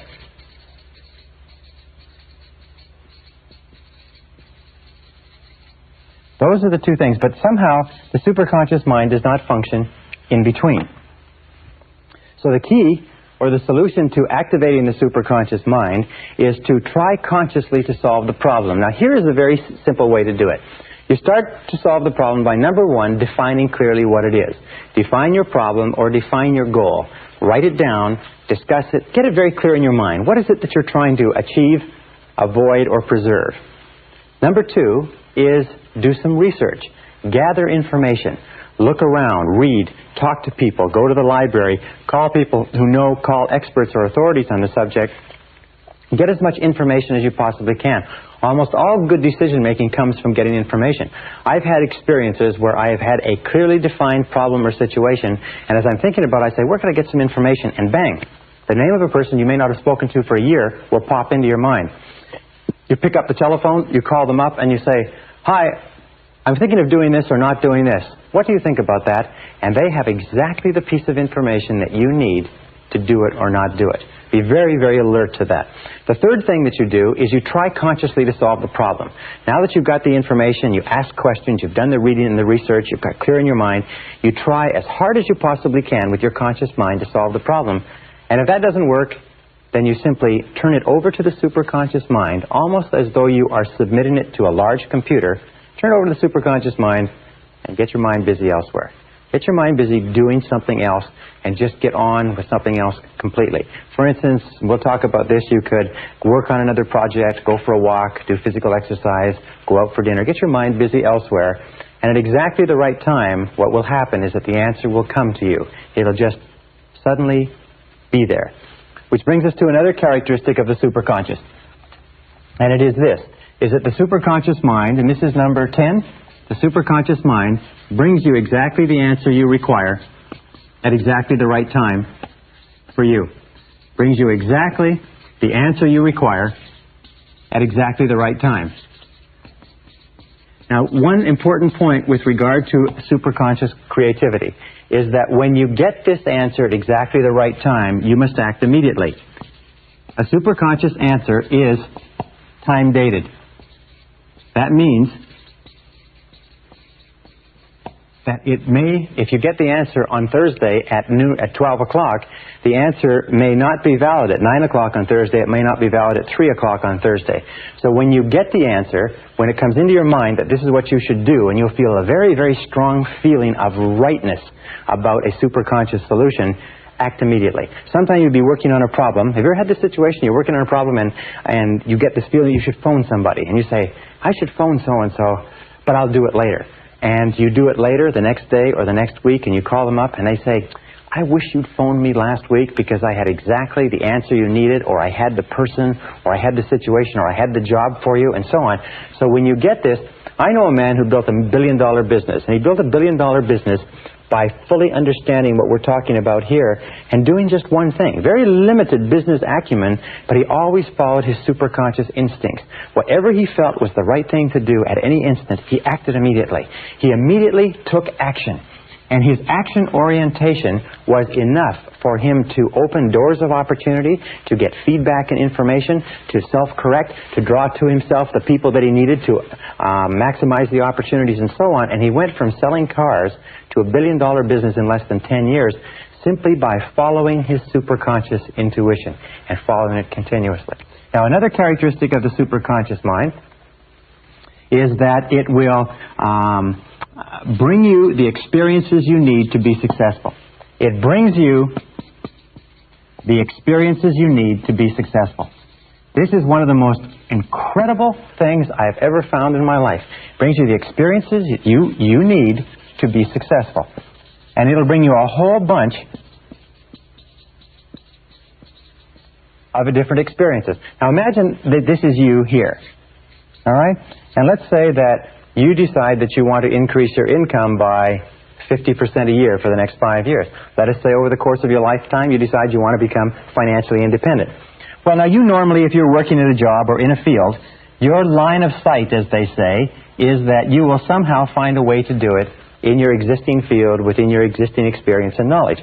However, once you have set this clear goal in your mind, once you have this idea of what your goal or your star is, as you start off, you'll often find that your life will go into almost like a crazy obstacle course. It'll seem to go through a whole series of convolutions over and over. And very often you will find a year, 2 years, 5 years, you will find your goal in a totally different place, doing something totally different, something you never expected. In studying self-made millionaires in America, we find that almost half of them made their fortunes doing something totally different from what they started off doing. As they moved down the road of life, they found there was an insurmountable obstacle or barrier in that direction. The market collapsed, the technology changed, the interest rates went up, it didn't matter what it was, and they found that they had to change course and change direction, and they had to go over a hurdle. Now imagine that you're running a race and you have to go over a hurdle, and each one of these hurdles, big hurdles and small hurdles, when you look back on it, and look back on anything that you've ever accomplished that's required a tremendous amount of time and effort, and as you look back, you will see that a whole series of different things happened to you that looked like setbacks at the time, but in retrospect you say, wasn't it good that that happened? Because if that hadn't happened, then this wouldn't have happened, and this wouldn't happen, that wouldn't have happened, and so on.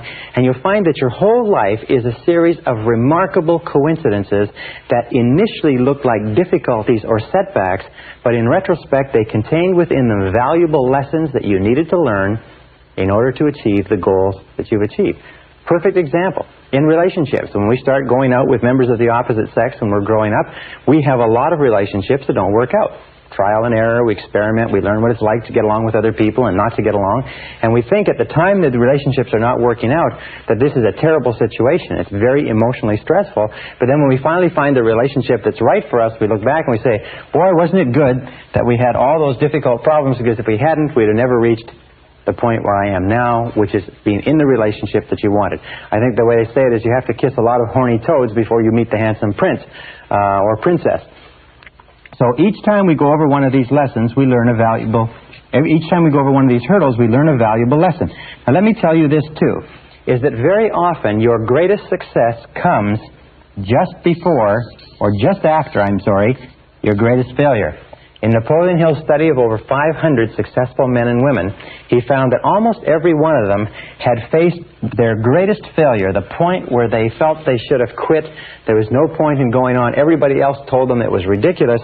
At that point, they persisted a little bit further, and wham, they made their greatest success. You notice Thomas Edison, one of the greatest inventors of the century, was broke or nearly broke many times. And Henry Ford went bankrupt almost 3 times in the course of building his fortune. Many of the most successful men and women have fallen on their faces over and over and over again until they have finally arrived where they wanted to arrive. Now what does this mean?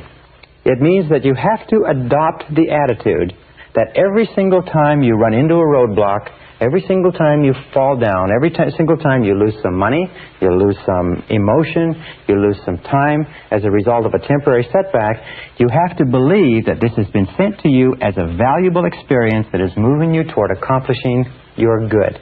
And here is a very simple technique that you can use. And I call it the movie technique. All right? Now imagine that you go to the movie. And you get there and it's very, very late. All right? And you get in, and they let you get in even though it's toward the end of the picture, and the new picture is going to be starting in a little while. And you go in, and you watch the last 10 minutes. So we call this the last 10-minute technique. All right? You watch the last 10 minutes. You see how the movie ends. You see how everything comes together. You see how the hero advances. You see how everybody achieves. You see how it all falls together, and everybody ends up happy, and so on. Now, having seen the last 10 minutes, you then sit through the whole movie.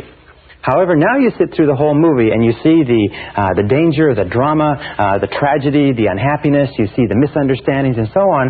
However, you see, as you watch the movie, you know how it ends. You know that there's a happy ending because you've seen the last 10 minutes. Now, this is the critical attitude. As you look at the difficulties that you face on a day-to-day basis, have this attitude that these are just what happens, but in the last 10 minutes, everything comes out right and you achieve your goal.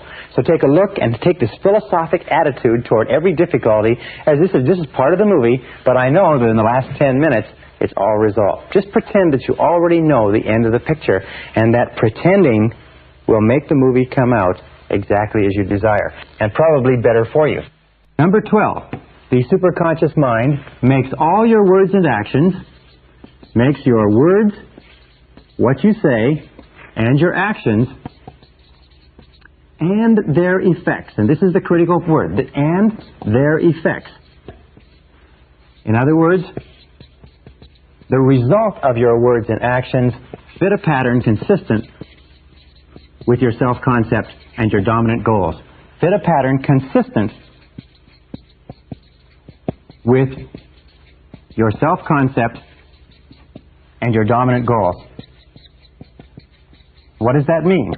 That means that the subconscious mind, which is a mechanical part of your thinking, makes your words and actions fit a pattern consistent with your self-concept. If you feel good about yourself, your words and actions will be consistent with that. If you feel negative or tired or fatigued, your words and actions will be consistent with that. However, the superconscious mind, once you have planted it with a very clear goal or set of instructions, will make your words and actions and the effect of those words and actions conspire together to bring you towards your goal. You've all had experiences where in the middle of a conversation something will just pop out of your mouth and you'll just say it and you never thought to say it, and it will turn out to be exactly the right thing to say in that situation. It may be in a date with a member of the opposite sex. It may be in a business meeting. It may be on a sales call. But you'll find that you'll just naturally say exactly the thing or the words that are appropriate for the situation. And you'll find that if you just trust to this and you have this feeling that you should say something, or let me tell you this also, every so often you'll be in a conversation where you're planning to say something. You're planning to bring out a particular point, you're planning to make a particular presentation, but something inside you will be saying no, it'll be blocking it. Or the other person will keep saying things that stop you from making this. What you do then is the superconscious mind is telling you don't say this because it's not consistent with your ultimate aims and desires. So whenever you feel that you're not sure whether or not you should say something or bring something up, the best rule is don't do it at all. Just hold off and you'll find out it was the best thing to do. Now there's two words, by the way, which are very popular today. One is called serendipity. Serendipity is the process of making happy discoveries. It's found that there are certain people who have the capacity to always find the things they need, the people they need, they find the book they need, the particular spice they need, the particular piece of cloth or furniture and so on, but they're always stumbling across the things that they need. And this is called serendipity or serendipitous behavior. The interesting point is when we've discovered people, when we've studied people who have this serendipitous capacity, we find that the discoveries that they make are all consistent with goals that they have set. In other words, you only find things when you're looking for things. That people don't make happy discoveries unless they are looking for something to contribute toward their goals. And there's another word called synchronicity. And synchronicity is the process or the coincidence of events where two or three things that are totally unrelated happen simultaneously, and we call this synchronicity or synchronizing of events. And the interesting and only factor in synchronicity is that all three of the events conspire together to help you achieve your goal. Now there's some interesting work done on synchronicity. It says that there is a higher order or a higher organization of events where events are organized on the basis of meaning. And the meaning that they have, the significance that they have, is defined by you and what your goals are. So very often you'll get a phone call, read a book, hear about an article, and visit a person, and all of those simultaneously will come together to bring you what you're after. Be very alert to these two happening. Now number 13 is the superconscious mind contains all monitor circuits. Contains all monitor circuits. That means that you can pre-program the superconscious mind, and it will work for you. Two ways that people pre-program the superconscious mind all the time is parking spaces. Many people find that by confidently expecting there to be a parking space wherever they're going, there always is. That you can pre-program your mind, sometimes 10 out of 10, 20 out of 20, to get a parking space even on a busy street, even in a busy shopping center. And if you get there and they're all full, you'll find that somebody is holding your space and they back out just as you arrive. Just as you pull up, you'll find that their taillights will go on and they'll back up, not one car earlier, not one car later, but exactly where you are. And I've had thousands of people come back to me and say that after learning this, they get parking spaces wherever they want. The key is you must believe that it works. If you don't believe that it works, it doesn't work for you. The second is waking up. There are many people who wake up with no alarm clock. Many people don't need an alarm clock at all. I haven't used an alarm clock for years. Why? You can just program your mind to wake up almost to the minute, any given time. All you have to do is do this 3 times. You'll develop the habit for life. And by the way, this is something the alarm clock industry keeps quite secret, mind you, because nobody needs an alarm clock. You can wake up at any time. You can wake up with 3 hours sleep or with 13 hours sleep. You can wake up in pitch black darkness. You can sleep for 20 minutes or 2 hours just simply by programming your mind. You can also program your mind to remember to do something, remember not to do something, and so on. And I'll tell you this so that you can write it down. It's what we call the law of superconscious activity.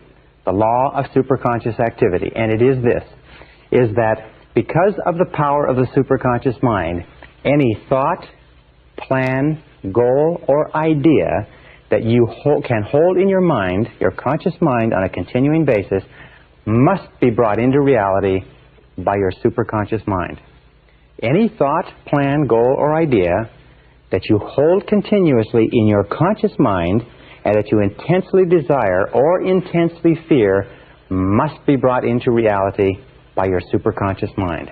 Whether positive or negative, good or bad for you, if you can hold it continuously, if you can emotionalize it, if you can visualize it, in your conscious mind, the superconscious mind will begin to organize the entire universe of experience around you to draw into your life the people and circumstances necessary to make that idea come true.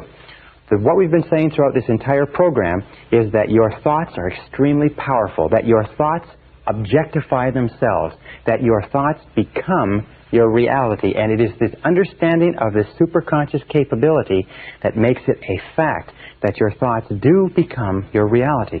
So keep your mind on what you want, keep it off of what you don't want.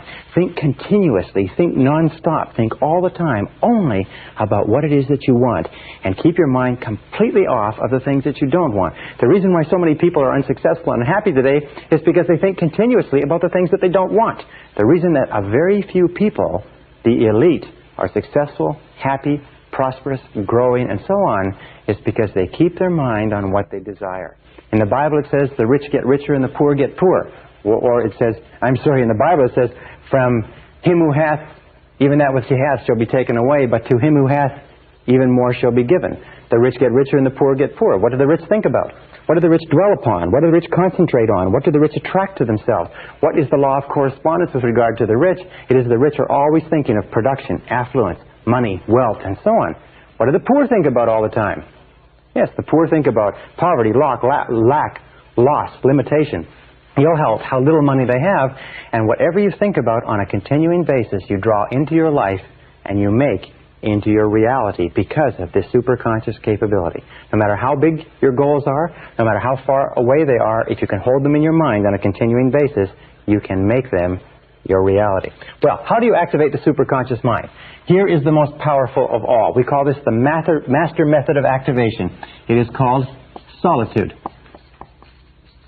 You activate the superconscious mind with solitude. Now, how do you use solitude? We call this go into the silence. Go and sit down quietly by yourself for 30 to 60 minutes.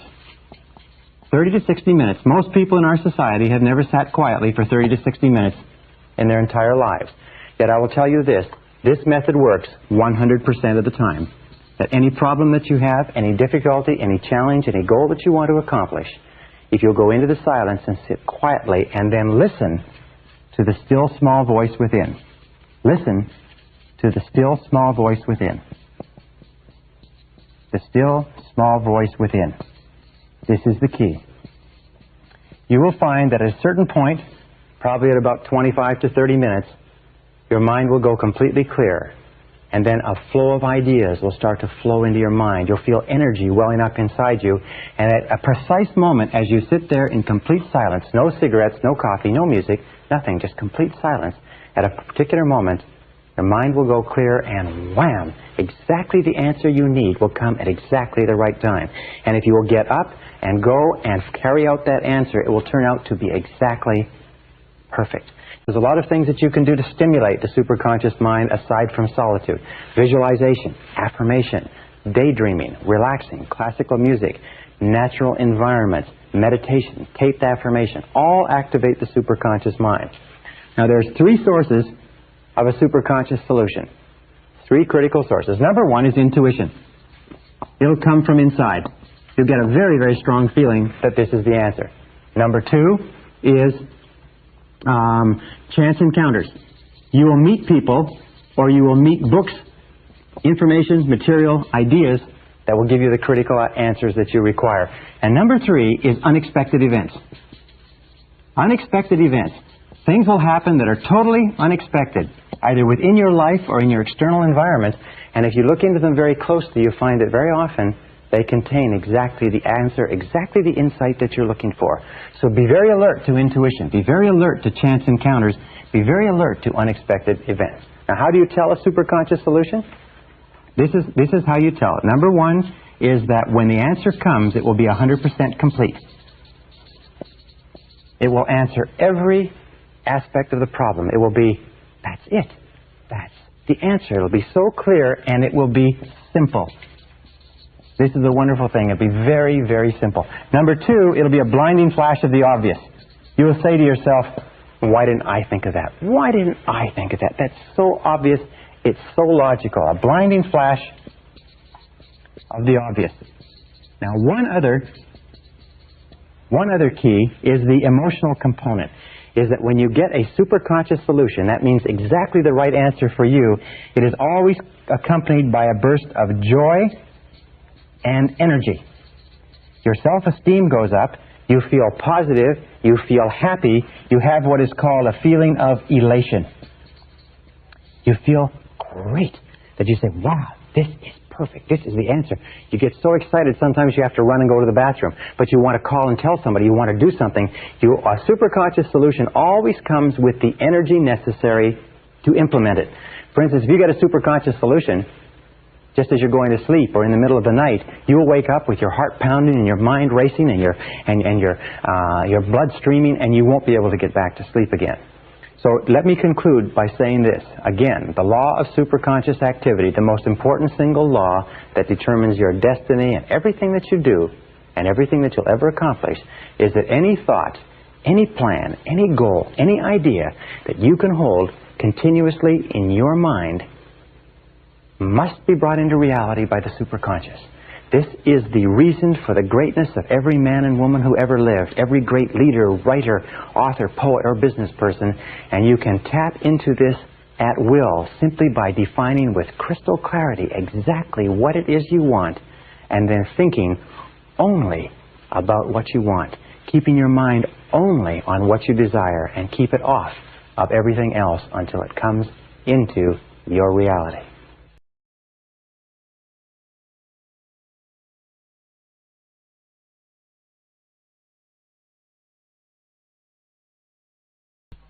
Section 20, Creative Problem-Solving Techniques. Remember when we talked about that survey that was done where they checked the IQ of 1,000 people at random, and that they found the difference in IQ between the least intelligent and the most intelligent was only 2.5 times? And we talked about, with regard to income, how people earning $250,000 a year are not 10 times smarter than people earning $25,000 a year. Well, this subject has fascinated me for years, and I've put together courses which I've taught to major Fortune 500 executives and administrators, and I've come up with some pretty interesting ideas with regard to intelligence and IQ, and I'd like to just sort of impress upon you one thought, which is this, is that intelligence is a way of acting. Intelligence is not a matter of IQ. It's not a matter of education. It's not a matter of background, contacts, grades, or anything else. There are many extremely intelligent people who can't make a living. There are many people with extended university degrees who are unemployed. But there are also people who didn't finish high school who are running major corporations, because intelligence is a way of acting. What I found was that if you study the way intelligent people, by which I mean people who can get the results they want, act, and you act or you use your mind the way they use their mind, you will actually start to function with the same level of intelligence that they function at, irrespective of your IQ or anything else. So let's start off with this basic sentence. Intelligence is a way of acting. In other words, if you act intelligently, then you are intelligent. If you do not act intelligently, then you are not intelligent, irrespective of how smart you are or how well educated you are. With regard to this, one of the studies that I conducted a couple of years ago was looking at some research on geniuses. What are the characteristics of geniuses? People who perform by the judgment of their peers at exceptional levels of intelligence. People who are over 140 IQ and going up right to 150, 160, 170, 180, and so on. And I found that there are 4 keys to genius. And all 4 of these keys are learnable behaviors. If you learn the 4 keys, you can function at a level of intelligence that is double your level today. So what are the 4 keys? Number 1 key to genius is clarity.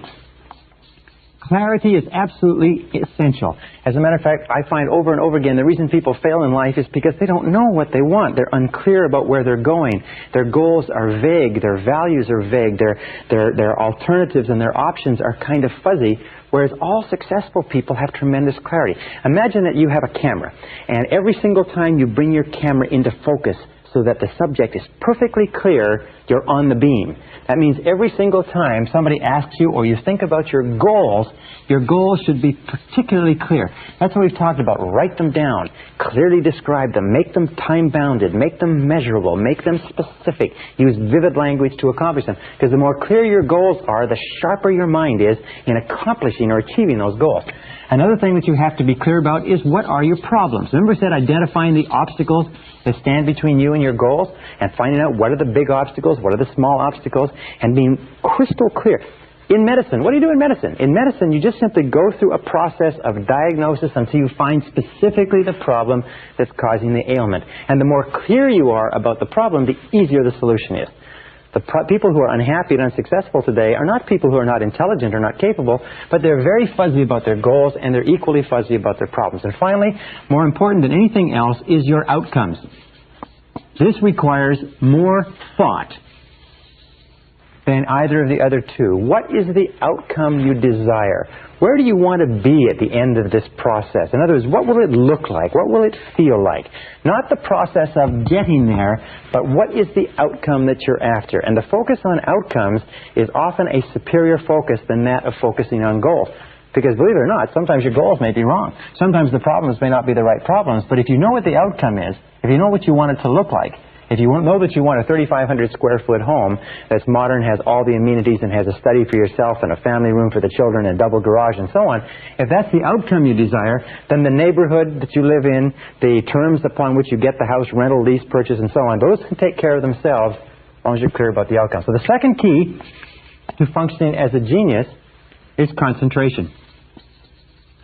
Concentration. All geniuses, all highly intelligent people, are people who have the ability to concentrate 100% on one thing at a time and concentrate on the most important thing. All non-geniuses, all people of limited intelligence, are people who try to do a whole lot of different things. They're all focused on a whole lot of different things, and because they can't bring their intelligence to bear like a fist on a single problem, they never seem to get anything really resolved. So the ability to concentrate, and we talked about that in time management, making a list of all your goals or all the problems standing in your way, picking the one or two that are the most important, picking number one, and then going to work on number one and staying with it single-mindedly till it's finished. Absolute key to genius, because the more you concentrate, like a laser beam, the more you concentrate, the more of your intelligence is directed, like that beam, that particle beam, more of your intelligence is directed on blasting the problem out of the way or moving you towards your goal. Now, the third quality of genius, which you can develop, is the ability to keep an open mind. You see, we find that people who are very intelligent tend to be open-minded in that they are willing to look at a variety of different approaches. They're willing to stand back from the situation. They're willing to ask a lot of questions. They're willing to ask questions like why, and questions like why not, and questions like what are our assumptions? We're having this problem. What are our assumptions? Could it be that our assumptions are wrong? What if our assumptions were wrong? You know that errant assumptions lie at the root of most failures. Assumptions. What are your assumptions? We find when I go in and do research or consulting for large companies or even small companies, you find that wherever they're having a problem in the market, there's an assumption is wrong. Assumption is wrong with regard to the product, with regard to the service, with regard to the competition, with regard to the customer, and so on. So what are your assumptions? Keep an open mind and look at a whole variety of different ways of approaching whatever problem it is. Another good question to ask is, what else might be the problem? We think this is the problem. What if something else is the problem completely different from what we're looking at? So keep an open mind, be flexible, be fluid, be willing to look at a variety of different approaches. And then the fourth characteristic of all geniuses, surprisingly enough, is that they have a systematic method. They have systematic methodology, if you like, or systematic methods of problem solving. They just don't run off half-cocked. Now, finally, once a genius has gone through a series of systematic methods, very often, as a result of this process of concentration, they just drop the subject out of their mind and at a certain point the superconscious will give them the answer that they're looking for. But prior to that, they go through systematic methods, if you like, of organized thinking. Now, most people don't do this. What they do is they throw themselves at a problem the same way a dog throws itself at a car going past, and they go ruff, ruff, ruff, ruff, ruff, ruff, ruff, and they chase after the dog, or they throw themselves after a blanket like a puppy does, and they tear the blanket round and round, and they throw it away. Intelligent people approach every problem logically, systematically, organized fashion. So let's talk about 3 methods of creative thinking that you can use to, like a particle beam smasher, that you can use to smash through about 90-95% of any problem that you'll ever face, any obstacle, anything that stands in your way. And the first is what I call mindstorming. Now, mindstorming is a very simple technique. It was developed many, many years ago. It can be done by yourself, or it can be done with other people. More people have become wealthy and successful using this technique than any other technique I've ever seen. I've used this myself for years, and it is absolutely devastating in how rapidly you can come up with great solutions to even the most complex problems. Mindstorming is often called the 20-idea method. The only thing that's necessary to use this 20-idea method is a piece of paper, a pen, and discipline. Why is it that people don't use this method more often? A, they don't know it. B, they're not disciplined enough to use it. But if you will use this on a systematic basis, you will be astonished at the results from the very first time. Well, the 20-idea method simply says this. Take a sheet of paper. Best time to do this is first thing in the morning. And write your major goal or objective at the top of the page in the form of a question. Let us say that you want to increase your income from $30,000 to $45,000 over the next 12 months. So what you do is you might write at the top of the page, what can I do to earn $45,000 over the next 12 months? That would be the question. Or let us say it's a time management question. What can I do to get 2 more hours of productive time every day? Or let's say it's a health question. What can I do to lose 5 pounds a month until I get down to my ideal weight? You put that at the top of the page in the form of a question, and then you force yourself to write 20 different answers. You just keep forcing yourself to write 20 different answers. Now, the first 3 to 5 answers that you'll come up with are pretty easy.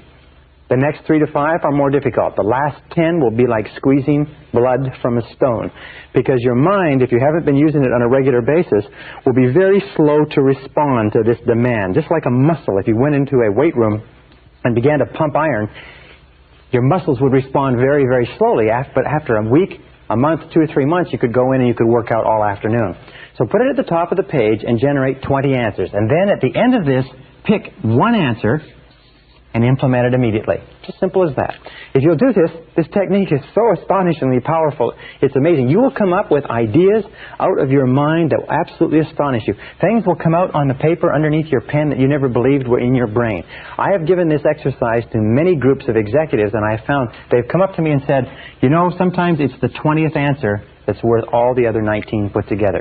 People have come up to me and said that 20th answer, by forcing yourself to write 20 answers, that 20th answer sometimes is the answer they've been looking for 6 months.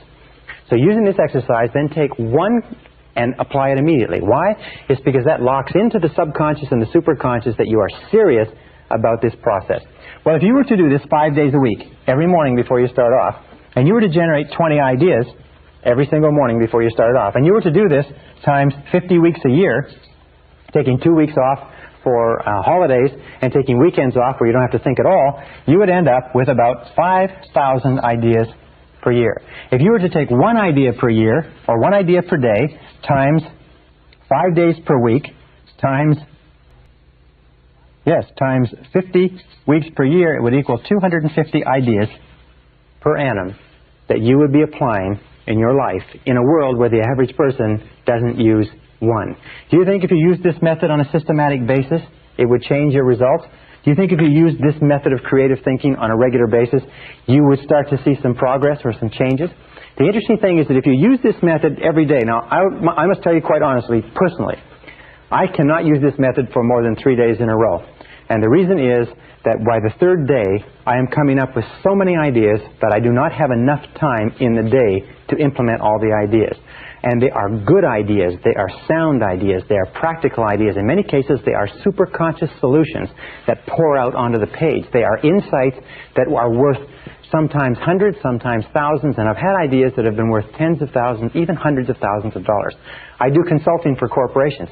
Occasionally I'll come up with an idea when I'm doing a consulting assignment for corporations with this exercise that will be worth hundreds of thousands of dollars to them because it will be a unique distillation of a series of factors that suddenly crystallize like a flashbulb catches the photograph with all the details. It'll suddenly crystallize in a superconscious way and bang, there will be the idea. So I strongly urge you to use this method starting today. Take any goal, any problem, any difficulty, write it as the form of a question and try it once. And you will be astonished at how effectively it works. As a matter of fact, I've had many people come back, hundreds of people come back from my seminars and say that idea changed their whole career, changed their whole business, changed their whole family life, changed many, many aspects of their life.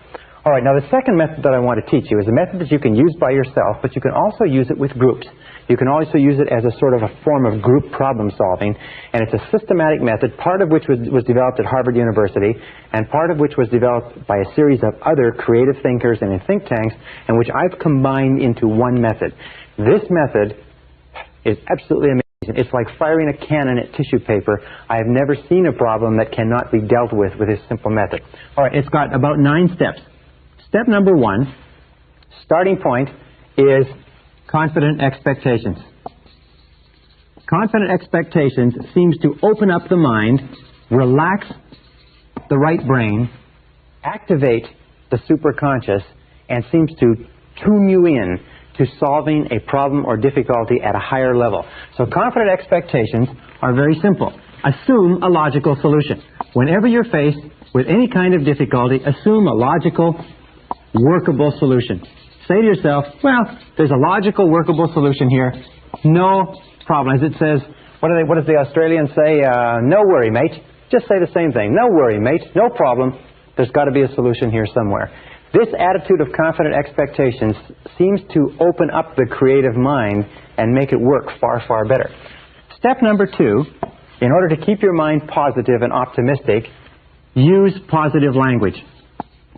Use positive language. Now, what do we mean by that?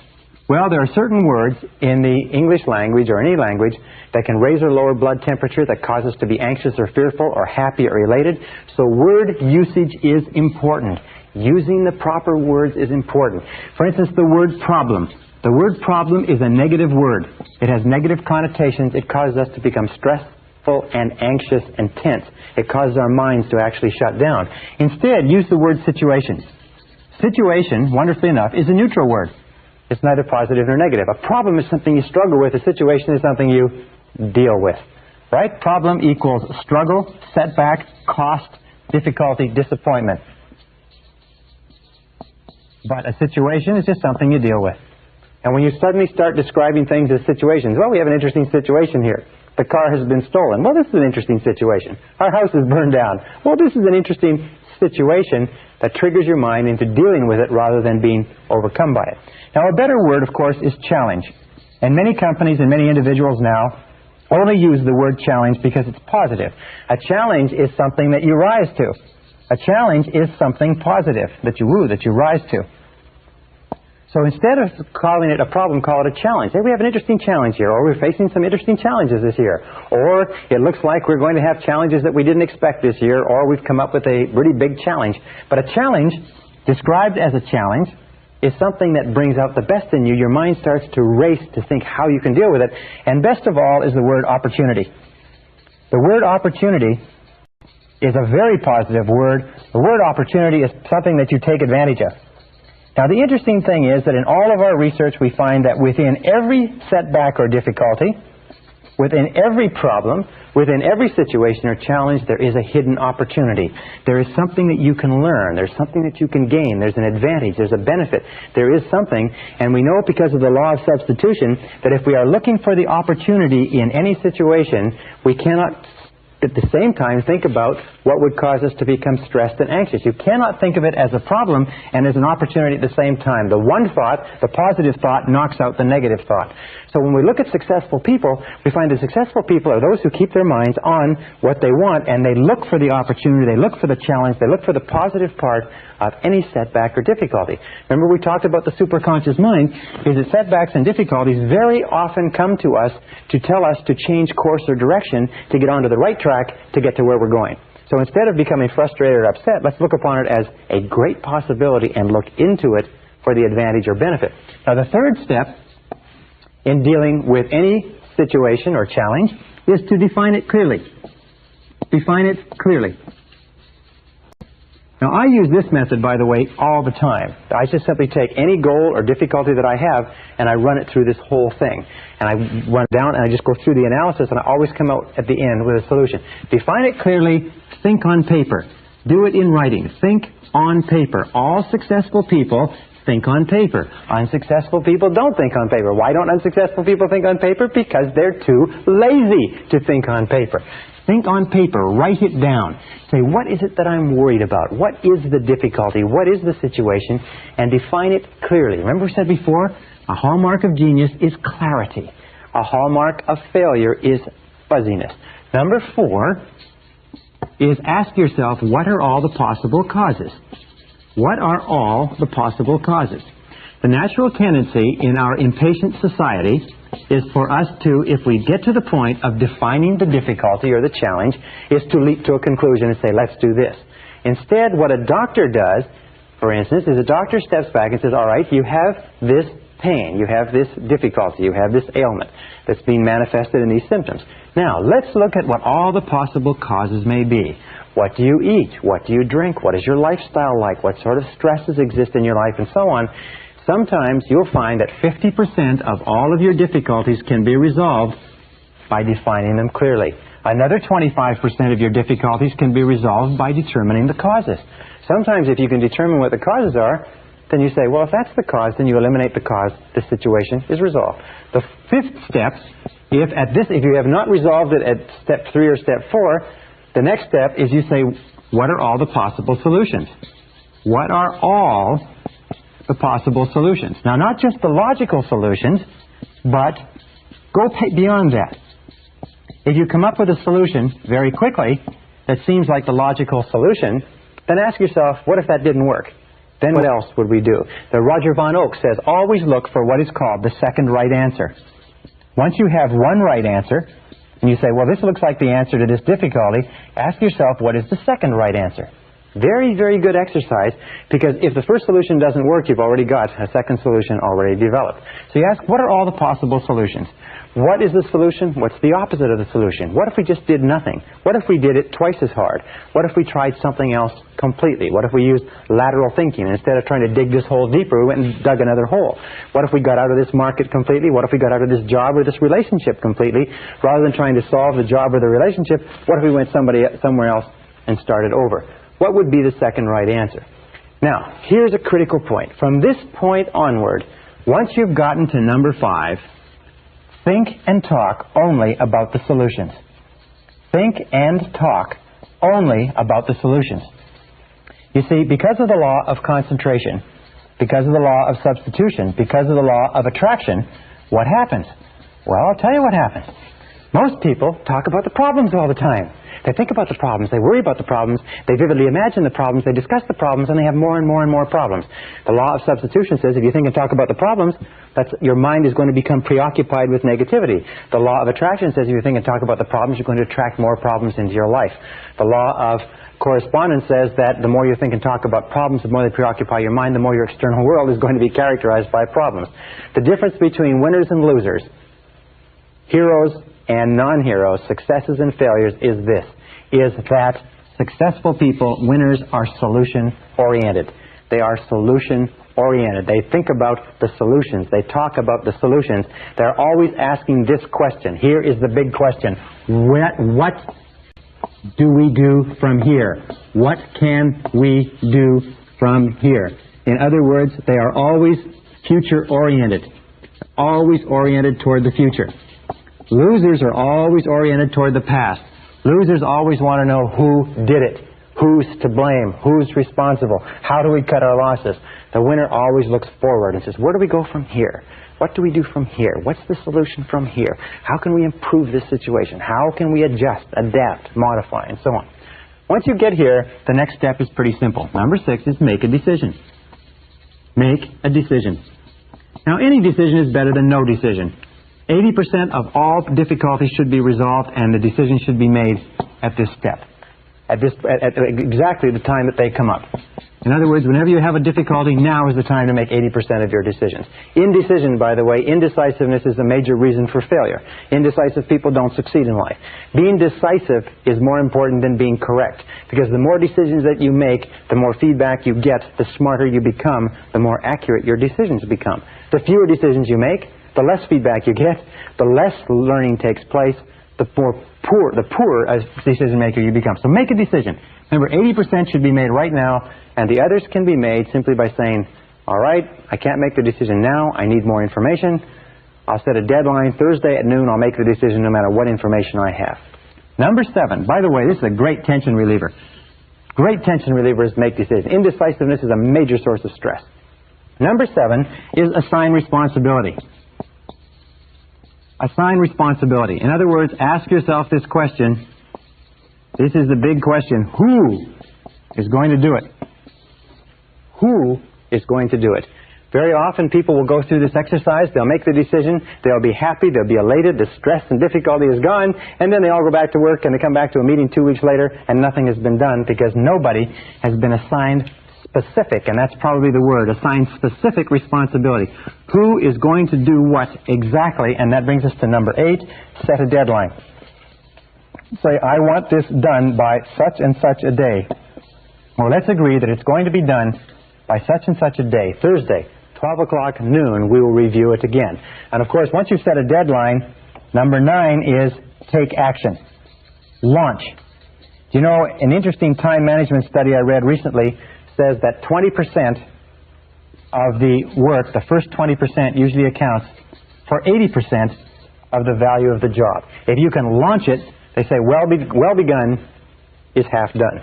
And number 10 is inspect what you expect. Inspect what you expect. One of the most important rules of success in life is once you have made an agreement that something is going to be done, inspect it. Check on it. Control it. Monitor it. Keep in touch. I have a good friend that says that delegation is essential, but not abdication. Make a decision. Once you have assigned somebody, you've asked somebody to do it, keep in touch with them. If it's important enough for you to have it done by that deadline, it's important enough for you to follow up and check. All right. There's one final method of creative thinking which you can use with your husband or wife, with your coworkers, with your friends, with your associates. One of the most powerful methods ever developed. First written about by Alex Osborne in his book Applied Imagination in 1946, and it's called brainstorming. Now, brainstorming is terrific. And I won't write it all out on the board, but I'll just give you the description of what you have to do to be a good brainstormer. Number 1, the very best group for brainstorming is 4 to 7 people. Below 4, you're not getting the potential synergy. And above 7, the group starts to get a bit unwieldy. So 4 to 7 people sitting together in a spirit of harmony. Step number 2 is to clearly define the question. And the more simple and precise the question, and the more concrete the answers that you're looking for, the better the brainstorming exercise works. For instance, you could say in a sales organization, you wouldn't say, what can we do to increase sales? Because the question is very vague. It's fuzzy. Remember, clarity. What we would say is, what can we do to increase our sales by 20% over the next 90 days? Then everybody can bring their minds to bear on the question. Now, the third step with regard to brainstorming is time. The best period for brainstorming is between 15 and 45 minutes. 30 is ideal. So what you do is you say, we're going to brainstorm this question. What can we do to increase our sales by 20% over the next 90 days? And we're going to do it from 4:15 to 4:45. Next step is idea generation. Now, this is really critical. Instead of generating ideas and then evaluating them, what you do is this. And this is what Osborne found. He said what blocks brainstorming is that you have the idea generation process, and somebody comes up with an idea and somebody says, that wouldn't work, that's stupid, that's ridiculous, we tried that once before. And as soon as somebody says anything critical about an idea, everybody just shuts up. And so you sit there and everybody becomes a little bit hesitant. Why? It's because when you criticize an idea, you trigger the deep down fear of rejection that goes back to early childhood. So what you do is you divide. You have idea evaluation, this section, and idea generation separated by a wall of time, so that you put time between the two. And here you go for quantity of ideas. So in a 30-minute session, say 30 minutes, you say, let's see how many ideas we can generate focused on how we can increase our sales by 20% over the next 90 days. And over here, you can take more time, and here you go for quality. Now, what is the role of the leader? In a brainstorming session, the leader is not to dominate. The leader is to stimulate. A good business person, by the way, will bring their staff or their associates in on a regular basis to stimulate them into brainstorming, at least once per week. But don't dominate the conversation. Record all answers. Record all answers. Very often, somebody will come up with an answer in a brainstorming session which will be a superconscious solution. The superconscious solution may be so excellent that even the person who came up with it and the people at the brainstorming session are not aware that it is a brilliant breakthrough. But when you take the ideas and evaluate them later, or somebody else looks at the ideas, they may say, that's what we're looking for. This is exactly right. So with regard to creative thinking, remember this. Let me repeat. That intelligence is a way of acting. That you can function at least twice the intelligence you're currently using by doing what geniuses do. Be clear about what you want. Concentrate single-mindedly on the goal, the problem, the situation, or the outcome you desire. Keep an open mind. Be flexible and look at all possibilities. And then use systematic methods of problem solving like we've discussed. Try any one of these methods, use them on a regular and systematic basis, and I can guarantee you, you will be astonished at how smart you really are. This is the end of Side 2. Please fast forward the tape to the end to cue up Side 1 for your next listening.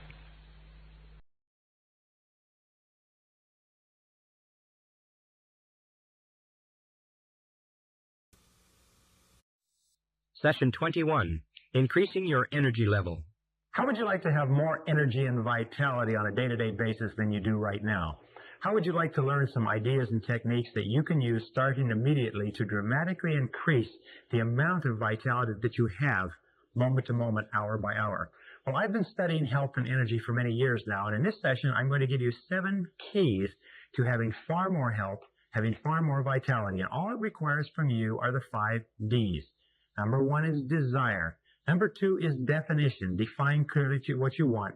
Number 3 is decision. Make a decision that you're going to engage in the health habits necessary to raise your energy levels. Number 4 is determination, the ability to stick at it long enough. And number 5 is discipline, the ability to discipline yourself to do what you know you should do to improve your health, whether you feel like it or not, until it becomes a new habit.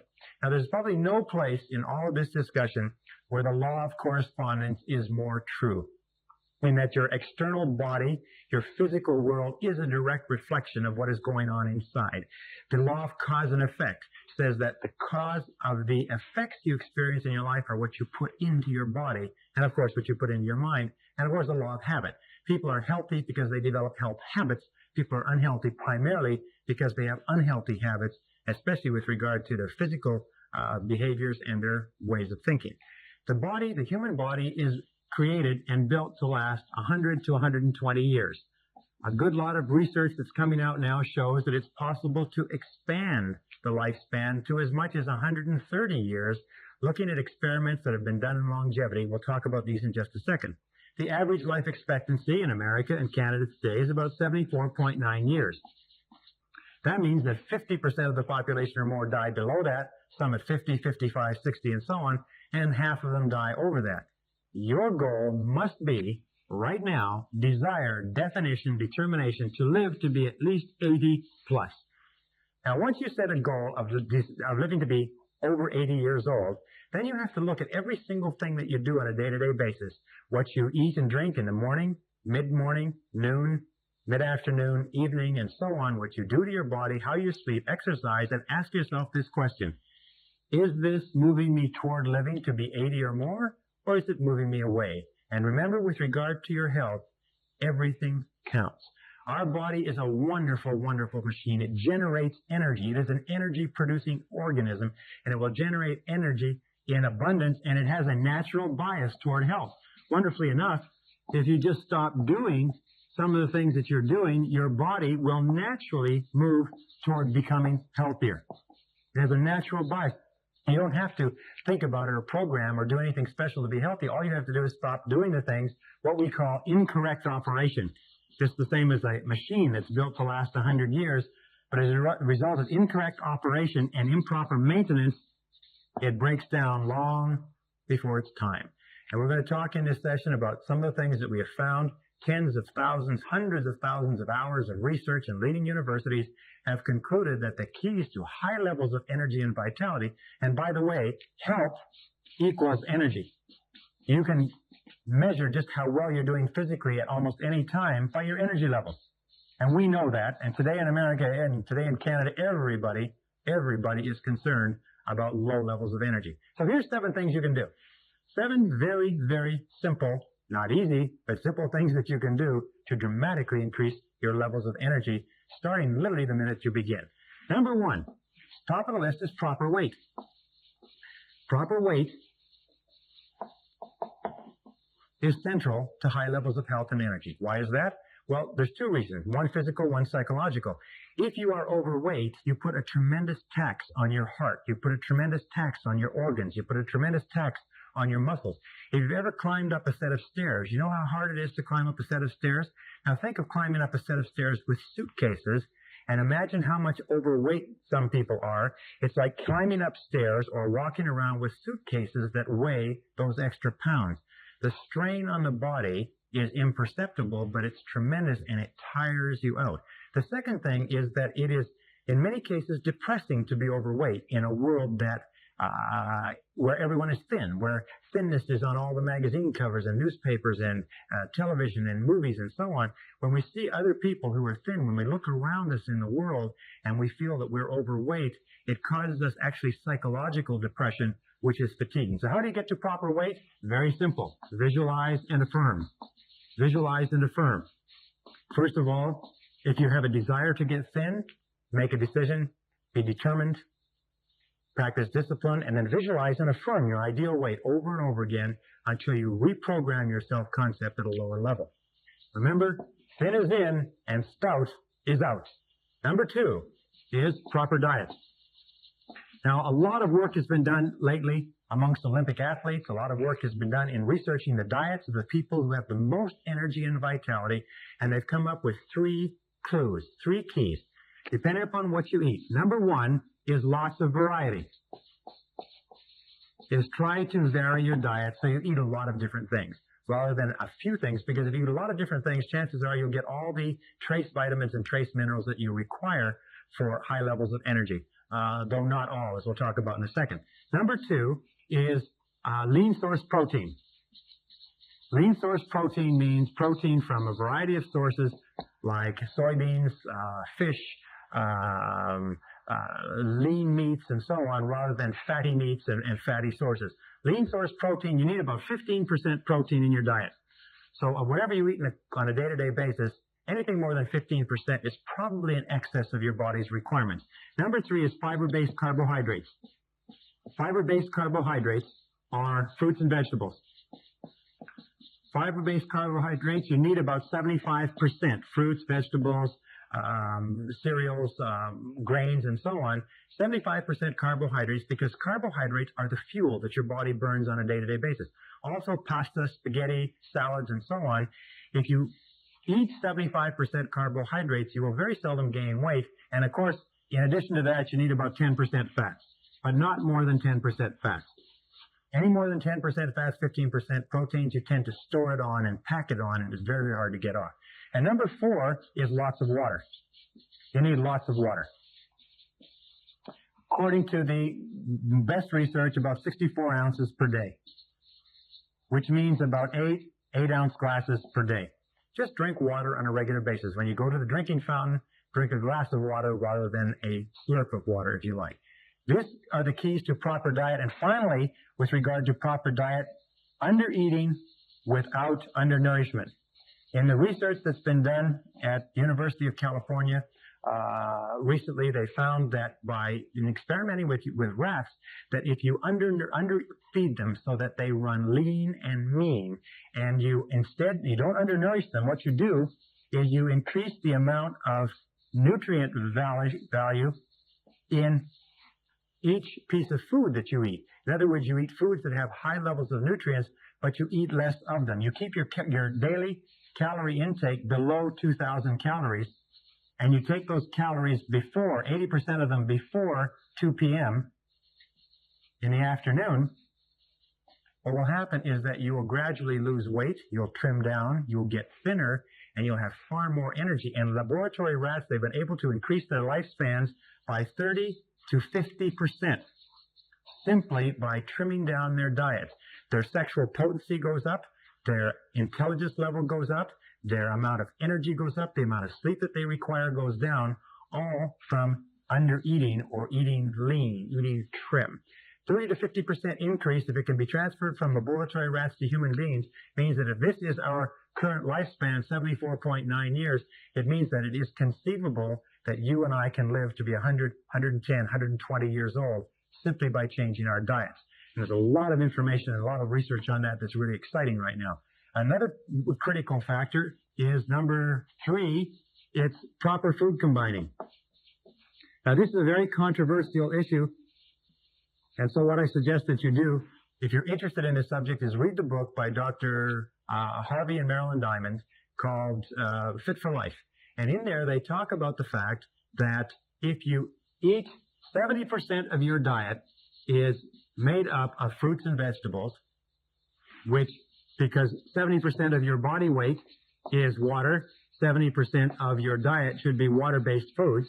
70% of your diet is fruits and vegetables, and then you combine foods properly in that you do not eat starches and proteins at the same time. So if you're going to eat vegetables plus protein, or vegetables plus starches, you do not eat proteins and starches simultaneously in any meal. I've tried this method of eating, and I suggest that you try it because it's astonishing. Your weight drops very rapidly, your energy levels go up very rapidly, and it happens within 24 hours.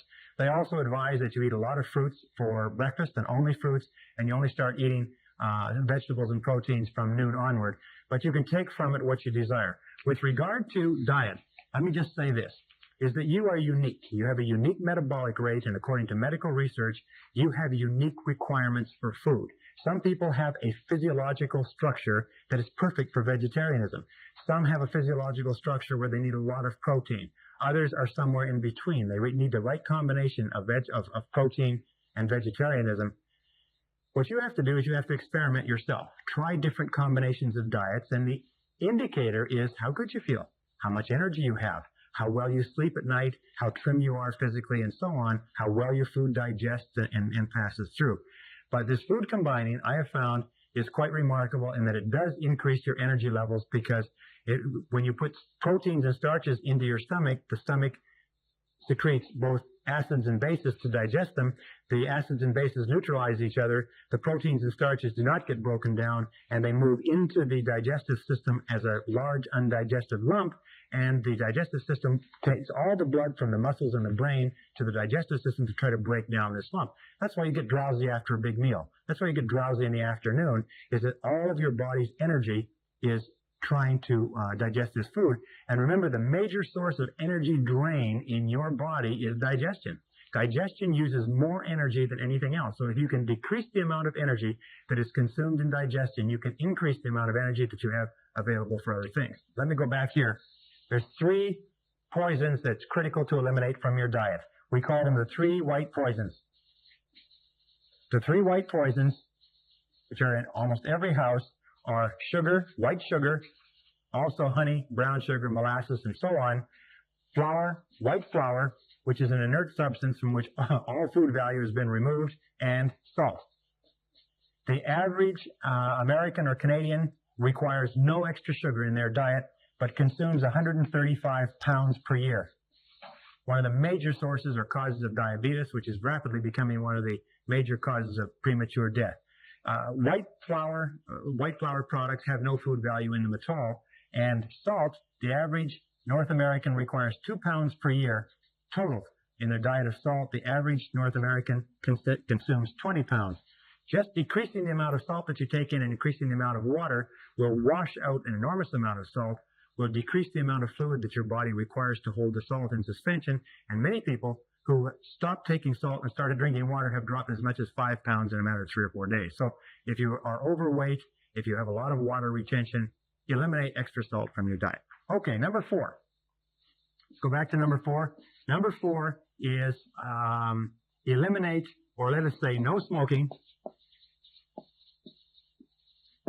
and moderate alcohol consumption. Of all the things that you can do voluntarily to your body, smoking is the worst. In fact, according to all the medical research, there's something like 32 different diseases, all the way up to and including arteriosclerosis and lung cancer. Lung cancer is rapidly becoming the number 2 killer in the Western world today, and women are now dying at exactly the same rate as men with lung cancer. If there's anything that you could cut out of your lifestyle that would help you physically more than smoking, nobody knows what it is. 32 different diseases. So eliminate smoking. How do you eliminate smoking? You start visualizing and thinking about yourself as a non-smoker. Start affirming, I'm a non-smoker, I'm a non-smoker, I'm a non-smoker, I'm a non-smoker. And begin visualizing yourself as a non-smoker. At a certain period of time, you will lose your taste for smoking. Now, it won't be easy, but it's well worth the effort. Moderate alcohol consumption. I like the word moderate personally, but moderate alcohol consumption, according to the people who do research in this field, is about 1 drink a day. 1 drink a day, 7 drinks a week is about the most that you are allowed if you're going to be called a moderate drinker. When you start getting to 2 drinks a day or 3 drinks a day, you're starting to get into the problem drinking range. Number 5 is proper exercise. Proper exercise means aerobic. Now, aerobic exercise increases the amount of oxygen to the brain. The amount of oxygen to the brain increases the speed with which you think. It increases your level of intelligence and creativity. It also increases your energy levels. In fact, people who engage in aerobic exercise have more energy, sleep less, sleep better, have more energy for the good things in life, if you know what I mean. They eat better food, and they live longer.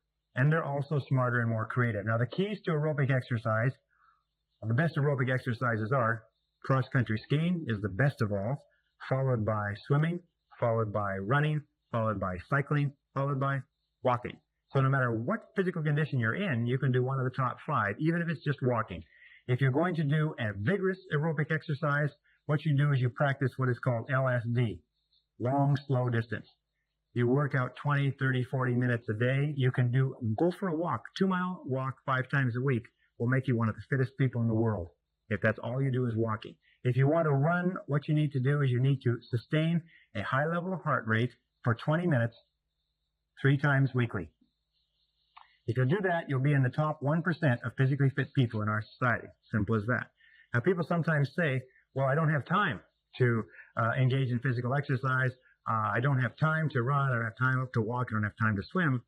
The fact of the matter is this, is that if you are physically fit, if you have higher levels of energy, then what will happen is that you will be able to work productively longer. You will be able to work productively better. You will make fewer mistakes that you have to go back and replace. You will need less sleep. You will have less downtime from physical ailments because you won't be sick. You will have more energy and vitality overall, and you will have more years to your life, more years added onto your life to do things with. The question is, how badly do you want to live a long time? Because I've spoken to many people who have made the mistake of saying, well, I'll get in shape later, or I'll change my diet later, or I'll quit smoking later, until it reaches a point where they find that they have a terminal illness or a terminal situation, and it's too late. With regard to smoking, there was a great story in the Reader's Digest a couple of years ago talking about a fellow who wrote this article, said, you will quit smoking sooner or later. And he had been told, and he had thought about quitting smoking for 20 years, and he never did it. And one day he went to the doctor, and the doctor looked at him and took at the x-rays and said, you've got lung cancer, you've got 2 months to live. And so he went home and he put all his affairs in order, and he wrote this little story, and he sent it off to Reader's Digest. And by the time the story was published, he was already dead. There's a footnote, died of lung cancer. But it said that if you don't quit sooner, you'll quit later, but you will quit. I assure you, you will quit smoking. The best time to quit smoking is before they find that you have a lung cancer, and it's hopeless. Right. The next key to health, number 6, is proper rest. According to the Alameda study, which is one of the most impressive studies ever done, it was done at the University of Southern California Department of Public Health by Dr. David Bresser. You remember all that in a row. What they did is they took 7,000 to 8,000 men, and they followed them for 20 years, and they looked at their health habits. And they found that their health habits, the 7 key health habits, which we talked about most of them, that led to longevity, that predicted that one would live a longer life, one of them was 7 to 8 hours sleep per night. 7 to 8 hours sleep per night. Now, with regard to sleep, sometimes people say, well, how much sleep should a person have? Again, each person's metabolic rate is different. Some people need 8, 9, 10 hours sleep because their metabolic rate is slower. Some people have a higher metabolic rate. They can get along with 5 and 6 hours sleep. Sometimes when you're working hard or you're under a lot of physical stress, you need more sleep. Sometimes when you're really excited or positive or enthusiastic about something, you need less sleep. So listen to yourself. Listen to your intuition. However, we do know this, that the amount that you sleep is a habit, that your body actually becomes conditioned to sleeping a certain number of hours per night, and that it is possible for you to reduce the number of hours you sleep by affirming, visualizing, and goal planning or programming your subconscious to reduce your sleep. Now, what they recommend in the book, Sleep Less, Live More, is that you reduce the amount of sleep by 15 minutes per day. Now, what that means is that you take, for instance, a period of your time that's relatively stable, that you're not traveling or moving around, and if you're let's say you're sleeping 8 hours and you want to get down into about the 6.5 hour range, which is very possible according to all the research, then what you say is for the first week, you're going to sleep 7 hours and 45 minutes. And you just sleep 7 hours and 45 minutes until you feel comfortable at 7 hours and 45 minutes. Then you sleep 7.5 for a week, maybe even 2 weeks. And the older you are, the longer you should give yourself to develop a new habit. And over a process of about 6 weeks, you can actually drop from 8 hours to 6.5. And what happens is your body actually sleeps faster. You can train your body by the body learning that I only get 6.5 hours to sleep, so it sleeps quickly, and you are equally rested, equally refreshed, and you have those hours to do something with.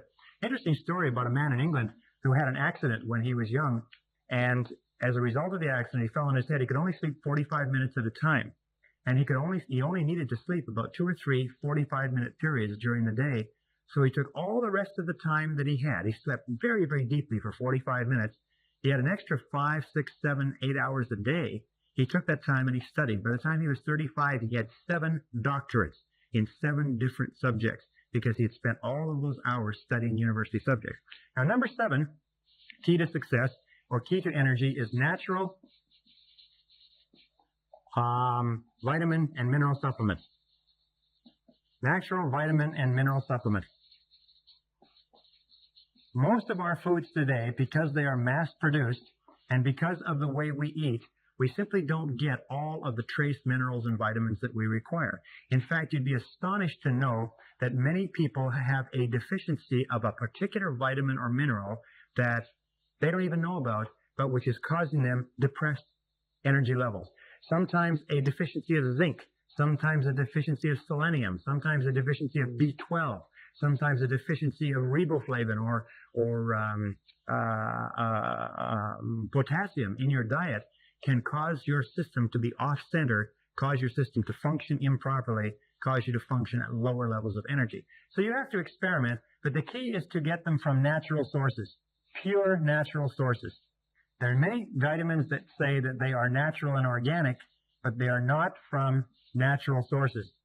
An example of a natural source vitamin is vitamin C from acerola cherries. Be very clear, because vitamin C from ascorbic acid and vitamin C from acerola cherries has an effectiveness level of maybe 20 to 1. The acerola cherries, 50 milligrams from acerola cherries, may be more effective than 1,000 milligrams from ascorbic acid crystals. So do your own research on vitamins and minerals, the critical part of your health and your fitness. And finally, remember this, if I can repeat. The key to success is desire. Do you really want to have high levels of energy? Do you want to live forever? Do you want to live to be 80 or 90 and still be energetic and vital? Number two is define what you want to do. How clearly do you want it? Write out a plan for yourself. Just simply writing out a plan in a series of affirmations. I sleep 6.5 hours per night. I am a non-smoker. I weigh your ideal weight. I exercise 3 times a week. And reading those affirmations over and over again, programming it into the subconscious, begins to trigger what is called autosuggestion, where you will actually feel impelled to engage in the health habits that will give you the energy and vitality that you desire. The third is decision. Make a decision to do it. Sometimes just getting up and getting going is critical. Fourth is determination. It's very, very hard to change. Remember we talked about the law of habit? It's very hard to change old habits. But if you can develop new positive habits that lead to high levels of energy and vitality, they will serve you all your life. And finally, here's the most difficult of all, the discipline. There's a beautiful old saying that says that discipline weighs ounces, but regret weighs tons. Discipline weighs ounces, but regret weighs tons. One final point. We said at the beginning of this seminar that your level of self-esteem, how good you feel about yourself, how much you like yourself, how much you love yourself, is the critical part of a healthy personality. And every single time you discipline yourself to do something that you know is right for you, that increases your levels of energy and vitality, your self-esteem goes up, you feel more positive, you have more energy, you get along better with other people, and you move more rapidly toward becoming the successful person that you're capable of becoming.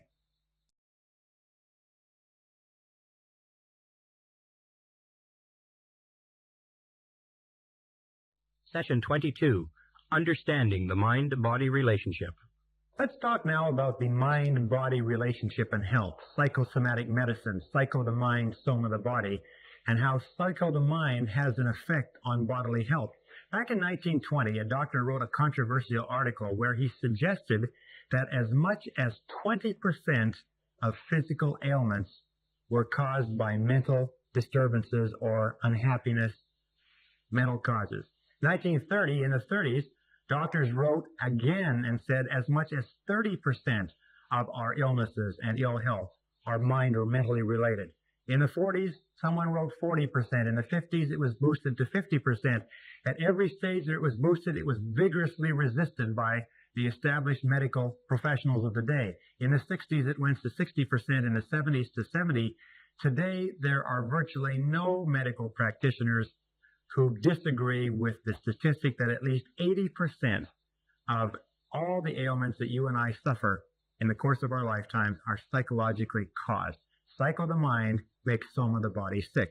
As a matter of fact, I've had many doctors, many medical professionals, psychologists, psychiatrists, and nurses in my courses who said that it's probably closer to 90, maybe even 95% of everything that we suffer, colds, flus, skin diseases, heart attacks, kidney disease, arthritis, strokes, up to and including cancer, are psychological in origin.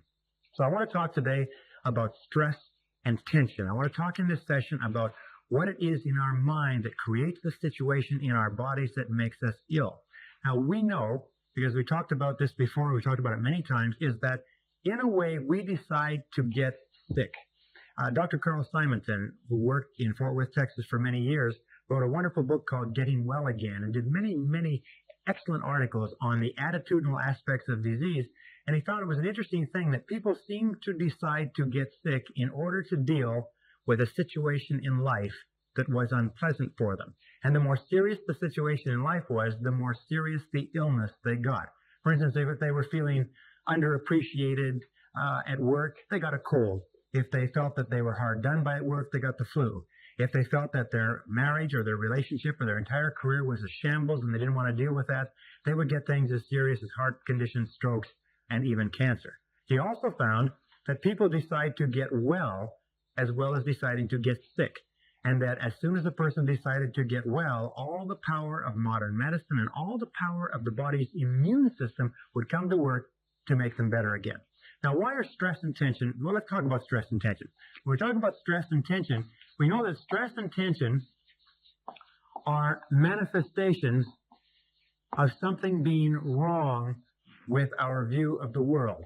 Stress and tension are the outward manifestations of our being unhappy with some aspect of our lives. Now, whenever we feel physical pain, if you touch a stove and it's hot and you feel physical pain, the reason we have the physical pain is to give us a warning that we are doing something that is harmful for us physically.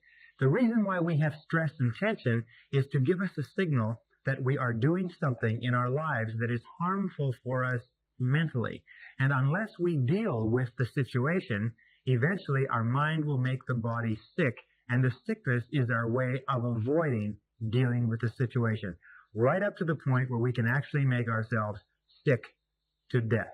Now, with regard to stress and tension, there is an entire new area of medicine today called psychoimmunology or psychoneuroimmunology, where they talk about the effect that the mind has on either weakening or strengthening your immune system. And they find that negative emotions, stress, tension, anxiety, anger, frustration of any kind actually depress the immune system. They depress antibody production, and they make you open, if you like, to all kinds of physical illnesses, including colds and flus and other things. Is that a person who is positive, optimistic, cheerful, enthusiastic, and has high self-esteem is usually a person who is resistant to virtually any of the normal diseases going around. But a person who is negative, depressed, pessimistic, down on themselves, cynical, if you like, low self-esteem, is a person whose antibody production is depressed and depressed and depressed. So sometimes they're sick all the time. And you find that negative people are often sick all the time. Now, the key point with regard to stress and tension is this, is that stress and tension come from within. They come from within, not from without. Is that there is no such thing as a stressful situation. There is only a stressful reaction. There's only a stressful reaction. For example, two people face a situation. We've used this example before, like a traffic jam. Two people face the same situation. One becomes upset, the other one is still relaxed. Or the same person faces the same situation 2 different days. One day they react differently and become upset. The next day they react in a positive way and don't become upset at all. It is always contained in the reaction. It is not out there. It is in here where stress and tension come from. It is the way that we think and respond to our world, not the world itself. Someone once wrote that there are 3 major sources of stress. And if we took the human body like this, the 3 major sources of stress are what might have been. Remember we said that people worry about the past? What might have been is a major source of stress. We continually think about how it might have been different. And in the present, we think of what we should do, what we shouldn't do. And we think in terms of shoulds and oughts. And in the future, we think of what might happen. And these 3, what might have been, what should, as opposed to what is, and what might happen, are major sources of stress in our lives. But it's always the way we think about the past, the way we think about the future, the way we think about our present in relation to reality that causes the stress, not the stress itself. We know that you can decide not to be sick. I've said this to many people in my courses, is that you can decide never to have colds again. Everybody decides to have colds or not to have colds. And when I say that, people get really, some people get very tense. Why? It's because, perfect example, why is it that young mothers never have colds? Why is it that mothers with small children never have colds, never get sick? It's because they don't have time. If they make the mental decision that I don't have time, I have responsibilities in taking care of these children, which are so great that I cannot afford to get sick, and they don't get sick. They wait till the children grow up, go off to school, they have more time in their hands, they're spinning their wheels, or their kids grow up and go away, and then they go back to having colds and flus again. So you can decide not to be sick or not to have colds or flus by doing this very simple thing. Making the decision right now, you're never going to have a cold or flu again. Just make the decision right now, I am never going to have a cold again. And the next time you feel any cold symptoms in your body, just say, I feel terrific. I feel healthy. I feel happy. I feel terrific. I have health. I have no colds. And you know what happens? The cold will pack up and will go next door to Mrs. Brown, who believes in colds, and will leave you alone. And that is a fact. Well, we talked earlier about the relationship between stress and tension and energy. Now, there are three major sources of energy, according to a great body of work that was done at the beginning of this century. The first major source of energy is food, and the type of food we eat and the way we eat it and the way we combine it to nutrition and vitamins, minerals, and so on.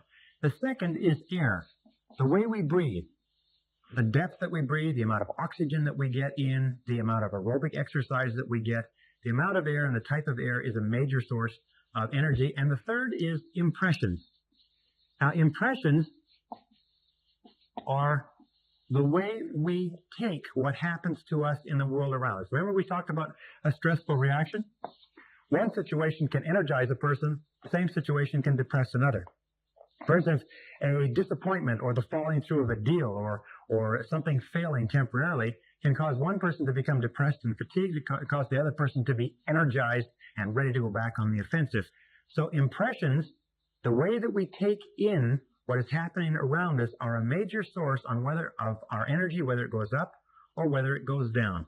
And one of the most important pieces of work that I ever read on the subject is a discussion of how our body is an energy generating machine, and it generates energy of different qualities like an oil refinery. And the best example I can give you is this. Imagine that your body takes in raw food, just meat, potatoes, vegetables, and so on, and this is the basic foodstuff or energy that the body runs on. And if the body takes in 1,000 units of food, whatever that means, we could say 1,000 calories or 1,000 units of food, it can either be used at the physical level, as it is in most countries of the world, where it's all consumed in physical work, and at the end of the day, the person is exhausted, has no energy left, or as civilization advances, as our civilization advances, if it is not consumed in hard physical work, then it is further refined and it moves up the energy chain, and it translates into emotional energy.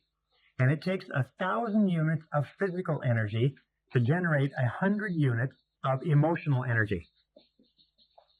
Now, emotional energy is what we feel with. Emotional energy is how we respond. Emotional energy is our energy, our vitality, our enthusiasm, our excitement, our self-esteem, our joy for life, and so on. If the energy is not used at the emotional level, then the body continues to refine it like a refinery. Imagine that the physical level is crude oil. We'll call this crude. This is crude oil, takes in raw meat and potatoes. The crude oil in the oil refinery is refined down, and it comes to refined oil, the kind of oil that you would use in your car. If it is not consumed there, the refinery refines it even more into what is called mental energy. Mental energy is the energy that we think with. Now, this cannot be proved scientifically. It can only be proved intuitively by reference to your own experience. This would be the equivalent of gasoline, where refined oil is further refined, but it takes 1,000 units of crude oil to get 100 units of refined oil to get 10 units of gasoline. And if it's not burned up at the mental level, then it goes up and it becomes 1 unit of what is called psychic energy, or what is often called creative energy. And this is the equivalent of, let us say, lighter fluid, a very, very fine form of energy. Now, what happens? Well, we know that if we work physically very, very hard at a sport or work in the yard or do something else, at the end of the day, we're exhausted. You ever been so tired at the end of a day that you don't have time, you don't want to argue, you don't want to make a decision, you don't want to get in anything, you're just physically exhausted and all of your energy is burned out. Well, this is because we burned it all up at the physical level. However, in most of our professions or jobs today, we don't burn up all of our energy at the physical level, so it rises to the emotional level. When we have the emotional energy, we look for an outlet, and our outlet is almost invariably our relationships. It can be other things, but almost invariably it's our relationships. We find an interesting thing is that positive emotions, if our emotions are positive, enthusiastic, joy, happiness, excitement, that we burn up very little of this energy, and the energy moves up into mental energy. If our mental world is positive, if we're working on positive projects, working on projects that are really interesting and challenging to us, then we develop this energy, again, being positive, moves up higher, and we develop psychic energy. And psychic energy is the energy of creation, where we come up with ideas and we have inspirations and we're enthusiastic and we're motivated and so on. However, the biggest problem, and this is the key, is that most people burn up all their energy at this level, at the emotional level. They don't use it at the physical level because they don't work hard enough, but at the emotional level, they burn it all up. So they have little energy left at the mental level and almost no energy left at the psychic level. And as we said before, that you are a mind with a body to carry yourself around in. Everything that you are or ever will be as a result of how you use your mind. If all of your energy is burned up at the emotional level through negativity, fear, anxiety, stress, tension, anger, whatever else it happens to be, if it's all burned up at the emotional level, you do not have any of what are called the higher forms of energy with which to make a great life, with which to make a wonderful life, to engage in happy, joyous activities, to be creative, to find solutions, to set goals, to believe in yourself, and so on and so forth. The reason why less than 5% of the population fulfill their potential in any given generation is that most of them are completely preoccupied with what is called the expression of negative emotions. And this is the key. It is the expression of negative emotions that burns up all of our energy at lower levels, so we do not have the energy at the higher levels with which to fulfill our potential. We said earlier that a positive mental attitude is essential for success, that 85% of everything that happens to you is going to be attitudinal, that 85% of your success is going to be caught up in the quality of your interactions and your relations with other people. In other words, 85% of your success in life is going to be involved in positive emotions. However, if you burn up all of your emotional energy at this level in the expression of negative emotions, talking about negative things, talking to yourself about negative things, thinking about negative things, discussing negative things, criticizing, condemning, complaining, and so on. If you do that, and what happens is you have no energy to come up here, and here is where the great joy, the great happiness, the great success of life is involved. So what is the solution? The solution to high levels of energy, happiness, inner peace, loving relationships, living a long time is to eliminate the expression of negative emotions. Eliminate the expression of negative emotions. This is one of the most important lessons I have ever learned in all of my years and tens of thousands of hours of study, is to eliminate the expression of negative emotions. That is the starting point of all personal growth. In fact, we said earlier, when we were talking about responsibility psychology, we said that the elimination of negative emotions is mandatory, not option. The elimination of the expression of negative emotions is the starting point of killing the negative emotions. If you do not express negative emotions, if you do not discuss negative emotions, if you do not get involved in negative conversations or negative self-talk, what happens is the negative emotions die. Because of the law of concentration, if you do not dwell upon a negative for any period of time, it loses its force and effect and dies on you. All the negative energy that would have been drained off by thinking about that negative emotion is available to you to do productive things. We know, and we'll talk about this later, but one outburst of anger, 5 minutes of uncontrolled anger, can burn up an entire day's worth of emotional energy in 5 minutes. That is why people who are angry all the time very seldom produce anything constructive. So we start by eliminating the expression of negative emotions. And how do we do that? We use some of the laws that we know about. The first and most important, of course, is the law of substitution. The law of substitution means that we find other things to say. Remember, the mind is not a vacuum. We concentrate, we use self-discipline to get our mind onto something that is positive. And by putting our mind on something that's positive, it's like shifting a light. By putting our mind on something that is positive, we cannot simultaneously think about our worry. We also know that if we get busy doing something that is constructive, the action itself, because it requires our mental and physical involvement, drives out the negative emotion. We're not saying to repress. So some people say, should you repress these emotions? Should you suppress them? I mean, if you feel like this, should you push them under the surface? No, not at all. We're saying this. Find reasons not to express. Find reasons not to be negative in the first place.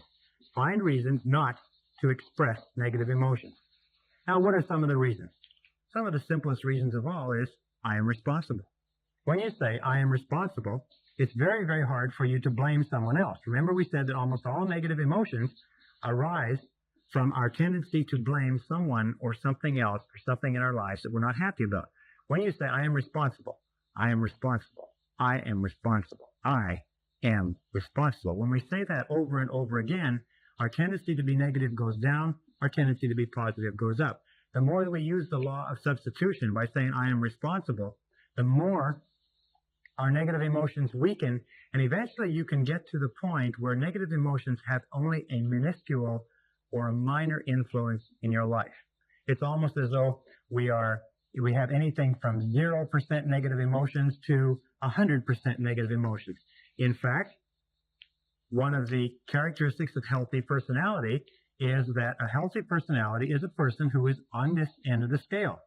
Now, every one of us is somewhere on this scale, moving in one direction or the other. The question you have to ask yourself is, what percentage of your conversation, talk to yourself, what percentage of your conversation with others, what percentage of your thoughts are negative and destructive and devaluing, what percentage of them are positive, constructive, and uplifting. And your objective is to remember that everything counts, is that it is not possible for you or I to grow as human beings. It is not possible for us to evolve with our negative emotions intact.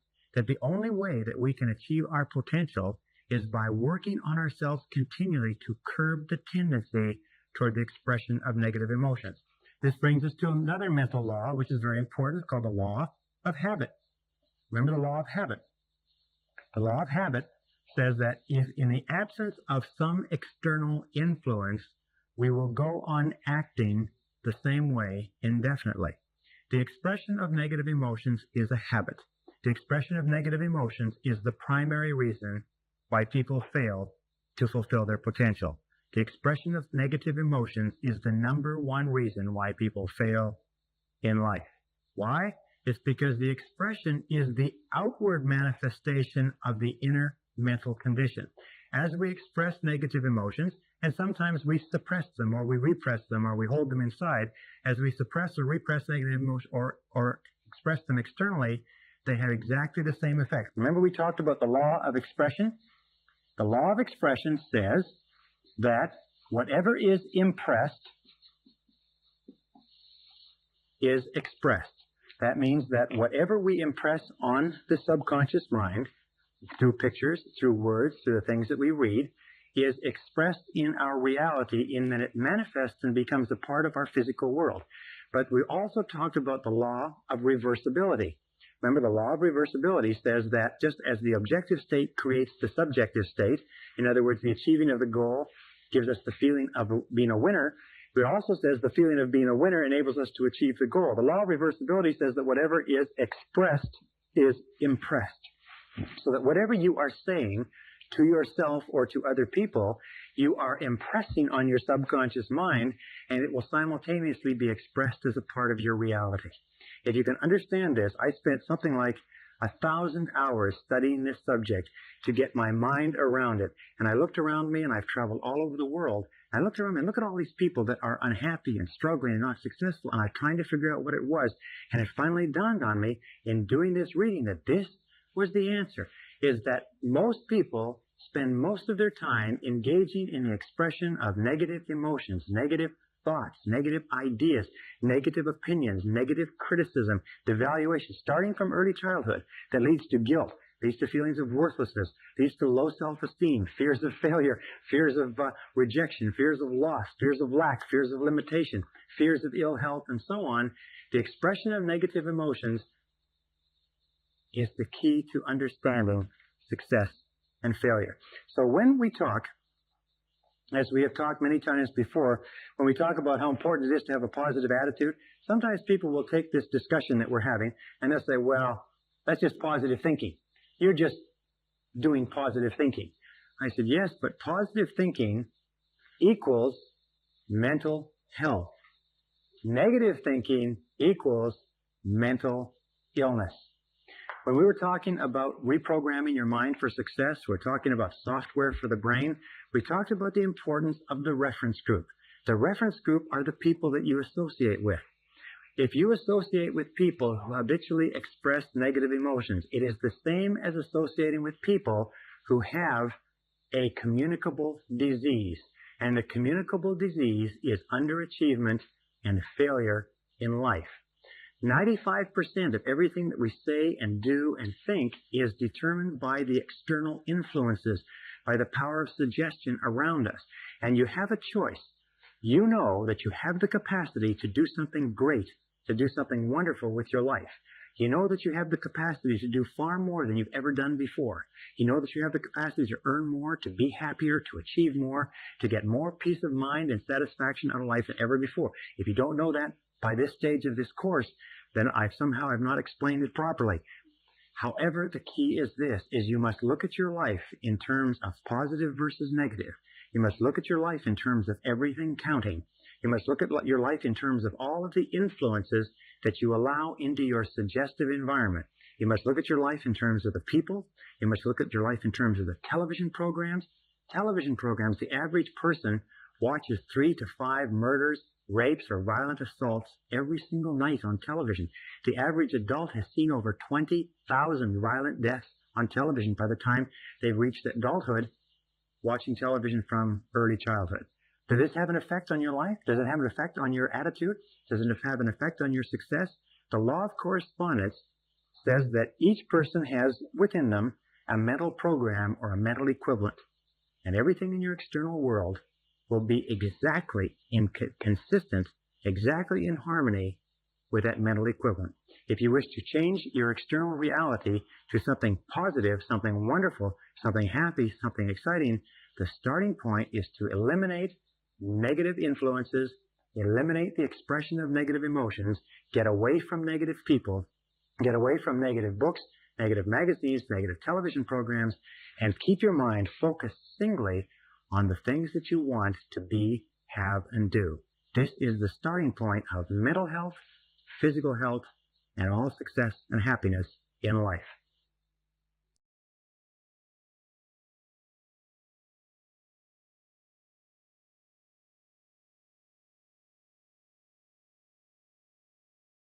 Session 23, Eliminating Stress and Tension. We said over and over again that the success personality is the generally optimistic, positive, happy, cheerful, if you like, outgoing personality. And we've also said from the very beginning that much of what you are today is learned, that most of your habits, your values, your attitudes, your expectations, your behaviors, your personality, qualities, and attributes have been learned by a process of input, repetition, selective perception, over and over again until you become the person that you are. We've also said that everything that you have today in your life, tangible and intangible, you have attracted to yourself because of the person you are. You can attract more because you can change the person that you are. In the last session, we talked about negative emotions being the major obstacle that stands between you and happiness, health, joy, and fulfillment in life. And in this session, I want to talk to you about the conditions that predispose you and me to being negative. We know that stress and tension and negative emotions are subject to the law of cause and effect. In other words, for every effect in our life, there's a specific cause. If you have tension, if you have stress, if you have negative emotions, just like if you have any physical ailment, there's a specific cause and we can trace it back. And in this session, I'm going to show you how to become your own psychotherapist. I'm going to give you 6 keys to self-awareness, self-understanding, self-development, so that whenever you feel unhappy or stressed or fearful or anxious or anything other than joyous and positive and happy, whenever you feel that way, you will be able to go through these 6 and do an evaluation of yourself and be your own psychotherapist. And in 95 to 99% of cases, you'll be able to identify exactly what it is that's troubling you and remove it. So let's go to the board. As I say, in my estimation, after years and years and thousands of hours, I think there's 6 primary conditions that cause us to feel stressed and tense and predispose us to negative emotions. Remember, negative emotions are merely the outward expression of an inward condition. If we can correct the inward condition, we can correct the outward expression. So number 1, starting point of negativity, in my estimation, top of the list, head of the hit parade, is a lack of meaning and purpose in life. A lack of meaning and purpose. In fact, in every study that I've looked at, we find that human beings, in order to be happy, need significance. They need to feel that their life has meaning. They need to feel that there's a reason for being alive. They need to feel that they're going in a particular direction. So a lack of meaning and purpose leads to a lack of direction. And I said earlier that one of the most profound observations of the human condition is that we are all goal-seeking organisms, that we are only happy when we're moving progressively toward the direction of something that's important. Earl Nightingale said that happiness is the progressive realization of a worthy ideal or goal. So as soon as we don't have a worthy ideal or goal, we start to drift, we start to go in circles, and we start to become unhappy. So lack of meaning and purpose means a lack of goals. We've talked throughout this session how important it is that you have goals, how important it is that you write them down, how important it is that you think about them, how important it is that you work on them every day, because it is goals that give meaning, purpose, direction, power, enthusiasm, and drive to your life. Now, if you want a very simple test, all you have to do is look at the times of your life when you felt the very best, now or some other time, and you'll find invariably you were working progressively towards something that was important for you. You also can test this by looking at people around you who are not happy. And a good friend of mine has a very simple test. Whenever somebody comes to him and they're unhappy for any reason at all, he says to them, he says, what are your goals in life? Where do you want to be in 1, 2, 3, 4, 5 years? And you know what he finds? He finds in 80, 90% of cases, people who are unhappy have no goals. And the flip side is also true. In 80 to 90% of cases, people who are happy are people with clear, specific goals. So we've talked a lot about this, setting goals, writing them down, making plans for their accomplishment, and working progressively toward the accomplishment of even a small goal will straighten you out, will lift you up, will make you positive and enthusiastic faster than anything else that you can do. In fact, what Viktor Frankl found in his work in logotherapy is that if you have a meaning, if you have a reason, you will live sometimes 10, 20, 30 years longer than people who don't. The average life expectancy, by the way, of people in America who retire without goals is 14 months. Interesting, 14 months. And people who retire with goals can live 25 or 30 years. Number two, second reason or condition that predisposes us to tension and stress is what is called the incomplete action. The incomplete action is when we engage in an action or a behavior that is not finished. It's just partially finished. When we start a job and don't finish it, when we start a task or we start to write out our goals and we leave it, there is within the human psyche what is called an urge to completion. This urge to completion makes us very uncomfortable when we have work left undone. In fact, this incomplete action really works well in our behalf, especially if we have set priorities and what we're working on is important and contributes something. Big problem occurs, by the way, is if we don't set priorities, if we don't have our goals clearly organized and we don't set priorities, we can be doing things that are not important to us, but we can still feel stressed out because we're leaving them hanging. We can still feel stressed out because we are procrastinating. And as you know, procrastination is not only a thief of time and life, procrastination is a major source of stress. We put off a task and we put off a task and we become more and more stressed because this urge to completion drives us, and yet this urge to procrastinate holds us back.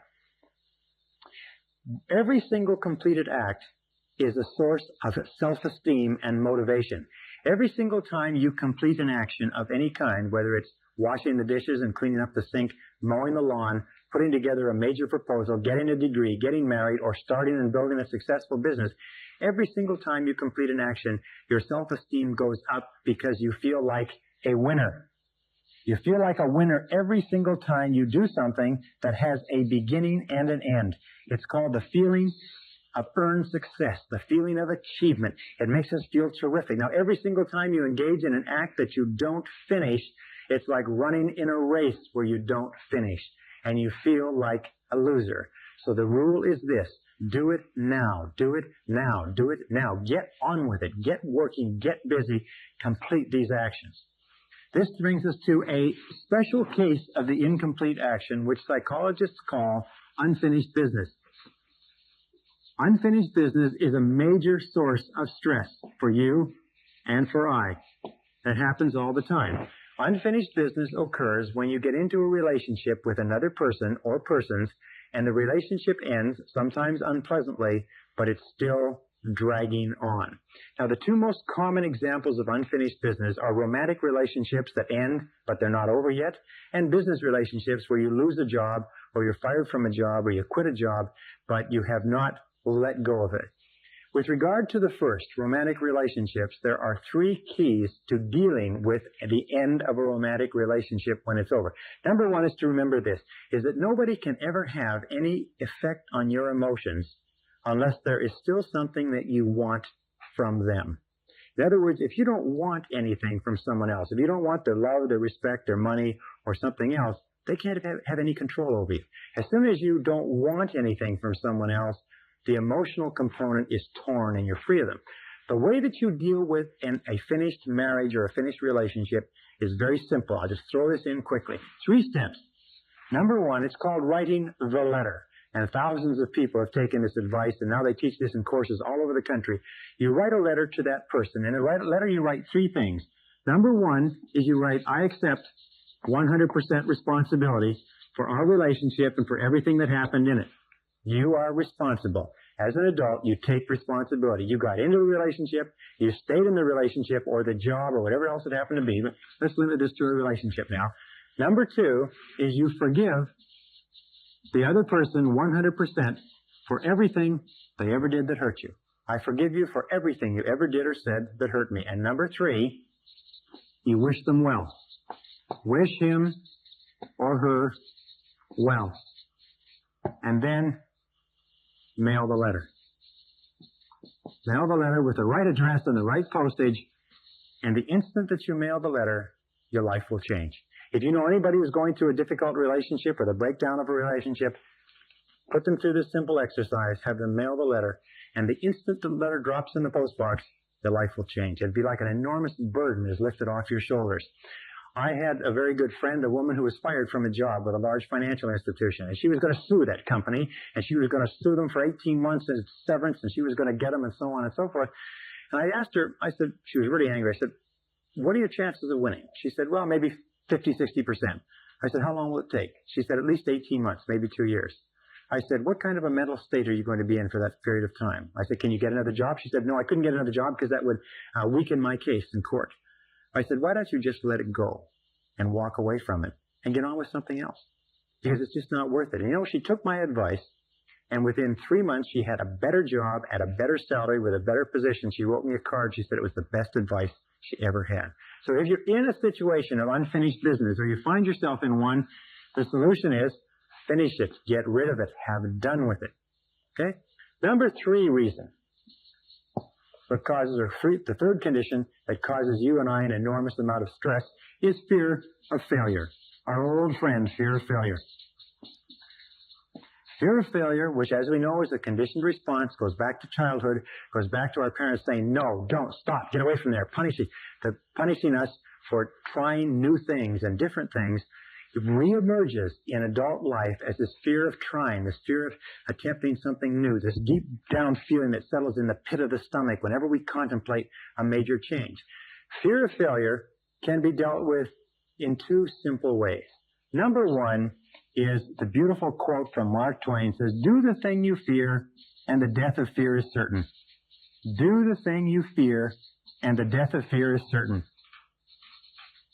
This is what is called systematic desensitization. If you're afraid of cold calling, just get out and do it until you don't think about it anymore.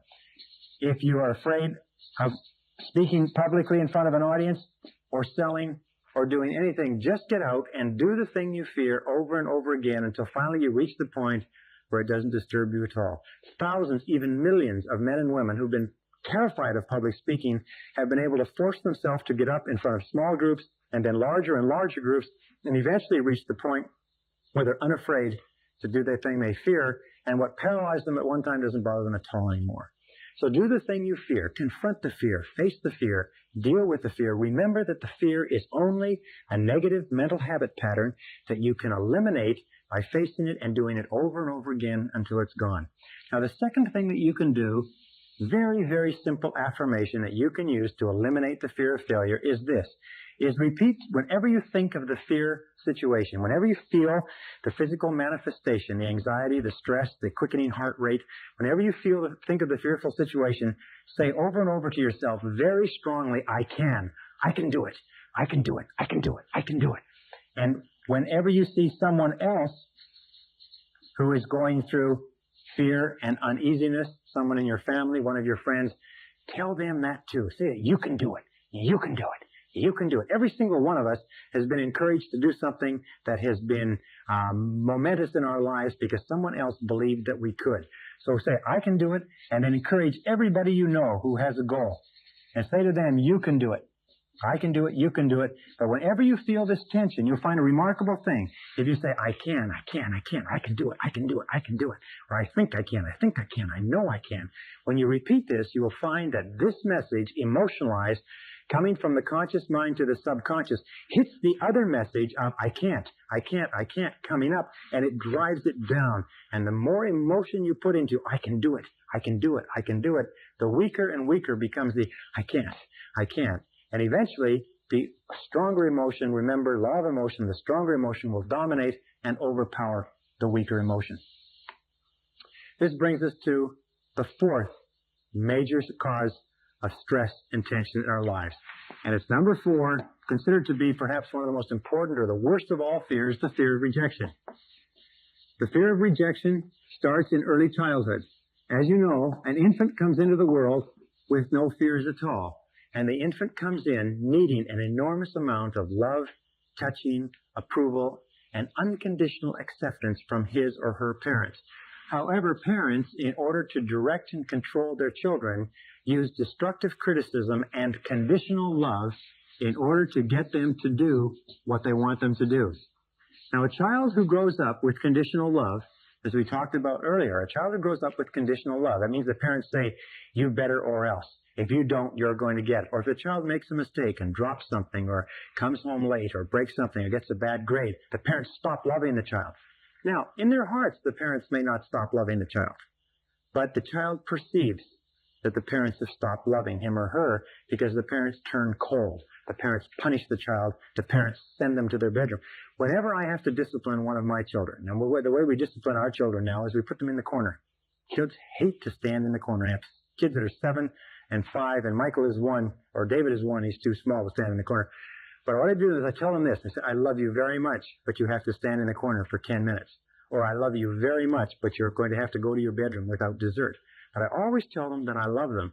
My love is unconditional, but what they did or their behavior is not acceptable, and then I stand them in the corner. So even when they stand in the corner, they know that I love them. And they'll even say that. They'll say, I know you still love me. Standing in the corner, they'll say that, but I have to stand in the corner anyway. So conditional love leads to fear of rejection. Fear of rejection leads to, as adults, it leads to type A behavior.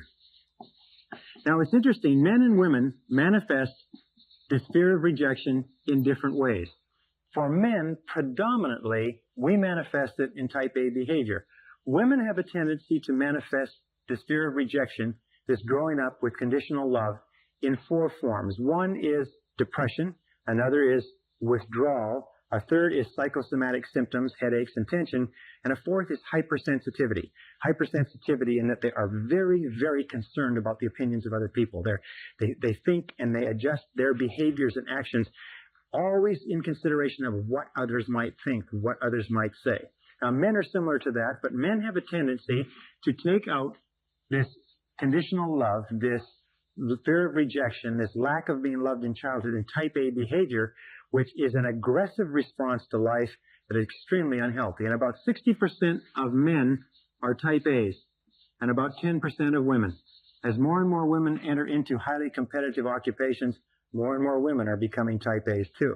But right now, it is a major killer. In fact, Dr. Kenneth Cooper says that there is no death from heart disease prior to age 70 in the absence of type A behavior. That most of the work that's being done on heart disease today, unfortunately, where they look at cholesterol and they look at lifestyle and so on, the fact is that without the stress, the tension, and the drive of type A behavior was an expression that was developed by 2 heart specialists who found that most of their patients had a particular psychological profile. They had a way of acting, walking, and talking that was consistent over every single patient who had heart disease. And we'll talk about the opposite, type B, in just a second. So type A behavior is a killer. As a matter of fact, most people who are true type A's, that's about 20% of the male population, true type A's usually die by the age of about 55. In America and Canada today, about 80% of the money in our countries is controlled by women whose husbands burned themselves out and died young earning it. A recent study by Forbes magazine, Dr. Shirley Blotnick of Forbes, suggested that most of these women spend all the money that their husbands earned before they die themselves and pass very little on to their families. Now, it's just very, very interesting that men work all their lives, burn themselves out, kill themselves with early heart attacks. The women spend the money, and at the end of the woman's life, there's nothing left. Something to think about.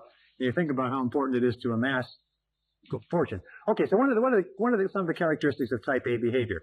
First characteristic of type A behavior is what is called the hurry sickness. The person who has type A behavior is always in a hurry. They're always going fast. They can't stop. They're very, very impatient. They've got to get things done. They can't slow down. They don't feel like relaxing. They have this hurry sickness, and they're continually on the go, on the go, on the go. Number two is they have what is called insecurity of status. Insecurity of status, because of, again, going back to childhood, insecurity of status means that no matter how much they accomplish, they never relax. No matter how many promotions they get or how much money they make, they never think that they're good enough. They never have this feeling of unconditional love, so they're continually striving for. By the way, where does unconditional love come from? Almost invariably from the father. The father is the predominant figure, and most of us, for one reason or another, had fathers that didn't give us the quality and quantity of unconditional love we desired. And very often we find ourselves striving in life, even after our parents have died, we're striving somehow to earn their approval by succeeding, or succeeding more, or succeeding more. It's also another example of type A behavior is continually striving for performance. We're very performance oriented, but it's performance to some undetermined high standard. And this is the key, to some undetermined high standard. What does that mean? It means that no matter how well we do, we're never satisfied because the standard is undetermined. We've not said that if we achieve a certain standard, we'll be satisfied. What we do is we continue to try to perform, and every single time we achieve any kind of a goal, we raise the bar. And then we raise the bar higher. We keep raising the bar. We keep raising the bar. We keep running. It's like having your quota expanded or increased every single time you hit a goal. So the quota keeps growing and growing and growing. A fourth characteristic of type A behavior is competitiveness. Competitiveness, which is generalized toward almost everybody. Interestingly, let me go over here while they clean the board. With regard to competitiveness, you'll find that there is what is known as lack of discrimination in competitiveness. A person who is a type A behavior, who is a type A, competes against everybody for everything. They don't have the ability to set priorities, to say, now, this is a key area for me to excel in, but this is not particularly important. They compete for parking spaces. They compete for on the freeways. They compete for a place in the elevator. They compete for a place in the restaurant. They compete to work with a large customer. They compete to work on a small job. They have the inability to discriminate between what is an important area to do well in relative to others and what is an unimportant area to do well in relative to others. So be alert to this competitiveness where we're always comparing ourselves favorably or unfavorably with other people. In Desiderata, it said, neither compare thyself with others, for you always find others who are better than you, and that you will feel inferior, and others who are worse than you, and you'll feel superior. The type A is always comparing themselves with other people, and especially he or she compares themselves with people on their own level. They have a tendency, unfortunately, to step on the people below them. They have a tendency, unfortunately, to be preoccupied with their bosses and the opinion of their bosses, because the type A's boss takes on the role of the parent. As they go from childhood to adulthood, as they go from the family to the workplace, they go from trying to earn the approval of the parent to trying to earn the approval of the boss. And they become preoccupied with the boss's opinion. So number 5 is aggression. The type A is aggressive. And in conjunction with that, hostility. The type A is angry. The type A is angry because it goes back again to infancy, to childhood, where the type A just never got the love that he or she required and was angry as a child and is now angry as an adult. A sixth characteristic of type A is that the type A is thing-oriented versus people-oriented. Is thing-oriented, especially in terms of numbers. The type A is concerned with money, cars, home, status, publications, sales, production figures, earnings, and so on, not particularly person-oriented. As a matter of fact, as far as the type A is concerned, there are three types of people. There are people who can help him or her, and those are the people which he is very, very careful with. There are people who cannot help him or her. Those people he will step on, be rude to, be snobbish with. And then there are the people who are neutral, and those people he just ignores. Now, interesting, there's one other category. There's people who can be threats or who are competitive threats to him. Those are people that he or she will use Machiavellian diabolical tactics to try to undermine and to hurt. This goes back into all the work in management that we see, Machiavellian management. And number 7, the type A takes no time off. So the type A feels that he or she is on a treadmill, and that if he or she slows down, especially someone's going to catch him. So even on the weekends, they work. Even on holidays, they work. Even when they travel on an airplane, they're always working. They never stop working because they're afraid somebody might be gaining on them. Well, what happens to type A's? According to our research, we find that two things is that type A's tend to die young. We said that before. They tend to be unhappy. They tend to feel that they are in a rat race. They tend to feel that they are being driven by external circumstances. And this is the type A's career path. This is time, and this is money. This is the amount of money, position, power, prestige they earn. This is the amount of time. The type A's career path tends to be like this. They rise very rapidly at the beginning of their careers, and they are used. And there's some companies that test for and hire only type A's. But at a certain point, they start to burn out. They start to flatten out. And they flatten out for a reason. It's because the people up above who know what's going on don't want them any higher in the company. And the people down below, whom they stepped on, will not help them or support them. Now, the type B is different. The type B's career path is more like this. This is the B, this is the A. The type B's career path has a slower rise, but it's steady and continuous. And here's the key. The type B focuses on performance. And performance is the key to success in the world of work. The type A focuses on politics. And politics only works until the political structure changes, and it always does. Well, if you recognize yourself as a type A, how do you stop being a type A and move toward being a type B, a more relaxed, high performance, more creative, more people-oriented person? Well, it's very simple. Step number 1 is admit that you're a type A. Admit it. Most people won't admit that they're type A's. Well, once you admit that you're a type A, number 2, and some people say, I'm a type A, I'll be dead before I'm 55. Once you admit it, decide to change. Make the decision to change. And once you've made the decision to change, play the taped affirmation that we provide for you. Taped affirmation twice daily. If you play the taped affirmation twice per day, you will stop being a type A behavior, or a type A person. You'll go from being a type A to being a type B. Now, one final point. If somebody says, what's the difference between type A and workaholic? So-and-so is a workaholic, so-and-so is a type A. Very, very simple. The workaholic is very different from type A. It's almost like there's a competition here. And how do you tell? On the outside, they seem to work with the same amount of intensity. But the difference is simply this. The workaholic is inner-directed, is directed toward goals, and is self-determined. The type A is externally driven and feels that their agenda is set by people outside themselves. The workaholic can take time off. This is the test. The workaholic can take time off. The type A cannot take time off. If you ask a workaholic, what's the most important thing in your life? The workaholic will almost invariably say, my family, my personal relationships. If you ask the type A, they'll say my work, my career, my business. That's how you tell the difference between the two. And again, the key behavior, and you can only judge by behaviors, is the ability to take time off and spend time on family, health, friendships, travel, and so on. Okay, this brings us to the 5th major condition that predisposes us to stress, tension, negative emotions, psychosomatic illness, and early death. And it's number 5, it's denial. Denial means denial of reality. It's interesting, Peter Uspensky talked about this in one of his books many years ago.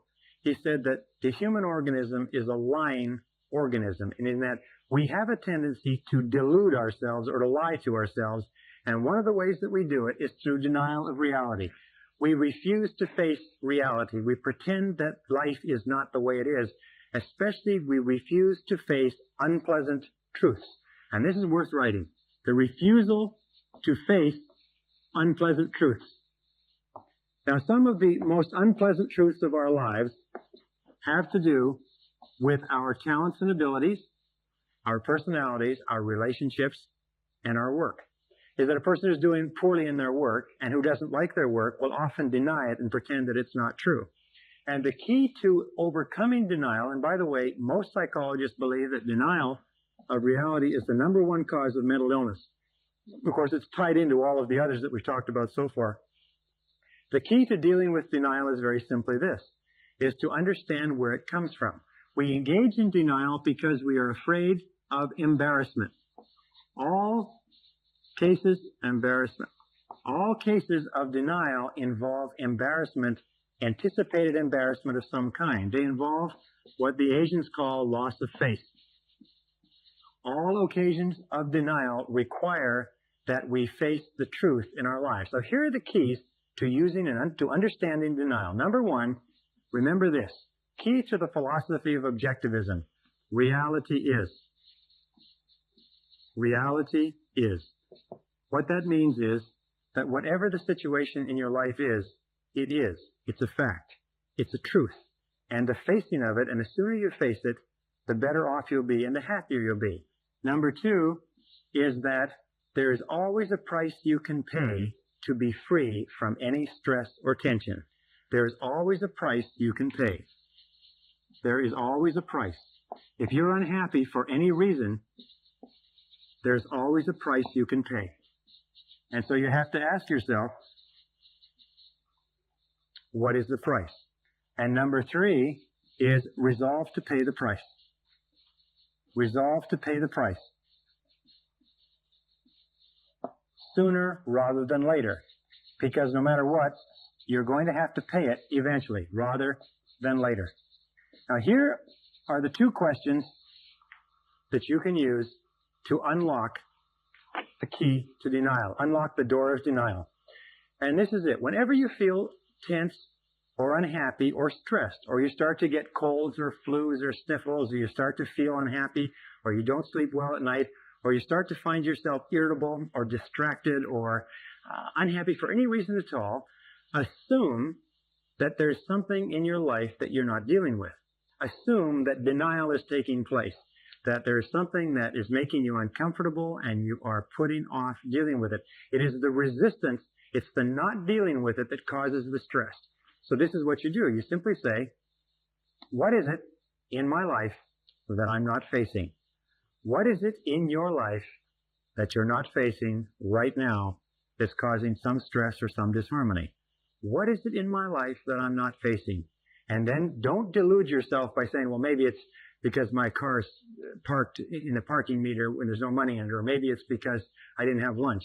Don't delude yourself. Immediately ask yourself, what's the worst it could possibly be? What is the worst it could possibly be? If you're married, often the worst it could possibly be is that something is wrong with your marriage. If you have children, sometimes the worst it could possibly be is that you're concerned that your children are turning out wrong. If you're in a job, the worst it could possibly be may be that this is the wrong job for you, but you're afraid to leave it. Maybe for men, this is a terrible thing, but the worst it could possibly be is that you're not very good at your chosen career. A man who feels that he's not very good at his work has a terrible amount of stress going on inside. Maybe you've taken a degree. I had a good friend who took a medical degree, 8 years, qualified as a doctor, found he hated medicine, didn't want to go through for medicine. His father had paid his way. His father was a doctor. He planned to be a doctor all his life. He's now 26 years old, and he didn't like the practice of medicine. He went through tremendous stress before he accepted that. So the key is, say, what is it in my life that I'm not facing, and then resolve to face it. Now, in psychology, there's 2 basic personalities. There's what is called the evader personality. The evader personality is the personality that doesn't like to face reality. It's always hoping that reality will go away or something will turn up or something will change. And there is the confronter. Now, we're taught as children not to be confronters, but the fact is that the confronter personality is far healthier than the evader.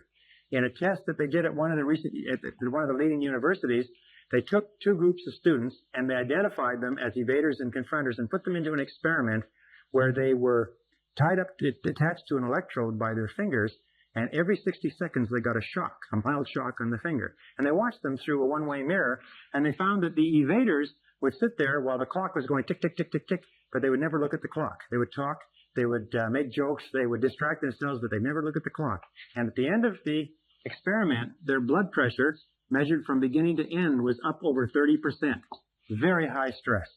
The confronters, on the other hand, were very different. The confronters would do the same thing. They talk to each other, they keep their fingers in the electrode, but as the clock came up to 12 and the shock came, they would all be watching the clock, and they would watch the clock and take the shock and then go on back with their conversation, keeping their eye on the clock all the time. At the end of this experiment, their blood pressure was the same. The key to mental health is to be a confronter, not an evader. Ask, what is the worst it could possibly be? What is it in my life that I'm not facing? And then whatever it is, resolve to face it, resolve to pay the price. Never trade your peace of mind for anything. The most important rule that you can learn in life is set peace of mind as your highest goal. And if something is robbing you of your peace of mind, then the highest responsibility you have to yourself is to confront and deal with the situation and make an end to it. The sixth major cause or condition that causes us stress, tension, and negative emotion is anger. We've talked about anger, and we know that anger depends for its very genesis on the phenomena of blaming. Now, why do we become angry? Well, we become angry when we perceive, and this is the key, when we have a perception of being aggressed upon, when we have a perception that our expectations are being frustrated, when we have a perception of fear or pain, when we have a perception or when we interpret our world, when we look at our world and we say that there is something out there that is making us a victim. You see, in order for us to get angry, we must perceive ourselves as a victim. Whenever we perceive ourselves as a victim, there's a powerful urge inside of us to attack or to counterattack. In health, we call this the fight or flight response. Whenever we are threatened, just like an animal, this primordial response of fight or flight is triggered and we want to do something. However, in our society, it's usually not possible. Retaliation is usually not possible. Retaliation is not possible because it's not acceptable. The person that we want to retaliate is bigger than us or is gone, or it's not advisable because the person who causes us the problem is our boss, our mother-in-law, or something else. So if we do not get this anger out of our system, if we don't get it out, it builds up inside the system and it poisons the system. So Dr. Hans Selye came up with what he called gross physical impact activity. He found that any kind of contact dispelled anger. So he found that if you could engage in any kind of activity that involved contact, you could get the anger out of your system. He found with your hands you could hit things. He found with your feet you could kick things. He found that the third method of contact was voice. You could scream. And screaming is a way of getting anger out of our system. And finally, he found that with your teeth, you could bite. And when you think of a particularly violent fight, you think of a fight where people hit, kick, scream, and bite, where people's anger is expressed in hitting, kicking, screaming, and biting. Of course, the key to dealing with everything that we've talked about, all six, but especially anger, is what we call the cognitive control method.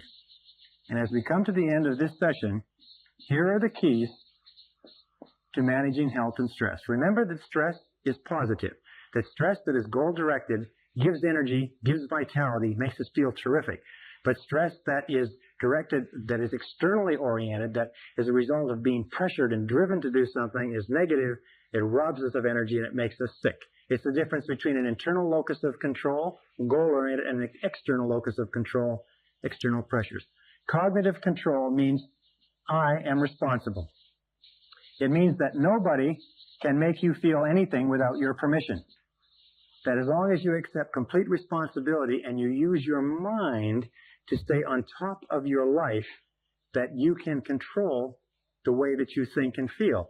Also, the law of substitution.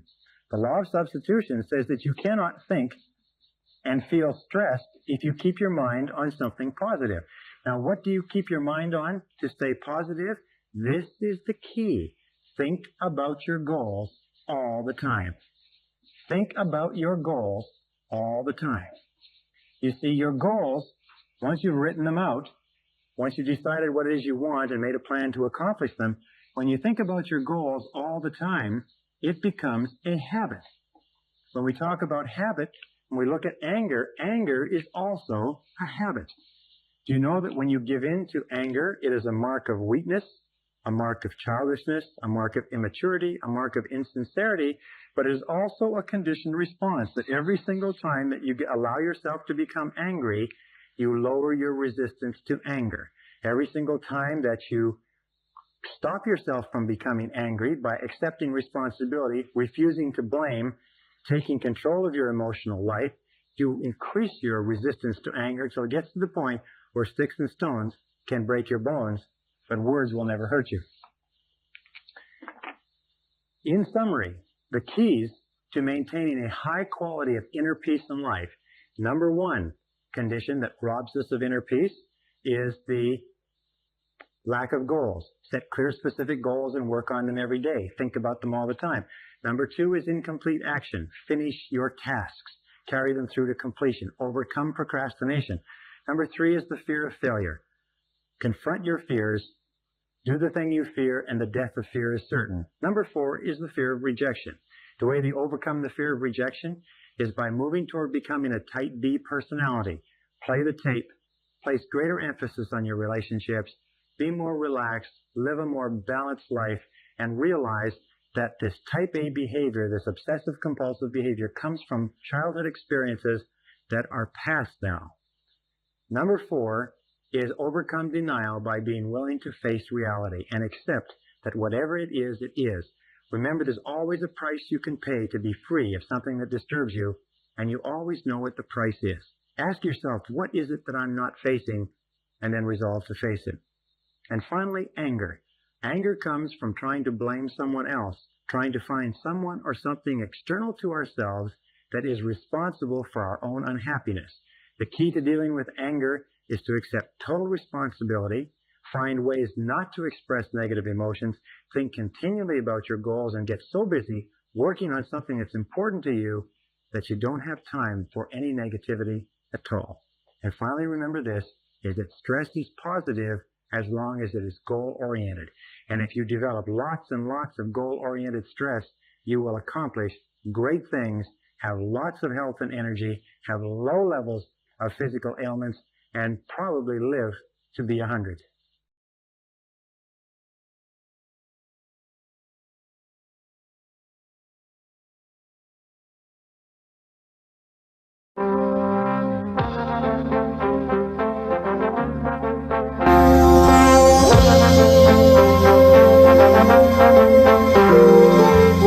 Brian Tracy presenta el Seminario Fénix sobre la psicología del conocimiento.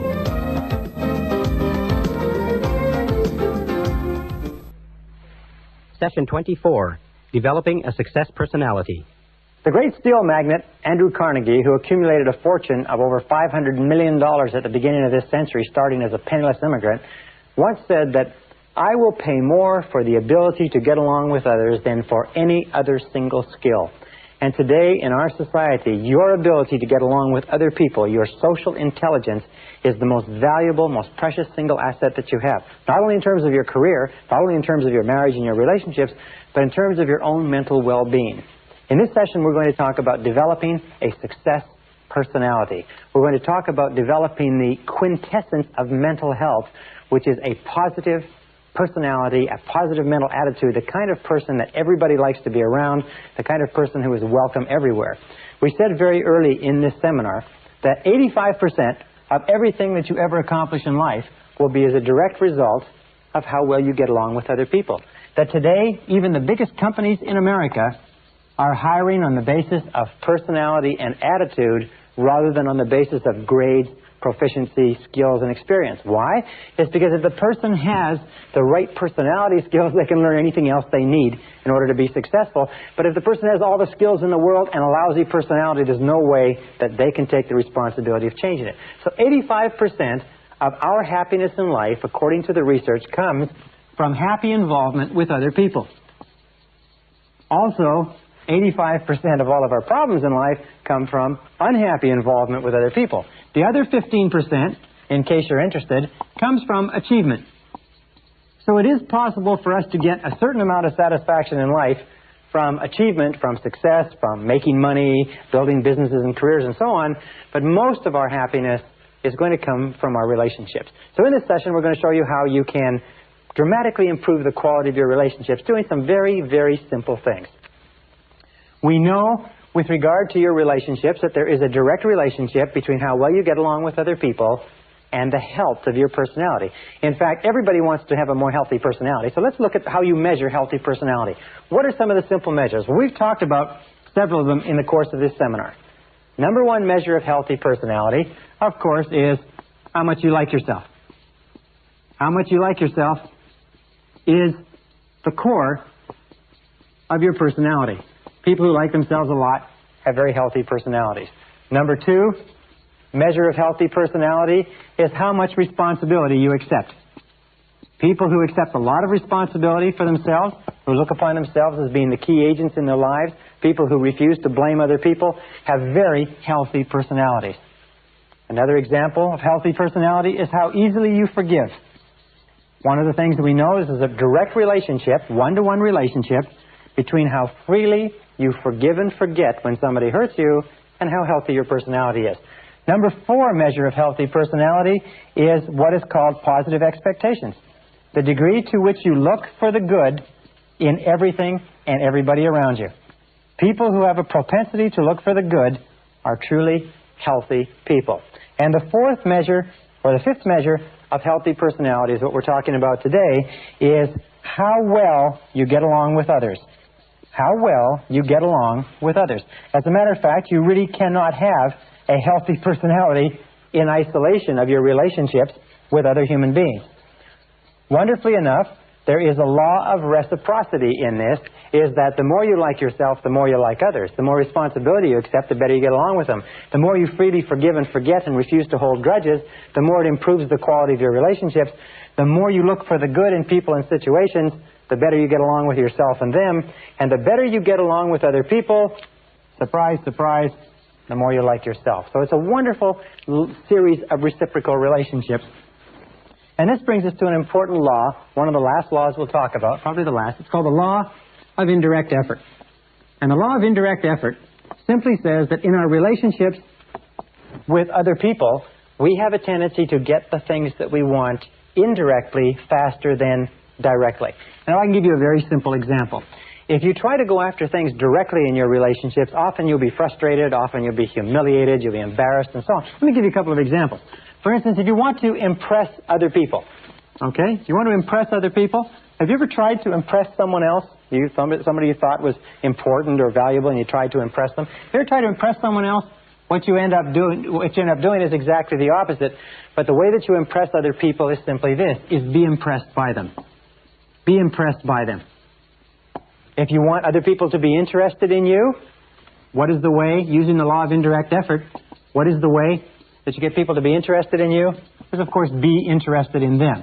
If you want people to like you, what's the best way? It's to like them. If you want people to respect you, what is the best way? It's to respect them. In every case, this law of indirect effort works in building our human relationships. One final point. We've talked about some of the mental laws, and I'd like to just refer you to three. One is the law of sowing and reaping.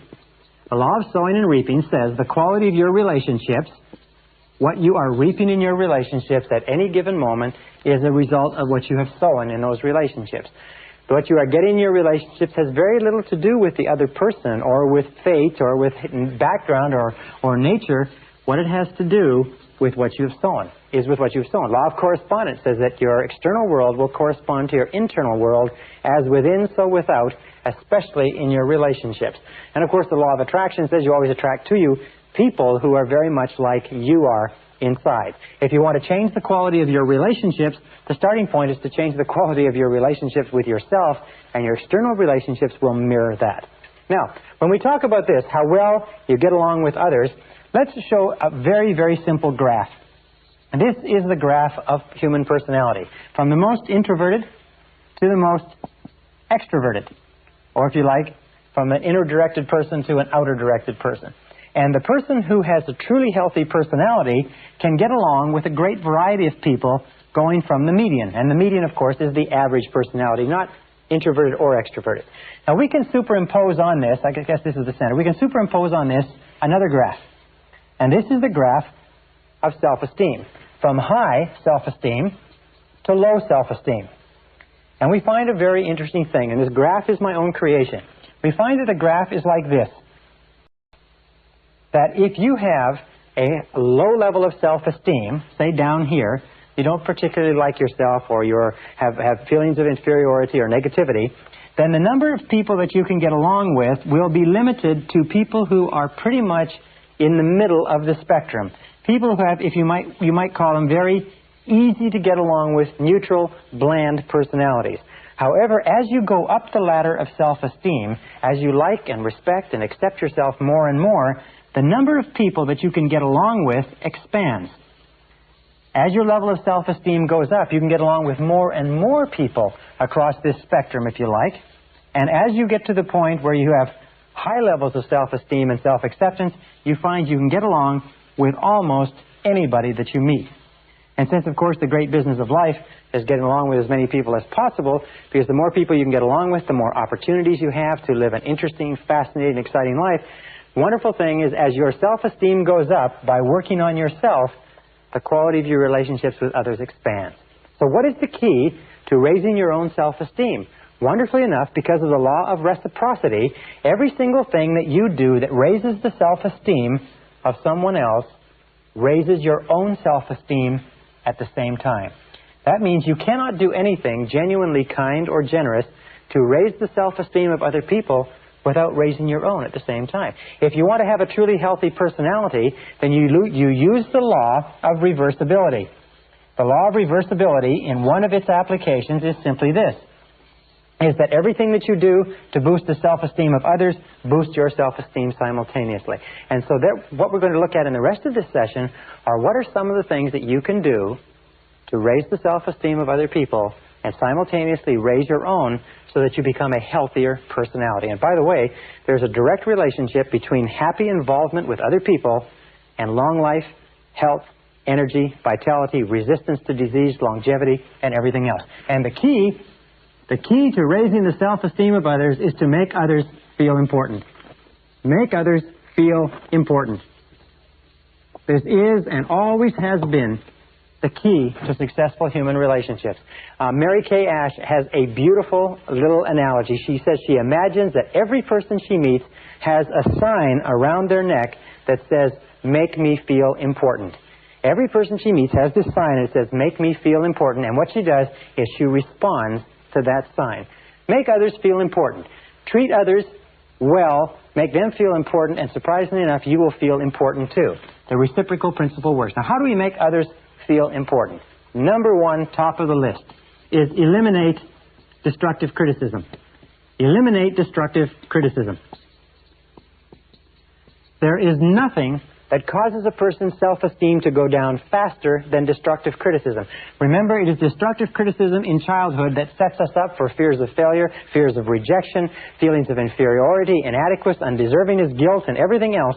And most of us are still struggling to get over those feelings because of the inadvertent remarks and comments that our parents made to us when we were young. So eliminate destructive criticism. Never criticize anybody because it devalues them. It kicks the chair out from underneath their self-esteem. It makes them feel terrible. Just doing that, making that one change in your life, eliminating destructive criticism, will make you a far more attractive person than you can possibly imagine if you have a tendency toward criticism. Number two is be agreeable. Be agreeable. Be agreeable, that means don't argue.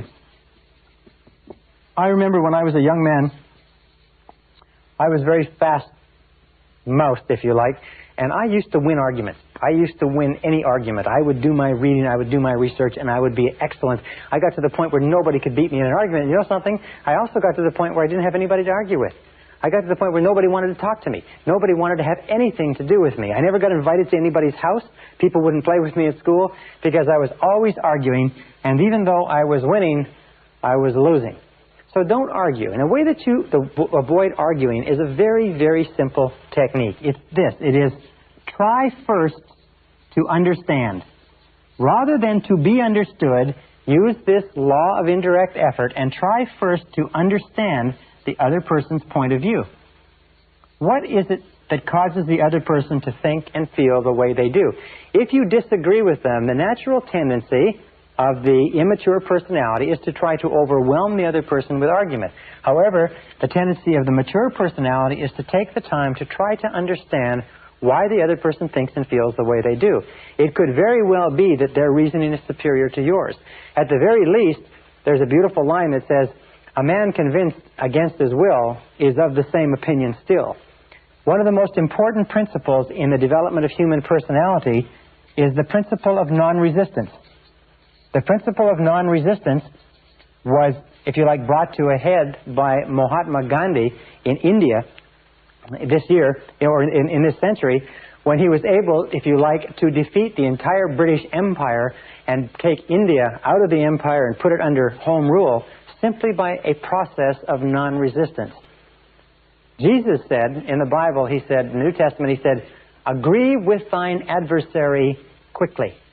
Now, there's several reasons for this. The number one reason is the very best way to keep a positive mind, to be enthusiastic, to be liked, and to like other people is not to get into arguments with them.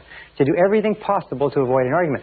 When I first got married, I found that the natural tendency for people when they live together is to get into arguments because you disagree about times and things and so on. But I also found a very neat little thing that has served me well, and that is to agree quickly. When you see an argument coming, back off from it, agree, and try to see the other person's point of view. The place to start with being agreeable and refusing to criticize is where? Of course, it's at home. The interesting thing is, and Emmett Fox says it beautifully, he says, "If you must be rude to strangers, but save your company manners for your family." Naturally, we have a tendency to go out and be very polite to people that we've never seen before and will never see again, and then we come home and we criticize and complain and argue with the people that we love the most. All right, the third principle in making other people feel important, now you don't criticize, now you don't argue, you've now a pleasant, positive personality. The third thing is acceptance. The third behavior. Now, acceptance satisfies one of the deepest of all subconscious cravings. Remember, when we come into the world, what we want more than anything else is to be accepted by our parents, to be unconditionally loved and approved of and accepted by our parents. And when we grow up as adults, we still need that love and approval. And the way that we convey acceptance is very simply this: smile. Whenever you smile at another person, you convey acceptance. As a matter of fact, work in interpersonal psychology and interpersonal dynamics suggests that when two people meet for the first time, and every subsequent time, the very first thing that takes place is a relationship of acceptance or non-acceptance occurs. It's conveyed by body language, by facial expressions, by tone of voice, but until that relationship is established, no other communication takes place. And you can trigger that relationship just simply by smiling and unconditionally accepting another person, no matter who they are. Step number 4 is appreciation. Appreciation, like acceptance, whenever you engage in any kind of appreciation, you raise the self-esteem of the other person. When you smile, by the way, some interesting research seems to suggest that when you smile, not only do you cause the other person to feel positive, but the effort of smiling actually triggers endorphins in the brain and gives you a generalized sense of well-being. And they say even an insincere smile is better than a sincere frown. So smile. Force yourself to smile, and you will find that you can act your way into feeling like smiling just by making a habit of smiling at other people. With regard to appreciation, how do we express appreciation? We use the word thank you over and over again. saying thank you to your spouse, saying thank you to your children, saying thank you to your coworkers and your subordinates, saying thank you to people in restaurants, saying thank you on a regular basis when you feel it. Expressing gratitude raises people's self-esteem like the mercury in a thermometer on a hot day. And you'll find that the most powerful men and women, the most successful men and women, tend to be very gracious and they tend to be very courteous. The television characterizations or caricaturizations of men and women who are powerful but who are peremptory and push people around are not very close to the real world, because people become powerful and successful to the degree to which they get the cooperation of other people. And people only have a tendency to cooperate with others if the others are the type of people that they like to work with. So be gracious, be courteous, be appreciative, say thank you. Thomas Carlyle once said that you can tell a big person by the way they treat little people, and that's very true. Number 5 is admiration. Admiration means admiring the traits of another person. If the person is industrious or punctual or hardworking or accurate, or admiring the possessions of another person. You see, we get emotionally involved and bound up in our characters and our personalities. And when somebody recognizes and acknowledges it and admires it, we feel tremendous. We get caught up in our possessions. We're proud of our homes, our cars. We're proud of our watches, our shoes. We're proud of our children. We're proud of our offices. And if a person says, boy, that looks nice, or that's a great-looking car, or that's a beautiful house, or this is a lovely living room, or that's an excellent suit, anything that we say, as long as it is sincere. I never say anything that's insincere because people are very, very smart. They can detect insincerity. Remember, Abraham Lincoln said, everybody likes a compliment. Everybody likes a compliment. I have worked with billionaires, and I have worked with very powerful and successful heads of large corporations and conglomerates, and I have found that saying something that I truly feel that is complimentary to them about themselves, their businesses, their work, and so on, is always responded to as positively as if you were admiring the trait or possession of someone who had low self-esteem. Sometimes people who have the highest self-esteem and success are the ones who are most in need of admiration and appreciation. Now, the 6th thing that you can do to raise the self-esteem of others. And remember, every time you raise somebody else's self-esteem, you raise your own. Every time you increase the health of somebody else's personality by the law of indirect effort, you increase the health of your own personality, is approval. Approval satisfies one of the deepest cravings of the human psyche, the craving to be valued, the craving to be valuable. In fact, one of the definitions of self-esteem is the degree to which an individual considers himself to be praiseworthy. A person who considers himself to be praiseworthy has high self-esteem. So when you give approval or praise, it's been demonstrated, I think it was Napoleon who said, I have made an incredible discovery. Men will die for ribbons. In other words, he found that soldiers who would not give their life for any amount of money would risk their lives in battle for the praise and approval represented by the ribbons and the medals that he handed out. Keys to approval. Number 1 is be immediate. The closer the praise is to the thing that you praise, the more likely it is the person will repeat it. If you want your children or your employees to continue doing something, as soon as they do it, say, boy, that's a good job. Number 2 is be specific. Say, boy, you did a wonderful job on that lawn, that house, that letter, whatever it happens to be. The more immediate and specific the praise, the more rapidly it raises self-esteem, the more likely it is that the behavior will be repeated. And third of all, be public with your praise. Whenever you give recognition in public, it doubles or triples the impact, because the effect of other people's opinions on our behavior is tremendous. In fact, there's a lot of evidence that suggests that we are who we are and we do what we do because of the way we think other people think of us. We're strongly affected by other people's opinions. All right, number 7 is attention. Now, attention is one of the most powerful ways to raise self-esteem. Attention means listening. Why is attention and listening so powerful? It's because we always pay attention to that which we value, and we always ignore that which we do not value. So if you want to tell a person that you value them, that they are in effect valuable, pay close attention to them, listen to them, spend time with them. Now here's some of the keys to attention. Number one is listen attentively. Listen attentively. Listen without interruptions. Listen patiently. Listen closely. Number two is pause before replying. Pause before replying. Don't interrupt. Let the person say everything that they have to say and pause. Wait. Show them that you are really considering what they're saying. Number three is question for clarification. Instead of rushing in to speak, question to clarify what the person has said, which is a way of telling them for sure that you're really listening. And here's the best of all questions. How do you mean? When you're listening to a person speak and you want to fully understand and you want to tell them that you're listening, say, how do you mean exactly? And ask for them to explain to you clearly. And finally, remember the boomerang. And the boomerang says simply this. It says that any genuine emotion expressed by you toward any other person is going to boomerang back on you. Just like the law of sowing and reaping, the law of cause and effect, the law of attraction, the law of correspondence says that any genuine emotion, now that's a genuine emotion. In other words, if you say something positive about someone else, it's going to go out to that person and it's going to come back and it's going to boomerang on you. So say only good things. When you talk about other people, talk about them as though what you were saying was going to be printed in the paper. When you think about other people, send out positive thoughts and positive ideas. Think all the time about how you can make other people feel important. Treat other people as though they were the most valuable people in the world, because to them, they believe they are. And the final rule with regard to superior human relations is what we call the golden rule. The rule simply says, love your neighbor as yourself.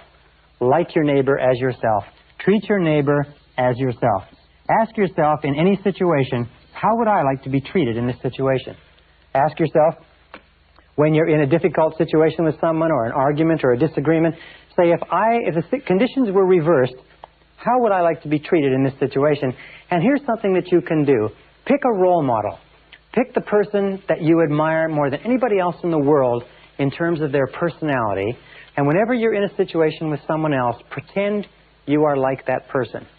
Many years ago, when I was traveling in Africa, I worked with Dr. Albert Schweitzer, one of the most beautiful men who ever lived. And so very often when I'm in a situation with other people, I think, how would Albert Schweitzer act in this situation? Or I think, how would Jesus of Nazareth act in this situation?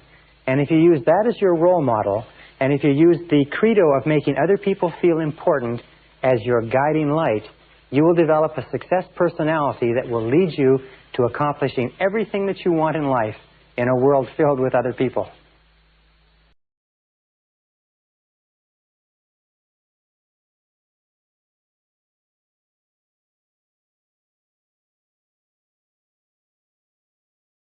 Session 25, Building Superior Relationships. One of the oldest cliches is that be it ever so humble, there's no place like home. Benjamin Disraeli, the great Prime Minister of England, once said that no success in public life can compensate for failure in the home. And when we started this seminar several sessions ago, we talked about the importance of the power of love, and that how you and I as human beings are love-tropic organisms, that everything that we do is either to get love or to compensate for the lack of love. And there's no place where this is more important than in the quality of the intimate relationships that we form with other people. In fact, one of the measures of mental health, according to Abraham Maslow, is your ability to enter into long-term, intimate, loving relationships with other members of the human race. And I want to talk in this session about some of the things that might help you, which have helped me to enjoy a higher quality of loving relationships with your mate or your spouse or the person that is most important to you. First of all, let's talk about the idea of what makes a relationship successful. And I think that there are 6 keys that make a relationship successful. 6 keys to successful relationships. Let me explain them to you one at a time. Number 1 is, of course, similarities attract. Similarities attract. Similarities attract in almost all areas, but especially in the areas of values, in the areas of attitudes toward the critical things like children, like money. Do you know that? And like sex. For instance, that arguments over money are not one of the number 1 reasons why marriages break down, young marriages break down, and probably older marriages too. Arguments over sex are number 2. Arguments over leisure time, what we're going to do when we're not working, are the number 3 reason why relationships break down. So similarities are very, very important. It's sort of like when you meet the person who is right for you, there will be a chemistry. They call it a right chemistry. It feels good. It feels right because you will be in accord or in harmony on almost all of the critical areas of life. We find that virtually all of your difficulties come is when you from clashing with people who have different opinions and ideas from you. Now, with regard to similarities, the most important part of you as a human being is your self-concept, your central belief system. And your central belief system with regard to your relationship to the world is summarized in your values. What you think is right, what you think is wrong, what you think is good, what you think is unacceptable. Your values are very important, and any clash with your values in life will be destructive to your mental health. Outside your values, you have your mental life. These are your ideas, they may be your political opinions, they may have to do with philosophy and so on. They're not as important as your values because they change far more readily. Outside that, you have your emotional life or your emotional temperament. You'll find that people with similar emotional temperaments seem to get along the best. And finally, on the outer ring, the least important is the physical. Is the physical attraction or physical similarity or physical comparisons. However, there's a lot of research that shows that people tend to marry people who look very similar to themselves. That the highest form of flattery is marriage, that we tend to be attracted to people who have facial features very similar to our own. That's why they say when people grow older, they start to look like each other. Well, if they examine the wedding photographs, they find that they started off looking like each other, and that's why they look like each other more when they grow older. Number 2 key to successful relationships is that opposites attract. Opposites attract. But opposites attract in only one area, and this is important, and that's in temperament. You see, nature requires balance in all things, yin and yang, active and passive. So nature requires that there be a balance in temperament. An extroverted person will be most compatible with an introverted person. 2 people who are equally introverted or extroverted will be most compatible. But here's a very simple test for relationships. Male or female, male, female, female. It's what we call the conversation test. In any conversation between 2 people who are temperamentally suited, there will be the entire period of time allocated for conversation will be full of easy conversation plus about 10% of easy silences. So that if each person will have an opportunity to talk all they want to talk, and each person will have an opportunity to listen all they want to listen, and there will be 10% of comfortable silences. Now, you may have a person who gets all their talking done in 30% of the time. And you may have another person who gets all their talking done in 60% of the time. With that 10% gap, and these people will be very compatible. However, where you have problems in relationships is you have people who only like to talk 30% on the one side, and a person who only likes to talk 30% on the other side, so you have big gaps of uncomfortable silence where neither has anything to say. Or the other example is where you have 2 people, each of whom have to talk 70% of the time, so you have a big clash over airtime. There's always a clash over who's going to be able to speak the most, and you'll find that this relationship will be incompatible too.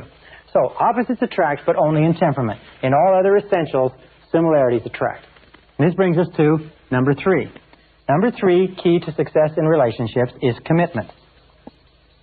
Commitment is very important. And in order for a relationship to work, a person should have a total commitment to the relationship, which means 100%. And we'll talk about this a little bit later, but one of the most beautiful definitions of love in relationships that I ever read was from Dr. Scott Peck, where he said that love is the total commitment to the full development of the potential of the other. Love is your total commitment to the full development of the potential of the other person.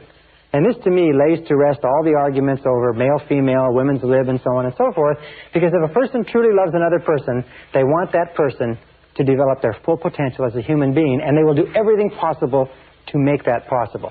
Commitment is really clear. I have a good friend named Charlie Jones who talks about divorce. He said the way to deal with divorce is very simple. He says never consider it. He said don't even think about it, don't talk about it, never even consider the possibility of divorce. He says murder, yes, but never divorce. Now, maybe that's a little bit stringent, but the key to a successful relationship is the depth of commitment that each person has. Most dangerous thing in a relationship is when people start thinking in terms of, well, if it doesn't work out, I can go somewhere else. If it doesn't work out, we can always get a divorce. Relationships like that almost invariably end in a divorce. Number 4, key to a successful relationship, is similar self-concepts attract. Similar self-concepts attract. Now this means when we talk about similar self-concepts, we talk about how much you like yourself, how much you value yourself. We talk about what you might call the happiness scale. The happiness scale means how happy are you on a scale of 1 to 10. That's the basic question. You will find that you will always be most compatible with a person who is just about as happy as you are. If ever you get involved in a relationship with a person who is unhappy, and you allow yourself to be deluded into believing that you're going to bring them up and they're going to be happy at your level because you're going to help them, you're entering into a fool's game, because most people who are unhappy are quite happy being unhappy, and they have no intention of changing. As a matter of fact, the unhappiest relationships I've ever seen in my life are when a generally happy, positive person gets involved with a negative person and tries to bring them up to their level, because it never works. So ask yourself this: how happy is the person that you're thinking about getting involved with? And understand that it is very rare, except by tremendous effort, that people change their level of happiness. This brings us to number 5. Key to success in relationships is liking. Now, liking, which has to do with respect, is more important than being in love, and more permanently satisfying. Because being in love, although it comes and goes, is a passing condition.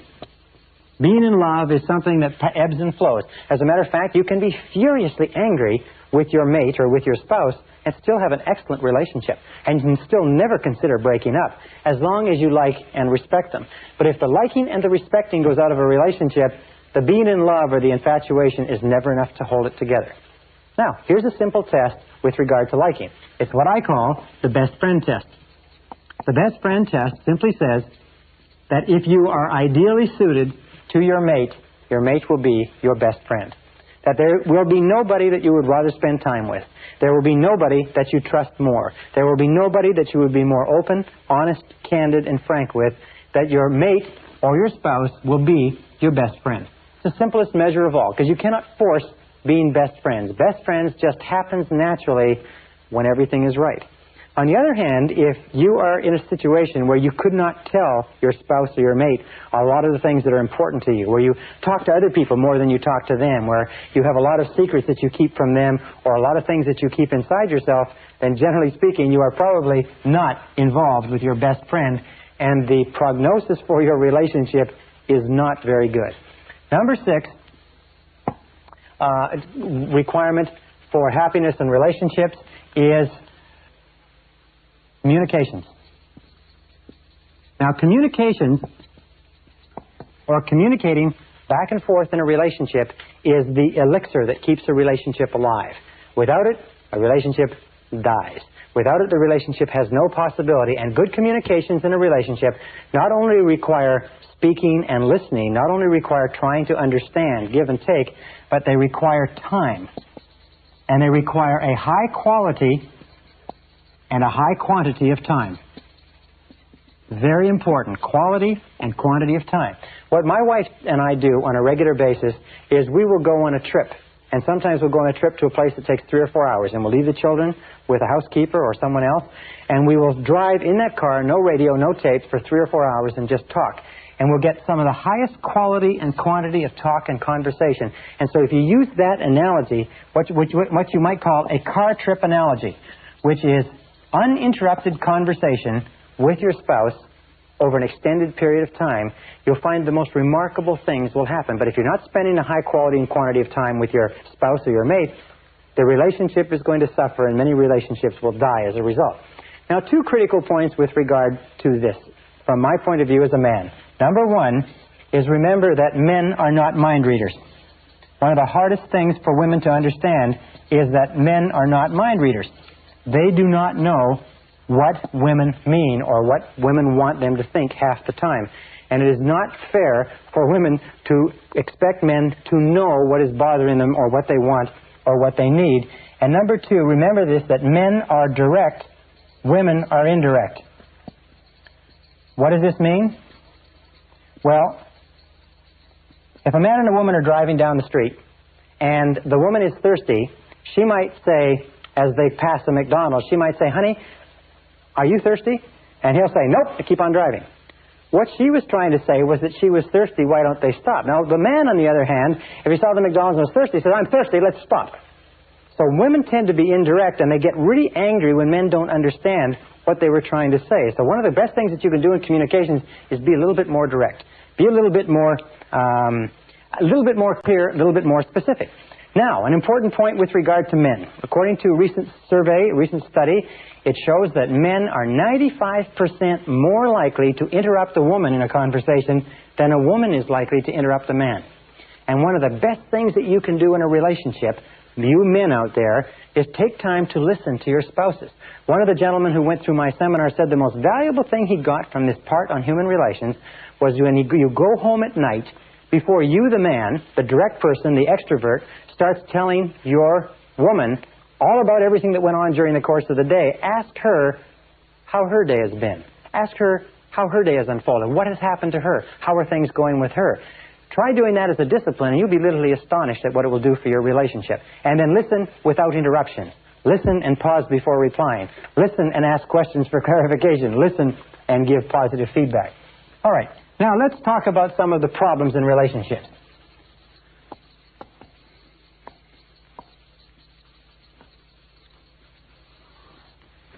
Problems in relationships. Number one problem in relationship, lack of commitment. Now, lack of commitment is amazingly common because we live in a society today where it is considered clever to protect yourself by not making too deep a commitment to anybody. So what people do is they often get involved in relationships, but they only get involved up to their toes. Lack of commitment is often expressed in a trading relationship. A trading relationship is a relationship where one says, you do your share and I'll do my share. You put in your amount, I'll put in my amount, and neither one of them wants to get in 100%.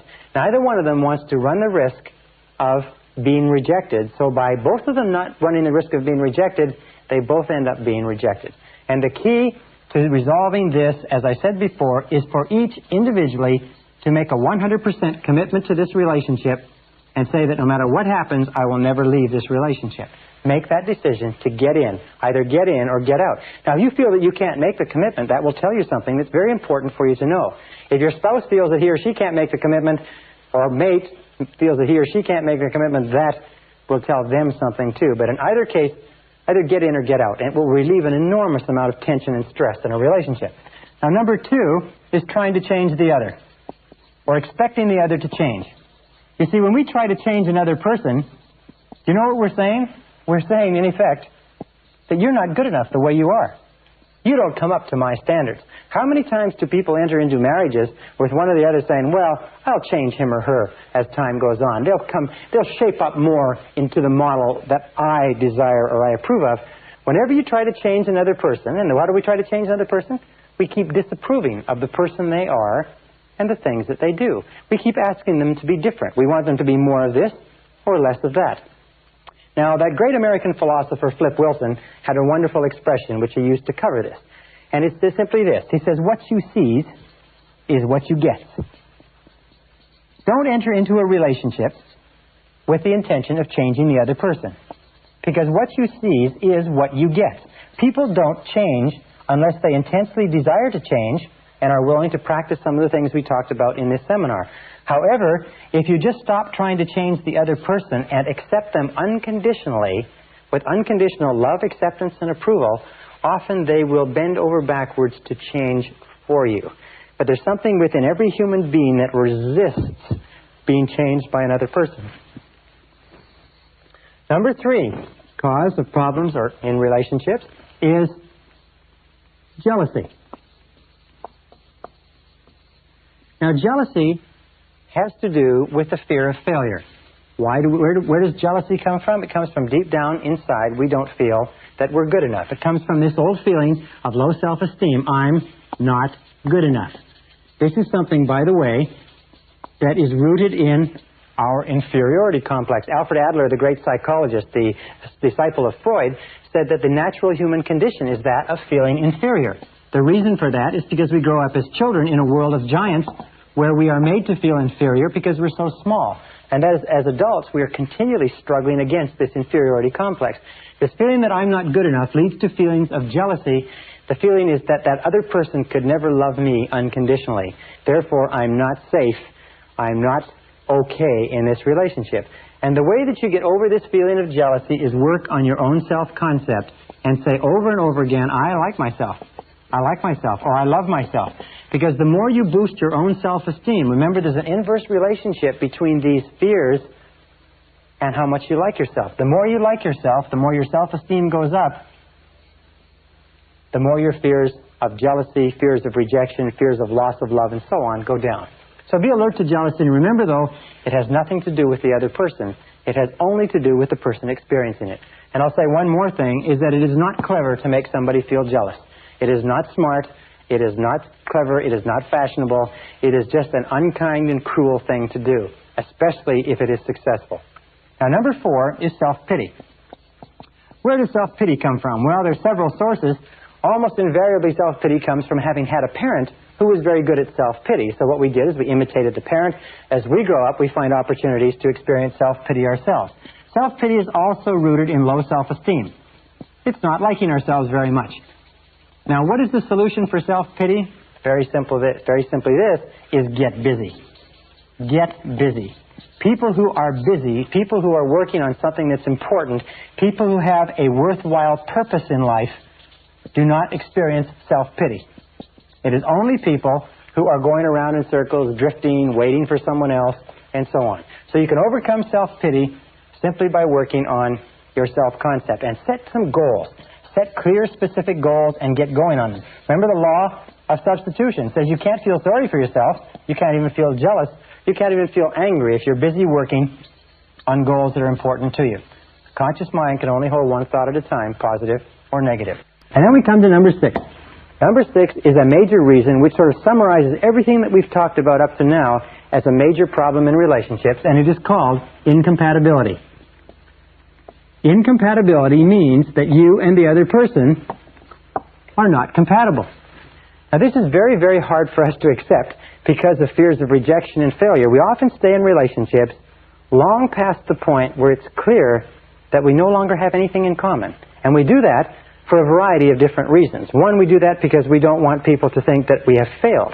Another reason that we do it is that it's our comfort zone and we don't want to go through all the difficulty of separating. But what happens is this. When two people meet, they're like two dinner plates. And what they have is they have areas where they're separate. Here's the man, here's the woman. They have areas where they're separate and different, and they have areas that they have in common. Now, as a relationship develops, sometimes these areas grow.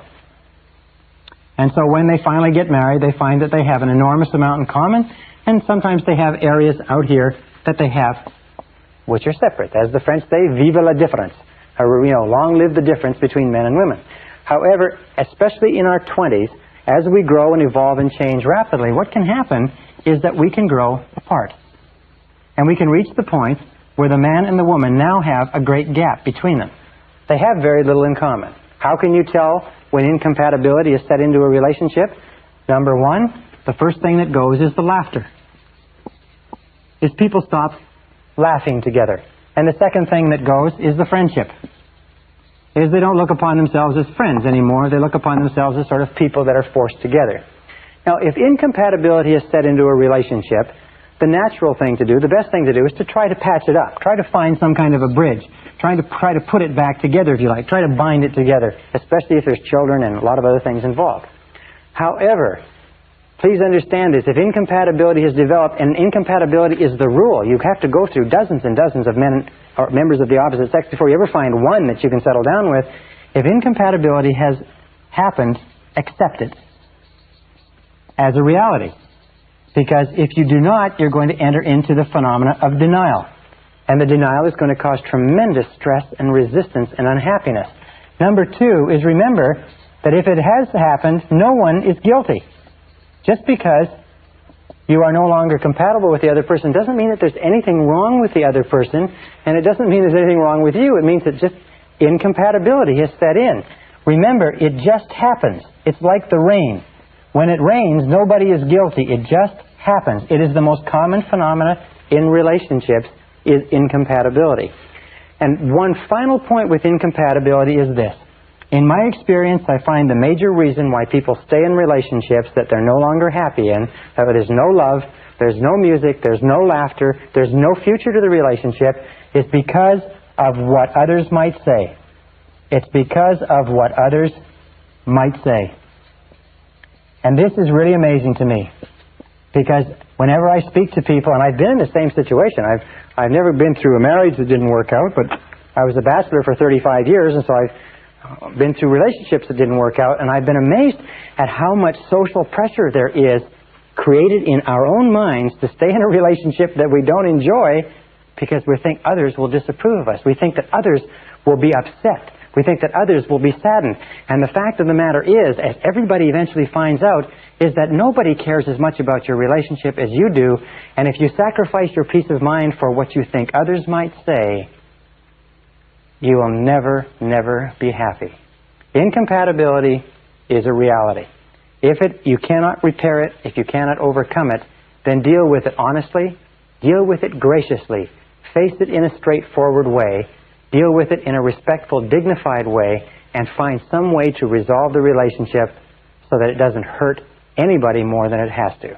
Remember this with regard to loving relationships, that your objective, your responsibility is to set joy and fulfillment in your relationships as your minimum standard. Set peace of mind, happiness, joy, fulfillment, tranquility. Make your home and your loving relationship the crown jewel of your emotional life, and settle for nothing less. Keep working at it, keep striving, keep chopping, keep changing, do whatever is necessary, but you owe it to yourself, you owe it to your life, you owe it to your character, your integrity, your peace of mind, your health, and your future to settle for nothing less than a relationship that is a joy to be a part of.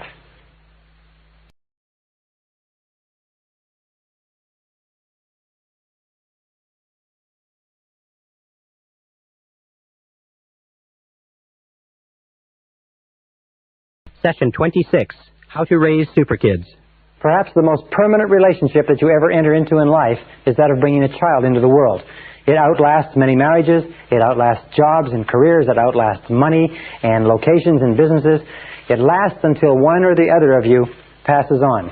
And most of us come into this world without any idea of how to raise children. We come in without any basic parenting skills. And the great tragedy is that most people don't make any effort to pick up any skills.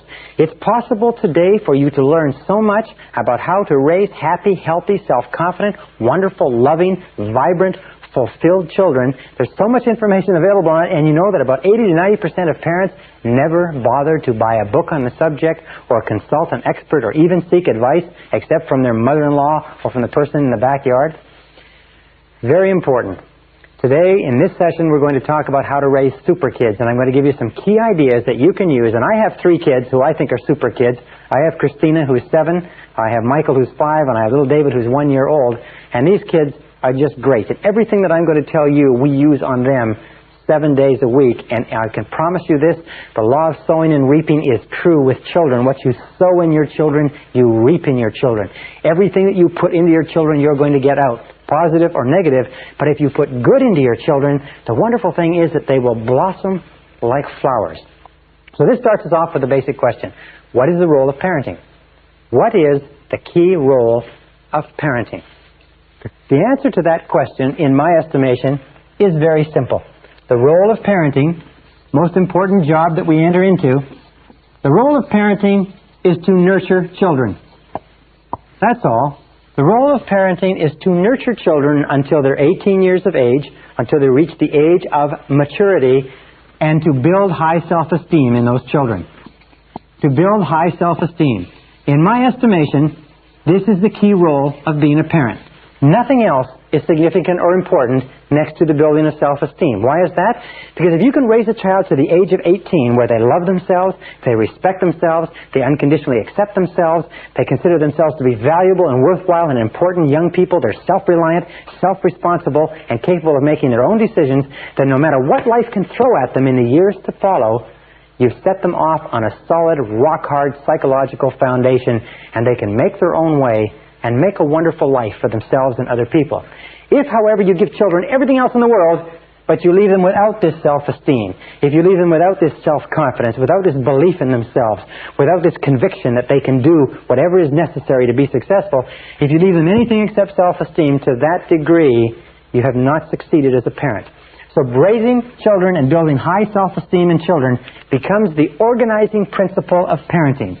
The organizing principle means that you continually ask, knowing that everything counts, you continually ask, does this build self-esteem in my child? Is this situation, is this issue, is my response contributing toward building and nurturing this little human being that's been entrusted to me, or is it not? With Christina, my first child, wonderful little girl, I have explained to her at a very early age that she came to me, as Khalil Gibran explains in his book, The Prophet, she came to Barbara and I from God, and that our job is to take care of her and to love her until she grows up, and that she doesn't belong to us, and we don't own her, and our job is not to shape her the way we want her to be shaped. Our job is to nurture her and discipline her and train her and give her every opportunity to grow and expand and develop, but our job is just to take care of her until she grows up. And she understands that very clearly, that we are there to nurture her and to build high self-esteem, and that she came from God. And she thinks of herself as being really, really special, because, surprise, surprise, none of her friends have been told that. So these are the organizing principles that we use with our children. Now, no parent is perfect. Parents make mistakes, parents get tired, parents get irritable, parents shout at their kids, parents spank their kids and punish their kids. But generally speaking, if we use the organizing principle of building high self-esteem in our children, these are the things to remember. Number one is destructive criticism is extremely painful to a child. Destructive criticism sets children up for a lifetime of inferiority complex, low self-esteem, fears of failure and rejection. So never use destructive criticism on your children. Never run your children down. Never use destructive criticism on your children. Instead, do everything possible to build them up. That doesn't mean that you don't discipline them. That doesn't mean that you don't control them. But you never say, you're a bad boy, or you're a bad girl, or you're a little brat, or you're no good, or you never tell the truth. You never say anything to your children about themselves that you do not want to become part of their personalities. Because remember, it goes straight past the conscious mind into the subconscious and is programmed away and accepted as a truth because you said it, even in a moment of anger. So never use destructive criticism on your children. Children are very vulnerable to destructive criticism. Number two, remember that lack of love, or love withheld, is the major reason for psychological, physical, and emotional problems in life. That children need love. And if you deprive children of love, and it is not, by the way, what you think inside, it is the child's perception. Everything is perception. Now, the child is pretty shallow in the formative years. The child doesn't know that you really love the child unless you tell the child, show the child, demonstrate to the child over and over and over again. Many children have grown up and found themselves visiting psychiatrists and psychologists and trying to wrestle through the problem that they never believed that their parents loved them. And if you talk to the parents, they say, well, of course I love my kids. They say, well, did you tell my kids? Well, no, I didn't tell them, but they know I love them. No. Children don't know. They, as they say, they need the words. Number three is remember that children need a continuous flow of love and approval. Love and approval is the emotional, psychological lifeline that children have to have in order to grow. Just imagine that your children are on an intravenous, and this intravenous has the critical nutrients for the development of their personality. And the critical nutrient in that intravenous is the words and gestures of love and approval and a continuous flow. And if you cut off the flow, it's like cutting off the flow of nutrients or cutting off the oxygen flow to the emotional brain. They need it every day. They need it every night. They need it morning, noon, and night. They need it continuously.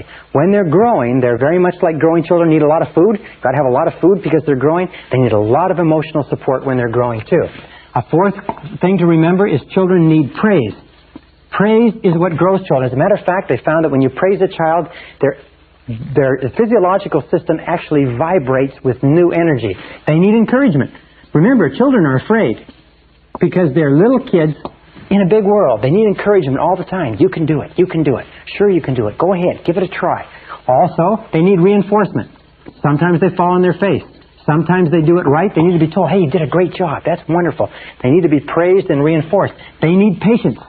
Children need a lot of patience because they seem to be slow in learning.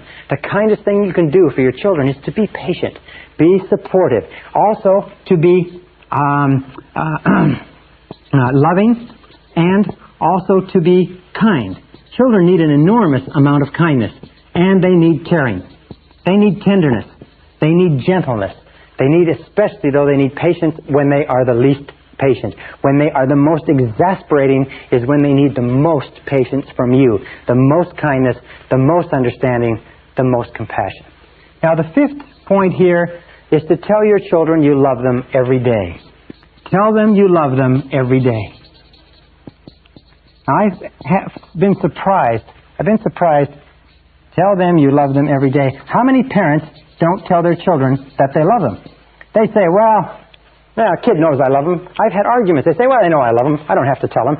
The fact is that kids need to know. And the reason, of course, that we don't is why? It's because our parents never told us that they loved us.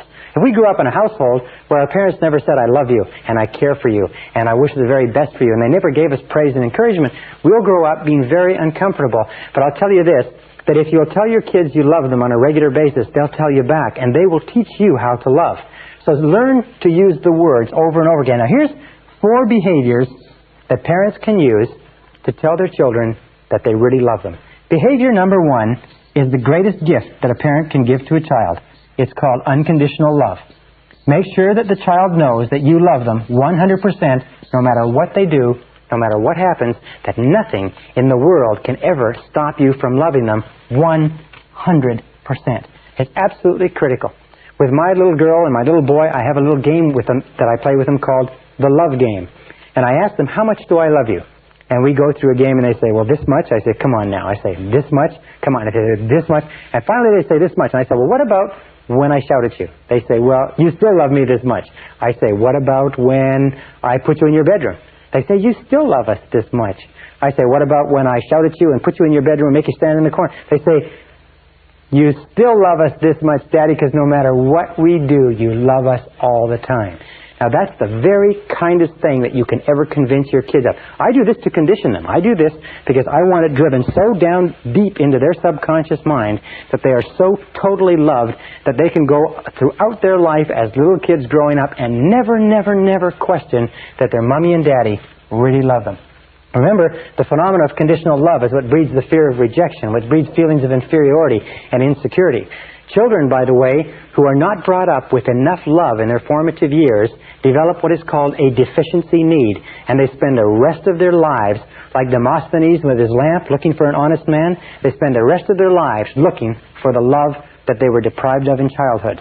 Be very alert to that. You cannot give a child too much love in the formative years. You cannot love a child too much. You can give them buckets and buckets and buckets of love. Give them all the love they can absorb. So number 2 way that you show your love is with eye contact. Children have emotional fuel tanks, and they drink in the love of their parents through their parents' eyes. And when you look at your child with love and you say, I love you very much, the child just feels wonderful all over. So say, I love you, but look them in the eye. Do you know that most parents only look their children in the eye when they're scolding them?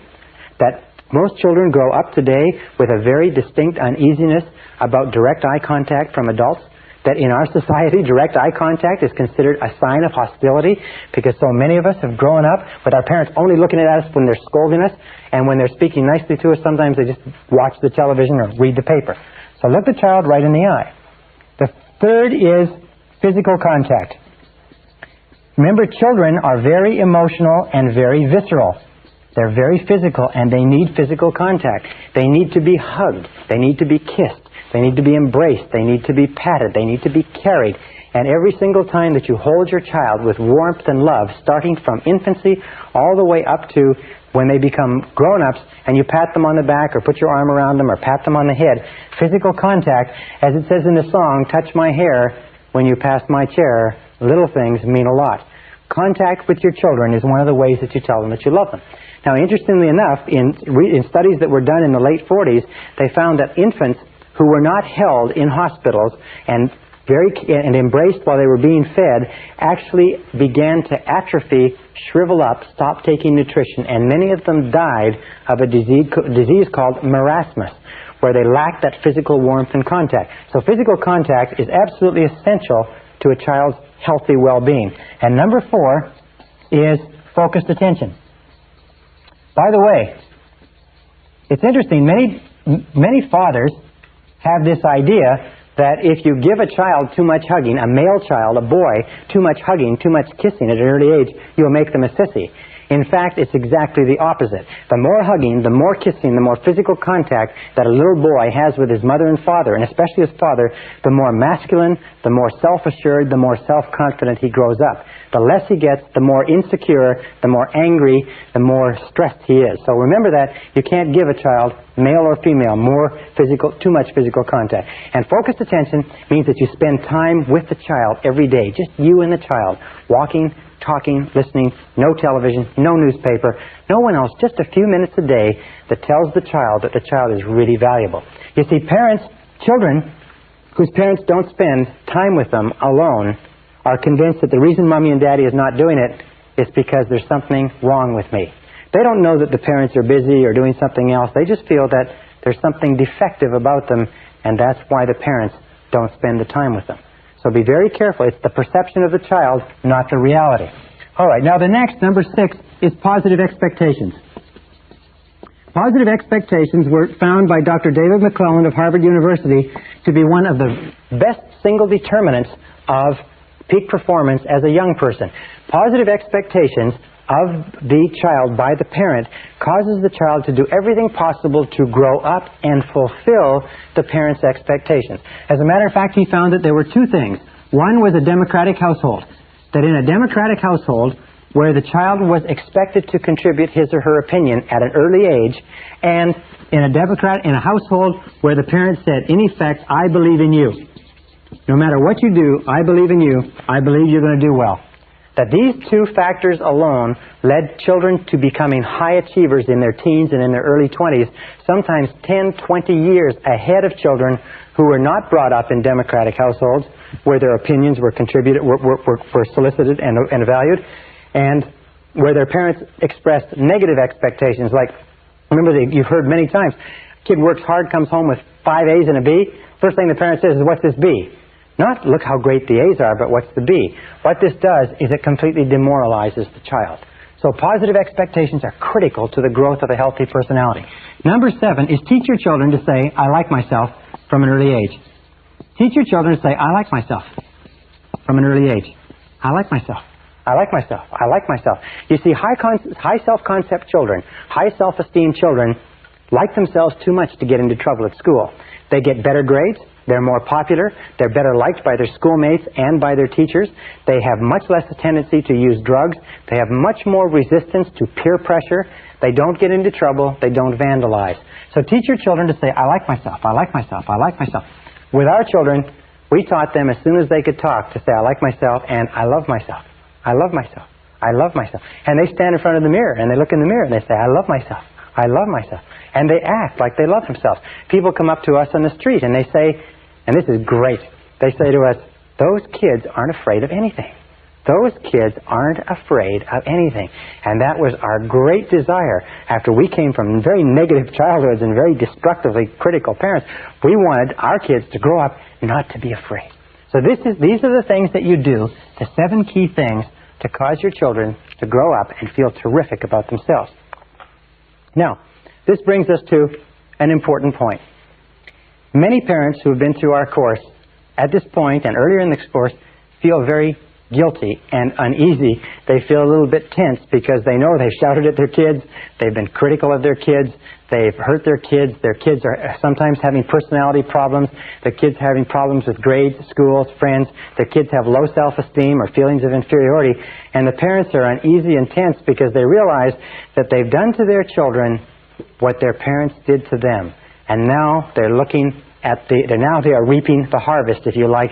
They're looking at their children and they realize that what your children are is more a result of what you have done and said to them than any other reason. So, here is the solution to that. absolutely amazing. It is possible for you to undo the past with this very simple technique. First thing you do when you go home from this course is you gather your children around you. You bring them around you and you sit them down and you apologize to them for all of your hitherto destructive criticism. You say to them, I've been to a course, I understand the effect of destructive criticism, and I'm sorry for every single thing I ever said or ever did that caused you to feel bad about yourself. And I apologize, and I ask you to accept my apology.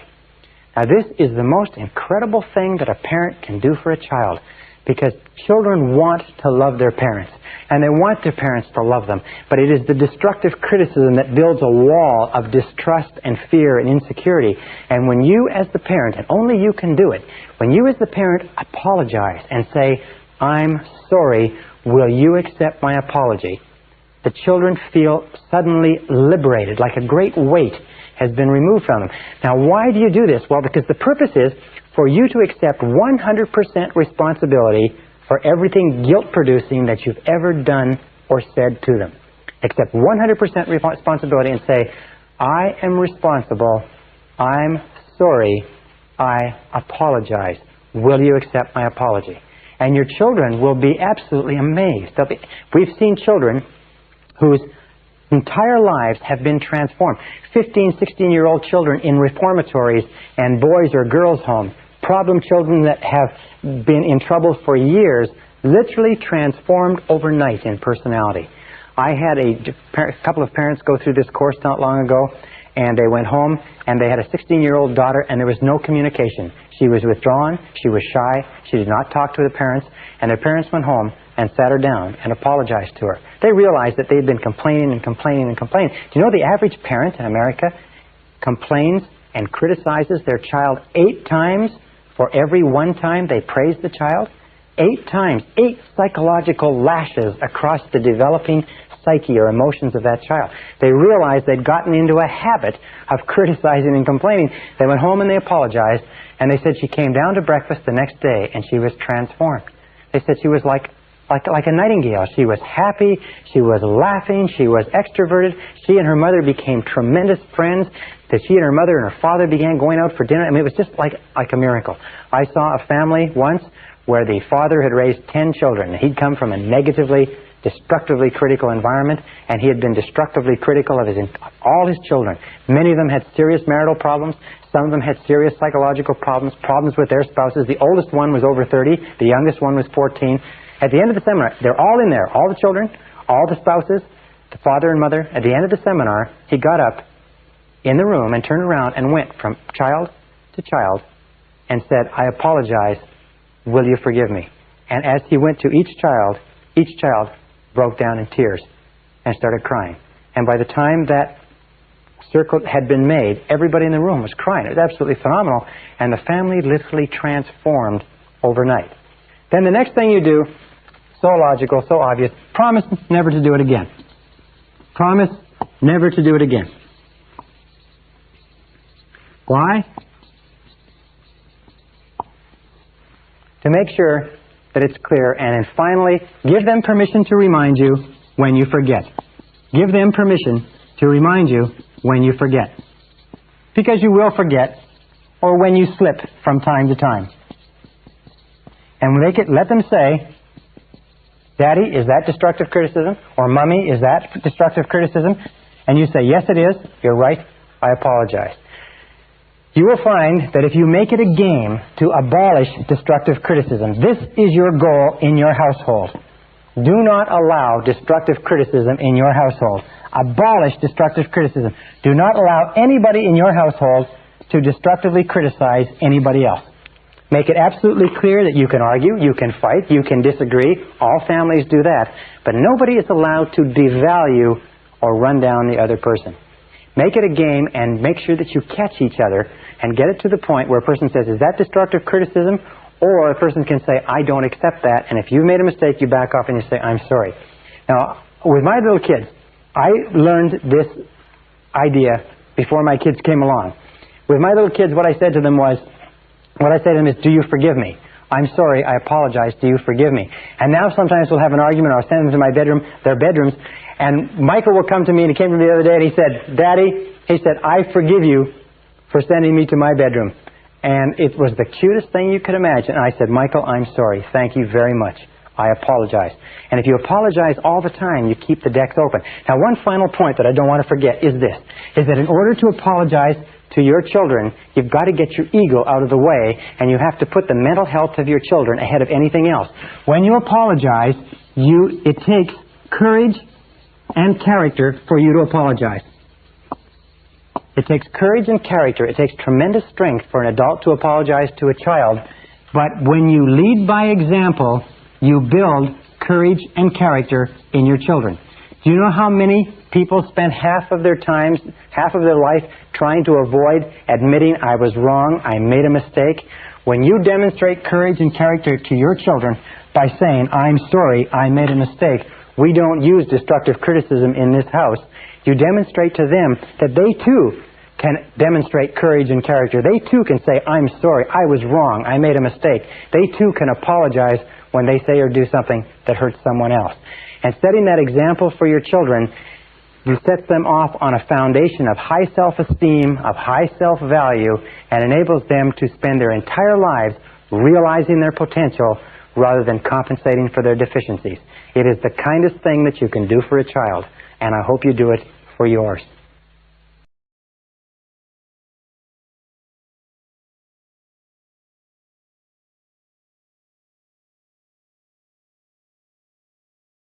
Session 27, Finding True Purpose in Life. Now we come to the final question. What is the purpose of life? What is the purpose of your life? Why are you here? Why do you exist at all? Why do you get up in the morning? Why do you have a life? Why are you on the earth? Is it simply to be born, to grow up, to work, to reproduce, to die? Or is there something else? In my estimation, there is something else, something far more important. In this session, I want to talk to you about my discoveries and my thoughts about what the true purpose of life is. The true purpose of life, in my estimation, is to find a mission. Some of the wisest men and women of this century and of previous centuries have looked at this whole idea of why a human being is put on this earth, and they've come to the conclusion that we are put on this earth to fulfill our potential by finding our true mission in life. Emmett Fox calls this your heart's desire. What is your heart's desire? Your heart's desire is something that is placed deep down inside you, maybe even before you're born. And it's something that calls to you and sings to you and lures you on throughout your life. And the reason that we say that only 1 or 2 or 5 out of 100 people fulfill their potential in any given generation is because most people ignore the callings of this heart's desire. They push it aside. They ignore it. They pretend it isn't there. They get involved in bills and families and business and careers, and this tugs at them. Sometimes they don't get into it until later on in life. But every single person has the ability to establish for themselves a mission.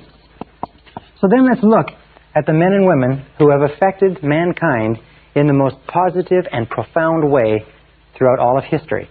In our civilization, in our culture, the most powerful person was Jesus of Nazareth, a humble carpenter who preached for 3 years in Galilee and then died in Jerusalem, but has had more of an impact on more people in this world than any other man who ever lived, than all the other kings and all the other monarchs and dictators of history.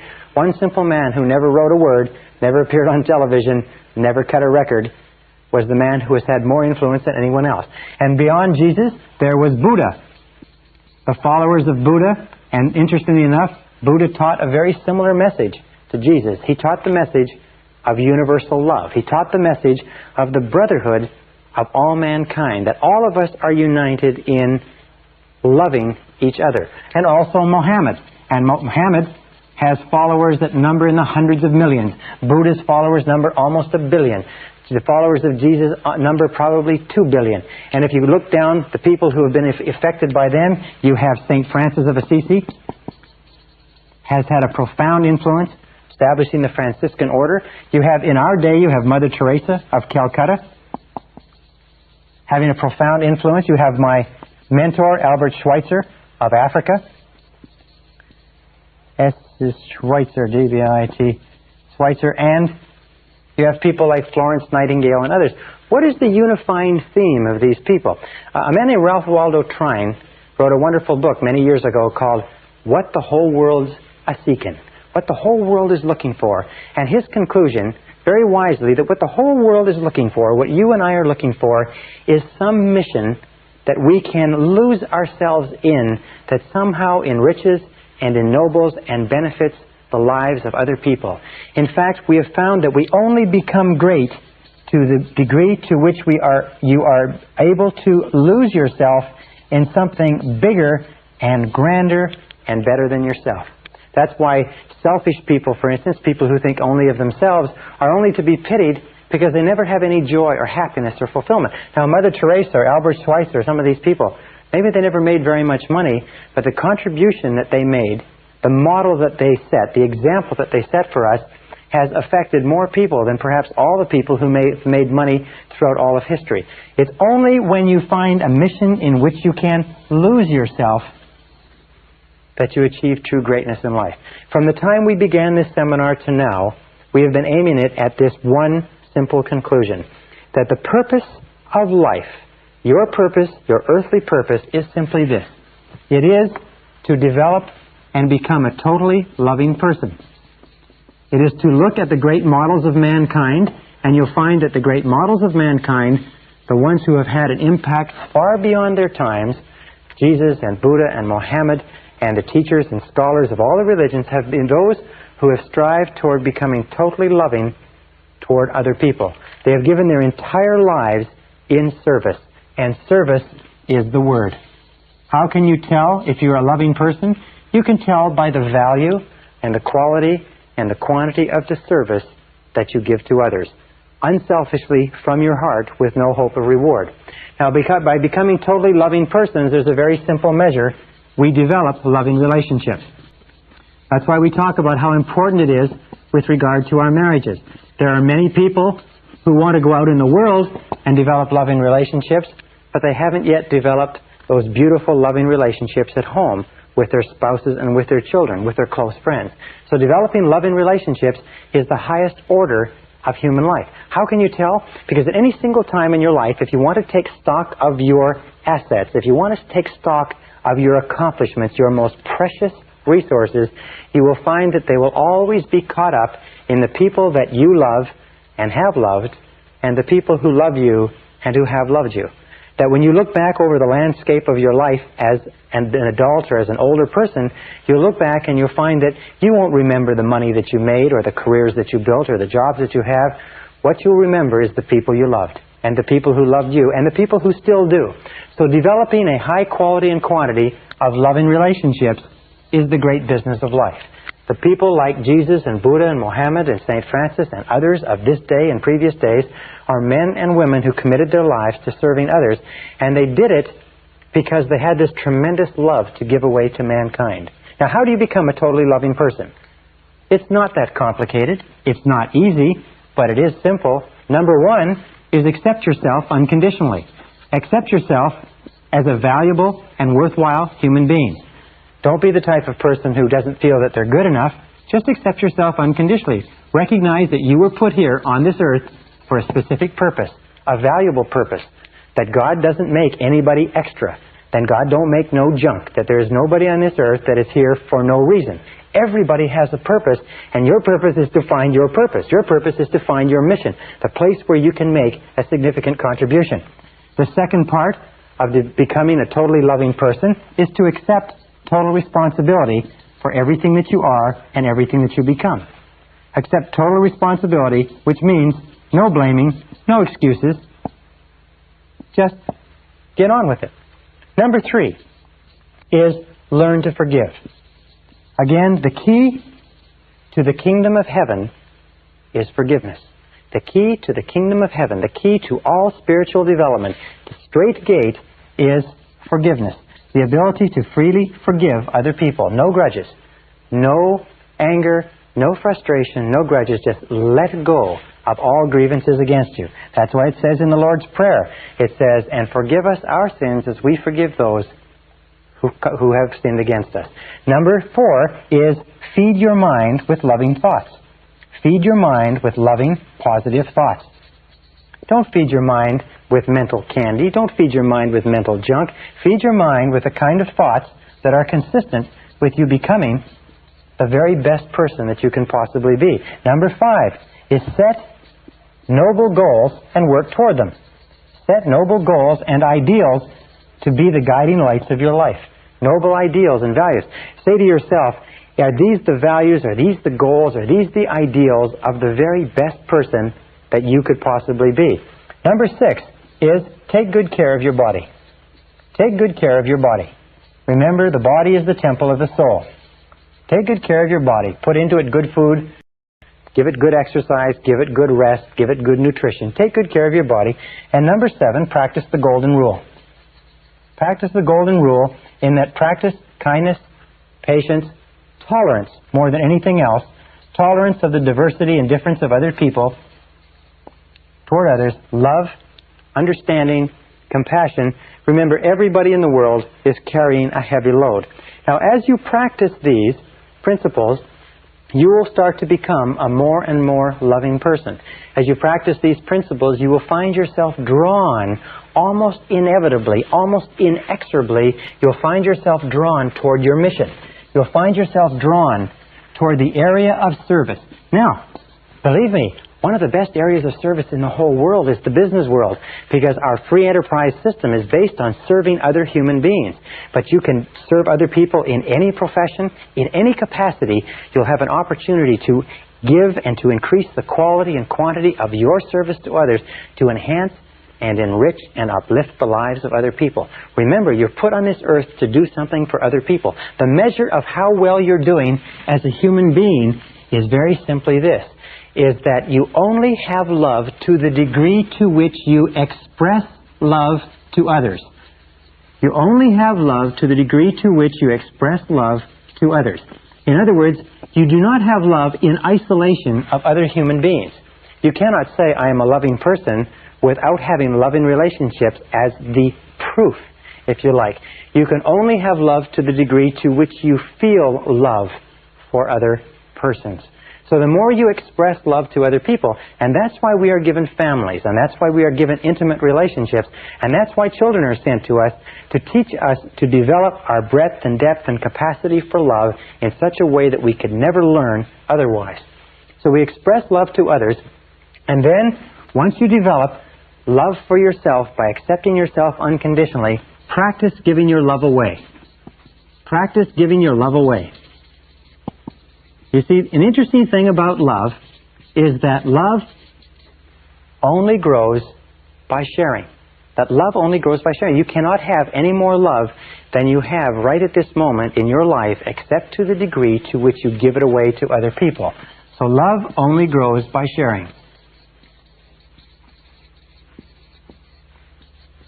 Now, the wonderful thing is that the more you give away, the more you have. The more you give love away, the more you have. So the more you give, the more you have to give. The less you give, the less you have to give. This is where the law, the more you give, the more you have. You can never give it away. This is where the law of sowing and reaping comes in more than anything else. The law of compensation, in that if you give just a little bit of love away, just a little bit, it's enough. Because that alone will cause a flow to start coming back to you. If you give a little bit more, more will come back to you until you get onto the upward spiral of life. Now, many years ago, I met a beautiful grandmother who had come up in a home where her parents had taught her to be kind and compassionate and loving to others. And when her parents died, she went back and met with her other brothers and sisters to divide up their possessions. And there's only one thing that she wanted. She'd married a very rich industrialist. The only one thing she wanted was a little plaque that hung over the fireplace of that loving home all the time she was growing up. And on the plaque was a little quatrain or a little verse. And when she told it to me, I wrote it down, and I'll share it with you. And it said this. It said, "Only one life that soon is past. Only what's done with love will last. Only one life that soon is past. Only what's done with love will last." Now, if you understand that, you realize if you look back over your life, you'll find that only the things that you did with love have lasted. Only the things that were done with love have had any lasting value. And if you use that as your guiding, organizing principle in life, that only what's done with love will last, you will start to move and evolve more surely toward the stars. The opposite of love is fear. The opposite of fear is love. If fear is the great obstacle that holds us back from fulfilling our potential, love is the great doorway that kicks open all the possibilities of the universe for us. And if you will practice this, first of all, learn to love and accept yourself unconditionally. You are valuable. You are a valuable and worthwhile human being. No matter what happens, you are still a valuable and worthwhile human being. Love yourself unconditionally. Accept full responsibility for your life. Freely forgive others. Look for the best. Take care of yourself. Work on goals that are worthy of you. Set a mission that is challenging for you. And practice giving your love away to others, and you will develop more surely toward the stars. I wish you luck. I wish you success. I wish you love. Thank you very much. This is the end of Side 2. Please fast forward the tape to the end to cue up Side 1 for your next listening.